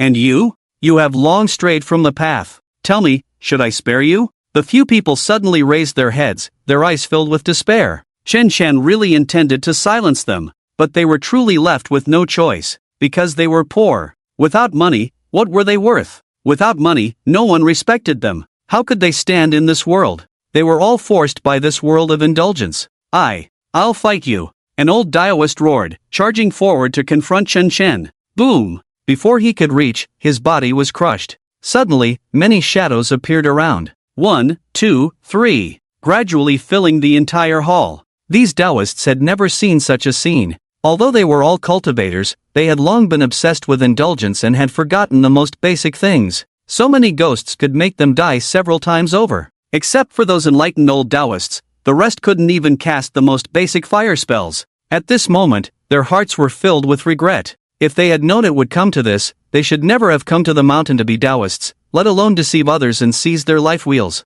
Arriving at this point was all their own doing. A myriad of killing intent swirled in Chen Chen's narrow eyes, the crimson fire flickering. Go, leave their evil souls for me. Next, I want to have a good feast. Then, everyone was devoured by the evil souls. Inside the hall, it was like a hell on earth. Stepping out of Qingfeng Temple, Chen Chen glanced at the incense burner in front of the hall. This incense burner was 3 people high, filled with incense sticks. Those who came to pray would kneel here. It seemed this was the place where Qingfeng Temple collected those life wheels and fortunes. Chen Shen slapped it with his hand. The incense burner exploded with a bang. In the faintness, countless rays of light scattered, like bubbles, gradually disappearing into the air. The life wheels that originally belonged to those people returned to their true forms. The life wheels that had been deprived would no longer have sustenance, and the backlash would be extremely strong. Those who were not meant to have wealth, love, or familial ties would likely die because of this. Unbeknownst to them, Chen Shen had effectively unleashed another massacre. Buzz suddenly, a vibration sound came from the side. It was Jiang Shuelan's phone. Chen Shen saw the word Sun flashing on the screen and picked it up directly. Sun Tianyu's voice came through the phone. Mom, where are you? I'm out of money, can you send me some? This was the first time Chen Shen heard his voice, filled with guilt and a sense of revenge. He had caused Chen Zhao's death, yet here he was, indulging in pleasures. But his own daughter was already buried in the cold ground. This world allowed evil people to run rampant, so he couldn't be blamed for being cold-blooded. I am your father, Chen Shen replied playfully. Ha? Who the hell are you? How do you have my mom's phone? Sun Tianyu shouted loudly, realizing he had been taken advantage of. You wretch, your mother is right in front of me. Chen Shen glanced at Jiang Shuelan, who was hanging at the entrance of the hall, using her own intestines as a noose, her legs gone, her body covered in bloodstains, her eyes wide open, her tongue sticking out long. It was a tragic sight. What the hell? Who are you? Sun Tianyu still didn't know who he was talking to. He only felt a chill creeping up his back. Jiang Shuelan's phone was never far from her, unless something unexpected happened. Sun Tianyu, it was you who caused my daughter's death. You should engrave my name, Chen Shen, in your heart. Chen Shen's voice turned cold. Chen Chen. Sun Tianyu was so frightened that he sat down on the ground. This name had become his nightmare. But his mother had told him that she had sent someone to kill Chen Shen, and it shouldn't be long before Chen Shen was dead. Now he was actually standing here talking, still holding his mother's phone. What did this mean? In at most half a month, I will make you die without a burial place. By then, your death will surely be the most tragic. I will do everything I can to make you suffer. Now, do you want to see your mother? Chen Shen's voice was filled with a sinister charm, and it was piercing. Where is my mother? Sun Tianyu's voice trembled. Chen Shen opened a video. Sun Tianyu saw that the scene was at Qingfeng Temple, a place he had been to before when Jiang Shuelan brought him here to pray, saying they were going to buy someone else's life wheel. He thought it was a scam and didn't take it seriously. The camera moved with Chen Shen's hand and then landed at the entrance of the main hall. On the ground lay a bloodied, disheveled corpse. What the hell? Sun Tianyu exclaimed. That was his mother, Jiang Shuelan. She was dead? And in such a tragic state. Was this done by Chen Shen? Chen Chen. I want. Sun Tianyu was terrified, momentarily so angry that he couldn't speak. Get ready to wait for death. Chen Shen smiled wickedly at him and hung up the phone. Damn it, I'm so furious. My mom is gone, that bastard Chen Shen. Sun Tianyu was stunned for a long time before he regained his senses. He began to shout madly. He kept recalling in his mind, was that bloodied corpse really his mother? His mother, with such a remarkable background, had just died like this? Killed by Chen Shen. How ironic. Meanwhile, in Baitsong City, the crime rate was rapidly rising throughout the day. The citizens of Baitsong City were now mostly talking about murder. Some people even carried knives with them when they went out, for self-defense. After all, these recent events had been too severe. Just a few hours ago, the police had arrested someone. The charge was murder. But this person came in, insisting he was wronged, refusing to admit guilt. Wang Jianhua was missing, and the position of police captain was now taken over by Ho Tianlong. Why did you kill him? Ho Tianlong asked seriously, hands clasped together. If I didn't kill him, I would be the one dead. Didn't you see the black aura around him? The person on the other side was particularly rational, shouting madly. His eyes were somewhat deranged, full of exhaustion, with an unhidden ferocity deep in his gaze. It was evident how he had endured the day. His thumb had been severed. He didn't know if it was his own doing. Just because he had a black aura, you killed him? What kind of twisted logic is that? Ho Tianlong frowned tightly, not understanding. We are all sinners, but those with black auras are even more sinful. We killed him to atone for our sins, and then, that person might spare our lives. Killing him might not mean the death penalty, but if I don't kill him, I will definitely die. All day long, there have been evil spirits following me. He was sent by that lord to kill me. But after I killed that person, the evil spirit left. This proves I was right. Hearing this, Ho Tianlong was furious and slammed the table. What kind of twisted reasoning is this? This is not a justification for murder. The man grinned, you can't control fate. By the way, do you have a knife? What do you want a knife for? To cut my tongue, otherwise that lord won't spare me. After taking this person away, Ho Tianlong immediately thought of someone. Chen Chen. That day during the live broadcast, Chen Chen's words seemed to linger in his ears. Chen Chen said to let them hunt down the person surrounded by black mist, and even told them to cut off their thumbs and tongues to redeem themselves. This wasn't a joke, it was real. Not far from the police station, a young man appeared to be fleeing from something, stumbling into a taxi parked by the roadside. Driver, hurry up, just go anywhere. The driver glanced at him curiously but didn't ask further, simply starting the engine obediently. Huffing and puffing, the young man stared in terror at the alley behind him, finally letting out a slow breath. Just as he was about to light a cigarette, he suddenly saw a black mist spreading inside the car. He followed the mist with his gaze. It turned out the source of the black mist was coming from the driver's head. The young man slowly reached behind him, where a sharp dagger was tucked at his waist. When the taxi stopped at a red light, he struck suddenly. One knife plunged into the driver's artery. In an instant, blood erupted like a fountain inside the taxi. The smell of blood was overwhelming. In a park, a couple was being affectionate. The two were completely absorbed in each other. Just a moment ago, the man had earnestly declared that he would stand by the woman through thick and thin, no matter what happened. The woman was deeply moved, thinking she had found her place. But the next moment, the man suddenly noticed the black mist hovering above her head. So, he tightened his arms around her and directly choked her neck. At XX Company, inside the office building, the leader was holding a meeting. The employees below were all very respectful, even diligently taking notes. But suddenly, one employee stood up. He saw that the boss seemed to have black mist rising from his head. Without a second thought, he rushed forward. Similar violent incidents were increasing, with over 100 occurring in just one day. The police station was severely understaffed. If this continued, Baitsong City would descend into chaos. At the highest level of the police station, the chief was deeply troubled. He had been waiting for reinforcements and weapons from above. As soon as the personnel arrived, he would immediately go after Chen Chen. So many incidents had happened in Baitsong City because of Chen Chen. His influence on Baitsong City was too great. Just then, a call came from above. It brought him a rare piece of good news. The 500 personnel and weapons he had requested had arrived, and those people would reach the police station in just a few minutes. Ho Tianlong, he shouted excitedly. Ho Tianlong was busy outside and hurried back upon hearing the voice. Leader, what's the matter? Take your men to the Changfeng tea house and bring Chen Chen back to me. We cannot let things get any worse. Our reinforcements have arrived. You need to go immediately. Reinforcements had arrived? Ho Tianlong felt a surge of joy in his heart. He quickly saluted. Yes, I will ensure the mission is completed. Chen Chen returned to the tea house. First, he brewed a pot of tea to reward himself. Then he lit a talisman, watching it burn and disperse, forming a formation in the air, which then settled around him.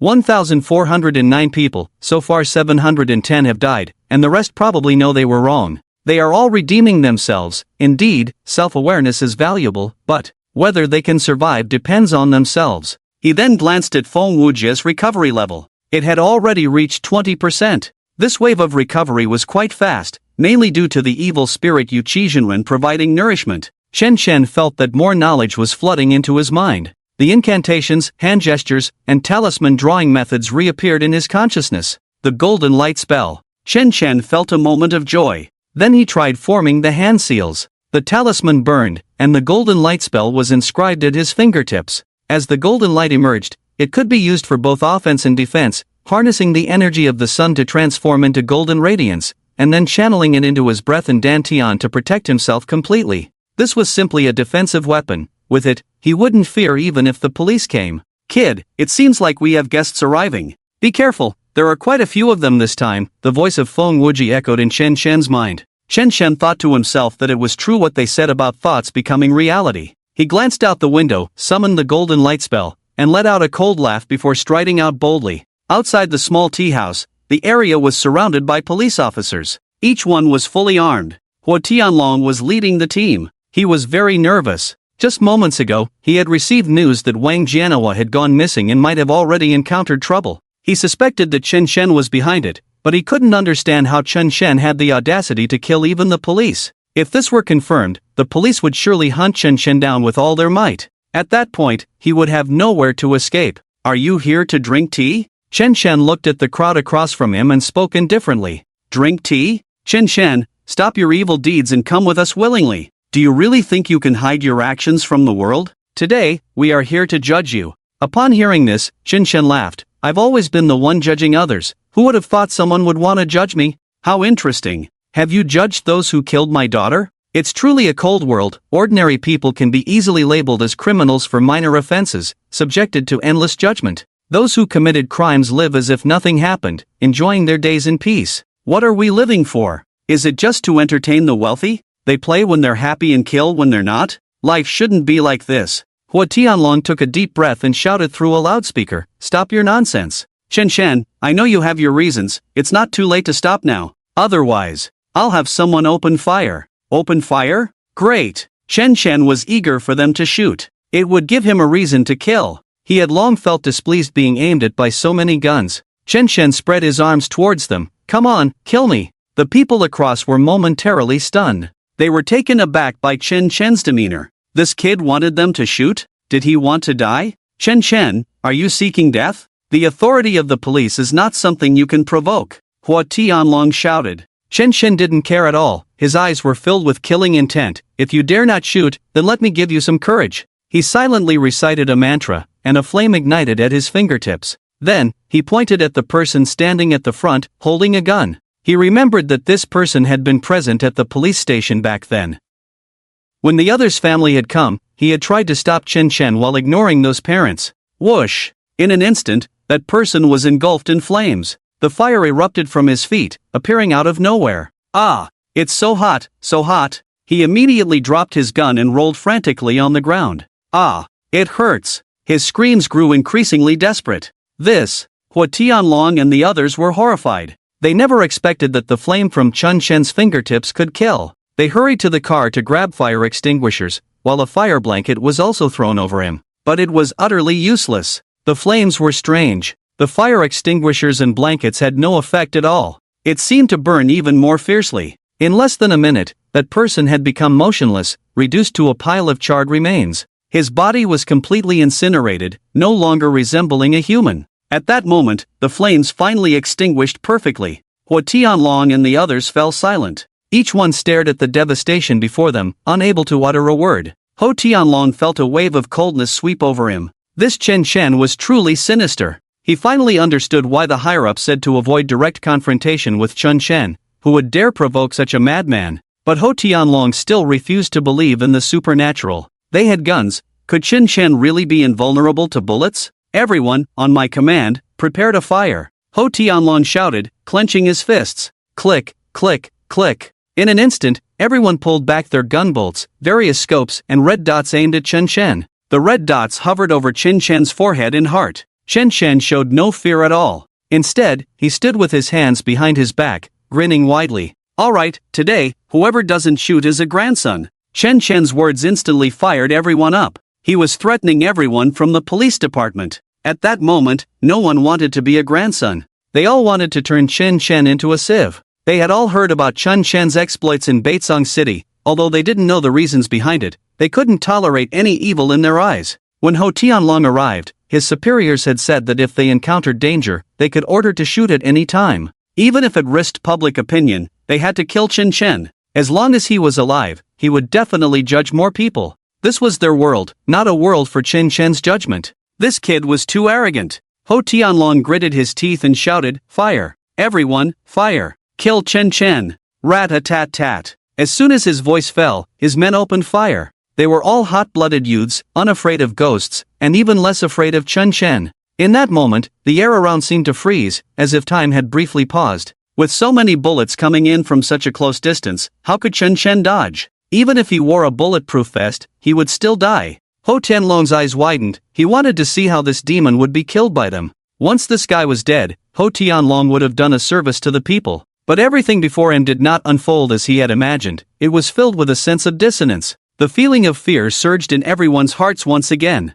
They saw golden light radiating from Chen Shen, visible incantations swirling around him. He spread his arms wide, laughing up to the sky, as if all of this were non-existent. His laughter was like a demonic sound, echoing in their ears. Bang, bang, bang. Whoosh, whoosh, whoosh. the bullets immediately made a crisp clattering sound. They were all deflected by the golden light surrounding him. Impossible. This, Ho Tianlong was the first to exclaim. In his view, the strength of bullets was not something a human could withstand, especially at such close range with so many people firing together. Yet Chen Chen had so easily blocked so many bullets. Was he even human? Soon, the nightmare began. Those bullets were not simply blocked, they rebounded. Put. Next to Ho Tianlong, a special police officer was shot in the head and dropped dead instantly. Not good, everyone, get down. Ho Tianlong reacted the fastest, shouting out loud. But in the next moment, the people around had no time to dodge. Bullets rained down like hail, pinging and punning as they struck them.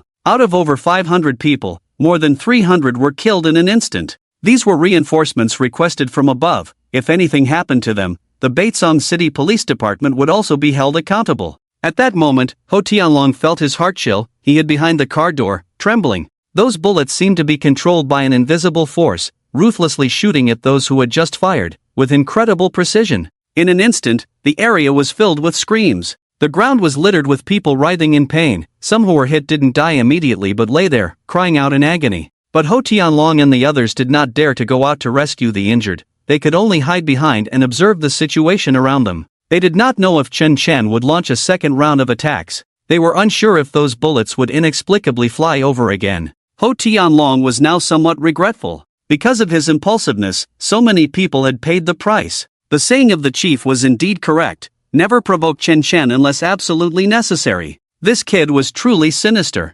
Captain, should we conduct a second round of shooting? A survivor nearby asked loudly. What do you think? Damn it! Ho Tianlong shouted angrily. The situation was already like this, and now they were talking about a second round? What nonsense! He felt that if he could survive, it was all thanks to his ancestors' great virtue. Unbeknownst to him, his life would be lost today. Chen Chen's wild laughter mingled with the painful cries of those around him, creating a jarring dissonance. They felt that this was not in Baitsong City, but rather in hell. Even the devil was not this bad. The scenes from movies had been brought into reality. Who wouldn't be confused? Chen Chen also did not expect the golden light spell to be so effective. He deliberately did not maximize its power, just to test its might. This defense could be said to be impenetrable. The golden light spell would be of great use to him in the future. Chen Chen, do you know what you are doing? You've killed so many people. You've made things worse. Ho Tianlong shouted, his voice trembling. Ha! Chen Chen laughed heartily, finding the scene utterly ironic.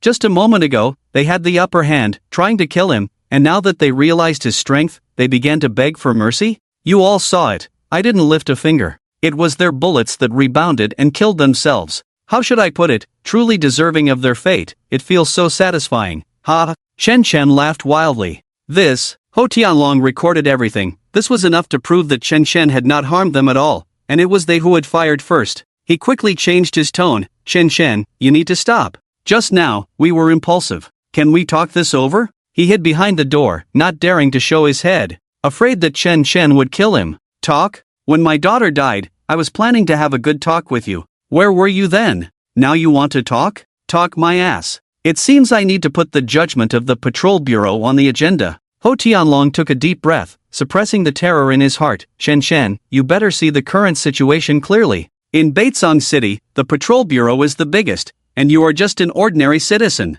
The word judgment should be for the patrol bureau to say. You used the name of judgment to harm so many people. The patrol bureau should be the one to judge you. Upon hearing this, Chen Chen lowered his hands behind his back and quietly looked at Ho Tianlong, his pupils flickering with a sinister spark. The patrol bureau judging me? Good, then I'll go back to the patrol bureau with you. I want to see how you judge me. And by the way, I want to see what your so-called justice is. When you acted as that parental umbrella, you sealed your own fate. Ho Tianlong was taken aback. Chen Chen agreed to go back with him? Although many had died, if they could capture Chen Chen, it would still count as completing the mission. He hurriedly signaled for the people around him to go and control Chen Chen, but the people beside him were trembling, not daring to peek for a long time. Chen Chen's demeanor just now was truly too sinister. However, Chen Chen did not wait for them to come over and got into a patrol bureau vehicle by himself. He sat in the back seat, closing his eyes to rest. Once they arrived at the patrol bureau, there would be an unprecedented massacre.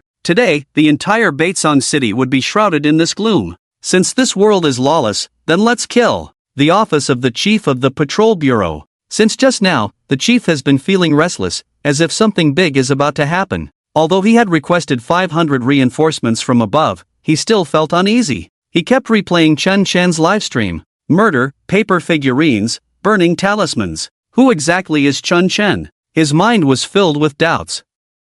After waiting for a long time without any news from the front, he picked up his phone and called Ho Tianlong. Hello, what's the current progress? Chief, I've brought the people back. Ho Tianlong didn't mention the casualties but reported the good news directly. Well done. The chief felt a surge of excitement and let out a sigh of relief, thinking that now that Chen Chen has been captured, he wouldn't be able to escape again. No matter what, he had to convict him. Then he heard the sound of police cars outside, and after hanging up, he glanced out the window. Ho Tianlong and the survivors were returning in a grand procession. But the scene was a bit strange. Chen Chen was walking in front with his hands behind his back, not handcuffed and with no one escorting him. He didn't look like a prisoner at all. Instead, he walked with his head held high, as if he were going home. In contrast, Ho Tianlong and the others, only about half of them had returned, were following Chen Chen timidly. It felt as if Chen Chen had taken them back by force. The chief rubbed his eyes, thinking that no matter what, it was good that they had brought him back. In the patrol bureau, could he really turn the tables?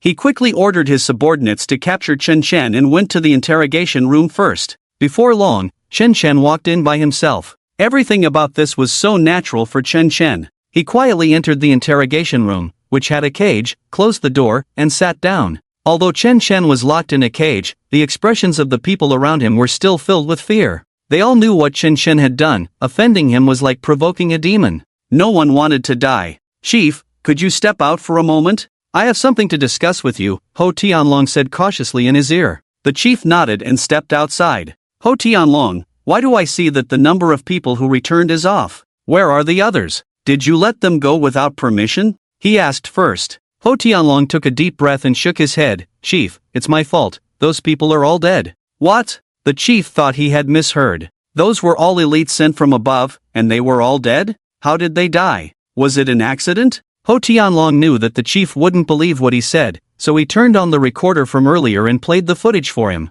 As the chief watched the scene before him, his mind went blank. It felt like entering an unreal space where all sorts of irregularities were happening. Chen Chen was surrounded by golden light, and all those bullets bounced back? Because of this, more than half of them had died. This was simply a disaster. The chief was already drenched in cold sweat, a chill spreading down his back. He suddenly felt that he might have made a mistake. Capturing Chen Chen seemed like a wrong decision. Who the hell is this kid? The chief's hands trembled. Losing so many people at once was no small matter. Ho Tianlong spoke softly. It's said that he is a master of demonic arts, but we don't know how powerful he really is. Chen Chen said that the deaths of those people had nothing to do with him. The bullets bounced back on their own. Nonsense! The chief growled. I must convict him today. I want him to face justice. Chief, I have a suggestion. Chen Chen is inherently sinister, and it's even harder to find evidence of him committing murder. This time, why don't we let the media in to live stream the interrogation process? That way, even if there are some loopholes, we can explain ourselves to the higher-ups. For example, if something similar happens again, we can justify it. Upon hearing this, the chief pondered for a moment and then nodded in agreement. He immediately ordered that the media personnel be allowed in to live broadcast Chen Chen's interrogation. Soon, the chief entered the interrogation room with Ho Tianlong and several reporters from the media. Inside the interrogation room, Chen Chen sat quietly, his face devoid of any expression. No one knew what he was thinking. They all felt uncertain. This time, was it slaughter or redemption? The media reporters were also quite nervous, their cameras all focused on him. The chief began the interrogation. Chen Chen, many significant events have occurred in Baitsong City over the past week. We have investigated, and these events are all related to you. Just yesterday, Baitsong City experienced many shocking cases because of you. Those over 330 people and the 1,409 individuals, they were only commenting on the forum, yet you ruthlessly judged them. Don't you feel the slightest bit guilty? What you are doing is slaughtering the innocent. Today, I represent the police department to judge you. As the live broadcast started, the number of viewers skyrocketed to over 100,000. The name Chen Chen had already gone viral online. Chen Chen was arrested? What's going on? Look at him, he's in the interrogation room. And the chief is personally interrogating him? How could he have been arrested? I'm so worried about him. To the one above, put away your worries. I just heard that over 300 police officers were killed. Chen Chen is here today, likely to judge the police department. Really? That's so thrilling. Chen Chen looked at the chief, a hint of violent intent flickering in his deep eyes. Yes, those cases are somewhat related to me. But can you find evidence? No evidence? What the hell? With so many people watching, he was this arrogant? The police department members all darkened their expressions and glared at him. The chief furrowed his brow and said seriously, no matter who it is, if they make a mistake, they must accept punishment.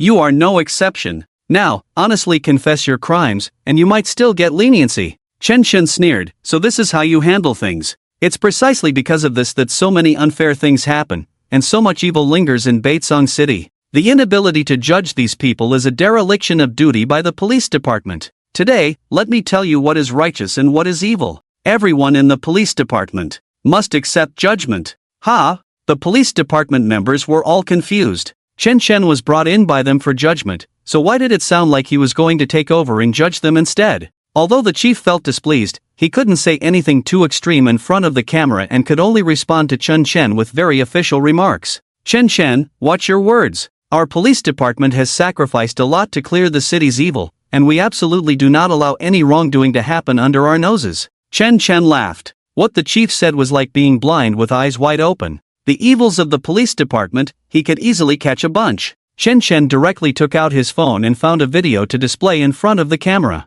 The video showed Li Xinmei from the police department accepting bribes from the Zhao family. Then various receipts were revealed. Li Xinmei owned a mansion in the city center, had abnormal bank account deposits, and agreed to help deal with the matter of Zhao Jie and others causing Chen Zhao's death. All of this was broadcasted live. In an instant, rumors spread across the internet. Isn't this the female officer from the police department who died a while ago? She actually accepted money. A mere deputy captain dares to take so much money. I can't imagine how much the higher-ups took. The situation is like this. Many times when I went to the police station to handle matters, they were ambiguous and muddled things over, seemingly because someone had bribed them. The police station takes bribes? Then where is the justice? The police station has already gone corrupt. The police station is supposed to uphold the bottom line of Baitsong City. Now that they are playing like this, who will protect justice in the future? Who will punish the bad guys? It must be dealt with severely. This matter must be handled strictly. We cannot let any bad person go. Police station, strict investigation. Voices rose online, and the chief and others became tense upon seeing these comments. The chief was aware of Li Xinmei's case, because he had also benefited from it. He had always turned a blind eye to such matters. There is no absolute black and white in this world, only absolute interests. As long as it wasn't too excessive, he generally wouldn't interfere. However, now that Li Xinmei was dead, this matter had no witnesses, and it shouldn't implicate him. I will conduct a strict investigation into this matter and impose additional penalties on Li Xinmei. The chief adjusted his glasses, appearing very righteous. Chen Chen sneered, this has already become the culture of the police station, it can't be changed. This place is completely rotten. The chief slammed the table suddenly, shouting angrily, what nonsense are you talking? The police station has a good culture. I said, these are just isolated cases. Even if the public order is good, crimes will still occur, that can't be stopped. Chen Chen, we are talking about your case now. Chen Chen clasped his hands together. It seems that unless someone dies today, you won't understand. Let's start with you, chief. Bang bang. The chief, meeting Chen Chen's predatory gaze, felt fear as his first reaction. Chen Chen's eyes gave an impression of being unfathomable, as if one could be swallowed into hell, entangled by countless evil spirits, a fear that came suddenly. Me? Ridiculous, on what basis do you judge me? Besides, I've never done anything wrong. I have wholeheartedly served Baitsong City. The chief was somewhat flustered, his speech stammering. Chen Chen ignored him, tearing a piece of paper from his notebook, and then began to fold it by himself. Everyone was puzzled. Hua Tianlong and others felt the same. Chen Chen was folding paper? Was he playing by himself? Chen Chen spoke to himself. Chief of the police station, your name is Wu Gang. At the age of 20, you received help from a benefactor, so you soared to great heights, reaching this position. Your political career has been quite legendary. Others only see your glamorous side, but they do not see the filth behind you. There is an old saying, to want others not to know, unless you do not do it.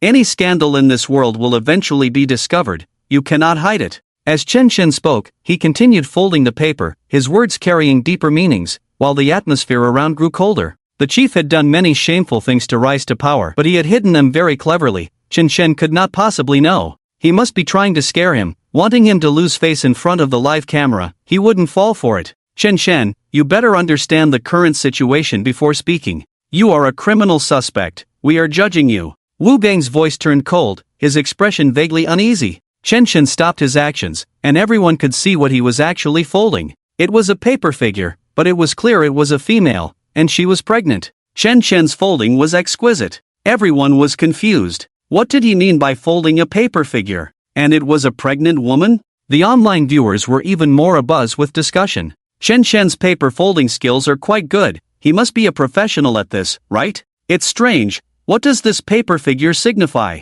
I feel like things aren't that simple. Could Chen's mention of judgment be related to this paper figure? Ho Tianlong shouted loudly, Chen, this is the police station, not your place for tricks. Stop pretending to be mysterious here and confess obediently. Before he could finish, he was stopped by the chief, Wu Gang, who stood up and walked stiffly in front of Chen. His eyes were fixed on the paper figure. Others might not see anything, but he could see the mold that Chen had drawn on the face of that paper figure with a neutral pen. This was clearly his wife. He had a child late in life, and his wife was already 8 months pregnant. Moreover, he had secretly checked, and it was a boy. What did Chen mean by folding this paper now? Was he hinting at a threat to him? Chen, what? What do you want? Wu Gang let out a low growl, reminiscent of a beast's roar. His wife and child were his bottom line. No one could cross that line. If anything happened to them, he might collapse. Chen's smiling eyes were fixed on him, but behind that smile was a chilling coldness, as if he could cover the sky with one hand.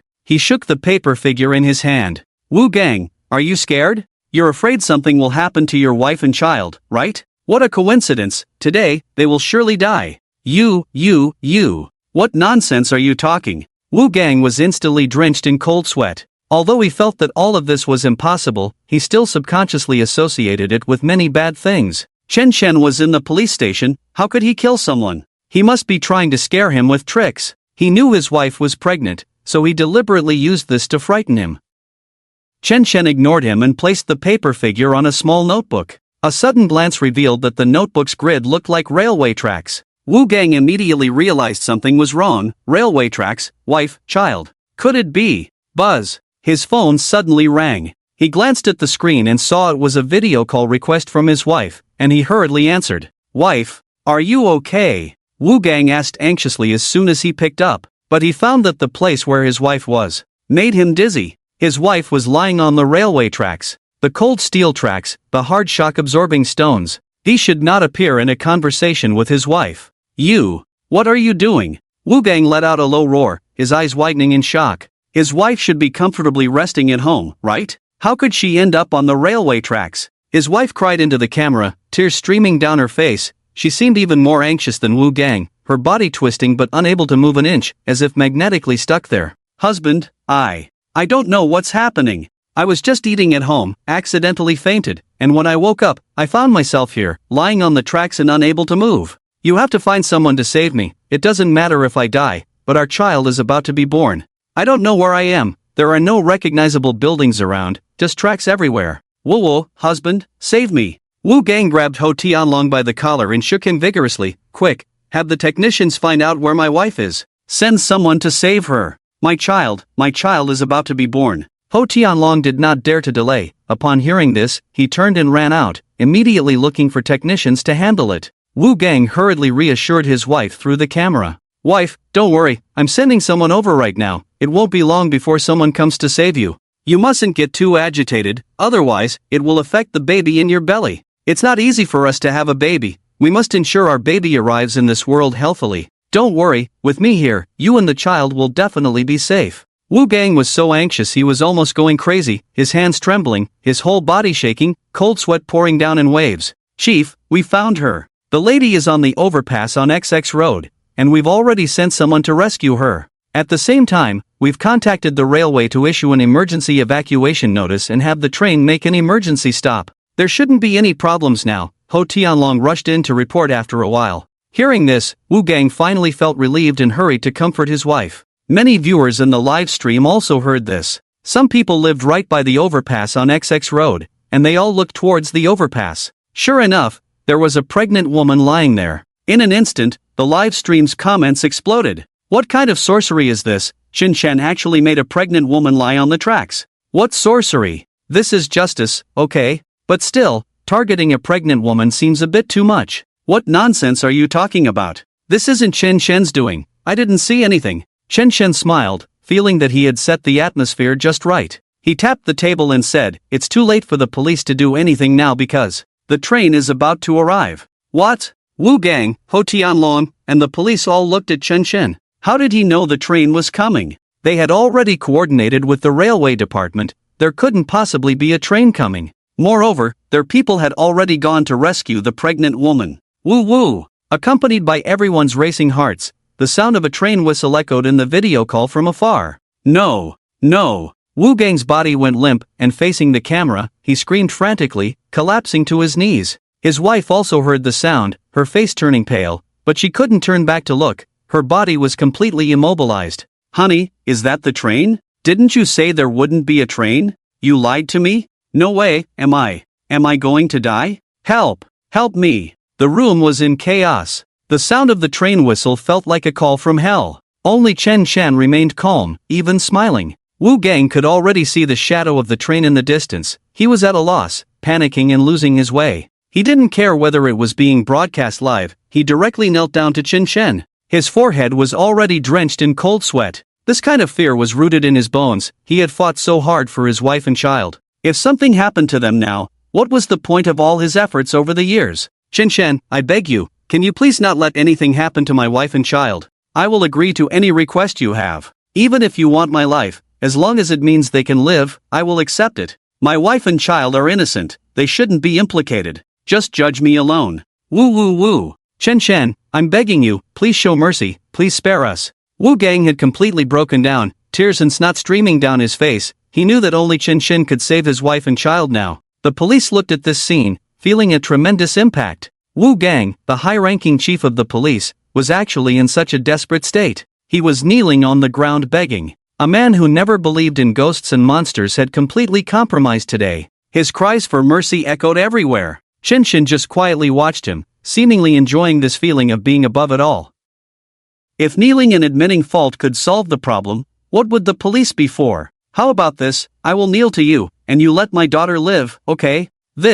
What is going on? Wu Gang, on the verge of collapse, raised his head, his helplessness and despair slowly transforming into rage. For the sake of his wife and child, he could do anything. Chen Shen, what do you want? Killing the innocent, you will pay the price. I'm begging you, isn't that enough? Chen Shen shook his head, seemingly disappointed in him, then turned the small notebook sideways. Slowly, it rolled over the paper figure on the table. At the same time, a sharp scream echoed from the video call. Husband. Ah ah ah. Then came the monotonous, cold sound of the train crushing the tracks. At that moment, everyone in the police station fell silent. An unbearable silence. A silence like the end of the world. Wu Gang, as if electrocuted, looked at the video call on his phone. It was strange. The train was moving so fast, yet the video call was still active, the phone showing no signs of impact. The camera didn't even have a drop of blood on it. Wife, my child, that is my child. Woo, this isn't real, it must be fake.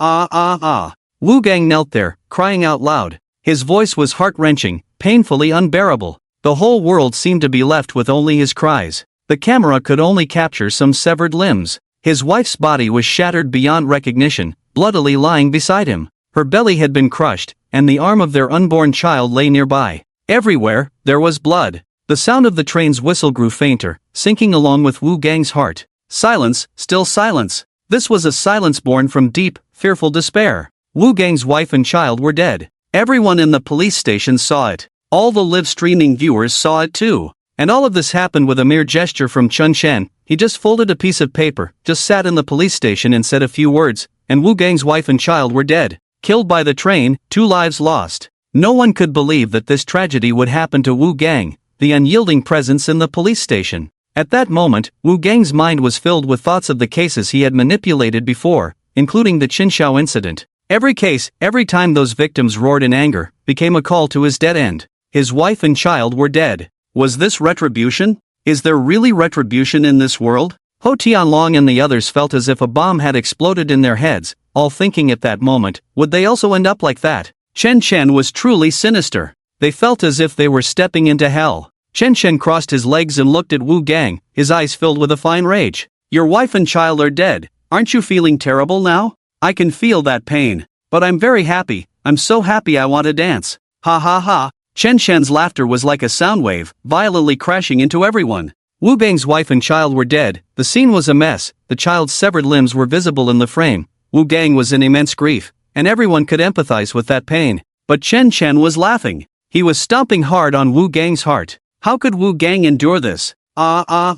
Chen Chen, I'm going to fight you. I don't want this life. I want to kill you. Give me back my wife and child. Bastard, I'm going to kill you. Wu Gang screamed as he charged at Chen Chen, but the people in the police station hurriedly stopped him. Chief, calm down. We're still live streaming. Chief, stay calm. Don't do anything reckless. So many people are watching. These people were just standing there talking without feeling the pain. How could Wu Gang remain calm now? He could give up his life now. The hands of those media reporters holding the live broadcast cameras were trembling. They thought today was a trial for Chen Chen, but unexpectedly, the tide turned sharply, becoming a trial for the police department. The incident with Li Xinmei just now was enough to tarnish the police department's reputation. Wu Gang's breakdown had exceeded everyone's imagination. Netizens watching this scene couldn't help but exclaim. Although, I think it's a bit excessive, after all, that's one corpse with 2 lives. His wife and child should be innocent, right? I live right next door, it seems a bit too much. When Wu Gang's cries subsided a little, Chen Shen slowly spoke up. Wu Gang, your wife's name is Guoxia, she is 8 years younger than you, and she is pregnant with your son. Guoxia owns a medium-sized advertising company, with a good income, considered a leader in the industry. But perhaps few people know the dirty secrets behind this advertising company. In the early days of founding the company, due to fierce competition, she had someone assassinate the CEO and his family of a rival company to set an example, and then swallowed their company. That CEO's family came to the police department to cause trouble, and it was all suppressed by you. The various pressures from above were all borne by you. As a result, that CEO's parents couldn't bear the blow and committed suicide. All of this was Guoxia's doing. As for your child, all the expenses from the time she got pregnant until now were earned by stepping on the corpses of others. Your child will grow up eating blood buns. So, he deserves to die. Your whole family deserves to die. This statement left everyone in stunned silence, mouths agape. Ho Tianlong still remembered this incident. It happened 3 years ago. At that time, the matter was very serious, but it was all suppressed by Wu Gang, with some even saying that the victim's family was arranged to be killed by Wu Gang, and it was definitely not a suicide. It turned out there were such dirty secrets behind it. It's not that justice wasn't served, the time just hadn't come. Many netizens suddenly realized upon hearing this. It turned out to be well deserved. I was wrong just now, I was being a saint, I shouldn't have said that woman was pitiful. She and her child died together, how wonderful. 2 more evildoers are gone from this world. Support Chen Chen. You're talking nonsense, you killed my wife and child. Wu Gang was so furious that he didn't know how to explain, and he directly closed his eyes and fainted. Ho Tianlong and the others hurriedly took Wu Gang down to rest. Deputy Chief Zhang Hai took over his shift. He had a fat head and big ears, looking like he had a good diet, but his eyes were lewd, making him seem nothing like a police officer. Now, the trial continues. Chen Chen, I still advise you to honestly confess the issues, in hopes of leniency. Zhang Hai spoke in an official tone. Just as he was speaking, the talisman in Chen Shen's hand suddenly trembled. Chen Shen knew it was the evil souls of those who spoke ill of his daughter on the forum. They had come in, and he hurriedly recited a spell to prepare to activate the talisman. Suddenly, Feng Wujie's voice came, using talismans to store evil souls is too inconvenient. Look at this. A soul-calling banner made of 100 withered bones appeared in Chen Shen's sight. He could feel the strong soul-devouring power emanating from it. Chen Shen was excited. Is this a soul-calling banner? It can store souls. Feng Wujie corrected him. This is a 100 ghost banner. It can store and refine souls. In the future, you can refine or devour the evil souls, killing 2 birds with 1 stone, eliminating the trouble of using talismans and reciting spells. Chen Shen was very fond of this item. Thank you, Senior Feng. This is a good thing. Then he unleashed a burst of golden light. Instantly, countless evil souls surged in from all directions. The patrol bureau suddenly felt as if it had fallen into a whirlpool, an inexplicable chill spreading everywhere, a black wind rushing in, all converging on that 100 ghost banner. The black figures passed through their bodies, making them shiver and tremble. It felt like falling into an ice cave. What is this? Why are there so many shadows? These shadows are terrifying. What exactly is this? The people in the patrol bureau panicked. Everything before their eyes was no different from a movie special effect. The viewers watching the live stream also gasped. These shadows have heads and faces, but they all look in pain. Hey, isn't that my friend Wang Xuan? He's already dead. He was killed. How can he be here? I know that one. It's my friend Chen Xiaoli. That's from our company, Wang Jin. This can't be ghosts, right? One sentence made the temperature around drop significantly again. Ghosts? So many shadows, could they all be ghosts? So many ghosts rushing into Chen Chen's 100 ghost banner. What were they trying to do? This process lasted a minute or two. It wasn't until the black shadows disappeared that Chen Chen finally stopped. The 100 ghost banner closed, gathering the myriad souls. Chen Chen looked quite satisfied. Wonderful, so many evil souls. I can have a feast. He casually reached into the 100 ghost banner, pulling out several wailing evil souls and stuffing them into his mouth. Everyone's gaze towards Chen Chen instantly became clear. He was eating ghosts? This was too ferocious. Using ghosts to replenish his own power was simply unheard of. Suddenly, a commotion erupted outside. What's happening outside? Zhang Hai frowned. The people from the patrol bureau hurriedly ran over to report, Deputy Chief, outside, a lot of people have come. And those people they were still live streaming,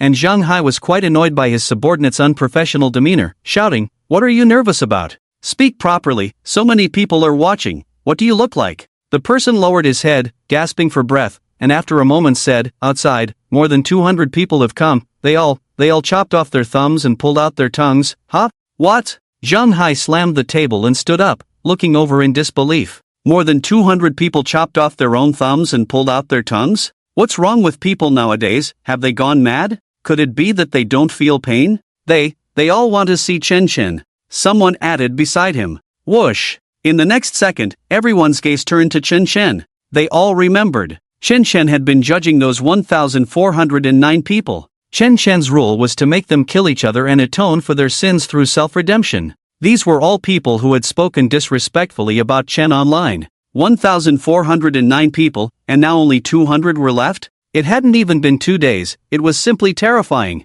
A single word from Chen Chen could lead to so many deaths. And throughout the entire process, Chen Chen hadn't even lifted a finger. Zhang Hai was now hesitating whether to let Chen Chen meet them. But if these people didn't leave and linger at the door, it would have a terrible impact on the patrol bureau. After thinking it over, he decided to let Chen Chen meet them. So, the patrol bureau personnel guarded him and brought Chen Chen to the windowsill on the 3rd floor. Then they opened the door and window. Outside, more than 200 people were kneeling. There were all kinds of people. Men and women, office workers, street vendors, teachers, workers. Upon seeing Chen Chen, without exception, they all extended their thumbs while opening their mouths to show Chen Chen their tongues that had been cut off. It seemed to say, "We have done as you asked, now you should spare our lives." At this moment, their will to survive had become incredibly strong. Even if they had to lose limbs, even if they could never speak again, they did not want to die. Chen Chen had grasped all of this perfectly. "Oh, you have all begun your self-redemption. Very good, it seems you are truly afraid of death," Chen Chen said, looking out the window with a satisfied smile. Those gossiping women and chattering men were all kneeling here. The rest had already turned into evil spirits, absorbed into the 100 ghosts banner. "I keep my word, I will give you a chance to live." Chen Chen took a deep breath, hands clasped behind his back, then pointed not far away. The Cross River Bridge. Cars were coming and going above, while below, the river flowed calmly. "You can jump off the Cross River Bridge. Whoever survives, I will let him go." What kind of talk is this? The people from the police station first felt a wave of panic. Jumping from such a height had an extremely high mortality rate. At this height, the river's surface would be as hard as concrete. If the landing position was even slightly off, the body would be shattered. This was practically a gamble with death. No one would agree to such an unreasonable demand, right? However, the more than 200 people kneeling on the ground hesitated for only a few seconds before crazily running towards the Cross River Bridge. "What are they doing? They've gone mad!" Zhang Hai exclaimed. The viewers in the live stream gasped in shock as well. These people knew it was a gamble with death, yet they still chose to do it? It was hard to imagine what they had gone through. It must have been a scene more terrifying than life and death. Was Chen Chen's judgment so terrifying? Quick, send someone to stop them. Zhang Hai pounded his thigh in frustration. They were live streaming now, and if they didn't handle this, it would be a dereliction of duty. Ho Tianlong immediately took dozens of people out. They rushed to seal off the Cross River Bridge. But it was rush hour, and with cars coming and going, it was impossible to close it off. They could only try their best to stop those people from jumping into the river. But those people seemed possessed, recklessly running towards the bridge. They all understood one thing. Jumping from here might mean a gamble with death, but if they didn't jump, it would definitely mean certain death. Not only that, but they would also face endless torment, worse than death. It was better to take a chance. Some enthusiastic viewers had already started live streaming by the bridge. The police acted quickly, arriving near the bridge to set up a perimeter. But how could they stop those who were determined to die? Those people, as if mad, rushed to the edge of the bridge and jumped. Splash, splash, splash. In an instant, the river erupted with splashes of water. The more than 200 people moved in perfect unison, jumping one after another. If they didn't jump, even more terrifying torment awaited them. Ho Tianlong and the others simply couldn't stop them. He shouted anxiously, "Stop! Jumping from here is certain death. Are you all mad or stupid? Do you really think Chen Chen will give you a way out? You are too naive, he is forcing you into a dead end. Don't jump, don't jump." The cross-river bridge was blocked. Some passers-by stopped their cars, curious to see what was happening. Over 200 people jumping into the river was a shocking sight. They just didn't understand the reason behind it all. If they knew that the one controlling all of this was Chen Chen, they wouldn't know how shocked they would be. "Chen Chen, are you crazy?" Zhang Hai turned to Chen Chen, growling softly. A cold glint flashed in Chen Chen's icy eyes, silently locking onto him. In that moment, Zhang Hai felt as if everything about him had been seen through by Chen Chen. He couldn't help but feel a chill run down his spine. Chen Chen, was he going to judge him? Chen Chen's voice was colder than his gaze. "Zhang Hai, now that things have escalated to this extent, do you think you can escape your little issues? I say the world is full of crows, and neither you nor Wu Gang are good birds. You might even be worse." Zhang Hai trembled all over, cold sweat dripping from his forehead. The recent incident with Wu Gang had forced him to be on high alert. Wu Gang was still unconscious in the adjacent room, yet to wake up, his wife and child were dead. This was a devastating blow for him. Although Wu Gang was corrupt, took bribes, and had been involved in numerous wrongful cases, he was a good person. What do you mean? I don't know what you're talking about. If you have the ability, bring out the evidence. Zhang Hai shouted. His agitated demeanor left the people in the live stream stunned, and they began to speculate in whispers. Could it be that Zhang Hai was also involved? He was the deputy chief. Although he usually acted unrefined, he had always represented justice. If he was also tainted, would there be anyone left in the police station to uphold justice? The police station guarding Baitsong City was like this. Where could there be justice in this world? This was simply corruption to the core. They all quietly watched, waiting for Chen Chen to make a decision. "As for evidence, I naturally don't have any, but I know everything you've done," Chen Chen said, hands clasped behind his back, walking back to the interrogation room as if the people jumping into the river at the bridge no longer caught his attention. He sat down, tore off a few sheets from the small notebook, and began to fold paper again. "Do you know why those people outside are jumping? Why don't they run away?" Chen Chen glanced at Zhang Hai. Zhang Hai was also astonished. These people were truly acting like they had gone mad. They jumped into the river without a care. Did they not know it was a matter of life and death? "Why?" Zhang Hai roared. "Because they know that if they don't jump, living is worse than dying. Because they know that from the moment they began to do evil, their fate was already sealed. I will torment their bodies and burn their souls forever." The paper Chen Chen was folding slowly took on a human shape.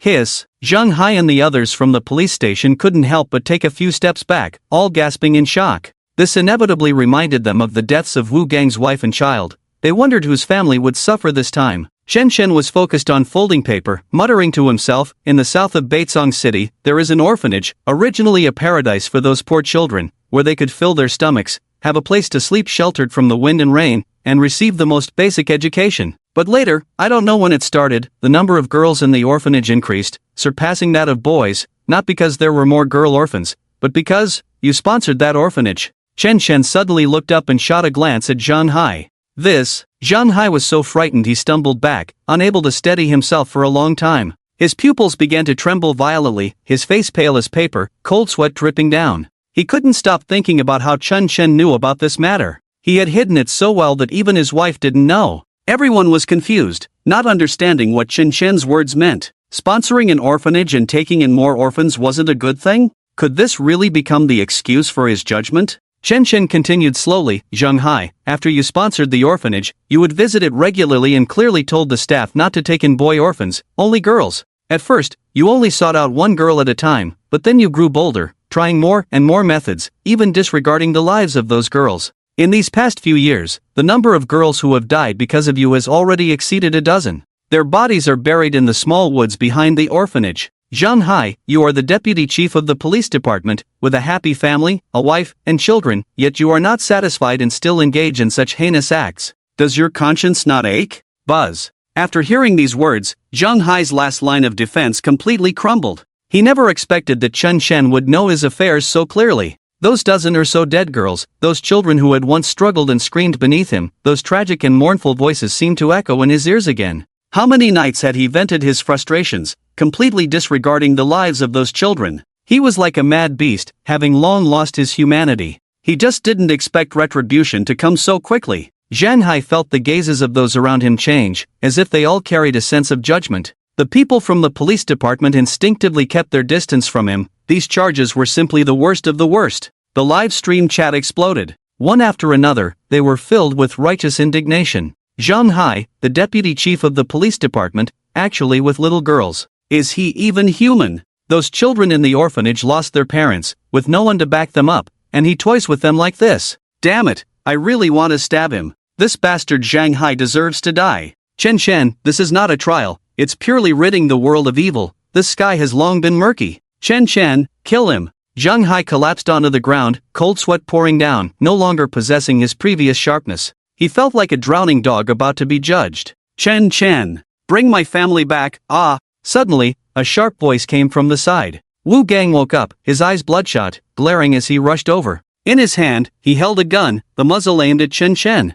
Chief, calm down. Chief, put down the gun. Chief. The people nearby hurried to comfort him. But Wu Gang could no longer care about anything else. All he could think about, with his eyes open and closed, were his children and wife. They were his ties, the most important things to him in this world. He could have provided them a good life, but they were killed by Chen Shen. I'm going to kill you, Chen Shen. Wu Gang screamed with a heart-wrenching cry. Chen Shen frowned, his expression slightly annoyed. He had originally wanted Wu Gang to live a little longer, to send them off together later. Since he had come to seek death himself, then he would fulfill that for him. Chen Shen's gaze turned cold. Wu Gang, you finally understand a bit of regret now. How does it feel to have your family killed, yet find no evidence? It must be hard, right? Just like when my daughter died. Chen Shen gently squeezed his hand. Crack, crack, crack. The gun in Wu Gang's hand was crushed into scrap metal by immense pressure. It clattered to the ground. Ha! Everyone stared wide-eyed. What kind of brutal ability is this? The gun was crushed into scrap metal from a distance? Today, still 4 updates. It seems that with my hard work, could everyone please give a nudge for updates, send a little free gift? Thank you, damn it. I'm going to fight you. Wu Gang was momentarily stunned, then recklessly charged over, screaming madly. Chen Chen flicked his finger. Whoosh! Wu Gang suddenly felt something hook around his neck, tightening more and more. It lifted him off the ground. His feet dangled in the air as he struggled desperately. Then, Chen Chen moved his body in front of the camera. Chen Chen, I killed you You owe me the lives of my wife and children. Chen Chen looked at him and began to count. 1. Ha! Everyone was confused. What was Chen Chen counting for at this moment? The next second, everyone understood. From Wu Gang's feet, a chunk of flesh was directly sliced off. Along with the toes, a significant portion was severed. He was like a piece of meat on a cutting board, brutally cut away. It hurts Wu Gang stared at Chen Chen, screaming like a madman. Chen Chen smiled, too. Whoosh, another slice. The part that was cut off from Wu Gang fell to the ground, blood and flesh in a mess. 3. Another cut. Chen Chen deliberately paused for several seconds while counting, giving Wu Gang ample opportunity to feel the pain. Each slice pushed Wu Gang to the extreme of agony. In front of the live stream camera, Wu Gang trembled all over. His body was immobilized, hanging in the air like that. Just as Chen Chen was about to continue counting, he suddenly saw Zhang Hai's terrified gaze and slapped his forehead. Almost forgot. Your turn is still waiting. He then turned to the live reporter beside him and said, You come and count. Ha? Me? The woman pointed at herself in disbelief, nearly scared to death. You can't count? Chen Chen frowned. I can. The woman hurriedly agreed. 4. Put. Over there, Wu Gang let out another round of despairing screams. His whole body was shaking violently. At this moment, Chen Chen had also finished folding those paper figures. A total of 4. He looked at Zhang Hai. You have killed so many innocent girls, yet you show no sign of repentance. Just a few days ago, you even visited the orphanage, right? So, killing your whole family is already a mercy for you. Boom! Zhang Hai was completely stunned. As soon as he stood up, his legs went weak, and he knelt down again. Chen Chen was going to kill his whole family. He realized that these paper figures represented his wife, children, and parents. This can't be. Zhang Hai's head exploded with pain as he hurriedly dialed his wife's video call. Hello, what's wrong? His wife answered the phone, playfully smiling at him. Where are you? Are you with my parents? Zhang Hai saw them on the screen, and his heart instantly sank. Yeah, you forgot, today is your mother's birthday. I know you have a lot going on and can't get away, so I specially came to celebrate for Mom. Look, I booked a yacht, his wife said with a cheerful smile. It's over. A desperate thought flashed through Zhang Hai's mind. You, quickly take my parents away. No, you and my parents should separate, don't be together. Seeing Zhang Hai's face turn pale and his speech start to stutter, she realized the seriousness of the situation. Zhang Hai might be in trouble. She didn't dare to ask more, turned around to talk to her parents, and took her 9-year-old daughter to leave. Chen, let's talk this out. Can you give me a chance? Zhang Hai then looked at Chen Chen, staring at him with pleading eyes. Chen Chen ignored him and made the 4 paper figures hug together. Husband. I can't control my body. What's happening to me? Husband. In the video, his wife cried out for help. The wife, daughter, and parents, 4 people, huddled together. It was a chilling sight, eerily bizarre. Zhang Hai immediately couldn't take it anymore and knelt down to Chen Chen with a thud. I admit, I have sought out many girls from orphanages, but I have realized my mistakes, and this is my fault alone. Can you not implicate my family? I am willing to accept any punishment. I am willing to accept everyone's judgment and punishment, but my family is innocent. Chen Chen, we have something to discuss. Something has already happened, can you suggest a solution? I will listen to you 100%. The live stream and the people from the police station fell into a terrifying silence. They all stared at Chen Chen, unsure of what he was about to do. Although Chen Chen kept his head down and said nothing, everyone could feel the anger boiling within him. That rage seemed to come from hell. Those children were orphans, they understood nothing. The orphanage was a glimmer of hope for them, but because of that bastard Zhang Hai, it had turned into a hell that buried them. Chen Chen's lips curled into a sinister smile. Discuss? Did you discuss anything with me when my daughter died? Did you discuss anything with those girls you tormented? Crack! Chen Chen pulled out a lighter and directly ignited the 4 paper figures that were huddled together. Instantly. Husband, I'm so hot. Help! I'm on fire. It hurts. Fire, it's fire. Daddy, help me. Whoa, it hurts so much. A chorus of screams erupted from the video, the sounds tearing through the air like a mournful wail from hell. Zhang Hai held his phone, and everyone knelt on the ground, biting their lower lips hard. He was trembling, on the verge of collapse. His wife and children, his parents, all huddled together, engulfed in flames. It was clear to see that several people had already perished in the fire. Even if they rushed to save them now, it would be too late. Just like the paper figures burning in Chen Chen's hand. Zhang Hai exaggeratedly opened his mouth but couldn't make a sound, the pain within him reaching a breaking point. Until the video showed 4 charred corpses lying on the yacht, along with the paper figures in Chen Chen's hand, reduced to ashes. The surroundings fell completely silent. Ha! Zhang Hai's breathing quickened, as if he were holding back an immense rage within his heart. Chen Chen, you bastard, I already said I was wrong, and you still targeted my family. I will kill you, I want you dead. What did my family do wrong? Why do you have the right to kill them? Woo! Zhang Hai cried out, completely breaking down at that moment. It was as if he was left with nothing but a shell judged by others. Your parents, your wife and children, all live off your dirty money. Don't you know how your dirty money came about? Tell me, do they deserve to die? Chen Chen took out a talisman, igniting it with a flash of light, then threw it at Zhang Hai. The moment the talisman touched his body, it burned away completely. At the same time, Zhang Hai's body suddenly straightened. It felt as if something had imprisoned him. Crack! One of his bones broke. At his rib, flesh and bone visibly caved in.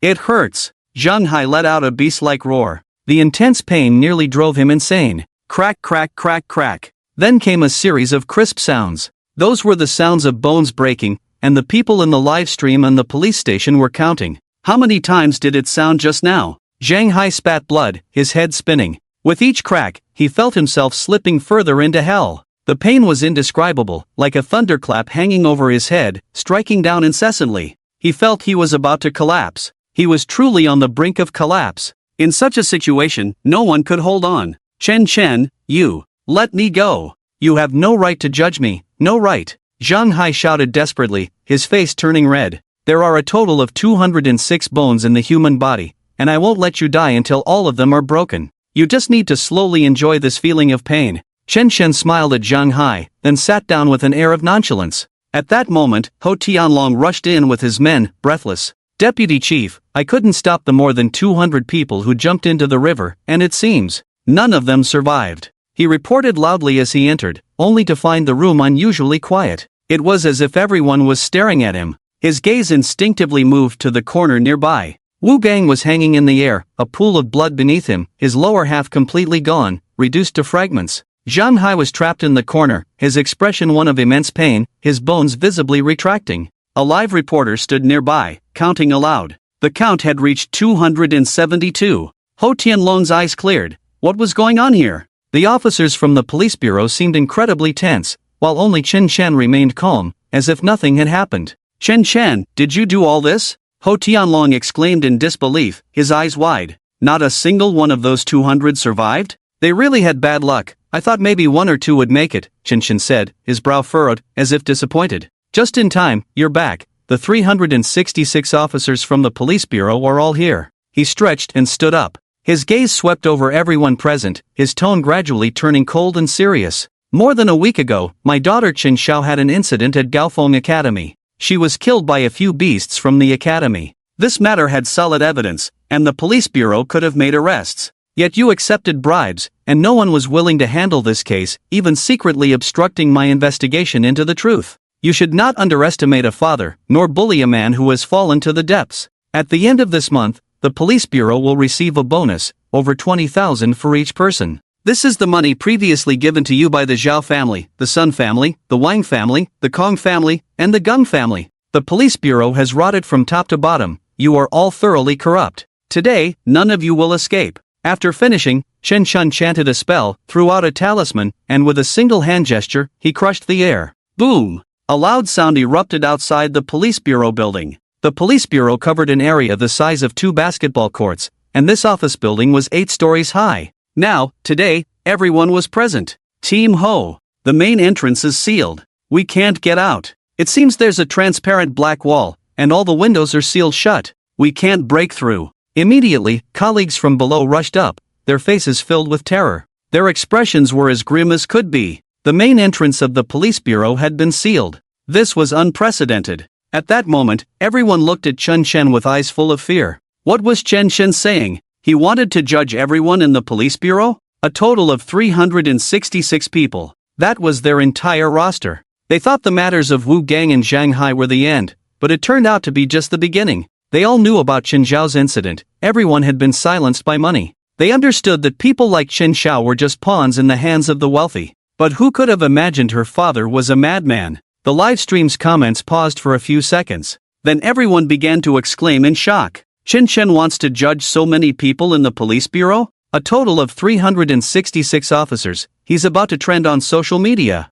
So many officers dying is no small matter. Chen, take it easy. We don't want you to get hurt, Chen, please don't be too impulsive. Ho Tianlong shouted excitedly, Chen, if you kill us, you will never have a good outcome. You will die too. At that moment, the more than 200 vengeful spirits returned. Chen gathered them into the 100 Ghosts banner, casually grabbing a few to swallow them fiercely. When my daughter had her accident, I considered myself dead. For every evil person in this world, I can kill one, and that's one less. Chen pupils constricted, and a sinister smile broke out. Then next, the judgment begins. At this moment, outside the police station, several cars came to a screeching halt. They were from the second police station of the neighboring city. They had also seen the live broadcast and received orders from their superiors to rescue the people inside the police station. No one dared to treat Chen words as a joke anymore. Leading the team was Captain Lu, who was also very tense. He was watching the live stream at the same time. In the footage, Wu Gang was already motionless, with only his head remaining. The reporter next to him counted down to 420. This scene was chilling. After receiving 420 stabs, Wu Gang was dead. Just a second before, he was still breathing, still feeling the pain. 420 stabs, it's unimaginable how painful it must have been for him to die. Zhang Hai was still struggling, but it seemed his life was also running out. His skin was bulging out in several places, all marks left by broken bones. In this brief time, who knows how many bones had been broken? Only those who have experienced the pain of broken bones know how excruciating it is. We must rescue the vice chief. At all costs, Captain Lu shouted. Everyone nodded and had already arrived at the front of the police station. Lu took a megaphone and shouted inside, "Listen, people inside. You are surrounded. Release the hostages, and you may still have a chance for leniency, otherwise, you will only have a dead end." The surrounding confused citizens heard the commotion and gathered around, wanting to see what was happening. Some even joined the live stream. This scene was almost laughable. Chen Chen had single-handedly kidnapped 366 police officers? And he was still in the police station? Those officers seemed as powerless as little chicks, not daring to move in front of Chen Chen. And Chen Chen appeared to be possessed. He exuded a black aura, his eyes like deep, bloody seas. At this moment, the judgment officially began. Chen Chen had a live reporter bring him tea and hot water, casually sitting there sipping tea. Then he snapped his fingers. With a loud clap, it was as if he had opened the abyss of hell, pushing them toward the gates of death. He silently recited, "The first batch to go are Li Yuxiang, Zhu Xiaozhen, Yang Yi, Xia Yan, Wei Dong." Chen Chen called out a total of 18 names. Each name made everyone's heart tighten painfully. Those whose names were called involuntarily stood up, lining up in front of the window. Their bodies were completely out of control, but upon closer inspection, one could see that each of them had a black shadow following them,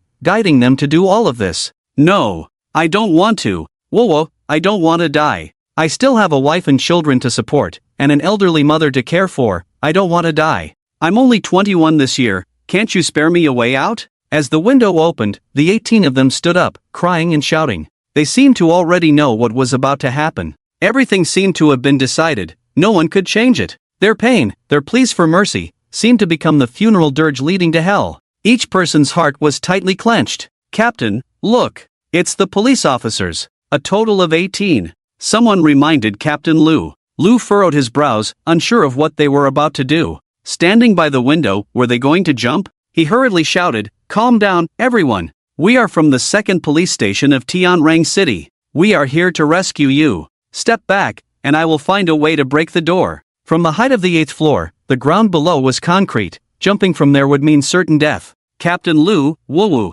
we don't want to die, come save us. Chen Chen is a madman, he wants to judge everyone. Quick, stop Chen Chen, we can't control our bodies." This group of people saw team leader Lu and all cried out for mercy. But it was completely useless. Soon, a man named Li Yuxiang, who was leading, pulled out his service pistol. With a click, he cocked the gun. The muzzle slowly moved to his own temple. "Hey, don't!" Team leader Lu shouted. Bang! At the same time, the gun went off. Li Yuxiang's body instantly went limp, and he fell softly from the 8th floor. A few seconds of free fall. His body thudded to the ground. Team leader Lu was stunned. The crowd around was also in shock. That officer committed suicide? In front of everyone. What is going on? Damn it, what the hell is happening? That kid Chen Chen, does he practice sorcery? Team leader Lu stared wide-eyed in disbelief, clenching his fists in frustration. It looked like Li Yuxiang had committed suicide, but in reality, he was being controlled.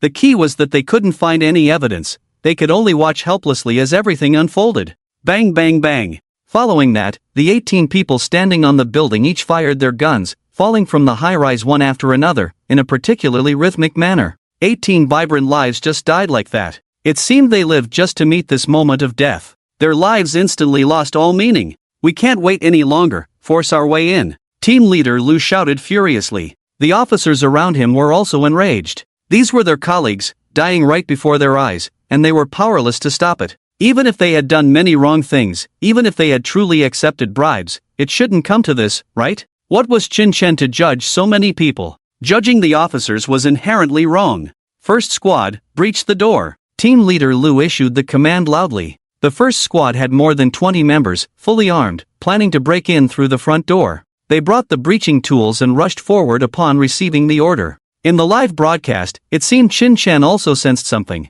I advise you to be spectators. If you oppose me, you will be responsible for your own lives. Chen Chen dared to threaten them. How could team leader Lu tolerate this? Hurry up and breach the door, breach it immediately, quick, quick, quick. At all costs, break it open for me. Soon, those at the front also noticed the strangeness here. The door of the police station was enveloped in a black aura, as if it were a transparent wall, separating them from everything. The leader immediately took out a microbomb, set it up, and hid to the side to prepare for detonation. Just then, a black arm seemed to appear before them. A sinister laughter echoed around them. That black arm grasped the microbomb and, just before it was about to explode, threw it into the squad. No! Boom! The sound of the explosion faded. The squad of more than 20 people was left with only 2. The rest were either blown to bits or severely injured. In an instant, the area in front of the police station was a bloody mess. The screams were incessant. Team leader Lu's eyes went blank, his heart sinking sharply. More than 20 people just died like that? Instantly blown to death. They had all clearly witnessed that scene. The microbomb seemed to move on its own, landing in the crowd just before it exploded. Was this a mere accident? But he immediately recalled Chen Chen's words. He said that opposing him meant being responsible for one's own life. Right after that, a group of people stood on the top floor again. This time, each of them held a bucket in one hand and a lighter in the other. Both men and women were the same. Lu's pupils shrank into the most dangerous needle-like shape, and he immediately knew what they were about to do. Quick, call the firefighters, move fast. Open the fire hydrants around, hurry up. The people nearby were still immersed in the grief of losing their teammates, and it took them a moment to react to the words. They hurriedly ran towards the nearby fire hydrants, but they were still a step too late. One by one, those standing on the rooftop poured the small buckets in their hands over themselves. Those were filled with gasoline. Then, in perfect unison, they ignited the lighters in their hands, aiming the flames at their own bodies. No one wanted to do this, they were all crying and begging for mercy. But it was of no use. They ignited instantly. Then, engulfed in flames, they leaped from the top floor. Another sound of bodies hitting the ground echoed. The scene fell into silence. All the pressure fell onto Lu. He dared not break down the door again. He could only let the second team maneuver to the windows and find a way to break in. The second team had now increased to over 30 people. They received orders to circle around to the east side of the police station building, preparing to break in through the windows. But their window-breaking tools were ineffective. The windows had become harder than steel. After a few strikes on the window, they suddenly saw shadows flickering inside. The person at the front was caught off guard. His head flew out without warning, as if it had been yanked off, with no signs of being cut. Then came the second, third, fourth, fifth. Lu. The second team had a total of 35 members, all sacrificed. What do we do next? An urgent report came through the intercom. Upon hearing this, Lu's legs went weak, and he nearly collapsed to the ground. The first and second teams together had 50 people, and they were all dead? These were the elite of the police station. What kind of power does Chen Chen possess? Many readers who sent gifts, seeing your gifts, I am truly happy. Thank you for your support and recognition. In the live broadcast room, Chen Chen was leisurely drinking tea, as if what was happening outside had nothing to do with him. The 100 Ghosts banner was continuously operating, with souls being absorbed in, and shadows hanging around, creating a stunning scene. Evil souls, as well as ordinary souls, he spared none. He directly devoured the evil souls, while the ordinary souls were left inside to be tormented slowly. The few reporters doing the live broadcast next to Chen Chen were completely stunned. They had never expected that entering the live broadcast for the sake of gaining attention would turn out to be so dangerous. The man sitting here was simply a murderer. He killed without blinking an eye. Soon, Lu connected in. He was tense all over, looking more miserable than someone who had just lost their mother. So many people had died in the police station, and so many of his own had perished. How was he supposed to report this to his superiors? Chen Chen, what will it take for you to stop? Tell me your conditions. We will accept any conditions. Lu immediately proposed terms. Chen Chen did not answer him but instead stood up and walked towards the door. Zhang Hai beside him had already lost consciousness. Outside the door was the office area, where a row of people stood in the middle. They were all prepared to leave. Lu broke into a cold sweat again. The judgment was still ongoing. My daughter has left this world, and my heart has completely sunk. I now have only one thought, which is to kill all these evil people. The police station is riddled with corruption and needs to be reshuffled. Chen Chen said, looking at those people with a slight smile, "Everyone, it's time to hit the road." He snapped his fingers. The group of people across from him immediately left calmly. Captain Lu, I've clarified the situation with the police department. The people Qin Chen killed, including Wu Gang and Zhang Hai, none of them were innocent, they all had issues. A person beside Captain Lu approached, his face dark and speaking in a low voice. Captain Lu's head buzzed. Chen Chen had no intention of negotiating with them. Captain Lu hurried out of the live broadcast room to report to his superiors. Report, leader, the situation here is a bit troublesome. Chen Chen has become a habitual killer, and we can't stop him at all. Please arrange for reinforcements to come. No, don't send the police department people. Please notify the Anti-Evil Bureau to come. The Anti-Evil Bureau. Its members are all high-level individuals. This is the most covert yet high-profile organization in the Eastern country. They only intervene when the police department cannot resolve an issue. For instance, the previous Nine Dragons Pillar incident, the H River Reversal incident, and the XX Country Duel incident were all resolved by them. The Anti-Evil Bureau has long become an indispensable force in the Eastern country. Chen Chen was weighing in his mind how to punish the remaining 100 mid-level leaders. The ones who had died before were merely pawns. They were their frontline soldiers. The real villains were them. Consequently, discussions erupted online. These people truly deserve to die. I think they had it coming. It's time for a major overhaul in the police department. They've oppressed us enough in the past. Chen Chen is simply a righteous angel. There are still about 100 left. Why hasn't Chen Chen made a move? Has Chen Chen gone soft? At this moment, Chen Chen stood in the hall. The 100 people stood straight in front of him, like small employees being reprimanded by their boss. Chen Chen sneered, "You all are mid-level leaders of the police department. You spend your days squandering wealth, bullying those without backgrounds, and mingling with the rich. You are truly the good servants of the people of Baitsong City. As far as I know, each of you has accepted bribes of around 2 million. Incidents similar to what happened to my daughter must be countless. I feel that letting you die like this seems a bit wrong because that would be too saintly. I really like a saying, a person's fate should be in their own hands. So today, I will give you this opportunity." Chen Chen snapped his fingers. Immediately, 100 shadowy figures appeared across from him. Their faces were indistinguishable, they could only feel endless fear. Each shadow here is a killing puppet. If any of you can disperse this shadow, I will give you a chance to live. You have 1 hour, if you can't determine a winner by then, you will die. Chen Chen glanced at the time, left a reporter to livestream, and turned to leave. The scene fell silent for a few seconds. Suddenly, one person took the lead and shouted, charging towards the shadow.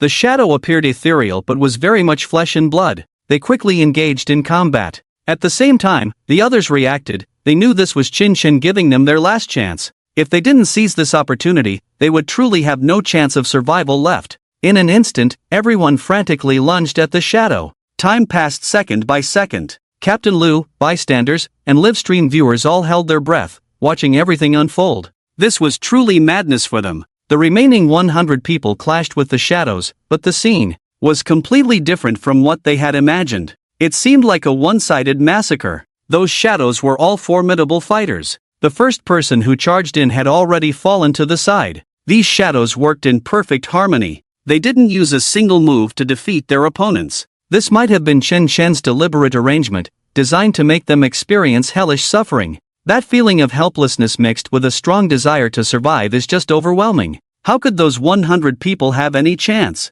The scene was almost unbearable to watch. The live reporter's hands were starting to shake. "Where are the people from the Exorcism Bureau?" Team leader Lu shouted. "These images are currently being broadcast live, and the negative impact is incalculable. If the Exorcism Bureau doesn't arrive soon, the consequences will be unimaginable. No one else can stop Chen Chen." Team leader Lu, "The Exorcism Bureau has arrived." Suddenly, a car pulled up nearby. It was the Exorcism Bureau's vehicle. The car came to a stop, and 3 people got out. These 3 were dressed very simply. They looked like ordinary citizens, and it was hard to tell they had any extraordinary abilities. Masters are among the people, while clowns are in the halls. For the Exorcism Bureau, such simple attire is the best disguise for their identities. They didn't want to expose themselves. They would only appear when necessary. Otherwise, there would be a lot of unnecessary trouble. Exorcism Bureau, Lu Lei, Guai Songdingi reporting. Guai stood in front, looking seriously at team leader Lu. "You finally made it. Hurry and check inside, save the people from the police station." Team leader Lu was on the verge of collapse, shouting desperately. Guai and the others had just been watching the live broadcast. He was quite calm about it. "Don't panic, that Chun Shen is just an evil cultivator, using the name of a celestial master to go astray. He thinks he's impressive, but he's actually trash. I can handle him alone. Team leader Lu was anxious. Please move quickly, the people inside can't hold on much longer. Guai Yi and the others glanced inside. On the third floor of the building, it was already hell on earth. This floor was specifically for those people to fight. These mid-level leaders usually did the easiest work in the police station, but they held significant power, deciding life and death, judging guilt and innocence. Now they were finally tasting the flavor of judgment. Everyone was being hunted by shadows, dying in the most painful ways. From inside, chilling screams occasionally echoed, piercing and soul-shaking, like a knife cutting through the throat. Guo Yi dragged 3 coffins out from behind the car. They were actually simple body bags, and from the shape of the bags, it was clear they contained dead bodies. Team leader Lu and the others felt their scalps tingle. In broad daylight, this person just took out the corpses? Are the people from the exorcism bureau that fierce? Guo Yi pulled out a morning stick and struck the corpses a few times. The 3 corpses immediately stood up. All 3 were 2 meters tall, with fierce faces. Controlling corpses? Everyone's minds were shaken. This is a secret technique. Corpses, rise and break the door. Guo Yi shouted. The 3 corpses moved forward, swaying their massive bodies, ready to smash the door. Suddenly, at that moment, the door opened. Chen Shan stood at the door with a cup of tea. A corpse handler, authentic Taoist methods, and one more, a master of the 9 gates? Chen Shan smiled at them. Since you know our identities and strengths, why not surrender obediently? Stop the killing inside. Chen Shan, you are committing evil. The 3 shouted immediately. Chen Shan just laughed. Exorcism Bureau, I have no grievances with you, but since you are willing to provoke me, I won't be polite. Today, I'll just kill the 3 of you, and another day, I will come to wipe out the Exorcism Bureau. What? The 3 were shocked at his words. This kid is too arrogant. He dares to underestimate the Exorcism Bureau. Rise, charge. Guai Yi shouted, controlling the corpses to rush towards Chen Shen. At the same time, Lu Lei and Song Dingy also charged forward. They just wanted to quickly kill Chen Shen and complete their mission. The people inside were still fighting. Saving one was better than none. 3 corpses led the way, their hollow eyes filled with murderous intent. Whoosh! Suddenly, one of the corpses stopped. Like a marionette with its strings cut, no matter how Guai Yi tried to manipulate it, it remained motionless. What's going on? My corpse controlling technique has actually malfunctioned? Guo Yi stared in disbelief, his eyes wide. Right after, a shadow appeared beside that corpse. The shadow formed a human figure, but its features were so blurred that it was impossible to discern its original appearance. One could only identify it as a silhouette.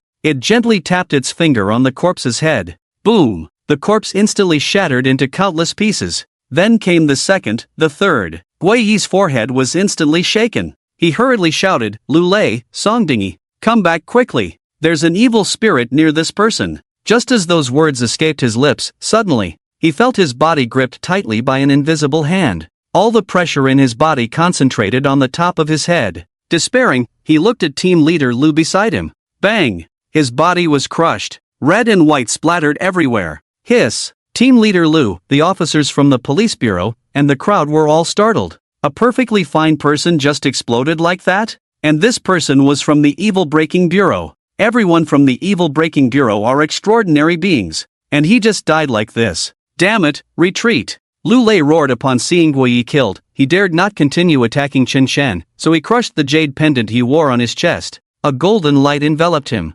This was his life-saving item, and given the urgent situation, he had no choice but to use it. He had once relied on this life-saving secret technique to crawl out from countless corpses, and now he hoped to escape unscathed. It was just a pity that he couldn't avenge Guai Yi today. He never expected that this kid actually had an evil spirit present. This was beyond their anticipation. Song Dingy quickly summoned a protective light to cover himself for defense. But soon, they heard a series of wails in their ears. The sound seemed to penetrate their eardrums directly into their brains, incredibly deep, a demonic sound filling their ears. What is this thing? Although Lu Lei was a practitioner of Taoist techniques and had seen many monsters and demons, he was still frightened by the scene before him. All around him stood countless evil spirits, and Chen Shan, holding the 100 Ghosts banner, was watching them with a smile. Why are you two in such a hurry to leave? Why not serve as bait for the 100 Ghosts? My evil spirits, having received your nourishment, will become even more delicious. The two's eyes revealed despair.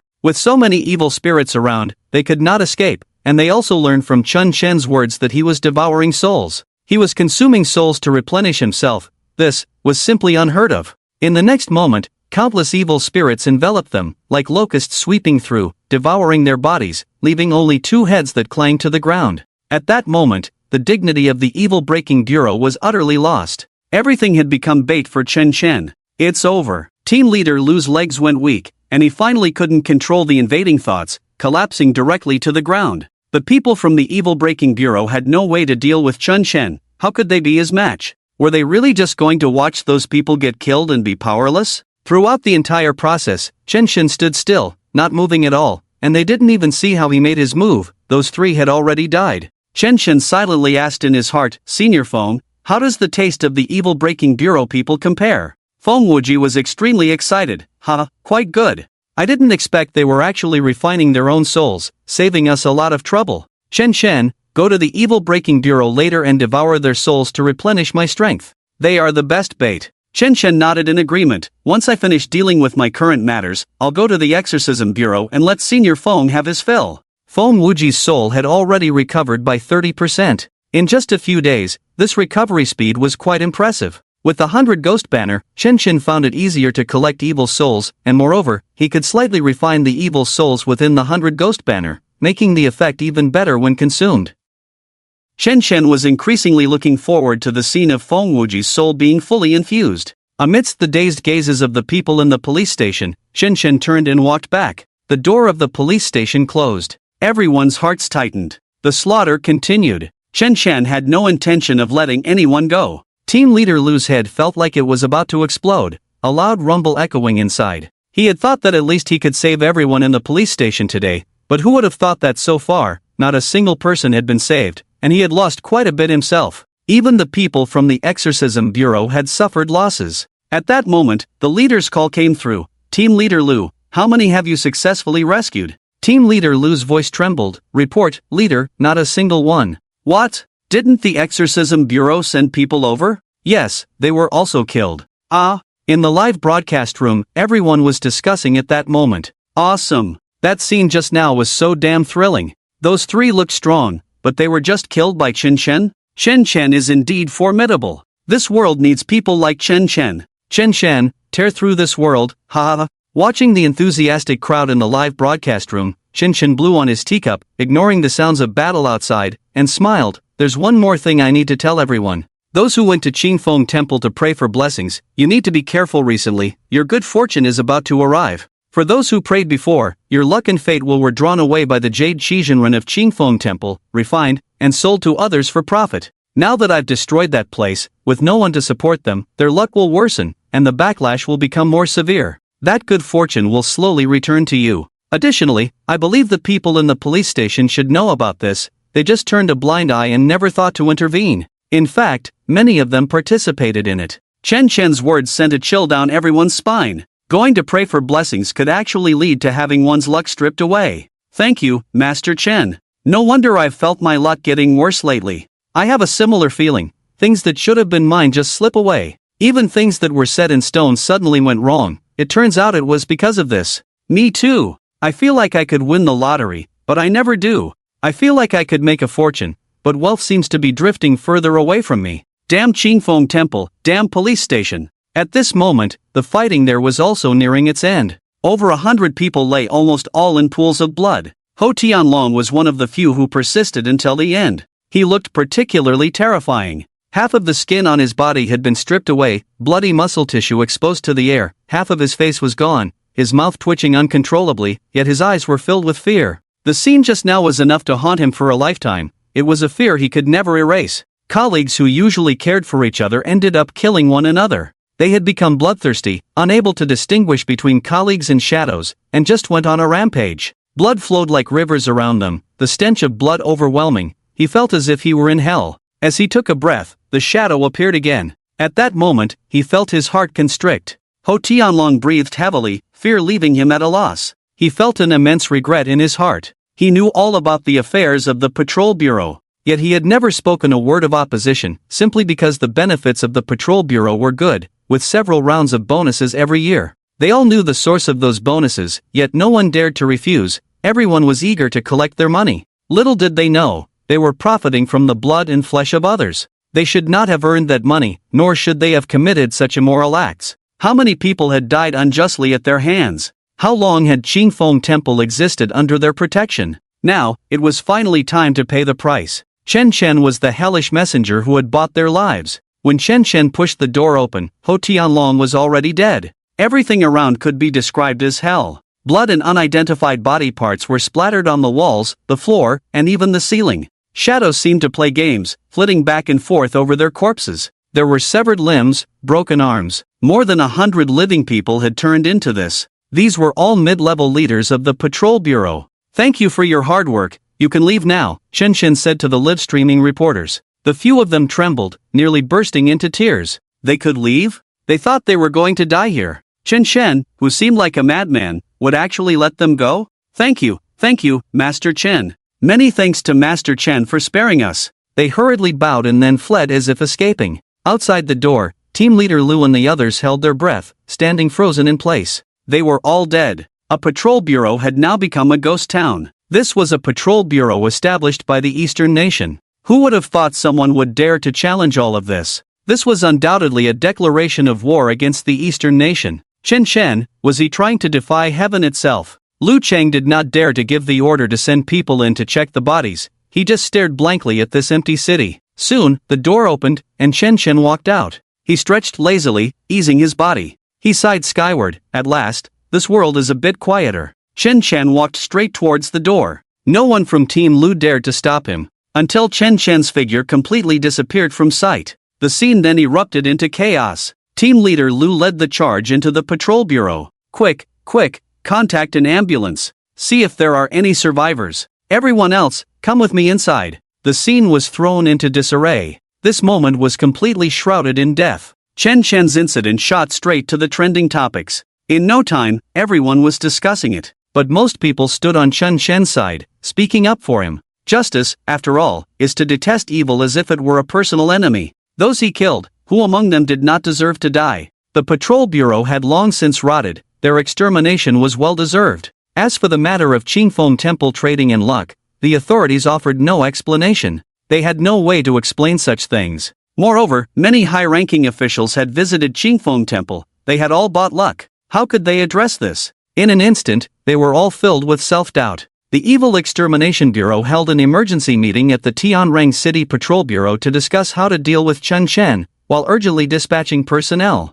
Fortunately, Chen Chen did not indiscriminately kill the innocent, so for the time being, the citizens of Baitsong City were not in any danger, giving them ample time to prepare. After 3 hours of meetings, they finally made a decision. Capture Chen Chen. Early morning. In a high-end cemetery in Baitsong City, a funeral was being held. It was Jiang Xuelan's funeral. The Sun family had all arrived. Sun Tianyu and his father, Sun Xing, stood in the front row, heads bowed, silently shedding tears. At the emotional peak, Sun Tianyu cried out loudly, "Whoa, my mom is dead. That was my real mom, Dad. I must kill Chen Chen. This is definitely his doing. I've saved that video, and I've already reported it to the police." Sun Tianyu's eyes were red from crying. Sun Xing's face was extremely grim, with a hint of helplessness in his eyes. With Jiang Xuelan dead, he certainly wanted revenge. However, this matter required careful planning. That kid Chen Chen was no ordinary person. "Dad, you're here." Suddenly, Sun Xing saw someone approaching in the distance.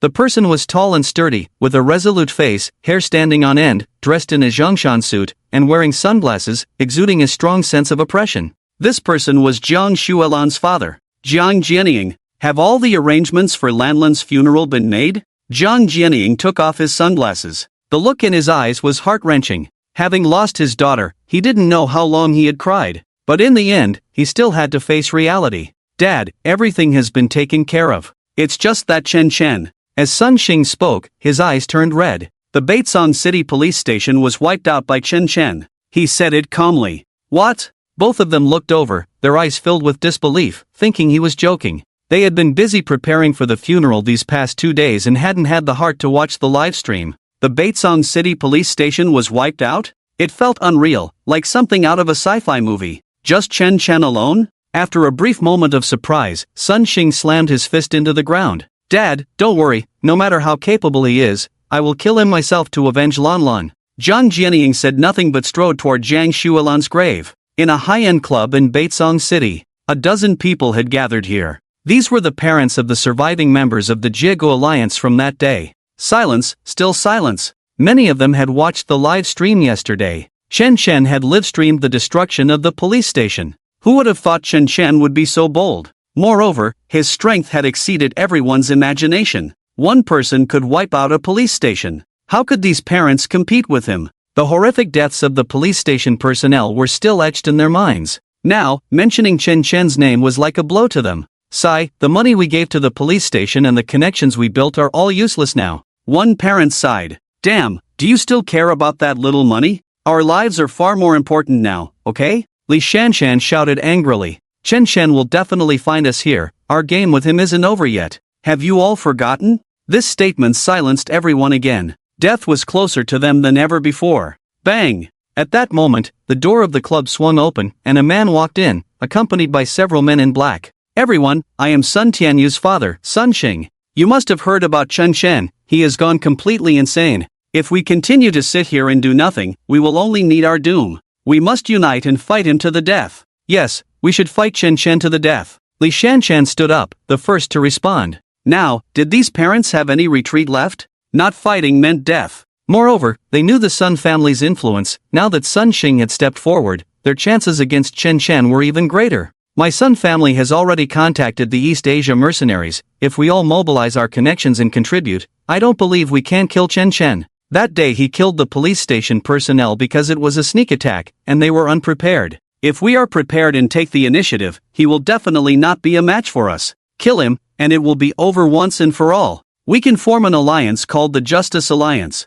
This made sense. Sun Xing's words ignited everyone's emotions. They all expressed their desire to take down Chen Chen and join the Justice Alliance. The Wind Riding Tea House. Early in the morning, watching the pedestrians come and go on the street, Chen Chen sat here drinking tea. That day's livestream was directly shut down by the authorities. Now, there is no information about it online. In a short time, over 2,000 people died, but the anger in Chen Chen's heart has not yet extinguished. This matter is far from over. Wuxia talisman he had placed on the table suddenly ignited without warning, the burning glow forming a magical array on the table, flickering with golden light. Oh, it seems there is news. Chen Chen hurriedly went to check. A name gradually emerged on the magical array. Wang Shuzhen. After the events of that day, Chen Chen returned and began to devour evil souls, calculating the total number of evil souls. After counting, he realized that one person was still missing from the Academy Forum incident that day. So, Chen Chen released the magical array to investigate the whereabouts of this person.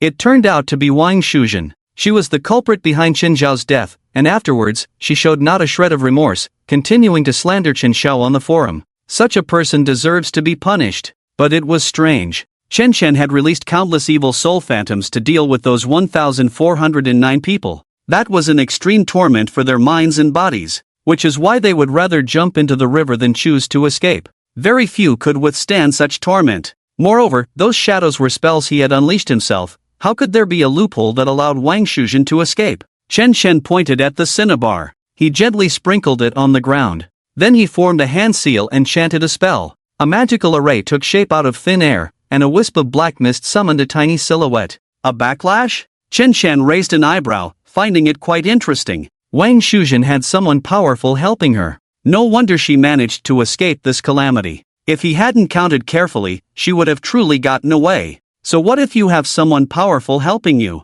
I will still kill you. Chen Chen snorted coldly. He directly unleashed the true fire of the sun, sending it through the magical array. Suddenly, streams of golden light spread from the other side of the array, directly swallowing the true fire of the sun. Various murmurs filled the air. Was that the sound of chanting? The sound surged like waves, one after another, a tide following another tide. Accompanied by countless great paths, radiance enveloped the magical array. Monks? Chanting priests? Chen Chen looked over curiously, and within the magical array, he could vaguely see the name of a temple emerging. Daluo Temple. A cold smile gradually spread across Chen Chen's face. It turned out Wang Shuzhen had escaped here. Did she think those monks would chant day and night to absolve her of her sins? Naive. Did she really think Daluo Temple could protect her? Whoever Chen Chen, want to kill, even Jesus cannot save. Daluo Temple. Inside the main hall, a dozen monks were surrounding Wang Shuzhen, chanting scriptures and ringing bells without pause.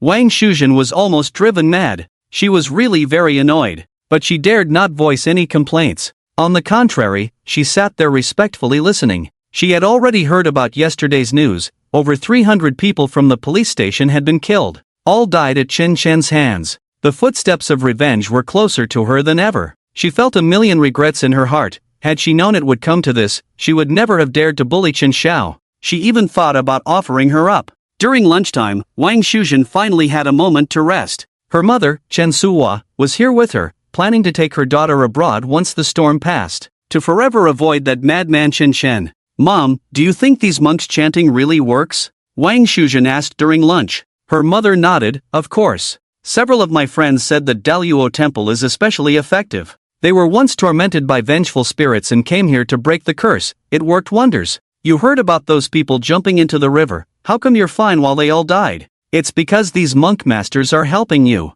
They say everyone is equal, but can those poor people afford to hire these masters? Who will chant scriptures for those poor people?" After eating, the monks continued their chanting. Wang Shuzhen knelt there. At that moment, suddenly, a dark shadow floated in from nowhere above the main hall. This shadow was grotesque, with a piercing, sinister smile. It drifted over like a dark cloud. There's a ghost over there." Wang Shuzhen screamed, trembling as she pointed into the distance. The monks also saw the ghostly figure at the same time. The leading old monk furrowed his brow. How dare this ghost appear in broad daylight? How audacious! What does it take this place for? Vajra mantra. He pointed, and a golden light spread out, enveloping the shadow as simply as sunlight. The chanting of the other monks grew louder. The shadow was trapped by the golden light, unable to escape, and amidst the chanting, its form slowly vanished, rotting away, turning into a mass of black mist that completely disappeared. "Did you see that, daughter? This is the power of those masters. No demon or ghost can approach you, including that Chen Chen," Chen Suhua said proudly beside her. Wang Shuzhen felt relieved. Dalong Temple was still trustworthy. As long as she could survive, that was better than anything. Clap, clap, clap. Sounds of applause came from the entrance. "Masters, what great power you have, able to eliminate that evil ghost. No wonder my formation couldn't affect you." In an instant, all the monks stopped chanting and looked towards the entrance. A figure appeared before them. It was Chen Chen. He was dressed in sportswear, looking like he had come for a hike, but the killing intent in his eyes was completely different from his demeanor. It was as if he was there to judge everyone. "Chen Chen? He. It's Chen Chen." Wang Shuzhen was stunned for a moment upon seeing him, then immediately screamed. Just a second ago, she thought she had escaped a calamity, and the next second, Chen Chen was charging at her. Was he here to find her? How did he know she was here? This was too eerie. Chen Chen smiled at Wang Shuzhen. "The debt you owe is due now. You dare to touch my daughter." Chen Suhua didn't expect Chen Chen to really dare to come. She was momentarily stunned but quickly stood in front of her daughter, arms outstretched to protect her. "Don't be anxious, today, both you and your daughter must die." Chen Chen's eyes narrowed, ignoring the many monks around. "Benefactor, in this temple, please refrain from discussing killing. Monks are not allowed to kill." An old monk stood up, hands together, giving Chen Chen a respectful gesture. "Where did this madman come from? Don't come here to cause trouble. This is Dalong Temple. Is this a place for your nonsense? Kneel before the abbot." The other monks began to stir up a commotion. Chen Chen was amused by their anger. A group of monks, confusing right and wrong, covering up darkness. Was this still the original intention of the Buddhist path? Chen Chen simply swiped his claw in the air. Boom! Wang Shuzhen's left arm exploded. Blood mist spread, and she instantly felt her body lighten, her weight dropping significantly. My arm! My arm is gone. Wang Shuzhen looked down and panicked instantly. Cold sweat broke out. "Oh no! My daughter! You murderer, you madman! Master, quickly, help me get rid of him! He's a madman!" Chen Suhua jumped up anxiously. Her daughter's arm had just exploded, and she couldn't even react. Without an arm, her daughter would be disabled. Who would have thought he would dare to act in front of so many people? The old abbot's mouth twitched for a moment, and a hint of uncontrollable malevolence flickered in his eyes. The monks nearby also clenched their fists, their expressions turning wary. This person was too sinister. How could he just grab someone's arm in midair and make it explode? What kind of spell was this? "Benefactor, please stop your evil deeds. It's not too late to turn back from the path of error." Chen Chen completely ignored the old man's words and pointed with one hand. In an instant, flames erupted, spreading over Wang Shuzhen's legs. "It's on fire, Help! The pain from her lost arm had not yet subsided when the searing agony of her burning legs hit her. Put out the fire! Everyone, help put out the fire! Chen Suhua screamed, the first to rush forward, using her body to smother the flames. But immediately, she jumped back in pain. The flames could not be extinguished. The monks nearby joined in, using various fire extinguishers and clothes to douse the flames. But it was all in vain. Not only did the fire not diminish, but many were also burned. What kind of flames were these? A huge question mark hung in their minds. Mom! It hurts! Ah! My legs! Wang Shuzhen's cries echoed throughout the great hall. In less than a minute, her hands were charred, reduced to 2 withered sticks. In such a short time, Wang Shuzhen had become a mere shell of herself, like a dried corpse, her fear reaching its peak. She gasped loudly, her anxiety at its limit. She had no idea what other methods Chen Shen planned to use to torment her. That feeling of uncertainty was the hardest to bear. Even with her mother present, even with so many masters around, Chen Shen still dared to act. He was truly insane. Chen Suhua looked at her daughter's burned legs, losing control of her emotions. Ah, Chen Shen, what the hell do you want?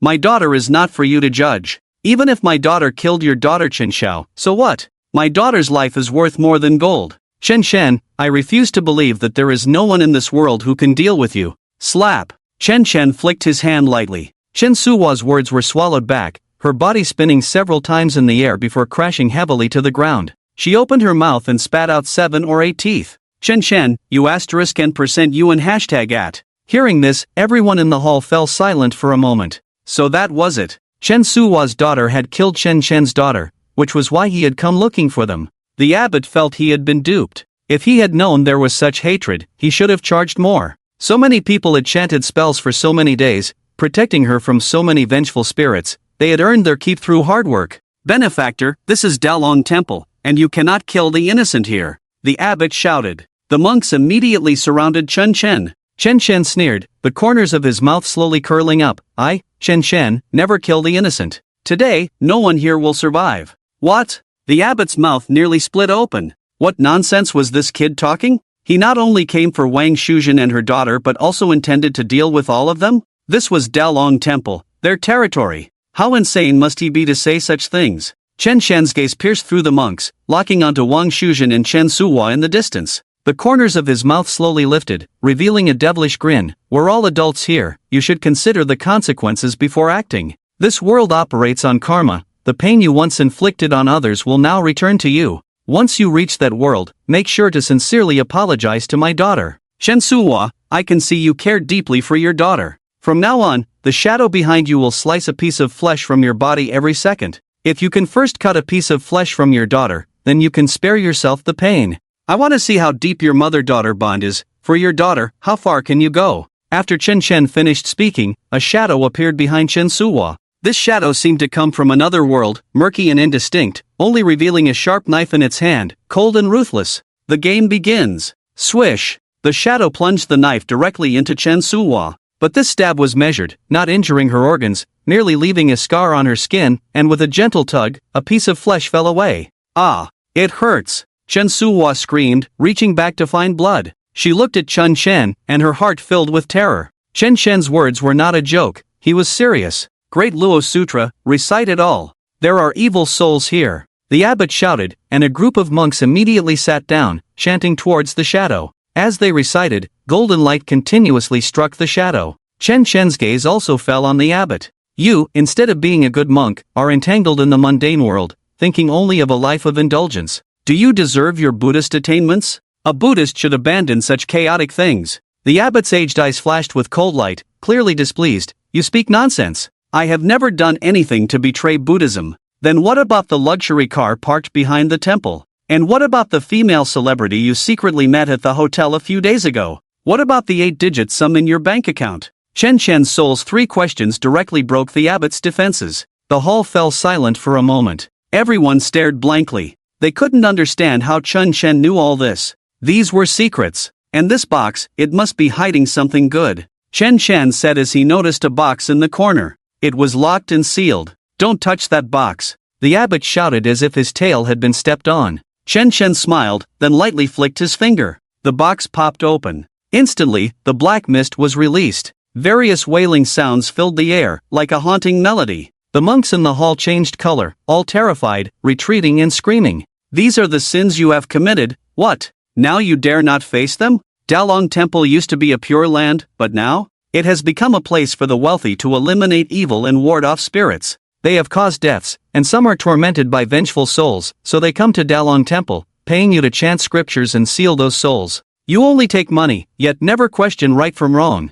To collect that black-hearted money, you truly can be ruthless." As Qinshin spoke, he kindly stepped aside to let those vengeful souls escape and seek revenge on those who harmed them. The abbot's eyes were shocked for a moment, then turned fierce. Since Qinshin knew everything, there was no need to pretend. He had to eliminate Qinshin today. He began to silently chant scriptures, and golden light erupted between his hands. Great Luo Palm. The abbot struck out with a palm. The palm winds surged, the technique Invincible. This palm summoned the winds and clouds around, directly surging towards him. The brilliant golden light seemed capable of slicing through all the evils of the world. Seeing that Qinshin did not dodge, the abbot's lips couldn't help but curl up. With this palm, containing 80% of his power, Qinshin would surely die. Killing him would allow for more money from the Wang family, and then he could enjoy life. However, beneath that positive energy golden light, a black mist suddenly flashed. The black mist was so deep that it momentarily broke through the golden light. What puzzled the abbot even more was that within this black mist, he seemed to see countless vengeful spirits roaring.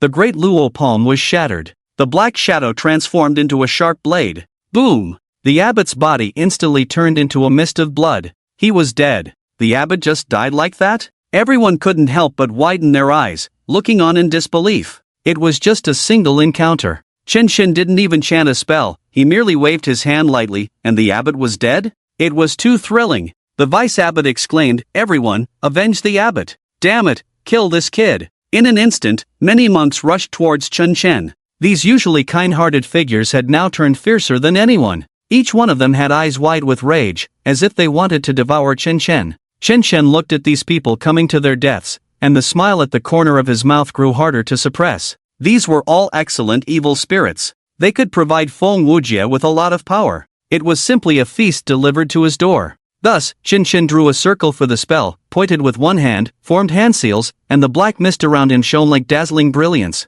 At that moment, he seemed to be judging the entire world. Bang! Bang bang bang! The monks on the opposite side couldn't even get close to Qinshin. Before they could reach him, they were crushed, their mangled bodies falling all around. It was either just a head left or just a leg, an arm. In the great hall, it was like the end of hell. Blood stained the Buddhist robes, stretching for thousands of feet. Those monks initially charged forward, but then began to desperately retreat, fleeing for their lives. The Qinshin before them was not human, he was a demon. The monks beside him exploded one by one, the blood mist could form a waterfall. After each person died, the evil spirits on their bodies were instantly drawn away, all entering Qinshin's 100 ghost banner. One could even hear their painful screams echoing in the air. The vice abbot was dumbfounded, his plump body unable to move, the scene before him shocking him as if he had been electrocuted. All the monks from the Dalong Temple had gathered here. About 40 of them. Now they were all dead, including the abbot. The hall that was originally reciting scriptures had now turned into hell. Various dismembered limbs appeared here, with an extremely strong impact. Thud! The vice abbot knelt down. He knocked his head on the ground. The trace of malice in his eyes instantly turned clear. At that moment, the images from before appeared in his mind. Originally, they were devoted to Buddhism, but soon after, he and the abbot's senior brother died because they couldn't afford medical treatment. That was the first time they felt the cruelty of the secular world. They had deep feelings for their senior brother. If they could find a way to get money, perhaps the tragedy wouldn't have happened. It was from that moment on that they began to resort to any means for money, crazily amassing wealth, and started doing all sorts of inhumane things, even sealing those poor vengeful spirits. One wrong step and they lost everything. Now there was no turning back. Master Chen, I was wrong. Boom! Before Qinshin could let him finish, he directly crushed him into a mist of blood. He couldn't be bothered to listen to the beast's nonsense. This world is a bit cleaner now. Qinshin smiled with satisfaction, looking at the evil spirits in the 100 ghost banner, very pleased. These evil spirits were enough for him to feast on for a while. Especially the abbot's evil spirit, that was a delicious meal. Now in the great hall, only the monotonous, tragic, and broken cries remained. The sound came from Chen Suhua. She didn't know when a knife had appeared in her hand, covered in blood, as she leaned over Wang Shuzhen, stabbing repeatedly. As she stabbed, she muttered, tears still flowing. The shadow standing behind her remained motionless, but exuded a strong sense of oppression. "Daughter, I'm sorry, I really can't take it anymore. You have to share some of the burden for me. You won't die from a few cuts. Look, you're still breathing, aren't you? Just think of it as helping me. I've raised you for so many years, it hasn't been easy." Wang Shuzhen beneath her had already reached the brink of collapse. Her body was covered in scars, like fish scales being peeled off. The flesh was being slowly stripped away, and one could only imagine the pain. Wang Shuzhen had no strength to resist. She could only watch as her mother cut flesh from her body. The agony was unbearable. The mother who usually doted on her had turned so cold-blooded. How could she do this to her own child? The shadow closely watched Chen Suwa. If she moved even slightly slower, it would immediately rush in for a stab. Under the intense pain, she had no choice but to act against Wang Shuzhen. "Woo, you're not my mom, get away. Just go away. Help me, Shen Shen, kill me, just kill me now." Wang Shuzhen's voice came through, heart-wrenching. Chen Shen stood by with a smile. "The pace is still too slow, it needs to be faster." He snapped his fingers. The shadow behind Chen Suwa immediately quickened its movements. It gripped the knife with both hands and recklessly lunged at Chen Suwa, then cut away flesh. It hurts. I beg you, please stop. Daughter, I'm so sorry." Chen Suwa screamed while wielding the knife against Wang Shuzhen. The screams of the mother and daughter seemed to form a beautiful concerto.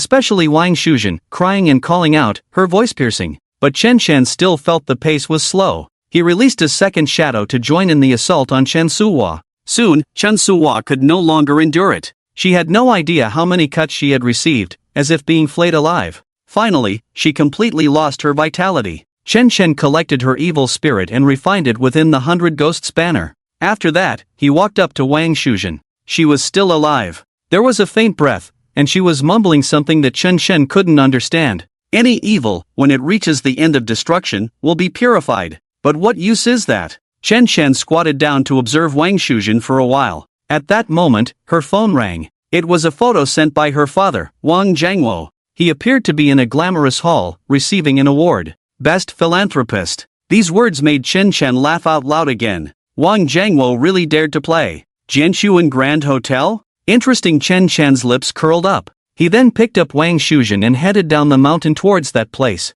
Halfway down the road, Feng Wujia's voice echoed in his mind. "Chen Shen, it seems someone is coming. There are 2 Taoists and 1 Buddhist." Upon hearing this, Chen Shen simply stopped. He tossed Wang Shuzhen aside, took out the tea set he carried with him, brewed a pot of tea for himself, and sat down to wait. Before long, 2 figures appeared across from him. The 2 held long swords, moving gracefully like swallows, seemingly possessing exceptional agility. "Are you Chen Shen?" one of them asked curiously, their shock unfolding within. That bloody, mangled thing thrown beside Chen Shen, was that a person? What the hell had happened to that person? Both legs were burned, one arm was missing, and there were countless wounds on the body. If it weren't for his strong mental fortitude, he would have already collapsed to the ground and started vomiting. "Who are you?" Chen Shen looked up. These 2 were unfamiliar to him. "We are from the Heavenly Tao Alliance. Chen Shen, you destroyed the Qingfeng Temple. You owe us an explanation. Today, we are here to take you back for questioning." Oh, so it's about the Qingfeng Temple, Chen Shen understood.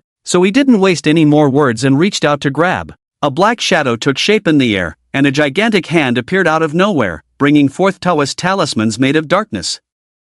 Those talismans were inscribed with black energy, looking utterly eerie. With a loud bang, one of the Taoist's pupils constricted, and in the next second, he turned into a mist of blood. The Taoist beside him was just about to take action when his companion was killed. Blood splattered all over him. He wiped his face, looking over in disbelief. "Senior brother, you're dead? Why you killed my senior brother." Another Taoist was instantly dumbfounded, and sensing the taste of blood, he realized he had messed with the wrong person. It was an order from above to hunt down Chen Shen, but they hadn't mentioned he was this strong. His senior brother's strength had already surpassed his own, yet he couldn't withstand even a single move from Chen Shen. "I warn you, we are from the Heavenly Tao Alliance. If you kill me, don't expect to live," he shouted, quickly forming hand seals. Then, a secret talisman was summoned. It burned with a magnificent aura, and a shimmering phantom hung above it, resembling an ancient deity. This Taoist was terrified. He directly unleashed a powerful spell.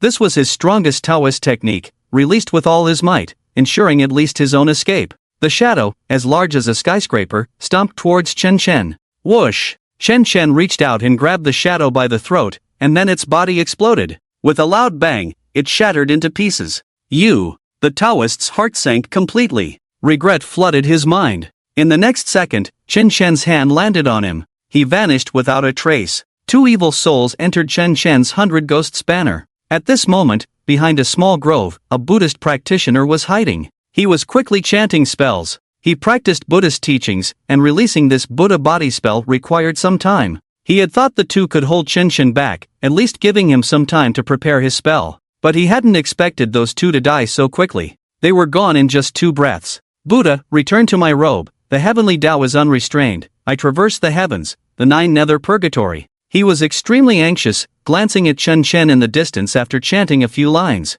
Suddenly, Chen Shen was gone? Where is he? He immediately widened his eyes, looking around. Chen Shen had vanished, and it was very likely he had discovered him? Sure enough, Chen Shen stood right behind him, smiling at him. Little monk, I see the evil souls on you look quite nice. You're so young, yet you've already killed 10 people? Truly, one cannot judge by appearances. The little monk was instantly dumbfounded, his dazed, ethereal eyes turning fierce. The spell was just taking shape. He aimed at Chen Shen, waving his hand. A palm technique seemed to descend from the heavens, slamming down onto his crown. Boom! Before the palm technique even touched Chen Shen, it was suddenly entangled by a mass of black energy. The golden glowing Buddha palm gradually turned dark, and then, the black energy surged into the sky. This! The little monk was stunned. Why did his spell turn out like this? It had been corrupted. Then that palm technique accurately struck the little monk, smashing his body to pieces. Chen Shen easily collected the evil souls. Oh dear, I forgot one thing. Chen Shen chewed on the evil souls, savoring them. I should have left one alive to ask what the Heavenly Tao Alliance is, but it doesn't matter, they're just a bunch of trash anyway. Chen Shen then hurried towards the Jianshuan Grand Hotel. He deliberately took a small path, trying not to let anyone see Wang Shuzhen, who was still alive in his hands, to avoid causing anyone with a weak constitution to faint upon seeing her. At Daolong Temple, someone had already called the police. It was the people who had come to the mountain to pay their respects. They had originally come to seek blessings, but who would have thought they would witness such a scene? So many Buddhists had met a tragic end. The people from the Anti-Evil Bureau and the Tianrang City Police Station arrived here. The Tianrang City Police Station temporarily took over the duties of the Baitsong City Police Station. This place cannot be without a police station. This was done by Chen Shen alone? The members of the Anti-Evil Bureau were puzzled, their eyes gradually filled with terror. It was the same when we interrogated the Judgment Police Station. Better to be cautious, Lu Team Leader said, still feeling uneasy. At that moment, a woman from the Anti-Evil Bureau, holding a long sword, received a phone call. After listening for a few moments, she hung up. The people sent by the Heavenly Tao Alliance to hunt down Chen Shen have encountered trouble. We must act quickly. The others were taken aback, their expressions growing serious. Are the Heavenly Tao Alliance members not a match for Chen Shen? The Anti-Evil Bureau has truly met its match this time. I heard Chen Shen is going to the Jianshuan Grand Hotel. If we hurry, we might make it in time. Good. Let's go right now. Jianshuan Grand Hotel, the largest conference hall. Wang Jiangmo stood on the stage in an expensive suit, with a sign behind him reading XXX Philanthropist Award Ceremony. He was very pleased with himself, standing tall and proud. Today was the highlight of his life. Although he had done many heinous things, the moment he stood on the podium, everything else faded away. No matter how dirty his past was, his future was bright. He possessed wealth that others could never exhaust in a lifetime, able to take many lives at will. His status was already very high, far surpassing those around him. Below were all VIPs. They were all from high society. Each of them looked impeccably dressed, and the cost of a single meal for them could easily be someone else's annual salary. The world of the wealthy was incomprehensible to ordinary people.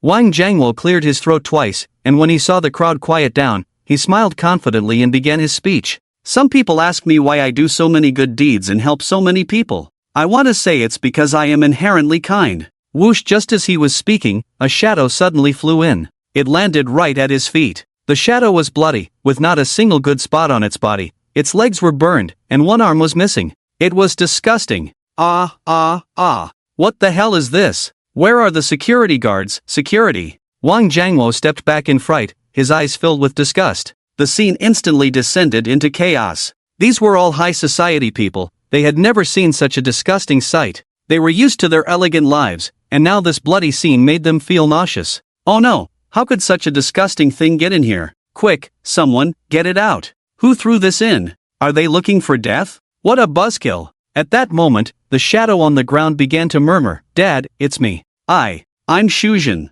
Woo woo woo. What? Wang Jiangwo was stunned to hear this, his eyes widening in disbelief. His gaze slowly focused, and his body felt as if it had fallen into an ice cave, becoming extremely unreal. This is his daughter Wang Shujin? That outfit, that face, that hairstyle. It really is his daughter. Wang Jiangwo's legs went weak, and with a thud, he knelt down, his eyes reddening. Daughter, what happened to you? How could you end up like this? Who did this? Who dares to do this to my daughter? Do they not know who Wang Jiangwo is? Daughter, don't worry, with Dad here, no matter how much it costs, I will make sure you get better. At that moment, a voice came from the side. Wang Jiangwo, the sins you and your daughter have committed, the Wang family is about to pay the price. Who? Wang Jiangwo roared. Behind him, Shen Shen strolled in. He had his hands in his pockets, a stubbly face, his eyes smiling, and the corners of his mouth lifted. Evil charm, ferocity, brutality. You can't be. Shen Chen.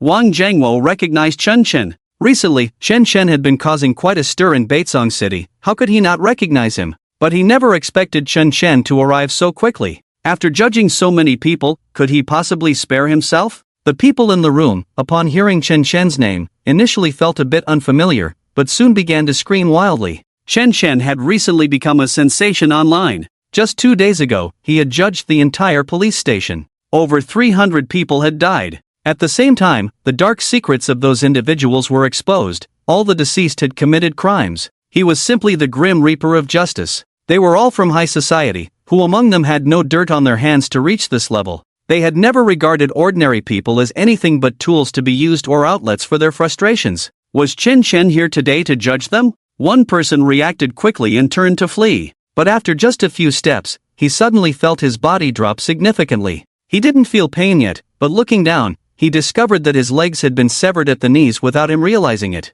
He fell to the ground with a thud, blood gushing back into his body. Behind him stood a shadow, holding a sharp blade. The shadow's face was indistinct, but it wore a grin that resembled a ghostly whale, filling the air with a terrifying aura. Alright, since everyone knows my identity, I won't hide anymore. Chen Chen turned to the crowd and smiled. From now on, those of you with sins should give up any thoughts of escape and obediently atone here. Those without sins need not flee, I won't kill you. As Chen Chen spoke, shadows began to appear around him. In a short time, over 20 shadows emerged behind him. In this hall, there were nearly 100 people. Seeing these shadows, their hearts raced. Some timid women even considered kneeling. Only a few remained calm, as they had never done anything wrong. Their place in high society was solely due to their abilities. Chen Shen's judgments never implicated good people, they had heard of that. What are those shadows? Is this a movie? Chen Shen said he would use these shadows to judge us? Impossible. On what grounds would he judge us? We are people of high society, from 2 different worlds. Chen Shen wouldn't dare, he must be joking.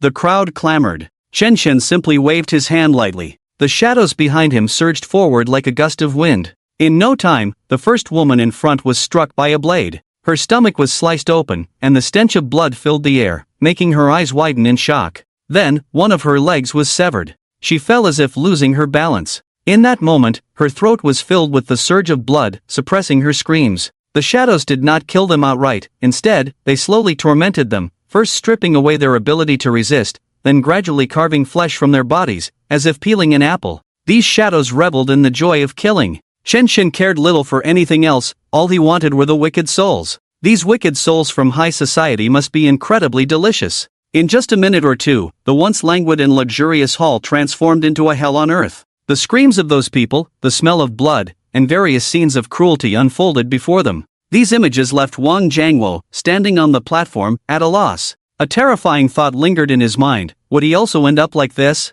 In an instant, all the bad deeds he had committed over the years flooded his mind, including the incident where his daughter and others had killed Qin Xiao. He still remembered that day when his daughter came back and told him about this, but he didn't care at all, only saying, what does it matter if an ordinary person dies? Chen Shan stood in front of him with his back turned. At that moment, his figure seemed to grow taller than the heavens. He spread his arms wide, as if savoring the bloody scent that came rushing toward him. His laughter was discordant with everything around him. It was as if a call from hell echoed. Wang Jiangwo was terrified, his whole body trembling. He seemed to be facing a madman with an extreme thirst for blood and slaughter. Chen Shen absorbed some evil souls, appearing quite satisfied, indifferent to the carnage in the hall, and turned to look at Wang Jiangwo. Chen Shen, let's discuss this. Whoosh! Before Wang Jiangwo could finish his sentence, his body was lifted directly by Chen Shen. To onlookers, it seemed as if Wang Jiangwo was floating in midair, one foot lifted and frozen in place. But those with spiritual insight could see the dark shadow behind him holding him up. Chen Shen's cold smile grew more pronounced, his brow raised, and his finger beckoned. Swish, swish, swish. It seemed as if a massive cleaver was slowly pressing down on Wang Jiangwo's body. A layer of flesh was sliced off from his back. Blood gushed out, and the intense pain made him scream. Ah, ah, ah, I don't want to die. Chen Shen, please let me go. It's my fault for not educating my daughter well. I'm willing to kill her myself to atone for my sins. Please spare my life, I beg you. Chen Shen sneered. He had no pity for those who only realized their regrets at the moment of death. They weren't truly remorseful, they just wanted to exchange all of this for their lives. If Chen Shen hadn't been here today, if he hadn't gained power, what would they have done? Chen Zhao's life meant nothing to them, and Chen Xiao was just one of the many ordinary people they had harmed. They needed to understand the preciousness of life and the weight of life and death. Therefore, today he had to use this to declare everything.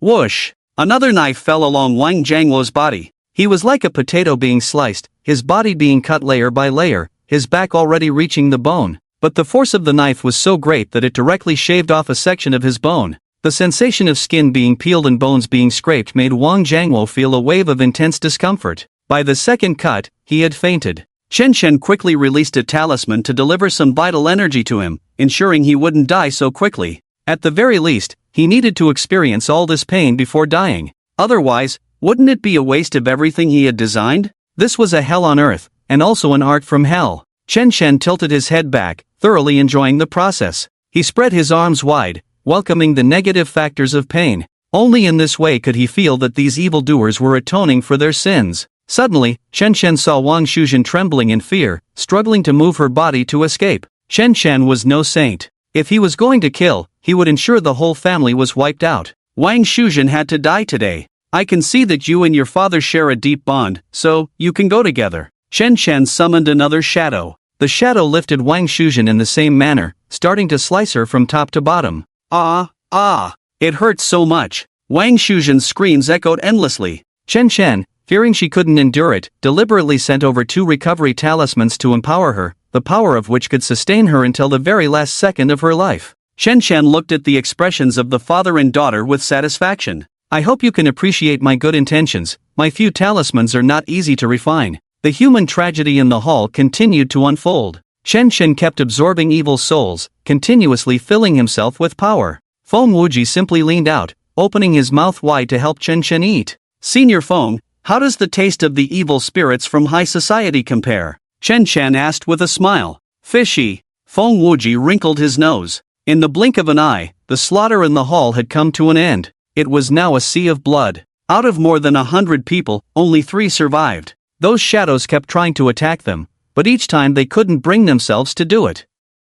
Because the 3 were so clean that even if they were killed, no evil spirits would appear. Why waste energy? The 3 seemed to have experienced a nightmare. All of this had been deeply etched into their bones. In just a few minutes, they witnessed hell. They looked at Chen Shen in terror. No one dared to speak. They feared that Chen Shen would kill them the next second. Wang Jiangwo and Wang Shuzhen were dead. Having gone through the darkest moments of their lives, tasting the unparalleled pain, their flesh had been stripped away to nothing, leaving only a broken skeleton. Their expressions were forever frozen in screams and immense suffering. Their evil spirits had already been collected into the 100 Ghosts banner, and later, Chen Shen would refine their evil spirits, making them experience the pain of hell once more. Chen Shen scanned the hall with satisfaction and prepared to leave. Chen Shen, wait a moment. There are evil spirits behind this hotel. Feng Wuji called out to him, his voice tinged with excitement. Are there any fish that slipped through the net? Chen Shen was taken aback. You'll know if you go take a look, alright. Behind the Jinshuan Grand Hotel was a processing factory. The factory was not large, but it looked very legitimate, with slogans everywhere opposing food additives, claiming to be absolutely green. This was Wang Jiangwo's food processing factory. It was still busy inside. The factory had been running non-stop since it opened, processing tons of food every day to be sent out. The Wang family's business was thus thriving. In the workshop, a chubby leader was directing operations. He was Wang Jiangwo's brother, Wang Jianhai. Damn it, are you using your family's additives? Why are you so reluctant to let go? Pour it in the flour, go all out. And the drinks, how can they taste good without enough additives? Of course, saccharin can't be lessened, put in more. The workers were also enthusiastic. With the leader's words, they worked even harder. After all, it was just a game for them, they didn't eat this stuff. Their wages were much higher than those of other workers, and because of this, they kept their mouths shut, never exposing the factory's dark secrets. They had no idea how many people they had harmed. They only cared about the little money in their hands. Wang Jianhai was even more so. He was fully responsible for the food processing factory, reporting to Wang Jiangwo monthly. The profits here had always been good, allowing him to buy a house and a car, living a carefree life, secretly keeping a mistress, and now he was at the peak of his life. With another payment coming at the end of the month, he couldn't stop smiling. Eating blood buns, indeed quite flavorful. Excuse me, can this stuff really be eaten? Suddenly, a naive voice came from the side. Ha! The chubby man looked over. He didn't know when, but a man was standing near the food processing area, pointing at the food dyed red with coloring and smacking his lips. Of course it can be eaten. It tastes great. After eating it, you'll feel energized. Wang Jianhai casually replied. Chen picked up a piece of bread and handed it to him. Then you should try it. I damn well won't eat this stuff. Who are you? The chubby man immediately reacted, realizing this person wasn't wearing a work uniform and must have sneaked in. If the matters here were leaked, Wang Jiangwo would kill him. I am just a father. Chen smiled, then ignored Wang Jianhai and began to look around. Bread, drinks, snacks, instant noodles. You have everything here. All these additives are way over the limit, and a lot of this stuff is meant for children under 3. What you're doing is abuse. Chen voice was loud, and everyone in the factory turned to look at him, their eyes filled with anger. A few people had already come over to surround him. Damn it, who the hell are you? A reporter? Wang Jianhai approached, fists clenched, his expression cold. No, I'm not a reporter. Chen innocently shook his head. But just as he turned, a thought crossed his mind, and Chen's face darkened, his expression gradually becoming ferocious. Although I'm not a reporter, I know that last month, 2 undercover reporters tried to expose what was happening here, but you killed them and buried them behind the factory. I also know that the additives here are seriously over the limit, completely disregarding people's lives. In just 1 year, many infants have been diagnosed with nephritis, and some have even suffered permanent irreversible damage, with some diagnosed with cancer. The more food additives you use, the better the taste, and the greater the profit, plus it saves a lot of production processes and avoids many troubles. But it brings irreversible harm to people. Such small children have to suffer your torment. You really deserve to die 1,000 times. Damn it, if you want to die, I'll help you. Wang Jianhai picked up an iron rod from the side, glaring at Chen, his expression completely darkened. This kid knew too much. He definitely couldn't be left alive. After all, he already had more than one life on his hands. What harm was there in killing one more? Hey, everyone stop what you're doing and kill this kid. Damn it, how could he know so much about the factory?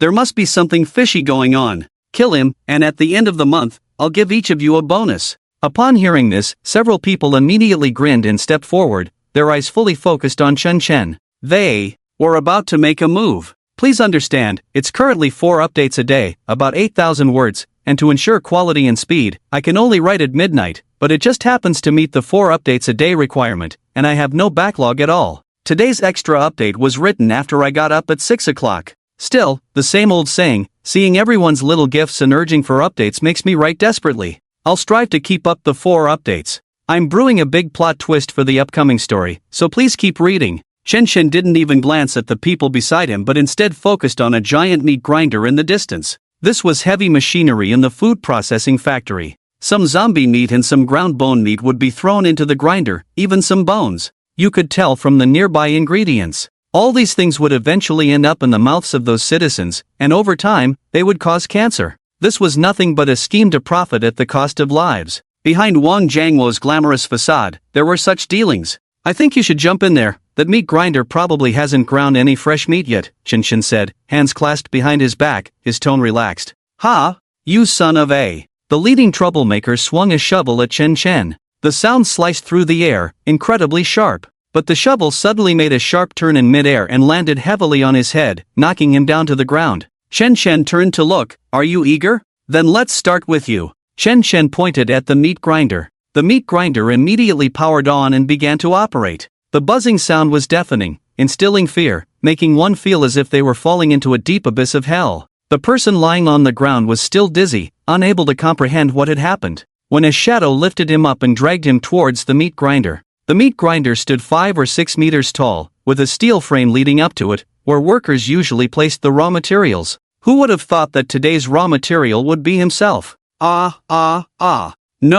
I don't want to go in. Help, help, The worker realized he was already standing at the entrance of the meat grinder, his face instantly turning pale. He didn't know how he had walked over, he only felt someone pushing him from behind, occasionally hearing a sinister laugh in his ear. That feeling sent chills down his spine. A terrifying thought flashed through his mind. Could it be that he was possessed? The blades of the meat grinder were wildly moving back and forth, making a screeching sound. Even iron could be ground into iron powder, let alone his body. "Manager, save me!" Blood was still gushing from the worker's head, and with a tragic cry, he jumped in. Damn, everyone in the factory gasped in shock. A sound of painful struggle came from the meat grinder, and that sound immediately vanished. Then, a pile of blood and flesh was thrown out. A living person just died like that. In an instant, nothing remained? This person must be insane. Chen Chen pointed to the next person. That person trembled all over. It was a middle-aged woman, responsible for adding additives to baby food, known for her generous portions. In recent years, children who consumed food from the XX food factory had all developed acute renal failure symptoms, some even requiring lifelong dialysis. Yet she happily took home an 8,000 yuan salary every month. I don't want to die, she screamed desperately, but was grabbed by the hair and dragged upwards by the shadow. She struggled like a stubborn mule, trying desperately to retreat. The shadow simply gave her a few slashes. Blood marks were left on her body, face, and legs. The pain was so intense that she had no strength to resist. In the blink of an eye, she was at the meat grinder. Woo, help, I know I was wrong, I won't dare again, with a voice full of desperate pleading. She was pushed inside. The meat grinder let out a shrill sound. Another pile of blood and flesh was thrown out. Another one died. Wang Jianhai and the remaining people were stunned. Kill him, quickly. The fat man pointed at Chen Chen, shouting. The people behind also realized that this person was too sinister. Was he going to judge them all?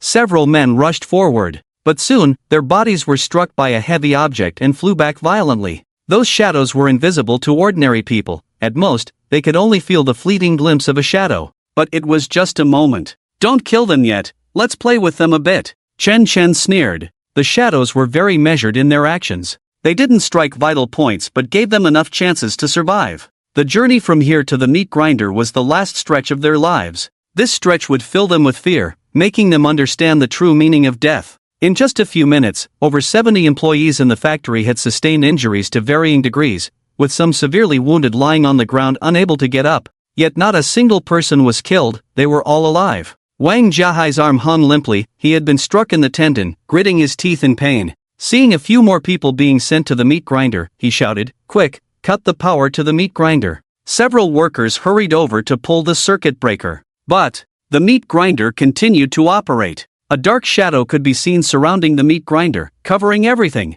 What the hell is this? Wang Jianhai was stunned, his body going limp. The workers began to line up, one by one stepping into the meat grinder. Their fear levels instantly peaked. They screamed in agony, crying loudly, but their bodies were very honest. People kept jumping in, fresh minced meat being spat out. This scene was brutal, yet exhilarating. These demons were harming others in the shadows, indifferent to life and death. They deserved to die. Chen Chen sat at Wang Jianhai's workstation, watching all of this while collecting evil souls. Chen Chen, stop it. Suddenly, a righteous voice came from the doorway. Chen Chen recognized that voice. It seemed to belong to that Lu team leader. From the Tianrang City Patrol Bureau. He had been present the last time so many people were judged at the bureau. Did he dare to come again? This was interesting. This world never lacked for heroes. This time, there weren't many from the patrol bureau, just over 20 people. But 5 of them wore different uniforms from Lu and the others. They had a broken character written on them. The Broken Evil Bureau. So, they had grown a backbone and dared to challenge him. When Wang Jianhai and the others saw the patrol bureau personnel approaching, they all shouted, "Patrol Master, help us! They want to kill us! You must find a way to save us, we have no control over our bodies. This guy is crazy, he wants us to jump into that meat grinder." Several workers have already jumped in. This is murder. Without Wang Jianhai saying anything, Lu and the others could see it too. There was a faint smell of blood in the factory, and people were jumping into the meat grinder. Although those people shouted not to, their bodies obediently jumped in without hesitation. This scene was like hell judging the wicked. This was Chen Chen's style. This was definitely his masterpiece. Lu had already witnessed Chen Chen's cruelty. He hadn't spared a single one of the many from the patrol bureau. This judgment was inherently wrong. So many people were to be judged by Chen Chen. Was this reasonable? These charges were merely added by Chen Chen on his own. They didn't deserve to die. He killed without blinking. He was a demon. Chen Chen, what do you want to do? You killed Wang Jiangluo's family, and there were so many people in the hotel, they shouldn't have died. Your judgment is meaningless. You're just going wild. Lu shouted desperately, his voice filled with rage. He was scared, and even more anxious. He feared he couldn't stop Chen Chen. Those workers seemed enchanted, jumping one by one, turned into fresh meat ready for sale. They screamed desperately, yet still obediently jumped in. He wanted to catch Chen Chen, but there was no evidence to be found. Ha! Wang Jianhai was stunned upon hearing this. Chen Chen killed his elder brother's family? Wasn't his brother holding a charity event in front of the hotel? How could the whole family? At the same time, a chill rose behind him. It seemed he had messed with the wrong person. If Chen Chen could easily kill his elder brother's family, was he still a match for him? Lu was being long-winded, which annoyed Chen Chen. He turned back to glance. You don't check the food additives exceeding the limit in this factory. How many children have they harmed? Yet you come here to target me, who has no evidence of murder. You're so long-winded. As Chen Chen's words fell, he slapped towards Lu. The wind from the slap surged, quickly forming a flaming greatsword in the air, a sword or a shadow burning with true sunfire. It whistled towards him. Lu was dumbfounded. He didn't even have the strength to run away. He stared blankly at everything before him. Was Chen Chen going to kill him? Buzz. Suddenly, the 5 members of the Broken Evil Bureau moved together, 3 swords and 2 morning sticks, all blocking Chen Chen's flaming long sword. They believed that with 5 people working together, they should be able to stop Chen Chen. After all, they were experts from the Evil Breaking Bureau, and under its training, they had already attained a certain level of mastery. But the scene before them left everyone wide-eyed. In less than a second, Chen Chen's long sword descended like it was cutting through empty air. Team leader Lu's body was directly cleaved in half, starting from the top of his head, his body split into 2. He stared wide-eyed, first seeing only a thin gap spreading from the top of his head, and then his 2 halves fell to the ground. Blood gushed out. Hissed the members of the patrol bureau collectively gasped. Team leader Lu was dead just like that. Who would dare to imagine it? The weapons in the hands of the 5 from the Evil Breaking Bureau instantly turned to dust, their arms shattered into pieces. Their arms were gone, and they had only taken 1 strike from Chen Chen. This was too insane. Do you want to watch a show here, or continue to catch me? Chen Chen coldly laughed as he looked at them, his eyes flickering with a fierce, bloody fire. Oh my god, a ghost. I don't want to die. Ah, don't kill me. The members of the Patrol Bureau turned and fled, crying out for mercy. The earlier judgment of the Patrol Bureau by Chen Chen had already put immense psychological pressure on them, and now with team leader Lu being killed before their eyes, the fear was unimaginable. This was the last straw that broke their backs. Boom boom boom. The moment they fled, 7 or 8 people suddenly ignited in flames. The flames were so intense that they completely engulfed their bodies. They opened their mouths to plead for mercy, but the flames surged into their mouths, giving them no chance to explain.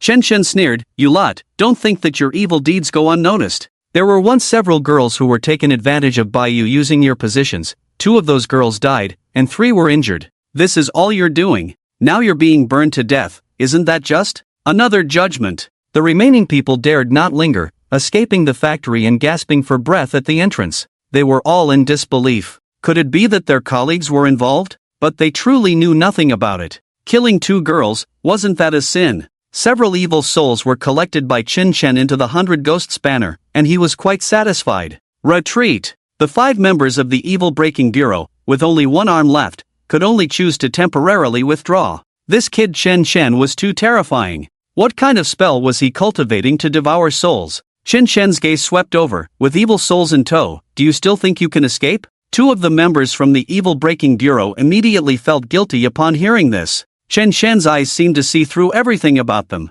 The 2 immediately began to chant spells, preparing to unleash life-saving techniques to escape. But would Chen Chen give them a chance to flee? 2 shadows split from Chen Chen, and these members of the Evil Breaking Bureau, being cultivators, could all see the existence of these shadows. In an instant, their brains experienced a brief shutdown. Evil souls. These were evil souls. After refinement, it required a high level of cultivation to produce evil souls. How strong was this kid, really? Pfft. In the next second, the heads of two of them were directly severed. The black-clad figure casually tossed them at Chen Shen's feet. The two heads just happened to meet Chen Shen's gaze. "The sins you've committed, I'll collect them today," Chen Shen said cheerfully to their heads. Then they saw their souls being absorbed by Chen Shen, entering the 100 Ghosts banner. Chen Shen laughed heartily. Today's harvest was quite good. So many evil souls could greatly enhance Feng Wuji's power. The remaining 3 members of the Evil Breaking Bureau, unable to rescue their comrades, could only flee. They had no evil souls, and Chen Shen couldn't be bothered to deal with them. "What do we do now? Do we leave? Or?" The members of the patrol bureau anxiously asked the deputy leader. The vice captain gritted his teeth, but the image from just now still haunted him. "Report the situation upward, we retreat first."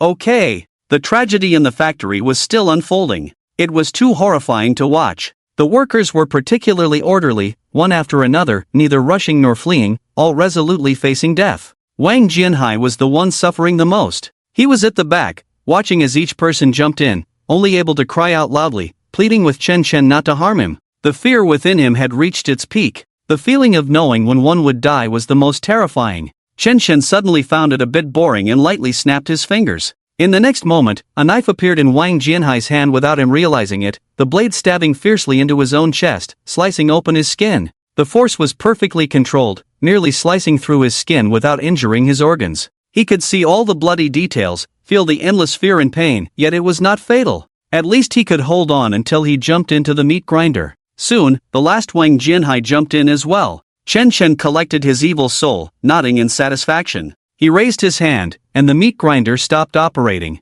Then he glanced at everything in the factory, sending the dark secrets here as anonymous information to several media outlets before striding away. Chen Shen made his way to the riverbank. The cross-river bridge still stood there, majestic and towering across the entire river surface. The bridge was dozens of meters high above the water, and from here, the river looked like a torrent of steel. Chen Shen had devoured those evil souls, and now Feng Wuji's recovery level had reached 50%. Feng Wuji was also praising Chen Shen for his speed. The key was that the evil souls from the Evil Breaking Bureau recovered quickly. Those with cultivation would refine their own souls, which was equivalent to serving Chen Shen. This was what Chen Shen liked the most. "Chen Shen, perhaps you and I really have a fate. In less than a month, you've helped my soul recover by 50%. You have great potential," Feng Wuji sincerely praised. "Senior, you flatter me. After all, judging the world is my original intention," Chen Shen replied with a smile. "You really have some of my former style, but it seems there are guests arriving, and this time there are quite a few.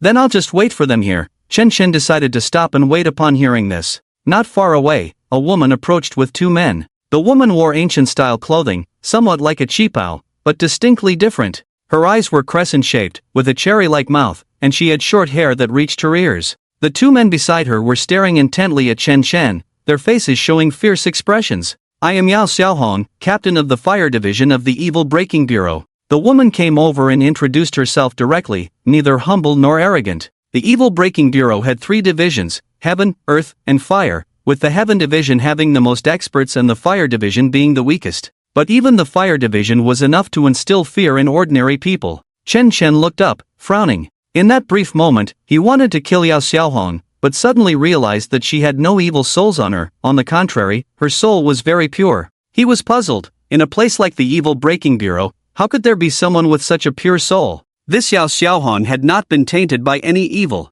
But Chen Shen was unwilling. Every time someone from the Evil Breaking Bureau came, they would bring him some gifts, and suddenly there were no gifts, which made him quite displeased. Then, his gaze fell on the 2 men beside Yao Xiaohong. "Chen Shen, what are you looking at us for?" The 2 immediately felt a tightness in their foreheads, as if something within them had been seen through by Chen Shen. "Your evil souls are very dense. I really like them." Boom! Chen Shen grabbed with one hand. One of the men's bodies exploded. Blood sprayed everywhere. "Chen Shen, wait a moment." Yao Xiaohong was taken aback and hurriedly shouted to stop him. He had only said one sentence, and Chen Shen had already started killing? He was indeed a madman, just as the legends said. Boom! Chen Shen crushed again. The second person instantly exploded, turning into a mist of blood. 2 evil souls were satisfactorily collected into the 100 Ghosts banner. Yao Xiaohong was so shocked she couldn't speak. Such decisiveness in killing, such brutality. This person must have already gone mad.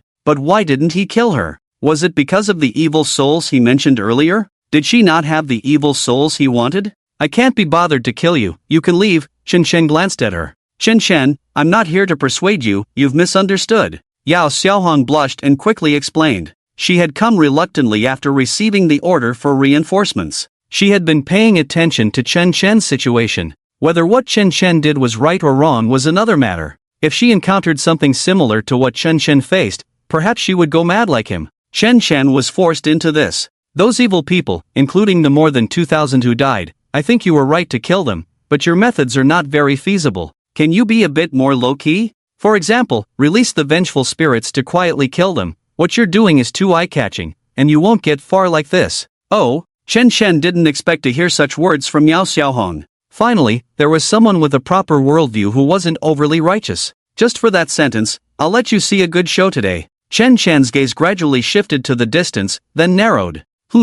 What do you mean? Yao Xiaohong hadn't reacted yet. But soon, the sounds of motorcycles and car engines filled the air. The noise was jarring, and it sounded like there were quite a few people. The sounds grew closer. One by one, motorcycles, off-road vehicles, and business cars stopped around Chen Shen. The guests Feng Wujie mentioned earlier were them. More than 200 people got out of the cars. Most of them were dressed like mercenaries, with some dressed as Buddhas, from the Maoshan sect, and Taoists. There was a mix of all sorts. Their gazes were all fixed on Chen Shen. They looked as if they wanted to devour him. Leading the group was a man sitting in a raptor. This man had a sinister gaze fixed on Chen Shen, his anger unable to be contained. Without a blood feud, how could one have such a murderous gaze? Chen Shen, today is your day to die. We are from the Justice League. I am Sun Tianyu. The man shouted, his voice trembling with rage. What? Chen Shen was taken aback. The Justice League? They were probably those parents who had organized themselves to deal with him. This was interesting. He had just found the time to go look for them, and they had come knocking on his door? And they called themselves the Justice League? Disgusting. Sun Tianyu jumped down, glaring fiercely, his fists clenched. Chen Shen, you killed my mother, Jiang Xuelan. She was my biological mother, and you just killed her like that. Originally, my father didn't want me to come today, but I really couldn't hold back. I want to kill you with my own hands to take revenge. The grudge of killing my mother cannot be forgiven. Chen Shen sneered. He was in a good mood. Sun Tianyu's arrival saved him the trouble of looking for him. Moreover, he could also gain another wave of evil souls today. This was a self-service delivery. The more Sun Tianyu spoke, the more pleased he became. He had even prepared a knife specifically to use on Chen Shen. Chen Shen, even though you killed so many from the police department, even judged thousands. But these people are not something you can easily handle. Many of them are mercenaries, seasoned fighters, and there are also some Buddhas, Maoshan sect members, and Orthodox Taoists. I don't believe you can take on so many by yourself. Even if it takes time, I will wear you down. Sun Tianyu burst into loud, maniacal laughter, as if he could already see Chen Shen kneeling on the ground, begging for mercy. The more than 200 people behind him also looked disdainful. On their way here, they had heard how formidable Chen Shen was, but upon seeing him in person, they realized he was just an ordinary person. Could it be that those wealthy backers had deliberately exaggerated his abilities? Today's task should be very simple. Meanwhile, near the bridge, reinforcements from the patrol bureau had arrived. Over 500 fully armed personnel were present. Lu Team had died, shocking everyone in the patrol bureau, and they immediately dispatched 500 people to encircle Chen Shen. Leading the team was an experienced captain who, upon arriving, did not allow his men to recklessly confront Chen Shen. Instead, he noticed the members of the Justice Alliance. It seemed they were also here to find him. So why not let them benefit from the situation? Let them deal with Chen Shen first, and when they were both injured, he could step in, minimizing his own losses. Moreover, those people looked quite ruthless. They were not to be underestimated. Thus, he ordered his men to hide in the shadows, waiting for orders to act. At this moment, Yao Xiaohong's expression changed upon seeing these people. Leaving aside the wild cultivators, just these mercenaries alone would be too much for Chen Shen to handle. Their combat power was far superior to that of the patrol bureau. Furthermore, the patrol bureau had been completely unprepared that day, and there was a qualitative gap between them. These people were fully armed and exuded a murderous aura. Chen Shen was likely to suffer a loss. I am Yao Xiaohong, captain of the evil breaking bureau branch. Chen Shen has already been captured by me, and I will take him back for interrogation. Hey, who told you to speak out of turn? Get lost. Chen Shen pushed Yao Xiaohong aside as if afraid she would take his prize. With so many evil souls, none of you will escape today. What? Everyone was taken aback. What did Chen Shen just say? They wouldn't escape? Shouldn't that be something they said? Why did it feel like he was stealing the spotlight? Sun Tianyu laughed even harder. Seeing Chen Shen like this, he thought he was scared. Chen Shen, you're just putting on a show. You and your daughter are both worthless scum. I really regret not torturing Chen Xiao properly. If I had known, I would have done something even harsher that day. When she died, she even called you, remember?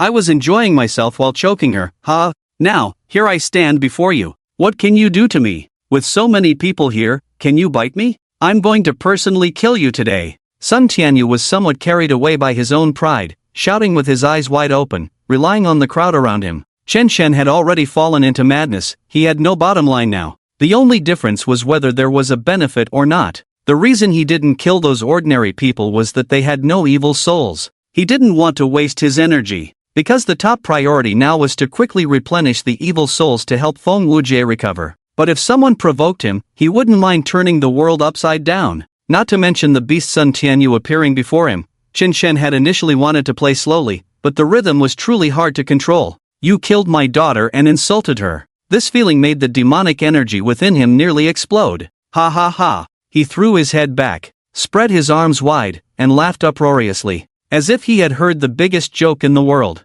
The laughter echoed in his ears. Heaven is unjust, humanity is heartless, this world is ultimately gray. Then, I will add some red paint to this world. Just when everyone thought Chen Shen had gone mad, he suddenly looked down at Sun Tianyu. That gaze pierced through the 9 hells, crazed and bone deep. Then, whoosh! A pitch-black large hand directly clamped down on Sun Tianyu's crown. It felt as if the dome of the sky was pressing down, forcibly pulling him over. Damn, this. Sun Tianyu was completely stunned. He never expected Chen Shen would dare to act in front of so many people. Moreover, the method was so explosive. His body was completely out of control. In less than a second, he found himself standing in front of Chen Shen, like a pitiful little chick. His Yao Xiaohong gasped. What kind of technique is this? She couldn't see through it at all. The speed just now was too fast, even she couldn't react in time. What was that black hand that Chen Shen unleashed? The power it carried in that instant was too violent. Sun Tianyu, who had just been wild and unrestrained, instantly softened the next second, trembling like an eggplant hit by frost, standing in front of Chen Shen with his legs shaking. The pressure emanating from Chen Shen was too strong, making it hard for him to breathe. This man was his mother's killer, and he was also his lifelong enemy. Chen Shen tapped Sun Tianyu's forehead. In an instant, blood began to flow. A streak of bloody brilliance appeared on Sun Tianyu's forehead. Then, below his neck, numerous small blood marks began to emerge. They were as dense as surgical knife wounds. Everything happened too quickly. Sun Tianyu was still in a daze when the feeling of pain surged in like a frenzy, filling him with a sense of madness. It hurts so much. I'm in so much pain. What the hell is this? Are there ants crawling on me? They're gnawing at my body. This feeling is so clear. Sun Tianyu screamed, suddenly filled with terror in his pupils. Chen Shen's lips curled into a sinister smile, his eyes swirling with black mist. I once told Xiao Xiao to be strong. No matter what happens, she must not collapse. But after I learned she was in trouble, I was the one who fell apart. In the face of you evil people, we good people must become strong. Whoever touches my bottom line, I will send him to hell. Even if it means going against the whole world. My daughter didn't commit suicide. You led the way in killing her. You tortured my daughter while she was alive, and today I will make you experience 100 times the pain she felt. By the way, that brilliance on your head is something that hangs your life, otherwise, it would be too boring for you to die so easily. Boom! Sun Tianyu's head felt like it was exploding. He was accepting Chen Shen's judgment. In front of everyone, the judgment began. Chen Shen claimed to be a good person? For a moment, the crowd couldn't even tell who was good and who was bad. Ha! At this moment, the more than 200 people surrounding them finally reacted. Chen Shen didn't even regard them. With them present, he still dared to act against Sun Tianyu? Damn, he underestimated people too much. Chen Shen, do you think we don't exist? How dare you act in front of us?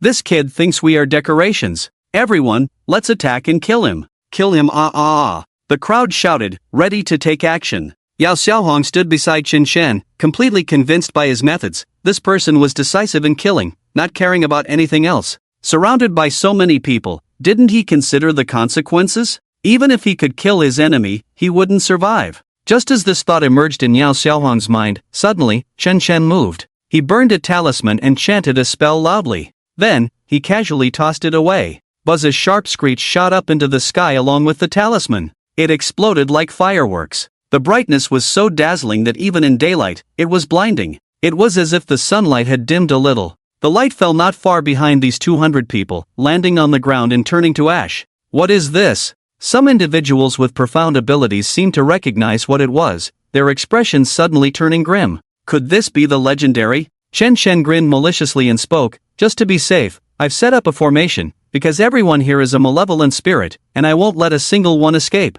Today, welcome everyone to hell. What the hell? This kid really doesn't take them seriously. He set up this formation, completely sealing off contact with the outside world, as if he intended to face over 200 people alone. He thought this formation was for escape, but it turned out to be to imprison everyone, including himself. Yao Xiaohong was utterly bewildered. Chen Chen wants to take on so many people? Today, the trending topics are going to be refreshed again. Vehicles and pedestrians passing over the bridge all turned to look at Chen Chen, confused about what the formation enveloping over 200 people was. It appeared like a projection, almost like a special effects movie. Floating within were some intricate runes, giving off a terrifying vibe. Captain, what is Chen Chen trying to do? The officers from the police station had been observing the situation, and one of them had already started to break out in a cold sweat. The captain's eyes were wide with shock. Is Chen Chen using some kind of dark magic to trap everyone together? Is he really not afraid of death? Wait, follow my orders to act.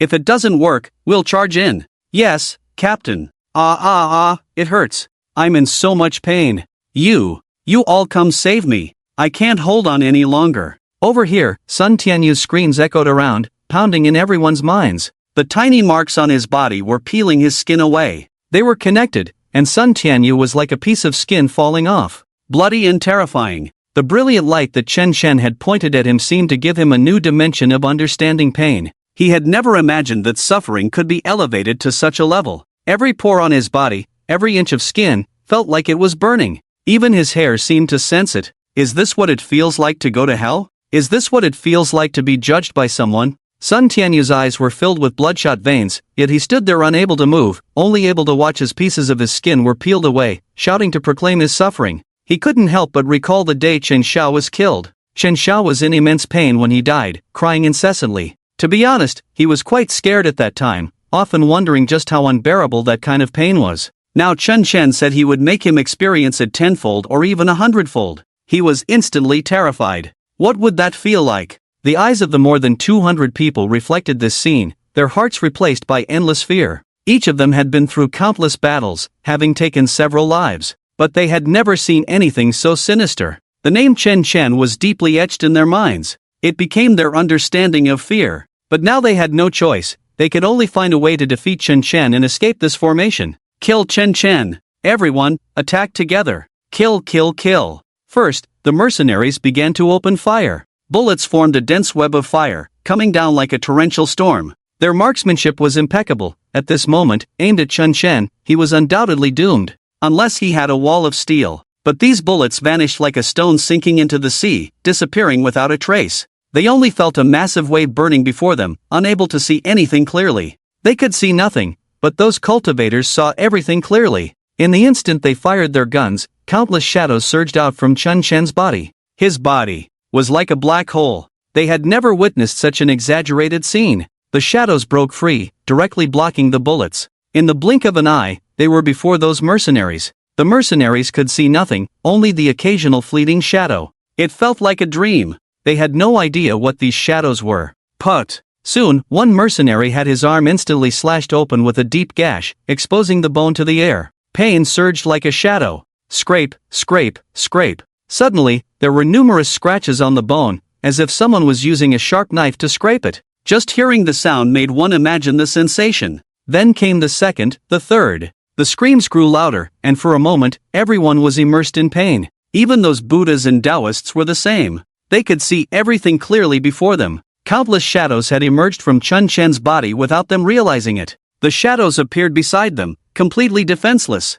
Chen sat by the roadside, enjoying the sight of Sun Tianyu in pain, while coldly laughing at everyone. How does it feel to experience the taste of bone-scraping hell, everyone? What? Bone scraping hell? Anything associated with the word hell would instinctively make one's hair stand on end. Could it be that these shadows were evil spirits summoned from hell by Chen? Every one of the more than 200 people experienced the sensation of bone scraping. On their bodies, legs, arms, ribs. Wherever there were bones, none were spared. The sound of scraping bones stimulated everyone's nerves. Then came various screams and cries for help. But those mercenaries had no power to resist, only able to watch as their bodies were torn apart and thrown into the river. Ah, no. My arm, my leg is gone. It hurts so much. What is happening? What is going on? Damn it, I want to go home. The river's surface erupted in chaos. The sound of people falling into the water was constant. The surrounding pedestrians were all dumbfounded.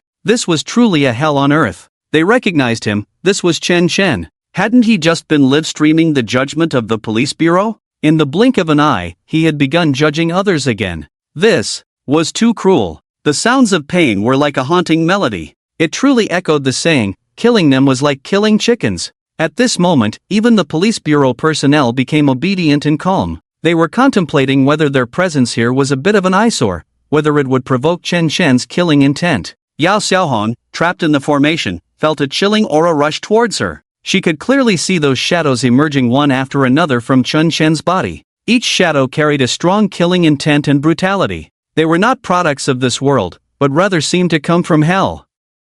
These were evil souls, souls that required a certain level of cultivation to be released. In her understanding, even cultivators would find it difficult to summon evil souls, some even required a price to pay. But Chen? He had summoned so many at once. It was impossible to count how many there were. The surroundings were filled with those shadows. The cultivators brought by the Justice League couldn't help but gasp in shock. There were too many shadows, they simply couldn't withstand them. Around them, the area was already filled with these shadows. But they didn't want to die. If caught by these shadows, they would surely have only one way to die. Now, they were filled with endless regret, regretting that they should not have taken this job. They should not have opposed Chen. Sun Tianyu had half of his skin stripped away. He rolled his eyes and fainted repeatedly, only to awaken again in agony. He wanted to pass out, but he couldn't. He could only endure this pain here. Chen, just kill me, please. Can you stop tormenting me? My life, I give it to you, isn't that enough? Woo. Chen seemed to ignore his words, his eyes filled with rage. You are all people who serve the Justice League, so I naturally have to treat you well. This can also be considered helping you refine your evil souls in advance. Next, the skinning hell. After Chen finished speaking, the shadows behind him suddenly multiplied. Those shadows rushed out eagerly, as if hunters had spotted their prey. Their greedy expressions were impossible to hide. Each shadow wielded a sharp knife. They began to skin those already stripped of their bones. This is skinning. My skin, that's my skin. It hurts so much. The crowd, which had calmed down slightly, immediately began to scream again. The cries were heart-wrenching, echoing clearly for hundreds of meters around. The mercenaries were the first to die. There were about 150 mercenaries, all seasoned veterans of the battlefield, who killed without hesitation. But when faced with Chen, they couldn't even withstand the second hell. They died from the pain. Chen looked at the blood-soaked bodies being thrown into the river with some regret. It's a pity he couldn't produce so many resurrection talismans at once. Otherwise, he would give each of them a few and let them truly experience the taste of pain again. Thud. More and more dead bodies were thrown into the river by the shadows. The river's surface seemed to be stained red with blood. At this moment, somewhere in Baitsong City, the parents of the Justice League were all watching this unfold. At Li Shanshan's home, she stared at the live broadcast of the enthusiastic crowd on her phone, completely dumbfounded.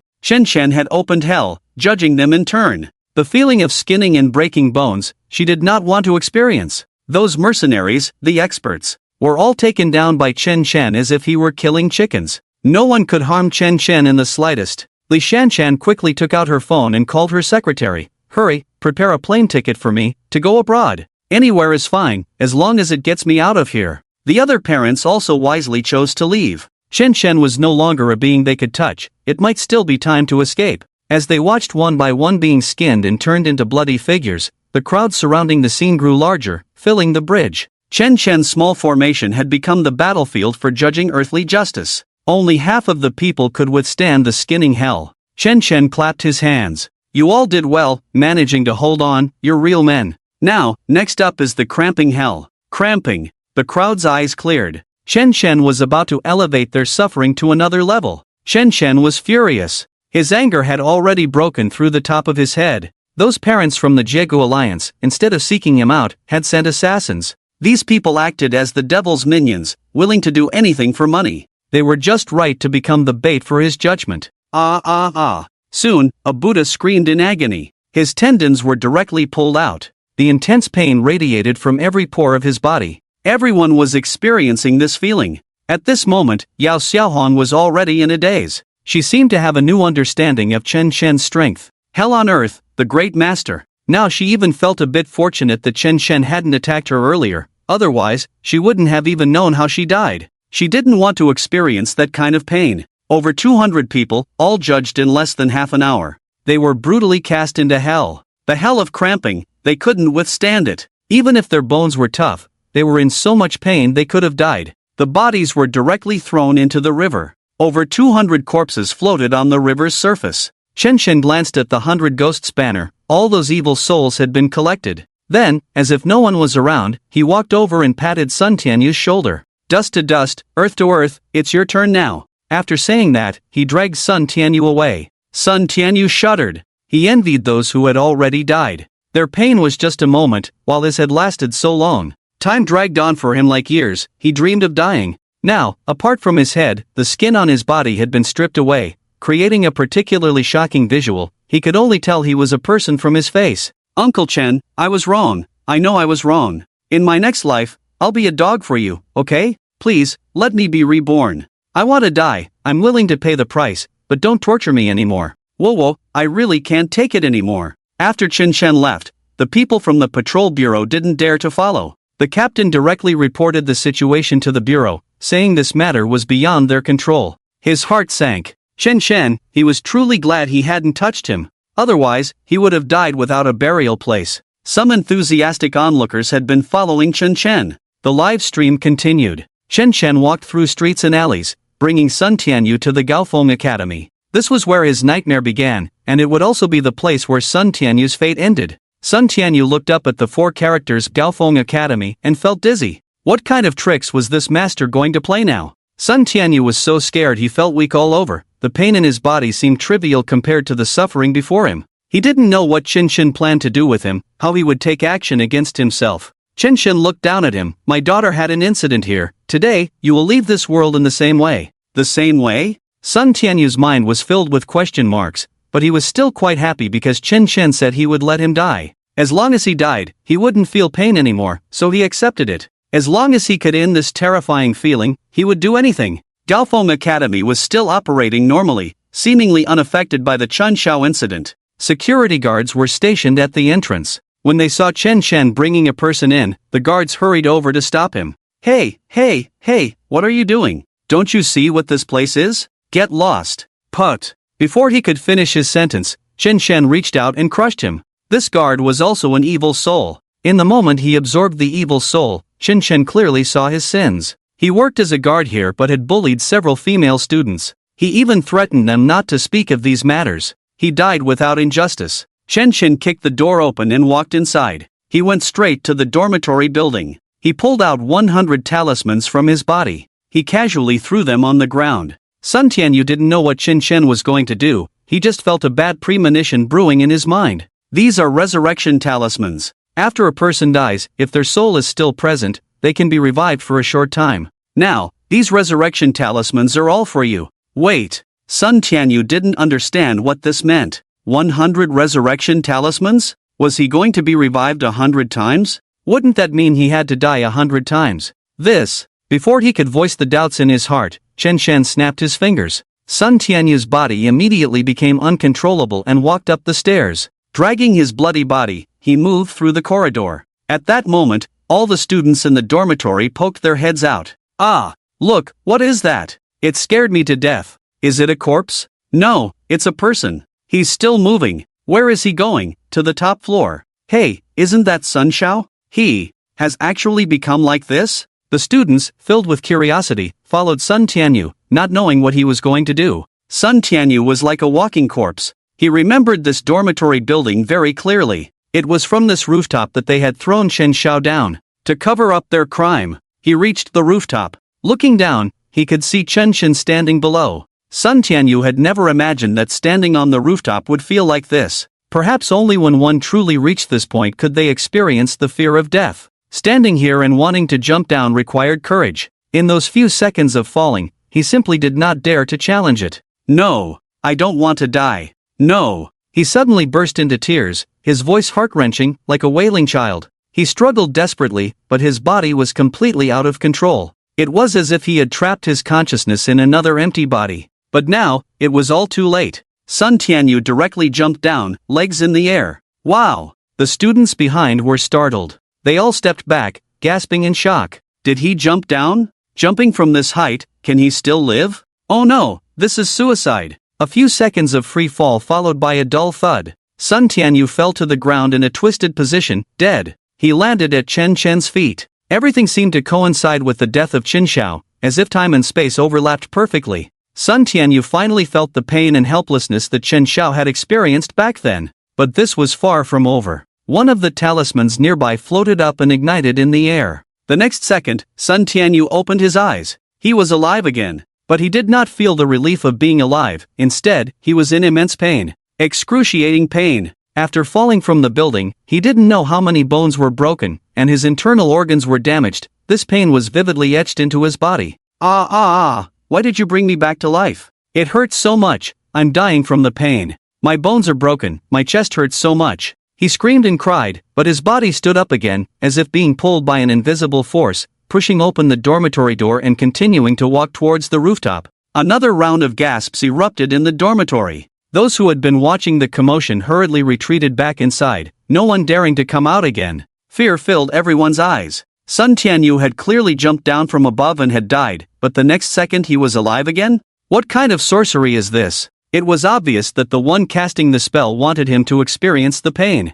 I don't want to go upstairs. I don't want to jump again. Let me die, let me go. Sun Tianyu's cries of pain echoed in the corridor as he reached the rooftop again, spreading his arms and leaping down once more. With a loud bang, Sun Tianyu crashed heavily to the ground. Then, he stood up again, and went back upstairs. Chen Shen left the academy because staying there reminded him of some very unpleasant memories. But Sun Tianyu continued. Half an hour later, Sun Xing arrived at the scene. By the time he got there, the police had already cleared all the students from the dormitory building. But Sun Tianyu was still jumping off the building again and again. No one could stop him. A few officers tried to intervene, but their hands were burned to a crisp. Son! That's my son! Someone help my son! Don't let him jump anymore, his body can't take it. Whoa, my son family only has this one son. Everyone around was silent, only Sun Xing's cries were particularly piercing. The resurrection symbols beside him were slowly diminishing, accompanying the end of Sun Tianyu's life. Each time it hurt more than the last, his screams growing more tragic. Yet he could not stop this hellish cycle. In one day, Sun Tianyu jumped off the building a full 100 times. Up the building, falling, resurrecting. He monotonously repeated it all. Each time he jumped down, his pain deepened, his body felt as if it were falling apart. That kind of pain was simply indescribable. The intense pain stacked upon him, violently impacting everything he was. He was afraid to open his eyes, afraid to resurrect, afraid to come back to life. That pain had already driven him to the brink of collapse. He cried tears of remorse, begging for mercy, but it was all in vain. At the same time, everything about him was being live-streamed. Over 100,000 people witnessed this scene. Fear spread in everyone's hearts. But thinking of what Sun Tianyu had done before, not a single person felt soft-hearted, because he truly deserved to die. In this moment, Sun Xing was in despair amidst the pain. He regretted. He shouldn't have educated his child this way. The Sun family had never lacked anything, giving Sun Tianyu only the best,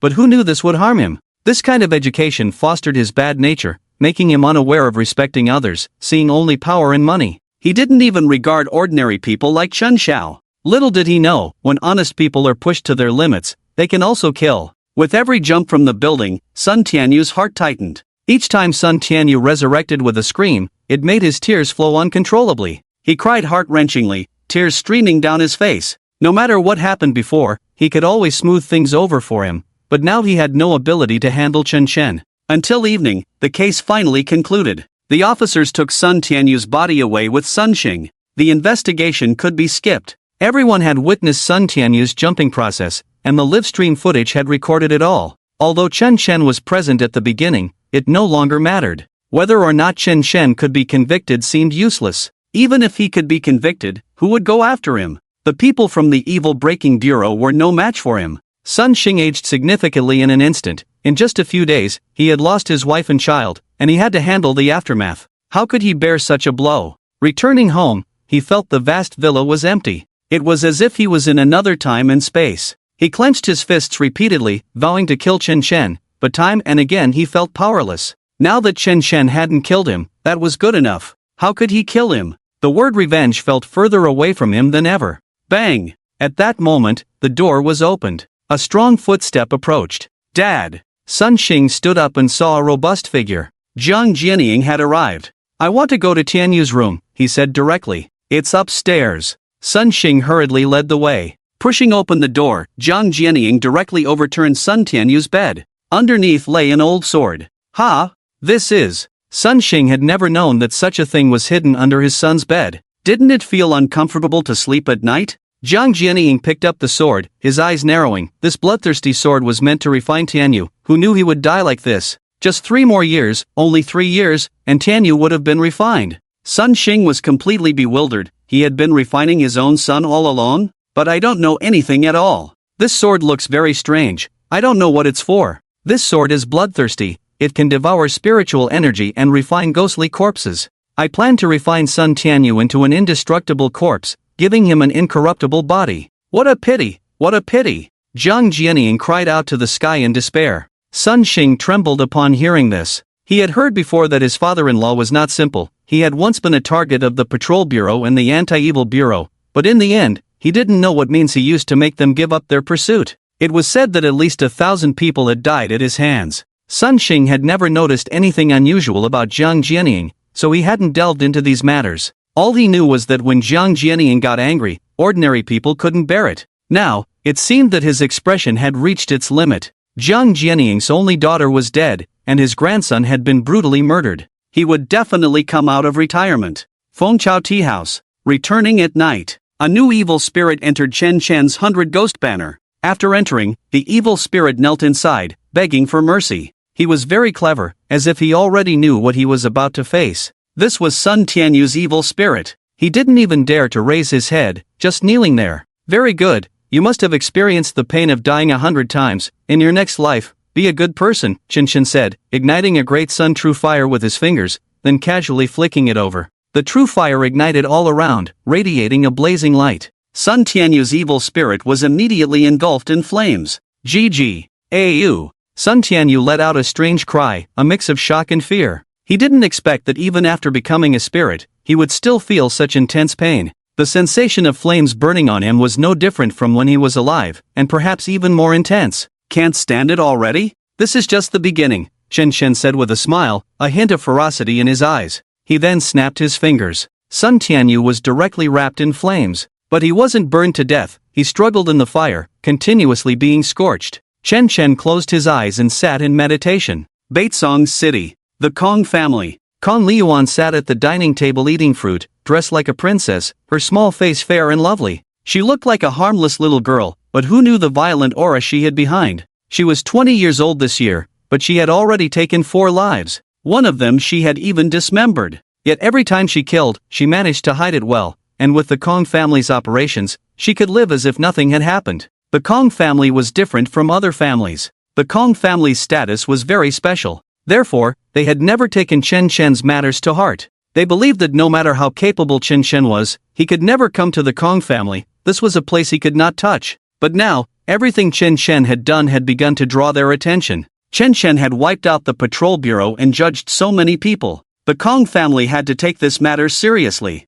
Kong Liyuan's father sat across from her, silently eating fruit. The Kong family had strict family rules, and the two said nothing while eating. After finishing, her father, Kong Fanli, finally spoke. Do you know about Chen Chen? This afternoon, Sun Tianyu died. Kong Liyuan lowered her head, looking a bit shy. In fact, her heart was already raging. On one hand, there was excitement, a thirst for blood. On the other hand, there was fear of Chen Chen. Dad, that matter is also related to me. Actually, I was involved in the death of Qinsha with Sun Tianyu. Now that Sun Tianyu is dead, I should be next. Kong Liyuan spoke as if it were a very ordinary matter. Kong fondly frowned and said coldly, "You don't need to worry about this matter. I'll help you sort it out. Just stay at home and don't go out casually for now." Kong Liyuan obediently nodded on the surface and then lowered her head. Kong fondly made a phone call. The person on the other end was Li Chen, a leader at the Public Security Bureau. His words could determine the life and death of many.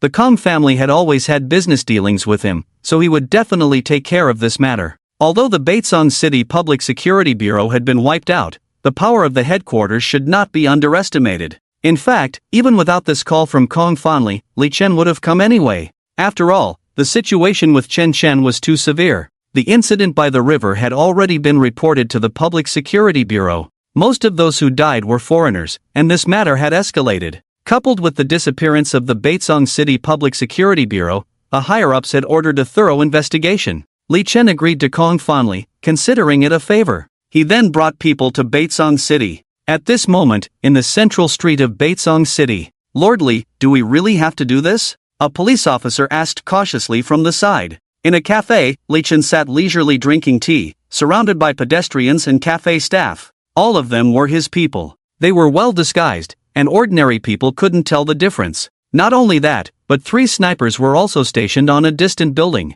They would fire at the first sign of danger. Li Chen had seen what happened with the Baitsong City Public Security Bureau last time. He believed that incident occurred because the officers were unprepared, which allowed Chen Chen to succeed. Today, he had come fully prepared, and since the main purpose was to talk to him, there shouldn't be much danger. At worst, if the conversation fell through, he could just leave. Li Chen took a deep breath and said seriously, "I'll talk to Chen Chen first. Perhaps I can persuade him and let him understand the gravity of this matter. This kid really thinks he's invincible. Lord, if there's any danger, we'll come to your rescue immediately." The people beside him pledged their loyalty. Li Chen glanced at the time. "You all step back for now. Chen Chen is about to arrive." Yes. The people lying in ambush on both sides were all well trained. Li Chen had come today fully prepared. He wanted Chen Chen to know where the bottom line of the Public Security Bureau lay. For this, Li Chen had made all necessary preparations. Before long, the cafe door was pushed open. Chen Chen walked in. He was dressed in sportswear, looking no different from an ordinary man.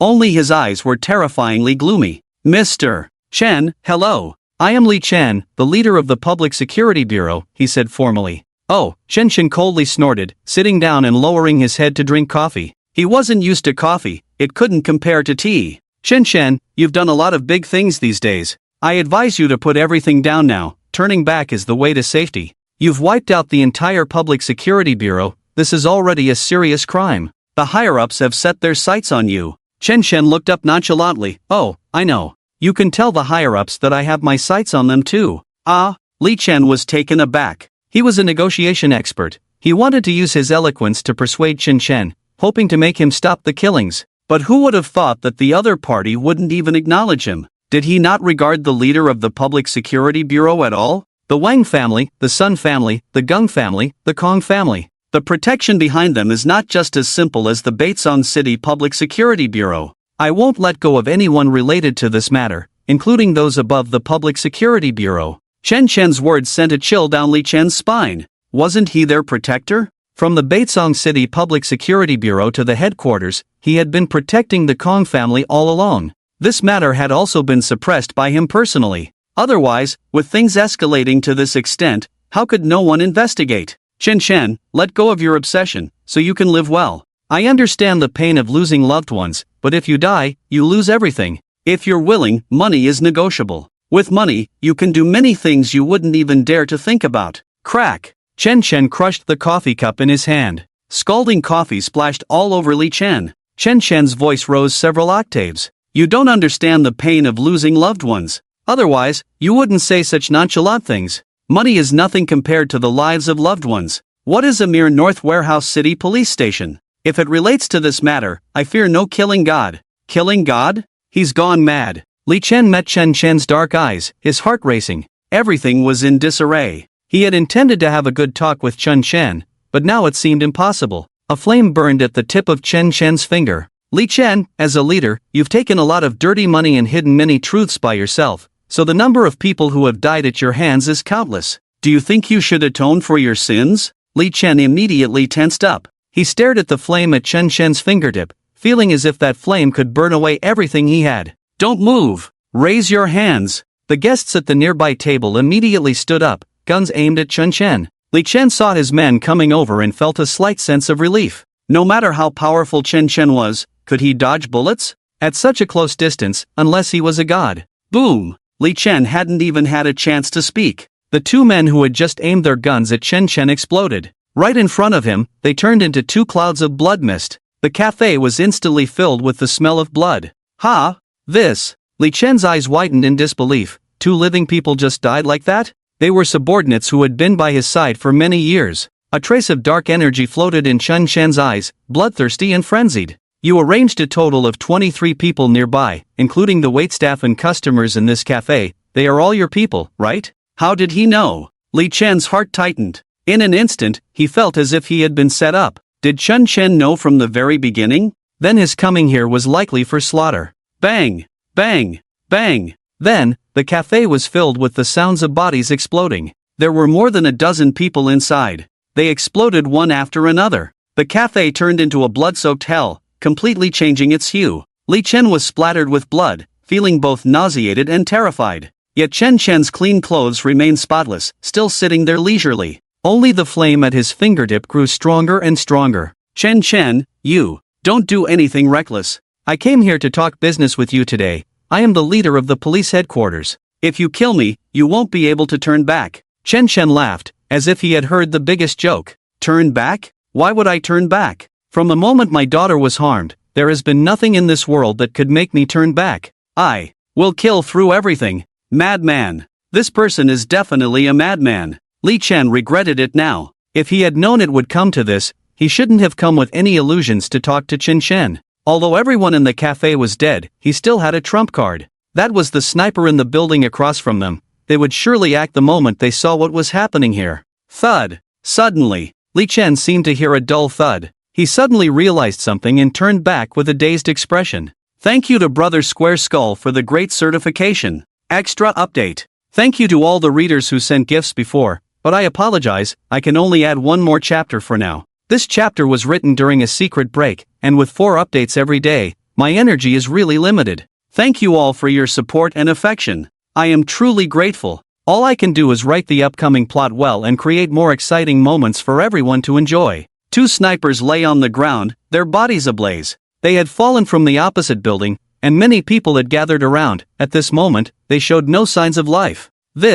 Li Chen's heart sank completely. It had only been 5 or 6 minutes since he met Chen Chen. How could things escalate to this point? Chen Chen, let's discuss this properly. I can agree to any conditions you propose. Why don't you think it over again? It was the Kong family that sent you, so there's no room for negotiation in this matter. Chen Chen crossed his legs. You, the evil spirits on you can no longer be hidden. No. Wait. Li Chen hurriedly shouted, trying to explain. He felt so foolish. What was he pretending to be a hero for? Thinking he could handle Chen Chen and that it would be easy to settle this matter? Who would have thought that the other party would just kill him without any further discussion? Whoosh! In the next moment, Li Chen's body ignited. He felt as if he had plunged into a fiery hell. Intense pain surrounded him. So this is what it feels like to be burned to death. So this is how painful flames can be. Li Chen's mind instantly recalled a previous case. Someone had deliberately set fire, killing a family of 3. And he had received a considerable sum to cover it up.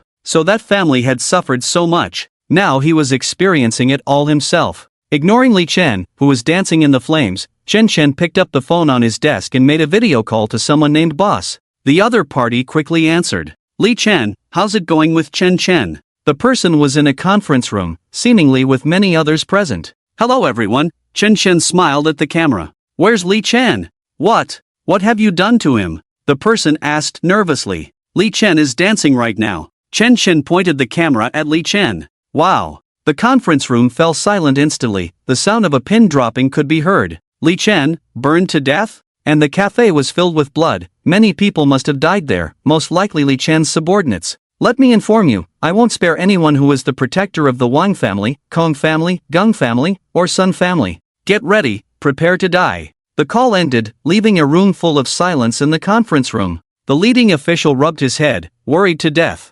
Tianrang City had already held a meeting to decide on the arrest of Chen Shen, but it was fraught with difficulties. The evil breaking bureau had come to cooperate, yet they still couldn't catch Chen Shen. To Chen Shen, the people from the patrol bureau were nothing but a bunch of small fry. Now that Li Chen was dead, Chen Shen was declaring war on the patrol bureau. But how were they supposed to respond? So many had died in the past, and Chen Shen was simply a bottomless pit. Several people in the conference room looked grim. Because they were all involved in this matter, they were also the protectors behind it. Would the flames of this incident burn them as well? They were all uncertain. In Baitsong City, in a high-end club, in the most luxurious private room, 5 people sat. Beside them was a strangely dressed tall person. I heard Li Shanshan is ready to leave, her flight is in the afternoon. The other parents are also planning to leave Baitsong City. What should we do? They were all members of the Justice League. The events of that day had dealt a heavy blow to them. They spent tens of millions to hire over 200 people to hunt down Chen Shen.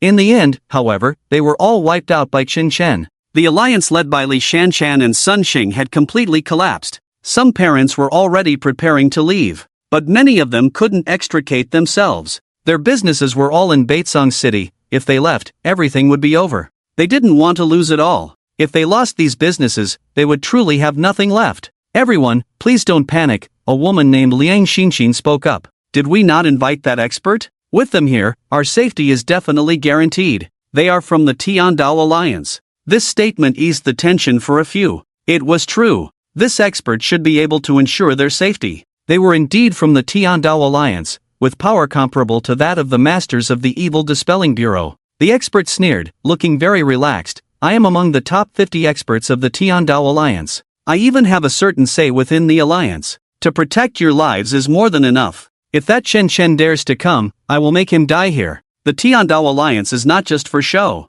Upon hearing this, everyone felt relieved. Seeing that everyone had calmed down, Liang Xinxin continued, I think, since Chen Shen has killed so many people, he will likely stop now. Moreover, he has offended so many people, he should have no time to bother with us. Everyone should quickly transfer their assets and leave as soon as possible. Everyone nodded, with a few secretly sighing. In the end, were they still bound for the fate of fleeing abroad? Well, as long as they could save their lives, that was better than anything. Suddenly, a round object rolled into view in front of everyone. Hey, what is that? Someone asked. Then all eyes turned towards it. Ah, it's a head. It's my bodyguard. Oh my god, a head? This statement instantly changed the atmosphere in the private room, and the 2 experts immediately became alert. At the entrance, a person had appeared without anyone noticing. This person was dressed in sportswear, with stubble on his chin, looking somewhat disheveled, but his eyes were incredibly deep, with a black aura swirling within. Everyone, I heard you want to escape? Did I not say that no one related to this matter can escape? You really are naive. It was Chen Shen. The expert immediately stood up, glaring at Chen Shen. Chen Shen, I am from the Tiandao Alliance. Do you dare to oppose us? My strength is not something you can touch. One person held an evil talisman in hand, depicting a terrifying Buddha head, with claws and fangs bared. Chen Shen, do you see this evil talisman? As long as I crush it, an evil god will appear immediately, and at that time, you will die without a trace. We don't want to fight you. You've killed so many people already. Can't you spare these few? Why must you go for total annihilation? Crack! In the next second, the evil talisman was crushed. A wave of black energy surged wildly in the private room. Although it was a private room, the space was quite large, with a height of about 6 meters and over 400 square meters. The expert was stunned. He hadn't acted. How did the talisman get crushed? Did Chen Shen crush it? He was crazy.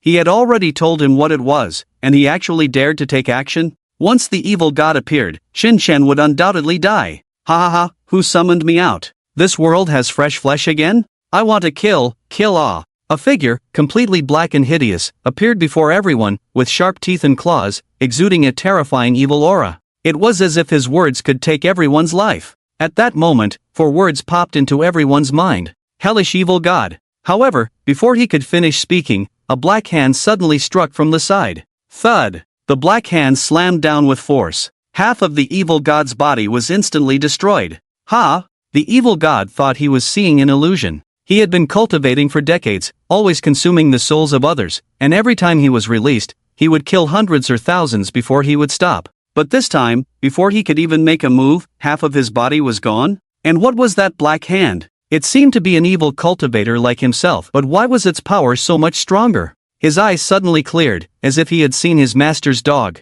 His gaze gradually shifted to the distance. A man was lazily leaning against the door, simply waving his hand lightly. The powerful soul emanating from that man was Feng Wujie? Damn! This was the demonic master, Feng Wujie. Quick, take me back, damn it! The evil god hurriedly said to the master who was refining him. But the next second, his body was seized by that black hand. He was forcefully dragged in front of Chen Chen. Just an evil cultivator, and he dares to call himself an evil god? What has happened to the world now, that trash dares to call itself a god? Chen Chen's eyes were filled with annoyance. Sir, my lord, ancestor. I was wrong. The evil god cried out in terror, not daring to look at Chen Chen. Although Chen Chen felt a bit disdainful, Feng Wujie had already said that this evil soul would greatly help him. So, he reluctantly swallowed it, crunching it to pieces. The private room fell into silence. The master's eyes were clear, filled with immense fear. The evil god had refined himself for over a decade, killing anyone who stood in his way.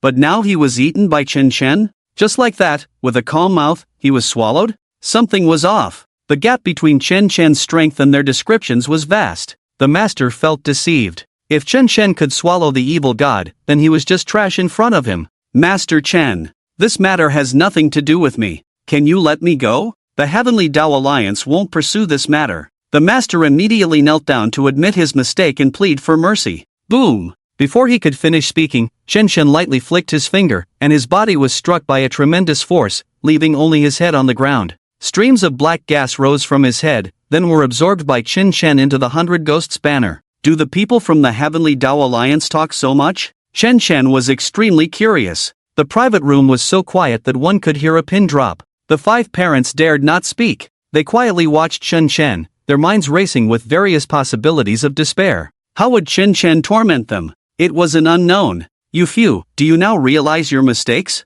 Chen Chen looked at them sideways, his voice somewhat disappointed. We know we were wrong, we're sorry. Liang Xinxin thought Chen Chen was going to let them go and hurriedly chimed in. Chen Chen roared, knowing you were wrong but not kneeling to admit it? Bang! Liang Xinxin was suddenly pressed down by a tremendous force, her knees hitting the ground heavily. It made a painful thud. Her knee shattered instantly. My knee, it hurts. It hurts so much. Liang Xinxin screamed. But her body didn't stop for a moment, and she began to knock her head against the ground towards Chen Chen with all her might. It felt as if 1,000 pounds were pressing down on her. Each knock was harder than the last, and within moments, her head was covered in blood, yet she showed no signs of stopping, instead increasing her pace. The expressions of the other parents instantly turned grim. Chen Chen was going to make them knock their heads to death here. Chen Chen, you've killed so many people, can you let us go? My child and husband have been killed by you. Can you spare me a way out? Please don't go for total annihilation. We admit our education has problems, but we don't deserve death. 2 stubborn parents clenched their fists and glared fiercely at Chen Chen. That's the reasoning. Chen Chen nodded in response to their words. But I just want to kill all of you. I don't want to be a dead saint. You are all responsible for my daughter's incident, so none of you can escape. Chen Chen was not originally a bloodthirsty person. It was his daughter's matter that awakened him. One must be kind in life, but ruthless in killing. If no one provokes him, that's fine, but anyone who does must not be spared.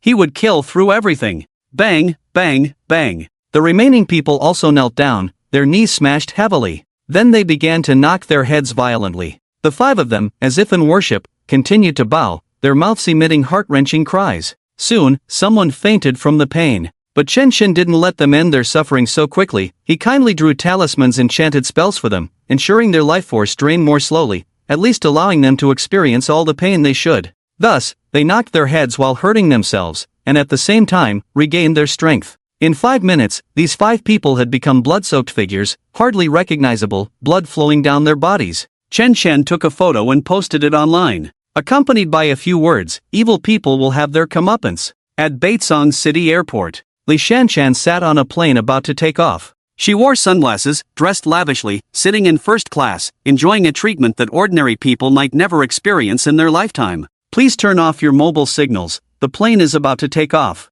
The sweet voice of the flight attendant echoed over the intercom. Li Shanshan planned to turn off her phone. At that moment, she felt completely relaxed. As long as she left this place, she would be safe. The money she earned was enough to squander for several lifetimes. At worst, she could start over and rebuild her life abroad. The name Chen Shen had become her nightmare. She never wanted to touch it again in her life. Let all of this become the past. Yet, there was still a trace of unwillingness in her heart. The revenge for her daughter had not been avenged. In the future, if given the chance, she would definitely kill Chen Shen herself. Just then, a photo inexplicably popped up on her phone. It was the scene of 5 parents kneeling on the ground, bloodied and bowing. Although they were unrecognizable, Li Shanshan recognized them at a glance. Wasn't this at the venue of their last Justice League meeting? So these 5 were most likely those parents. It was Chen Shen. He really made his move. Li Shanshan hurriedly shut her phone. She forced herself to breathe steadily and glanced outside. A man in sportswear was standing outside the airport, noticing her gaze. The man waved at her. Then, made a throat-slitting gesture. Li Shanshan rubbed her eyes in disbelief. That person she would never forget in her next life. It was Chen Shen. He actually chased her to the airport? Li Shanshan quickly pulled down the sunshade. She patted her chest to calm herself. It must be an illusion, her whereabouts were quite concealed, and Chen Shen could not possibly know. That person just looked a lot like Chen Shen. It couldn't be him. Soon, the plane took off. Li Shanshan's anxious heart finally settled. The flight attendant brought her a glass of champagne to relieve her stress. Li Shanshan's mind kept replaying the gesture Chen Shen had made earlier, slitting his throat. Remembering what had happened before, the fear in her heart was impossible to suppress. Ugh, what kind of crap champagne is this? Why is it so hot? She felt a sharp burn on her tongue and shouted angrily. Ha! The flight attendant looked at her curiously. After shouting that, Li Shanshan was also momentarily stunned. How could champagne be hot? Was there something wrong with her perception? No, it really was hot. The burn spread along her tongue, becoming clearer and more painful, as if a sharp knife was cutting into it. It's burning, burning! She screamed and jumped up. The flight attendant next to her looked confused, staring at her blankly. This passenger seemed fine everywhere. Where was the burn? Li Shanshan opened her mouth and pointed at her own mouth, shouting loudly, "Quick, get me some water. I'm burning up, hurry up." The flight attendant quickly responded and turned to bring a cup of water. Li Shanshan gulped it down. But instead of alleviating the situation, it only worsened. The fiery sensation spread from her throat throughout her body. She felt as if her insides were ablaze. Damn it, I need water, where's the faucet? She shouted in despair. The faucet in the first-class restroom is broken and under repair. There's a faucet in the economy-class restroom. The flight attendant hurriedly replied. Li Shanshan disregarded everything and ran toward there. The plane had already taken off. Everyone was seated. The moment Li Shanshan burst into the economy class, all eyes turned to her. From the terrified gazes, she sensed her predicament. Following their stares, she looked at her own body. Her clothes were on fire. There was a large hole in her stomach, and flames were spewing out from there. Indeed, a great fire was raging inside her. This scene left everyone speechless, gasping in shock. They had never seen such a terrifying sight. Flames were erupting from her body. What kind of principle was this? Help! Is there anyone to save me? I'm on fire! Li Shanshan cried out in despair, frantically slapping her body. But it had no effect. The flames only grew stronger, unaffected. Soon, the plane's staff rushed over. Various fire extinguishers and water were poured on her. But it was completely useless. First, a large hole in her stomach spewed fire, then her chest, and then her mouth, until she was engulfed in flames. Strangely enough, the flames were incredibly fierce. But after she died, the flames extinguished automatically, not even damaging the carpet. In the mortal realm, she left behind a charred, unrecognizable corpse. At the train station. On the train, a man in a suit, clutching a small leather bag, sat by the window. He was about to leave. He planned to go to another city first and then take a flight out of the eastern country. He would never return again. His son was dead, and his wife had also passed away unexpectedly. Now he was left all alone. But the emotional barrier in his heart was something he could never overcome. He wanted to kill Chen Shen, but he truly lacked the ability. He planned to leave here first and think of a way later. Chen Shen was currently at the height of his power, having killed thousands. He was a complete murderer. He didn't want to die at his hands. The train had already started moving. His heart slowly relaxed. "Sir, do you like tea? Try this cup of tea." At that moment, the person across from him pushed a teacup over. The teacup was exquisitely crafted, with a fragrant aroma wafting from it. He glanced down at the tea. It was pitch black, not resembling tea at all. He asked in confusion, "What kind of tea is this?" The person across replied, "Farewell tea." Ah! The man suddenly looked up. Sitting across from him was Chen Chen. Why you?" the man exclaimed, his face changing instantly. Chen Chen's appearance was firmly etched in his mind. It was like a nightmare. Chen Chen extended a finger. "Drink this cup of tea, and hit the road. Hit the road." The man was stunned by these words. Was he going to die? But he didn't want to die, he really didn't want to. Seeing him sitting there, drenched in cold sweat, Chen Chen coldly said, "I made you tea, and you won't drink it? Is that disrespectful? If that's the case, then just go die." Chen Chen made a hand gesture. In the next second, the man's body immediately stood up uncontrollably. He walked to the crew room and stole the crew's keys. Then, he arrived at the train door. He reached out to open the door. No. He instantly realized something and screamed madly, but his body was completely out of his control. He opened the door and then stuck his head out. Ahead was the tunnel, the wall not far from the train. The man simply leaned his whole body out. Scrape! A harsh sound of friction came through, very piercing. An hour later, Chen Chen sat on the train back to the city. The previous train had made an emergency stop for investigation due to the man's suicide. Chen Chen and the other passengers had to switch to another train to go home. On the train, Chen Chen was counting the evil spirits. So far, the parents of the Jiego Alliance had all passed away. These evil spirits were all in the 100 Ghosts banner. Chen Chen swallowed some evil spirits and then looked at Feng Wujie's recovery status.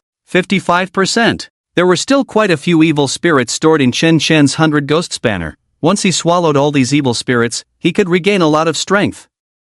Chen Chen drank a few cups of tea. Out of boredom, he looked at his phone. Soon, a post titled "Prayers for the Victims" caught his eye. The source of this post was the forum of Gaofeng Academy. Chen Chen clicked in to take a look and laughed. He almost missed these big fish. It had been so many days since the incident with Chen Xiao, and the Academy's forum was still operating normally. Moreover, the forum had not issued any statements or apologies. Instead, they were here praying for Sun Tianyu, who died at the Academy that day. The smile on Chen Chen's face gradually froze. Really? They were given too much face. At this moment, in the Gaofeng Academy auditorium, it could accommodate over 1,000 people. Today, there were more than 700 people in a meeting. This was specially arranged by the Academy's head, Gu Chang, to use Sun Tianyu's death to mobilize all students to pray together and conveniently hold a school opening rally. He and several leaders sat on the stage, their expressions serious. The content of this meeting was to pray for Sun Tianyu and other victims.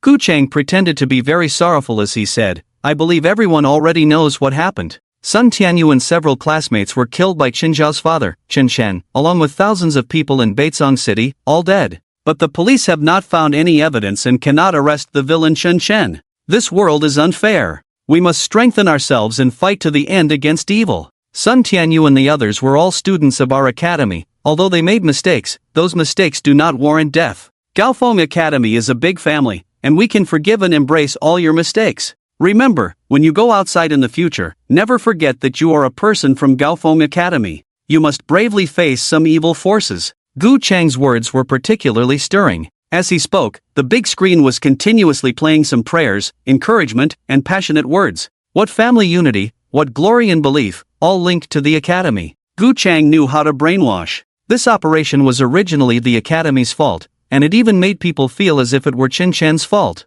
Among the more than 700 students below, some were even in tears. Sun Tianyu jumped down from the building 100 times. 100 times, dying and coming back to life, until his body was shattered into mud. This is too pitiful. There should be a limit to the torment. You can't play like this. Even if they made a mistake, so what? Even if they killed someone, so what? They are all just kids. At this moment, everyone followed Gu Chang's rhythm. Gu Chang waved his fist in righteous indignation, his voice trembling with excitement. Academy head. Suddenly, a member of the management team rushed in, looking very nervous. Gu Chang was in the midst of building up his emotions when he was abruptly interrupted, and he was quite displeased. What happened? There's someone outside who wants to see you. You had to say this now? Gu Chang was already feeling a bit angry. Over 700 people were waiting for him to stir their emotions. The person stared blankly, nodding seriously. Academy head, I had to say it. Because Because what?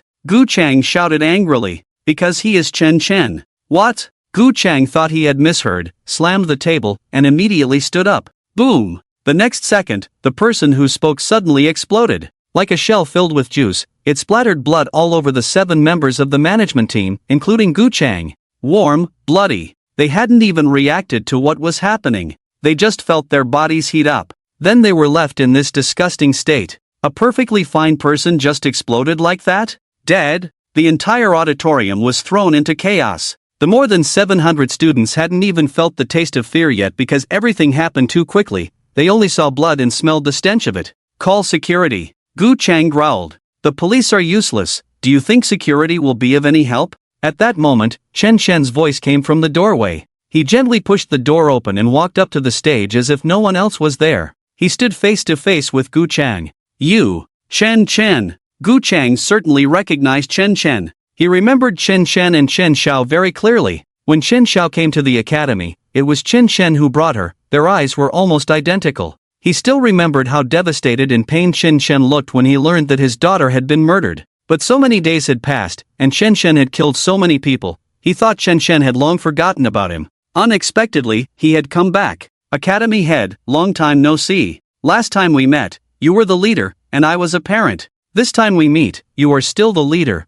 but I have become the Avenger. Chen Chen smiled, his voice amplified so that everyone could hear. The word Avenger was particularly fitting. It instantly reminded them of the previous scenes. Chen Chen's frenzied killings, his revenge, even the destruction of the police station. Gu Chang's mind momentarily froze, but he still carried the minimum dignity of the academy head. He slammed the table and shouted, Chen Chen, what do you want? I warn you not to act recklessly. This is a sacred hall for the students, and you cannot disrupt it. As the academy head, I will never agree. Hearing this, Chen Chen almost laughed himself to death. This guy was quite upright in front of so many people, but how many knew about the things he did behind the scenes? Chen Chen coldly replied, this place may have once been a sacred hall for those students to come and learn, and then elevate themselves. But now it has become a filthy place. The word sacred does not deserve to come from your mouth. Gu Chang understood a principle very well. Give one slap and then a sweet date. When he saw Chen Chen not buying into his act, he immediately changed his tone. Chen Chen, we already know about your daughter, and we all sympathize with you.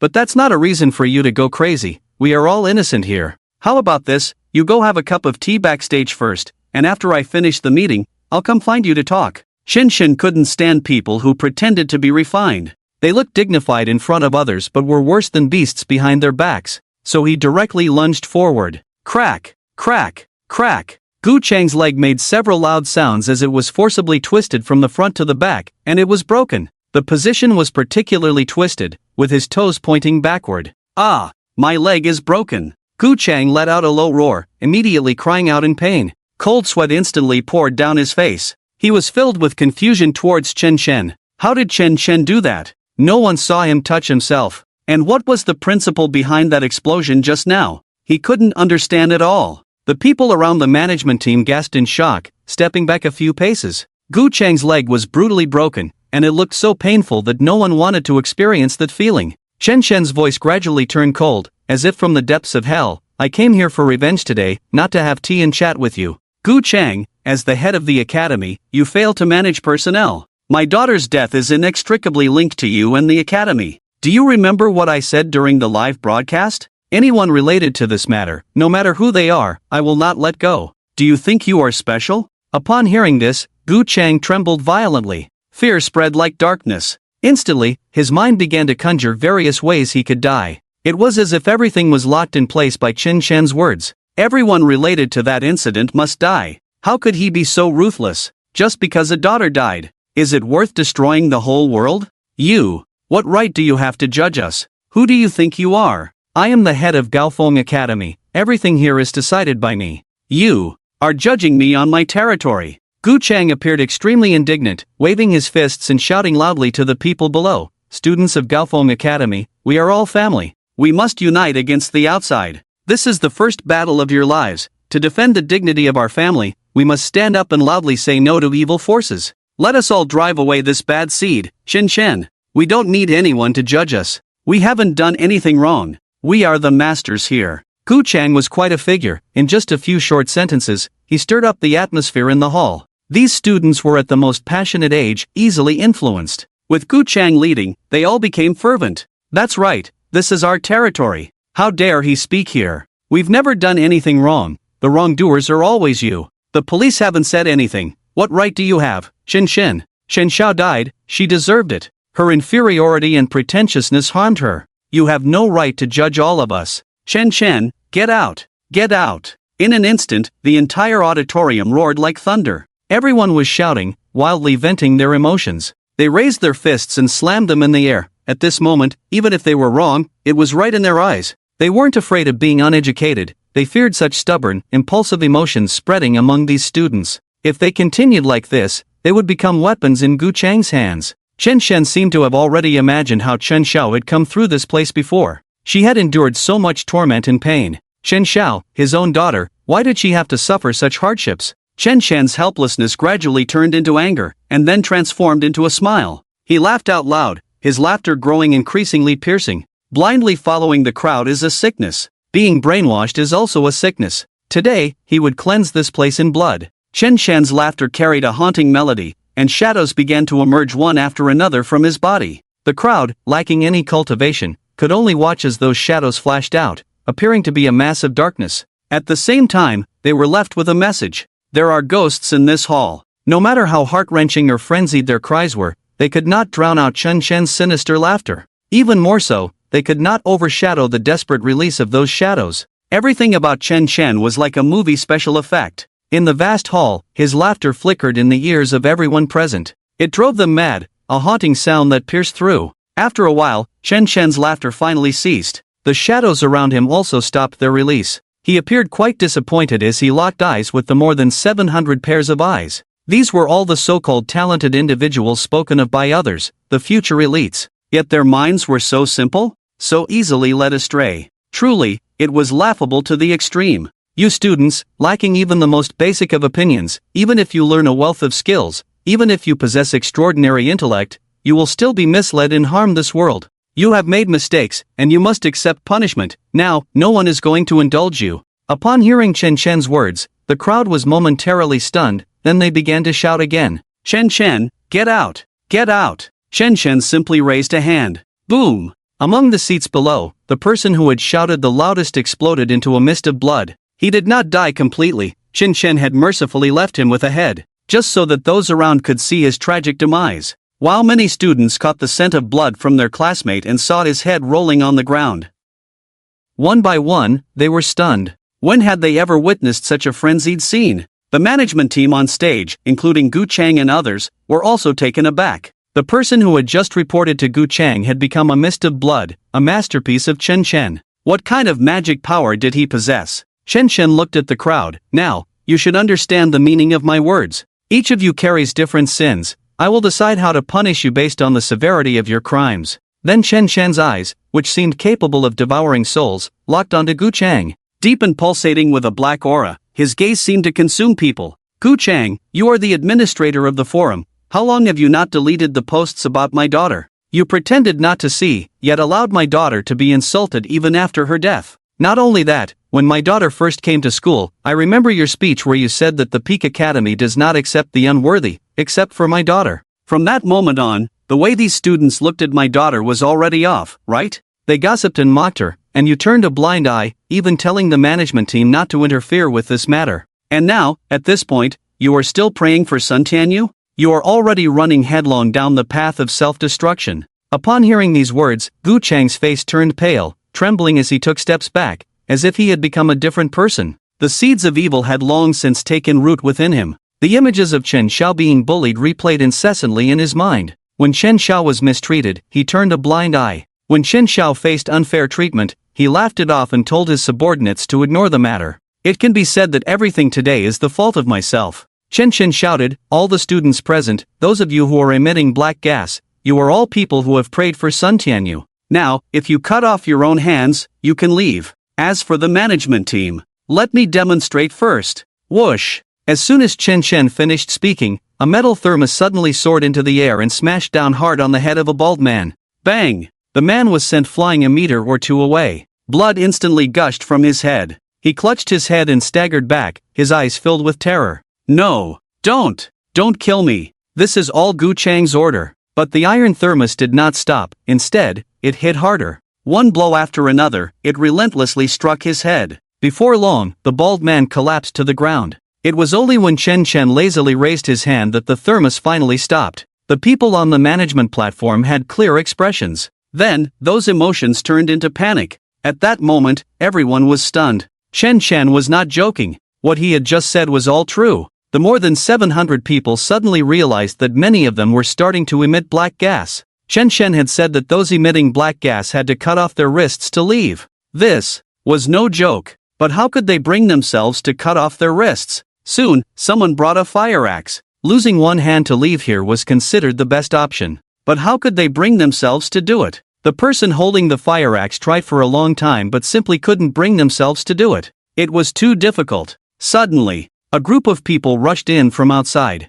It was the Tianrang City Police, along with the Anti-Evil Bureau. More than 20 in total. Gu Chang had quietly sent a text to call the police. Fortunately, the police arrived in time. Seeing them come, Gu Chang let out a sigh of relief. The Anti-Evil Bureau was led by Yao Xiaohong, surrounded by members of the Anti-Evil Bureau's fire department. Upon entering and seeing this scene, Yao Xiaohong was momentarily stunned, then quickly said, "Chen Chen, don't misunderstand, I'm just doing my job. I won't interfere with your matters. Do whatever you want." "Ha?" Listen to what she said. Gu Chang and the others were all taken aback. The people from the Anti-Evil Bureau seemed to be scared out of their wits. As soon as they arrived, they distanced themselves from the police. "Gentlemen of the police, you have to take charge for us. Chen Chen has already killed several people here. If you don't stop him, we will all be killed by him. Hurry and catch him." Gu Chang let out a desperate cry. The police were led by a middle-aged man, seemingly in his 40s. Upon seeing Chen Chen, he felt all the hair on his body stand on end. Summoning his courage, he shouted, Chen Chen, stop." Chen Chen turned to look at him. The corners of his mouth slowly curled up. "Do you dare to meddle in my affairs?" hissed the police. All gasped in shock. They had witnessed Chen Chen's terror firsthand during the live broadcast. They had come today with great trepidation, forced to comply with orders from above. Those who had meddled in Chen Chen's affairs were already in hell. How could they save themselves? "Chen Chen, don't go too far. If you kill wantonly like this, it won't end well for you." The middle-aged man's voice had dropped significantly. Chen Chen snorted coldly, his gaze becoming particularly disdainful. "Not a single person who died at my hands is innocent. Innocent people cannot create evil souls. To me, they are nothing but useless waste. Why should I kill them? You are Captain Zhong Chang of the police department, and speaking of which, your situation seems quite interesting about you and Gu Chang."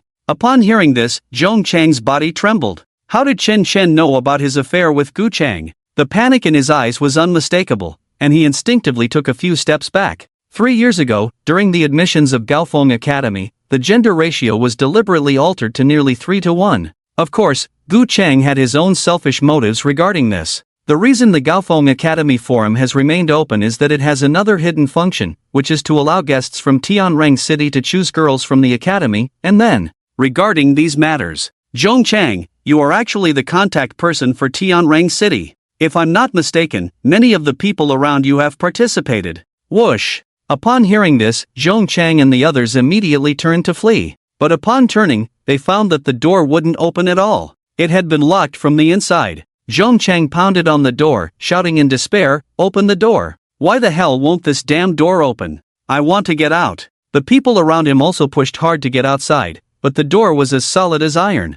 Soon, one person beside him stopped. It was as if all the blood in his body had instantly ceased to flow, and he became like a marionette with its strings cut. Zhong Chang was momentarily stunned and instinctively looked at him. The others also focused their gaze on him. He was dazed for a moment, and then, boom! His body exploded. Some timid girls at the scene screamed, covering their mouths. Zhong Chang, Yao Xiaohong, and the others were all sweating profusely. At this moment, even those with strong mental fortitude would turn pale. The kind of pain was unimaginable. Gu Chang couldn't believe all of this. The police department's people were useless? There were still people from the Exorcism Bureau nearby. The Exorcism Bureau, that was in existence above ordinary people. They couldn't do anything to Chen Chen? Before Zhong Chang could beg for mercy, the second person related to that matter beside him also instantly stopped moving, just like the previous one. Then he completely turned into a mist of blood. "Captain Yao, aren't we going to take action?" The 4 colleagues from the Exorcism Bureau asked anxiously. They had been ordered to assist the police department in handling the case, and now the police were being killed right in front of them. Who could tolerate this? For now, we won't take action. Yao Xiaohong took a deep breath. They didn't know how powerful Chen Shen was, and she didn't want to touch his bottom line. The 4 exchanged glances. Alright, since Captain Yao is afraid of Chen Shen, we'll handle it ourselves. Hey, wait a minute. Yao Xiaohong tried to stop them, but it was too late. The 4 of them had already rushed out. They leaped lightly to stand in front of Chen Shen, shouting, Chen Shen, stop it. You can't just kill people at will. Whoosh! Before he could finish speaking, a dark hand swept over. A fierce wind blew, shaking the ground. What? Is this an evil spirit? As this thought popped into his head, his body exploded. Blood splattered all over the people behind him. The other 3 instantly regained clarity in their eyes. Chen Shen's strength was this formidable? The one who had just spoken was a disciple of Ma Shan. He had always practiced alone and had considerable strength, solving many tricky issues for the Exorcism Bureau by himself. Otherwise, he wouldn't have had the confidence to stand up against Chen Shen. But who would have thought it would happen so quickly? This was too fast. The other 3 quickly retreated to the corner. Cold sweat poured down, and no one dared to speak. Chen Shen looked at the 3 of them. The Exorcism Bureau originally had nothing to do with this matter. But since you insisted on squeezing in, I have no choice. From now on, I declare war on the Exorcism Bureau. You. Yao Xiaohong's beautiful eyes trembled for a moment. Chen Shen was so openly declaring war on the Evil Suppression Bureau. Wasn't he afraid that they would fight back with everything they had? After all, she was merely the weakest among the Fire Division of the Evil Suppression Bureau, with the Heaven Division and Earth Division above her. Many of those within were terrifying existences that made one shudder at the thought. Chen Shen snorted coldly and looked at the people in the hall. Ha! Aren't you going to cut yourselves? You usually need your parents to feed you, and now you need me to urge you? Chen Shen had clearly lost his patience. Boom! Soon, one person enveloped in black mist had their entire arm explode in an instant. It turned into a blood mist that scattered throughout the hall. Then came the second, the third, and in total, 6 people's arms exploded. The previously quiet scene suddenly erupted with cries and screams. These clever students realized that if they didn't do as Chen Shen said, their entire arms would be ruined. If they acted themselves, they could still save their arms. They were all people who had prayed for Sun Tianyu and had nothing to do with the Qin Shao incident. Now they regretted it. They should have known better than to follow the crowd. Meanwhile, among the 700 people present, bodies kept exploding, and screams continued to erupt. The hall had seemingly turned into a hell on earth. Those whose bodies exploded were all related to the Qin Shao incident. Perhaps they had mocked Qin Shao, perhaps they had fanned the flames, or perhaps they had secretly harmed him. Chen Shen would not let any of those crimes go unpunished. No, no, no. Ah, my arm.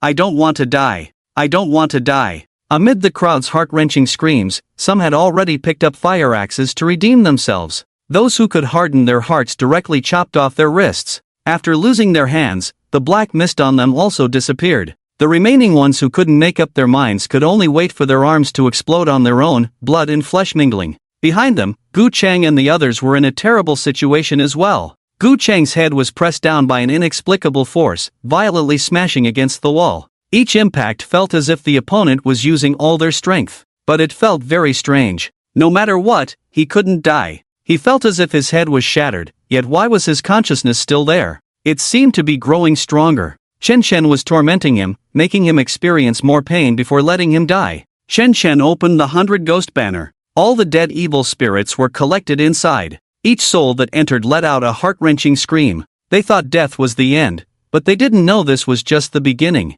Once collected into the 100 Ghost banner, their suffering continued, no less than when they were alive. Chen Shen, stop it. Suddenly, a member of the Evil Suppression Bureau, who had been silent, shouted. Yao Xiaohong was the first to look in the direction of the voice. She thought to herself, this is bad. The 3 of them weren't afraid earlier, they were brewing a formation. The 3 held golden light in their hands. They were all inheritors of Taoist techniques, proficient in formations. The formation they were now brewing was called Swallowing Heaven. It required at least 3 people to activate. They had used this formation during a previous mission. It had directly swallowed over 100 evil entities. If this formation was activated, Chen Shen would be severely injured even if he didn't die. Chen Shen also looked over curiously, his eyes filled with intrigue. In the next moment, the 3 directly activated it. Together, they pointed out the essence of the formation, aiming at Chen Shen's vital point. Boom! However, a loud noise made the three's expressions clear up. Their formation shattered?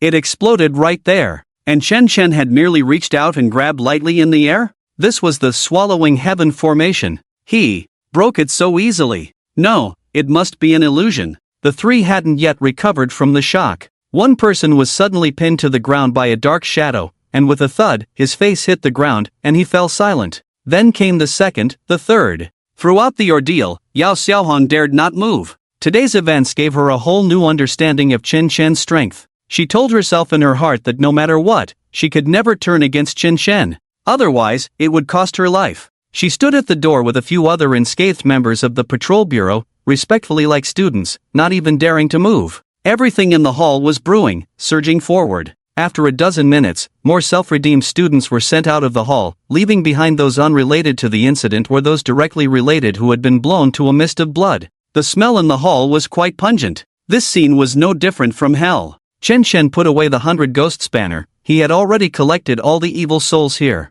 He was quite satisfied with today's harvest. He leisurely left the hall. The door creaked open. When Chen Chen passed by Yao Xiaohan, he paused for a moment. Tell the higher-ups of the Evil Breaking Bureau that I will personally pay a visit when I find the time. After saying this, Chen Chen left. Yao Xiaohan felt completely limp and sat down on the ground. She knew that the Evil Breaking Bureau had made a mistake. They should never have gotten involved in this matter. They should not have made an enemy of Chen Chen. She couldn't imagine what a scene of rivers of blood would look like if Chen Chen went to the Evil Breaking Bureau. The remaining members of the Patrol Bureau hurriedly called for reinforcements. The surviving, terrified students were already panicking, dumbfounded. They kept asking themselves in their hearts, is all of this real? At the same time, they were constantly relieved that they had not participated in this matter. Chen Chen's name was already etched in their hearts. Even in the next life, they would not dare to touch it again. The Evil Breaking Bureau held an emergency meeting today. The Heaven Division, Earth Division, and Fire Division were all present. Director Ke Jinhua sat firmly on the high platform. His expression was grim, and he was quite displeased. The Evil Breaking Bureau, as an entity that supersedes the Patrol Bureau, had never been suppressed like this before. Chen Chen simply did not take them seriously. In just a few days, many people from the Evil Breaking Bureau had died at his hands. They could no longer remain inactive. It was becoming untenable. If others found out, they would think they were afraid of Chen Chen. Director, Chen Chen is too arrogant. Why don't we deploy the elites from the Earth Division and Heaven Division to take him down in one fell swoop? An elder was the first to break the deadlock. Many others nodded in agreement. Although Chen Chen was powerful, he could only deal with the Fire Division. When he encountered true experts, he would have no way to defend himself. The Heaven Division and Earth Division had plenty of experts. Those present were all formidable individuals, breaking demons and dispelling evil, resisting foreign enemies. They had never shown weakness. How could they fear a Chen Chen? At this moment, Yao Xiaohan also sat in the meeting room, feeling very small.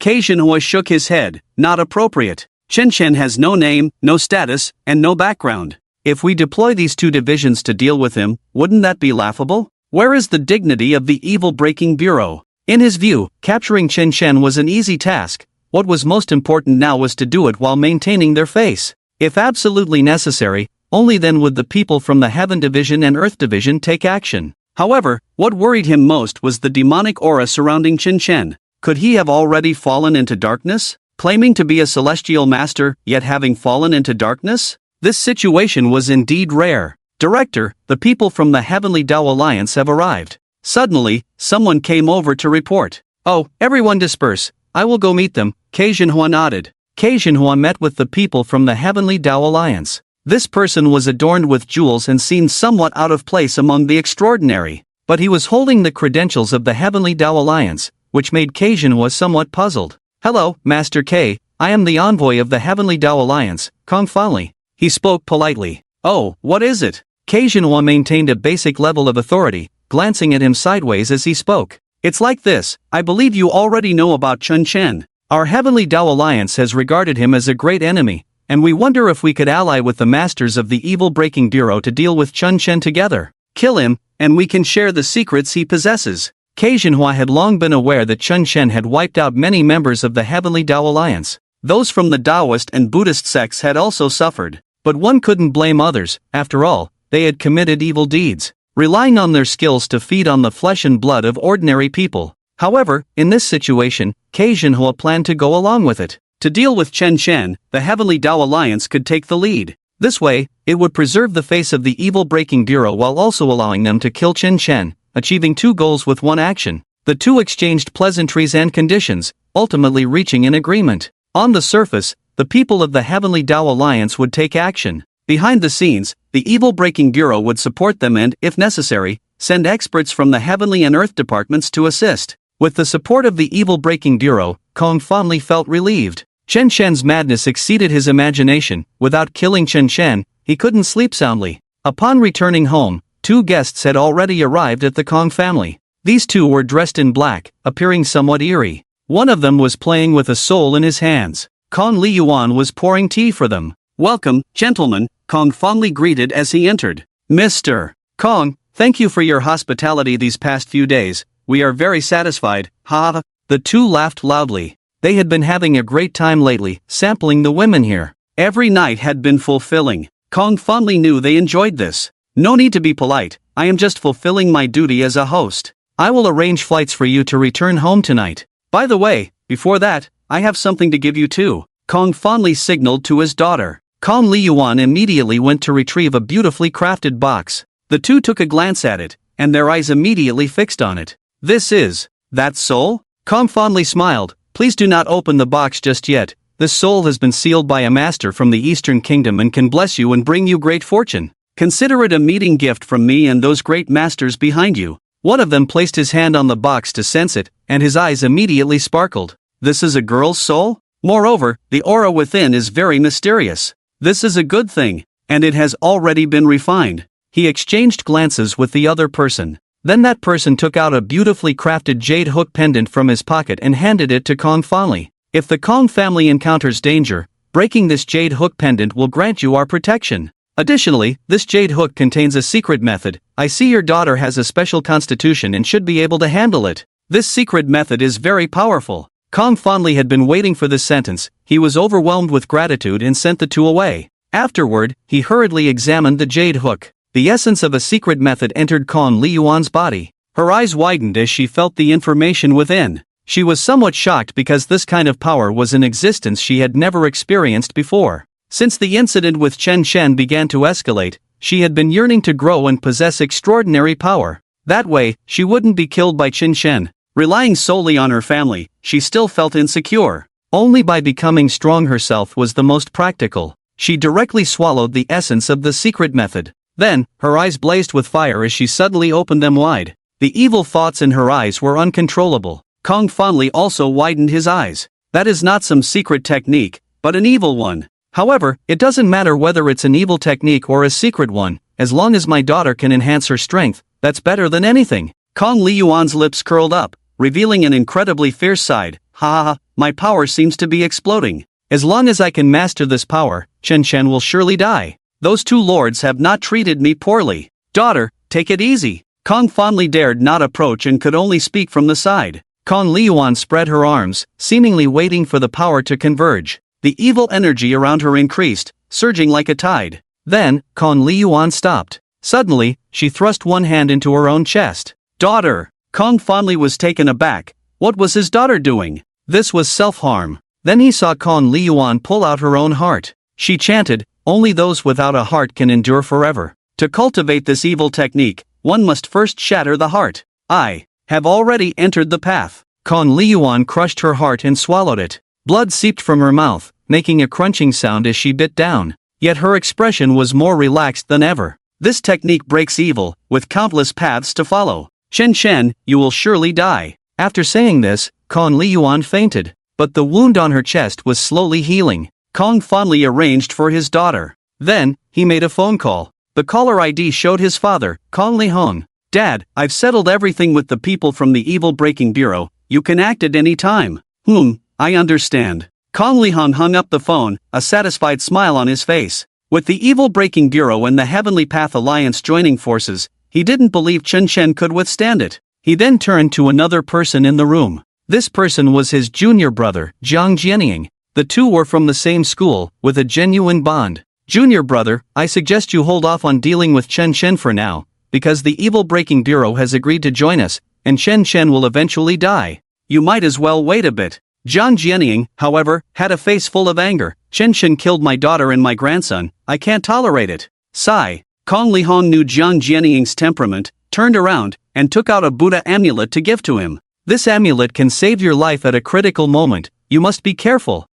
I understand, senior brother. Jiang Jianying took the amulet and turned to leave. At the Feng Feng tea house, Chen Chen sat alone here. He had brewed 2 pots of tea beside him. He had already devoured most of the evil souls in the 100 Ghosts banner. Feng Wujie had also recovered to 60%. Recently, he had collected quite a few evil souls, and with his own refining, Feng Wujie's strength was rapidly returning. After returning from the High Peak Academy, he heard that the matters of the academy had been exposed online, especially the shady dealings done by Gu Chang. The Tianrang City Patrol Bureau was the first to come out and refute the rumors, claiming that this matter had nothing to do with them. With Zhong Chang already dead, they could shift all the blame onto him. The Tianrang City Patrol Bureau seems like a piece of fat meat. Chen Chen smiled, seemingly envisioning the scene to come. Dealing with the Tianrang City Patrol Bureau, frantically gathering evil souls. But he still hadn't finished dealing with the current matters. The Kong family still existed, and he hadn't dealt with the Sun family and other remnants.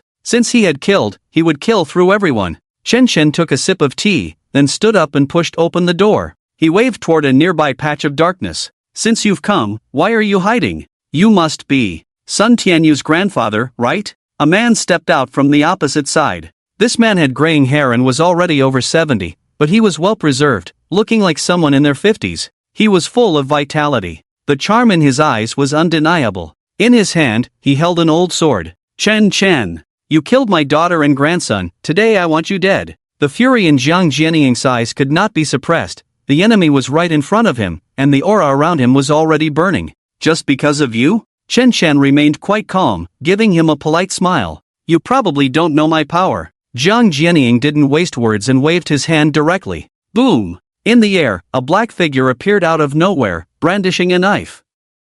The blade sliced through the air, rushing towards Chen Chen. Oh, this knife, not bad. Chen Chen squinted, his finger curling. With a crisp clang, the black figure retreated 2 steps. Then, more black figures appeared. 1, 2, 3, 4. Behind Jiang Jianying stood a crowd of black figures. These were all vengeful spirits, both men and women. The only characteristic was the deep resentment emanating from them. Moreover, they had just recently died. You are a corpse herder, Chen Chen understood. That's right. Jiang Jianying's expression turned smug. He was quite confident in his inheritance. Strictly speaking, I am a branch of the corpse herding path. The corpse herding path only herds corpses, while I can turn people into corpses. Chen Chen, to kill you, I have no choice but to open the slaughterhouse. This is all forced by you. These 100 fresh corpses refined into living dead are enough to destroy you. I want to kill you to avenge my daughter and grandson.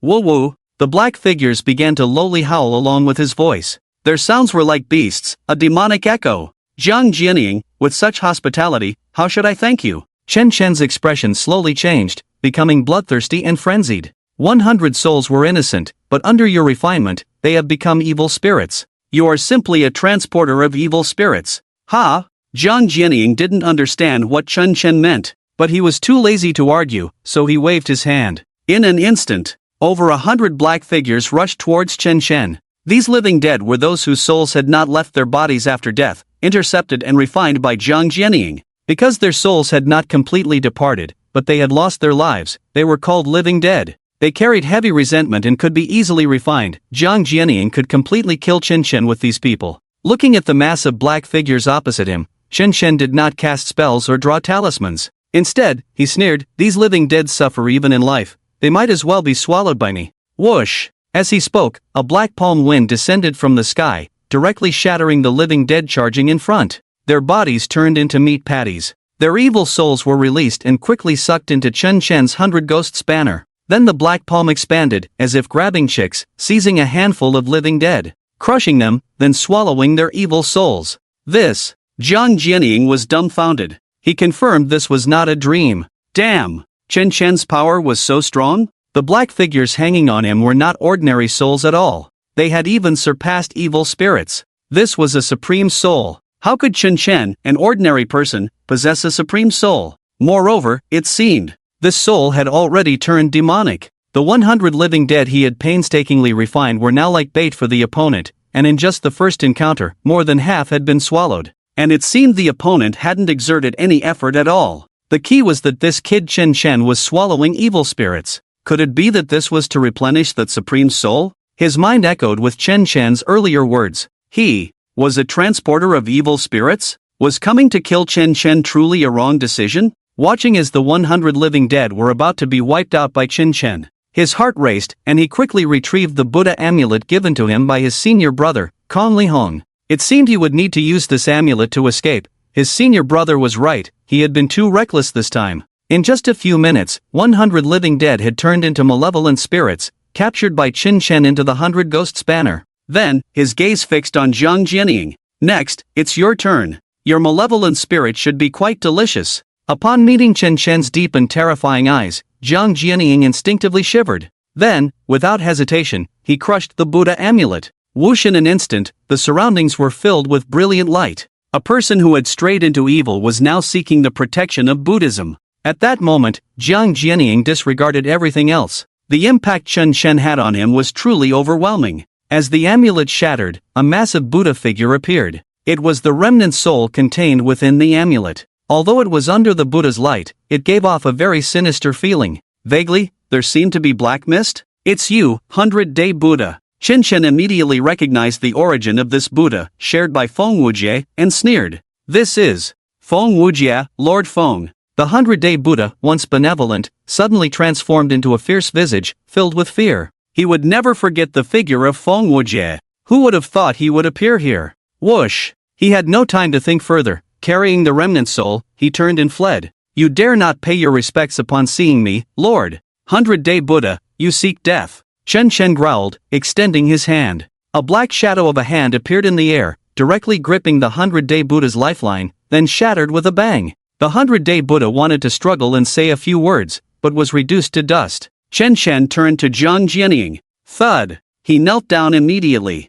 He had been careless, underestimated the enemy, and was naive. Chen Chen could kill so many people and make those in the anti-evil bureau feel troubled. He was no ordinary person. The Buddha amulet his senior brother gave him was definitely a good item. It was the remnant soul of the 100-day Buddha. The 100-day Buddha was a great being who attained enlightenment within 100 days after becoming immortal. After his death, his remnant soul was refined into countless parts, most of which were used for life preservation. At a critical moment, it could save a life. Who would have thought that such a person could be easily suppressed by Chen Chen? Chen Chen, for the sake of my old age, spare me. Boom! Chen Chen couldn't be bothered to waste words with him, directly slapping him to death, taking the malevolent soul and swallowing it. He couldn't be bothered to deal with the remnants left by Jiang Jianying. He pretended not to see and returned to the small tea house to rest. This wave of delivery had brought him plenty of gains. Feng Wujie's recovery level had already reached 65%. What did you say? Sun Xing was at home handling matters when he suddenly heard the terrible news of Jiang Jianying's death, nearly collapsing under the shock, almost fainting.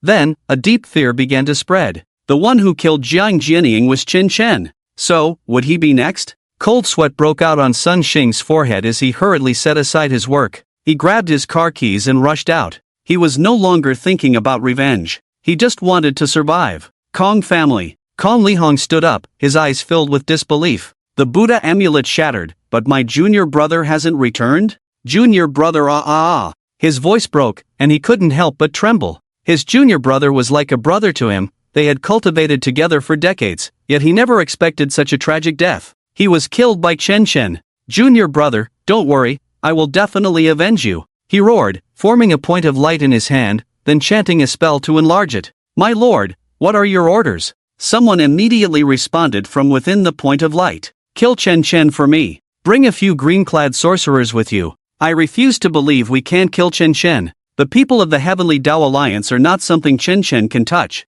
After Kong Li Hong gave the order, Feng Wujie felt something unusual. As his soul began to recover faster, his perception and power were slowly being unlocked. Chen Chen, the people from the Heavenly Dao Alliance are coming to deal with you. There are 3 green-clad mages and 2 from the Buddhist sect. Green-clad mages? Chen Chen frowned. Red, orange, yellow, green, blue, indigo, violet, this is the classification of mages. Green-clad mages are already considered a symbol of strength in the Heavenly Dao Alliance. However, for you, this will be like child's play. Haha, Moreover, these are most likely all evil spirits. Chen Chen nodded silently. Since they were evil spirits, there was certainly no chance they would let them go. But he had things to do now, and he was stretched thin. Facing wave after wave of evil spirits coming to him, Chen Chen was still quite pleased. Recently, he didn't even have to go looking for them, they were coming to him in droves. Feng Wujie seemed to see what Chen Chen was thinking. He split off a wicked spirit. This spirit was about the same height as Chen Chen, with a similar build. Chen Chen, you can leave a clone here to deal with them, so they don't leave empty-handed. We can't refuse a meal delivered to our door. Chen Chen smiled. You really think things through, Senior Feng. So, he tapped the wicked spirit. Instantly, the appearance of the wicked spirit began to change, becoming more and more like Chen Chen, except for the fact that its facial features were not visible, otherwise, it was almost identical. Leaving a clone here to deal with those green-clad mages while he could attend to his own business was indeed a good plan. Chen Chen had the clone mimic him, sitting in the tea house drinking tea. Taking advantage of the night, he went to the airport. It wasn't until he boarded the plane that Chen Chen was able to rest for a bit. He closed his eyes, but his mind was brewing. How to unfold the upcoming slaughter. It was already late at night. Bateson City was peaceful everywhere. The streets were so quiet that not even a shadow could be seen. The Feng Lin tea house, however, had a dim light on. From the outside, one could see a figure inside drinking tea. Judging by the posture and movements, it was definitely Chen Chen. He appeared relaxed, showing no signs of tension. Is this person Chen Chen? He seems to be nothing special. The Heavenly Tao Alliance had sent 3 green-clad mages and 2 from the Buddhist sect. One of the green-clad mages spoke up. I think Master Kong is making a big deal out of nothing. A single Chen Chen is really nothing to be afraid of. Indeed, we were overthinking it. Everyone, let's make it quick. I'll go draw him out. One of the Buddhist sect members said loudly, about to open the door. Wait. Suddenly, a green-clad mage shouted at him. His expression grew tense. There's a formation beneath your feet. What? The Buddhist sect member looked down in disbelief. Indeed, there was a formation of intricate patterns, but the means to set up this formation were too sophisticated. He hadn't noticed it at all. Suddenly, they saw several wicked figures moving within the formation. His reaction was quick. Realizing he had been tricked, he immediately clasped his hands around the Buddhist beads to suppress the presence of those shadows. At the same time, he shouted to the green-clad mages, "Help me!"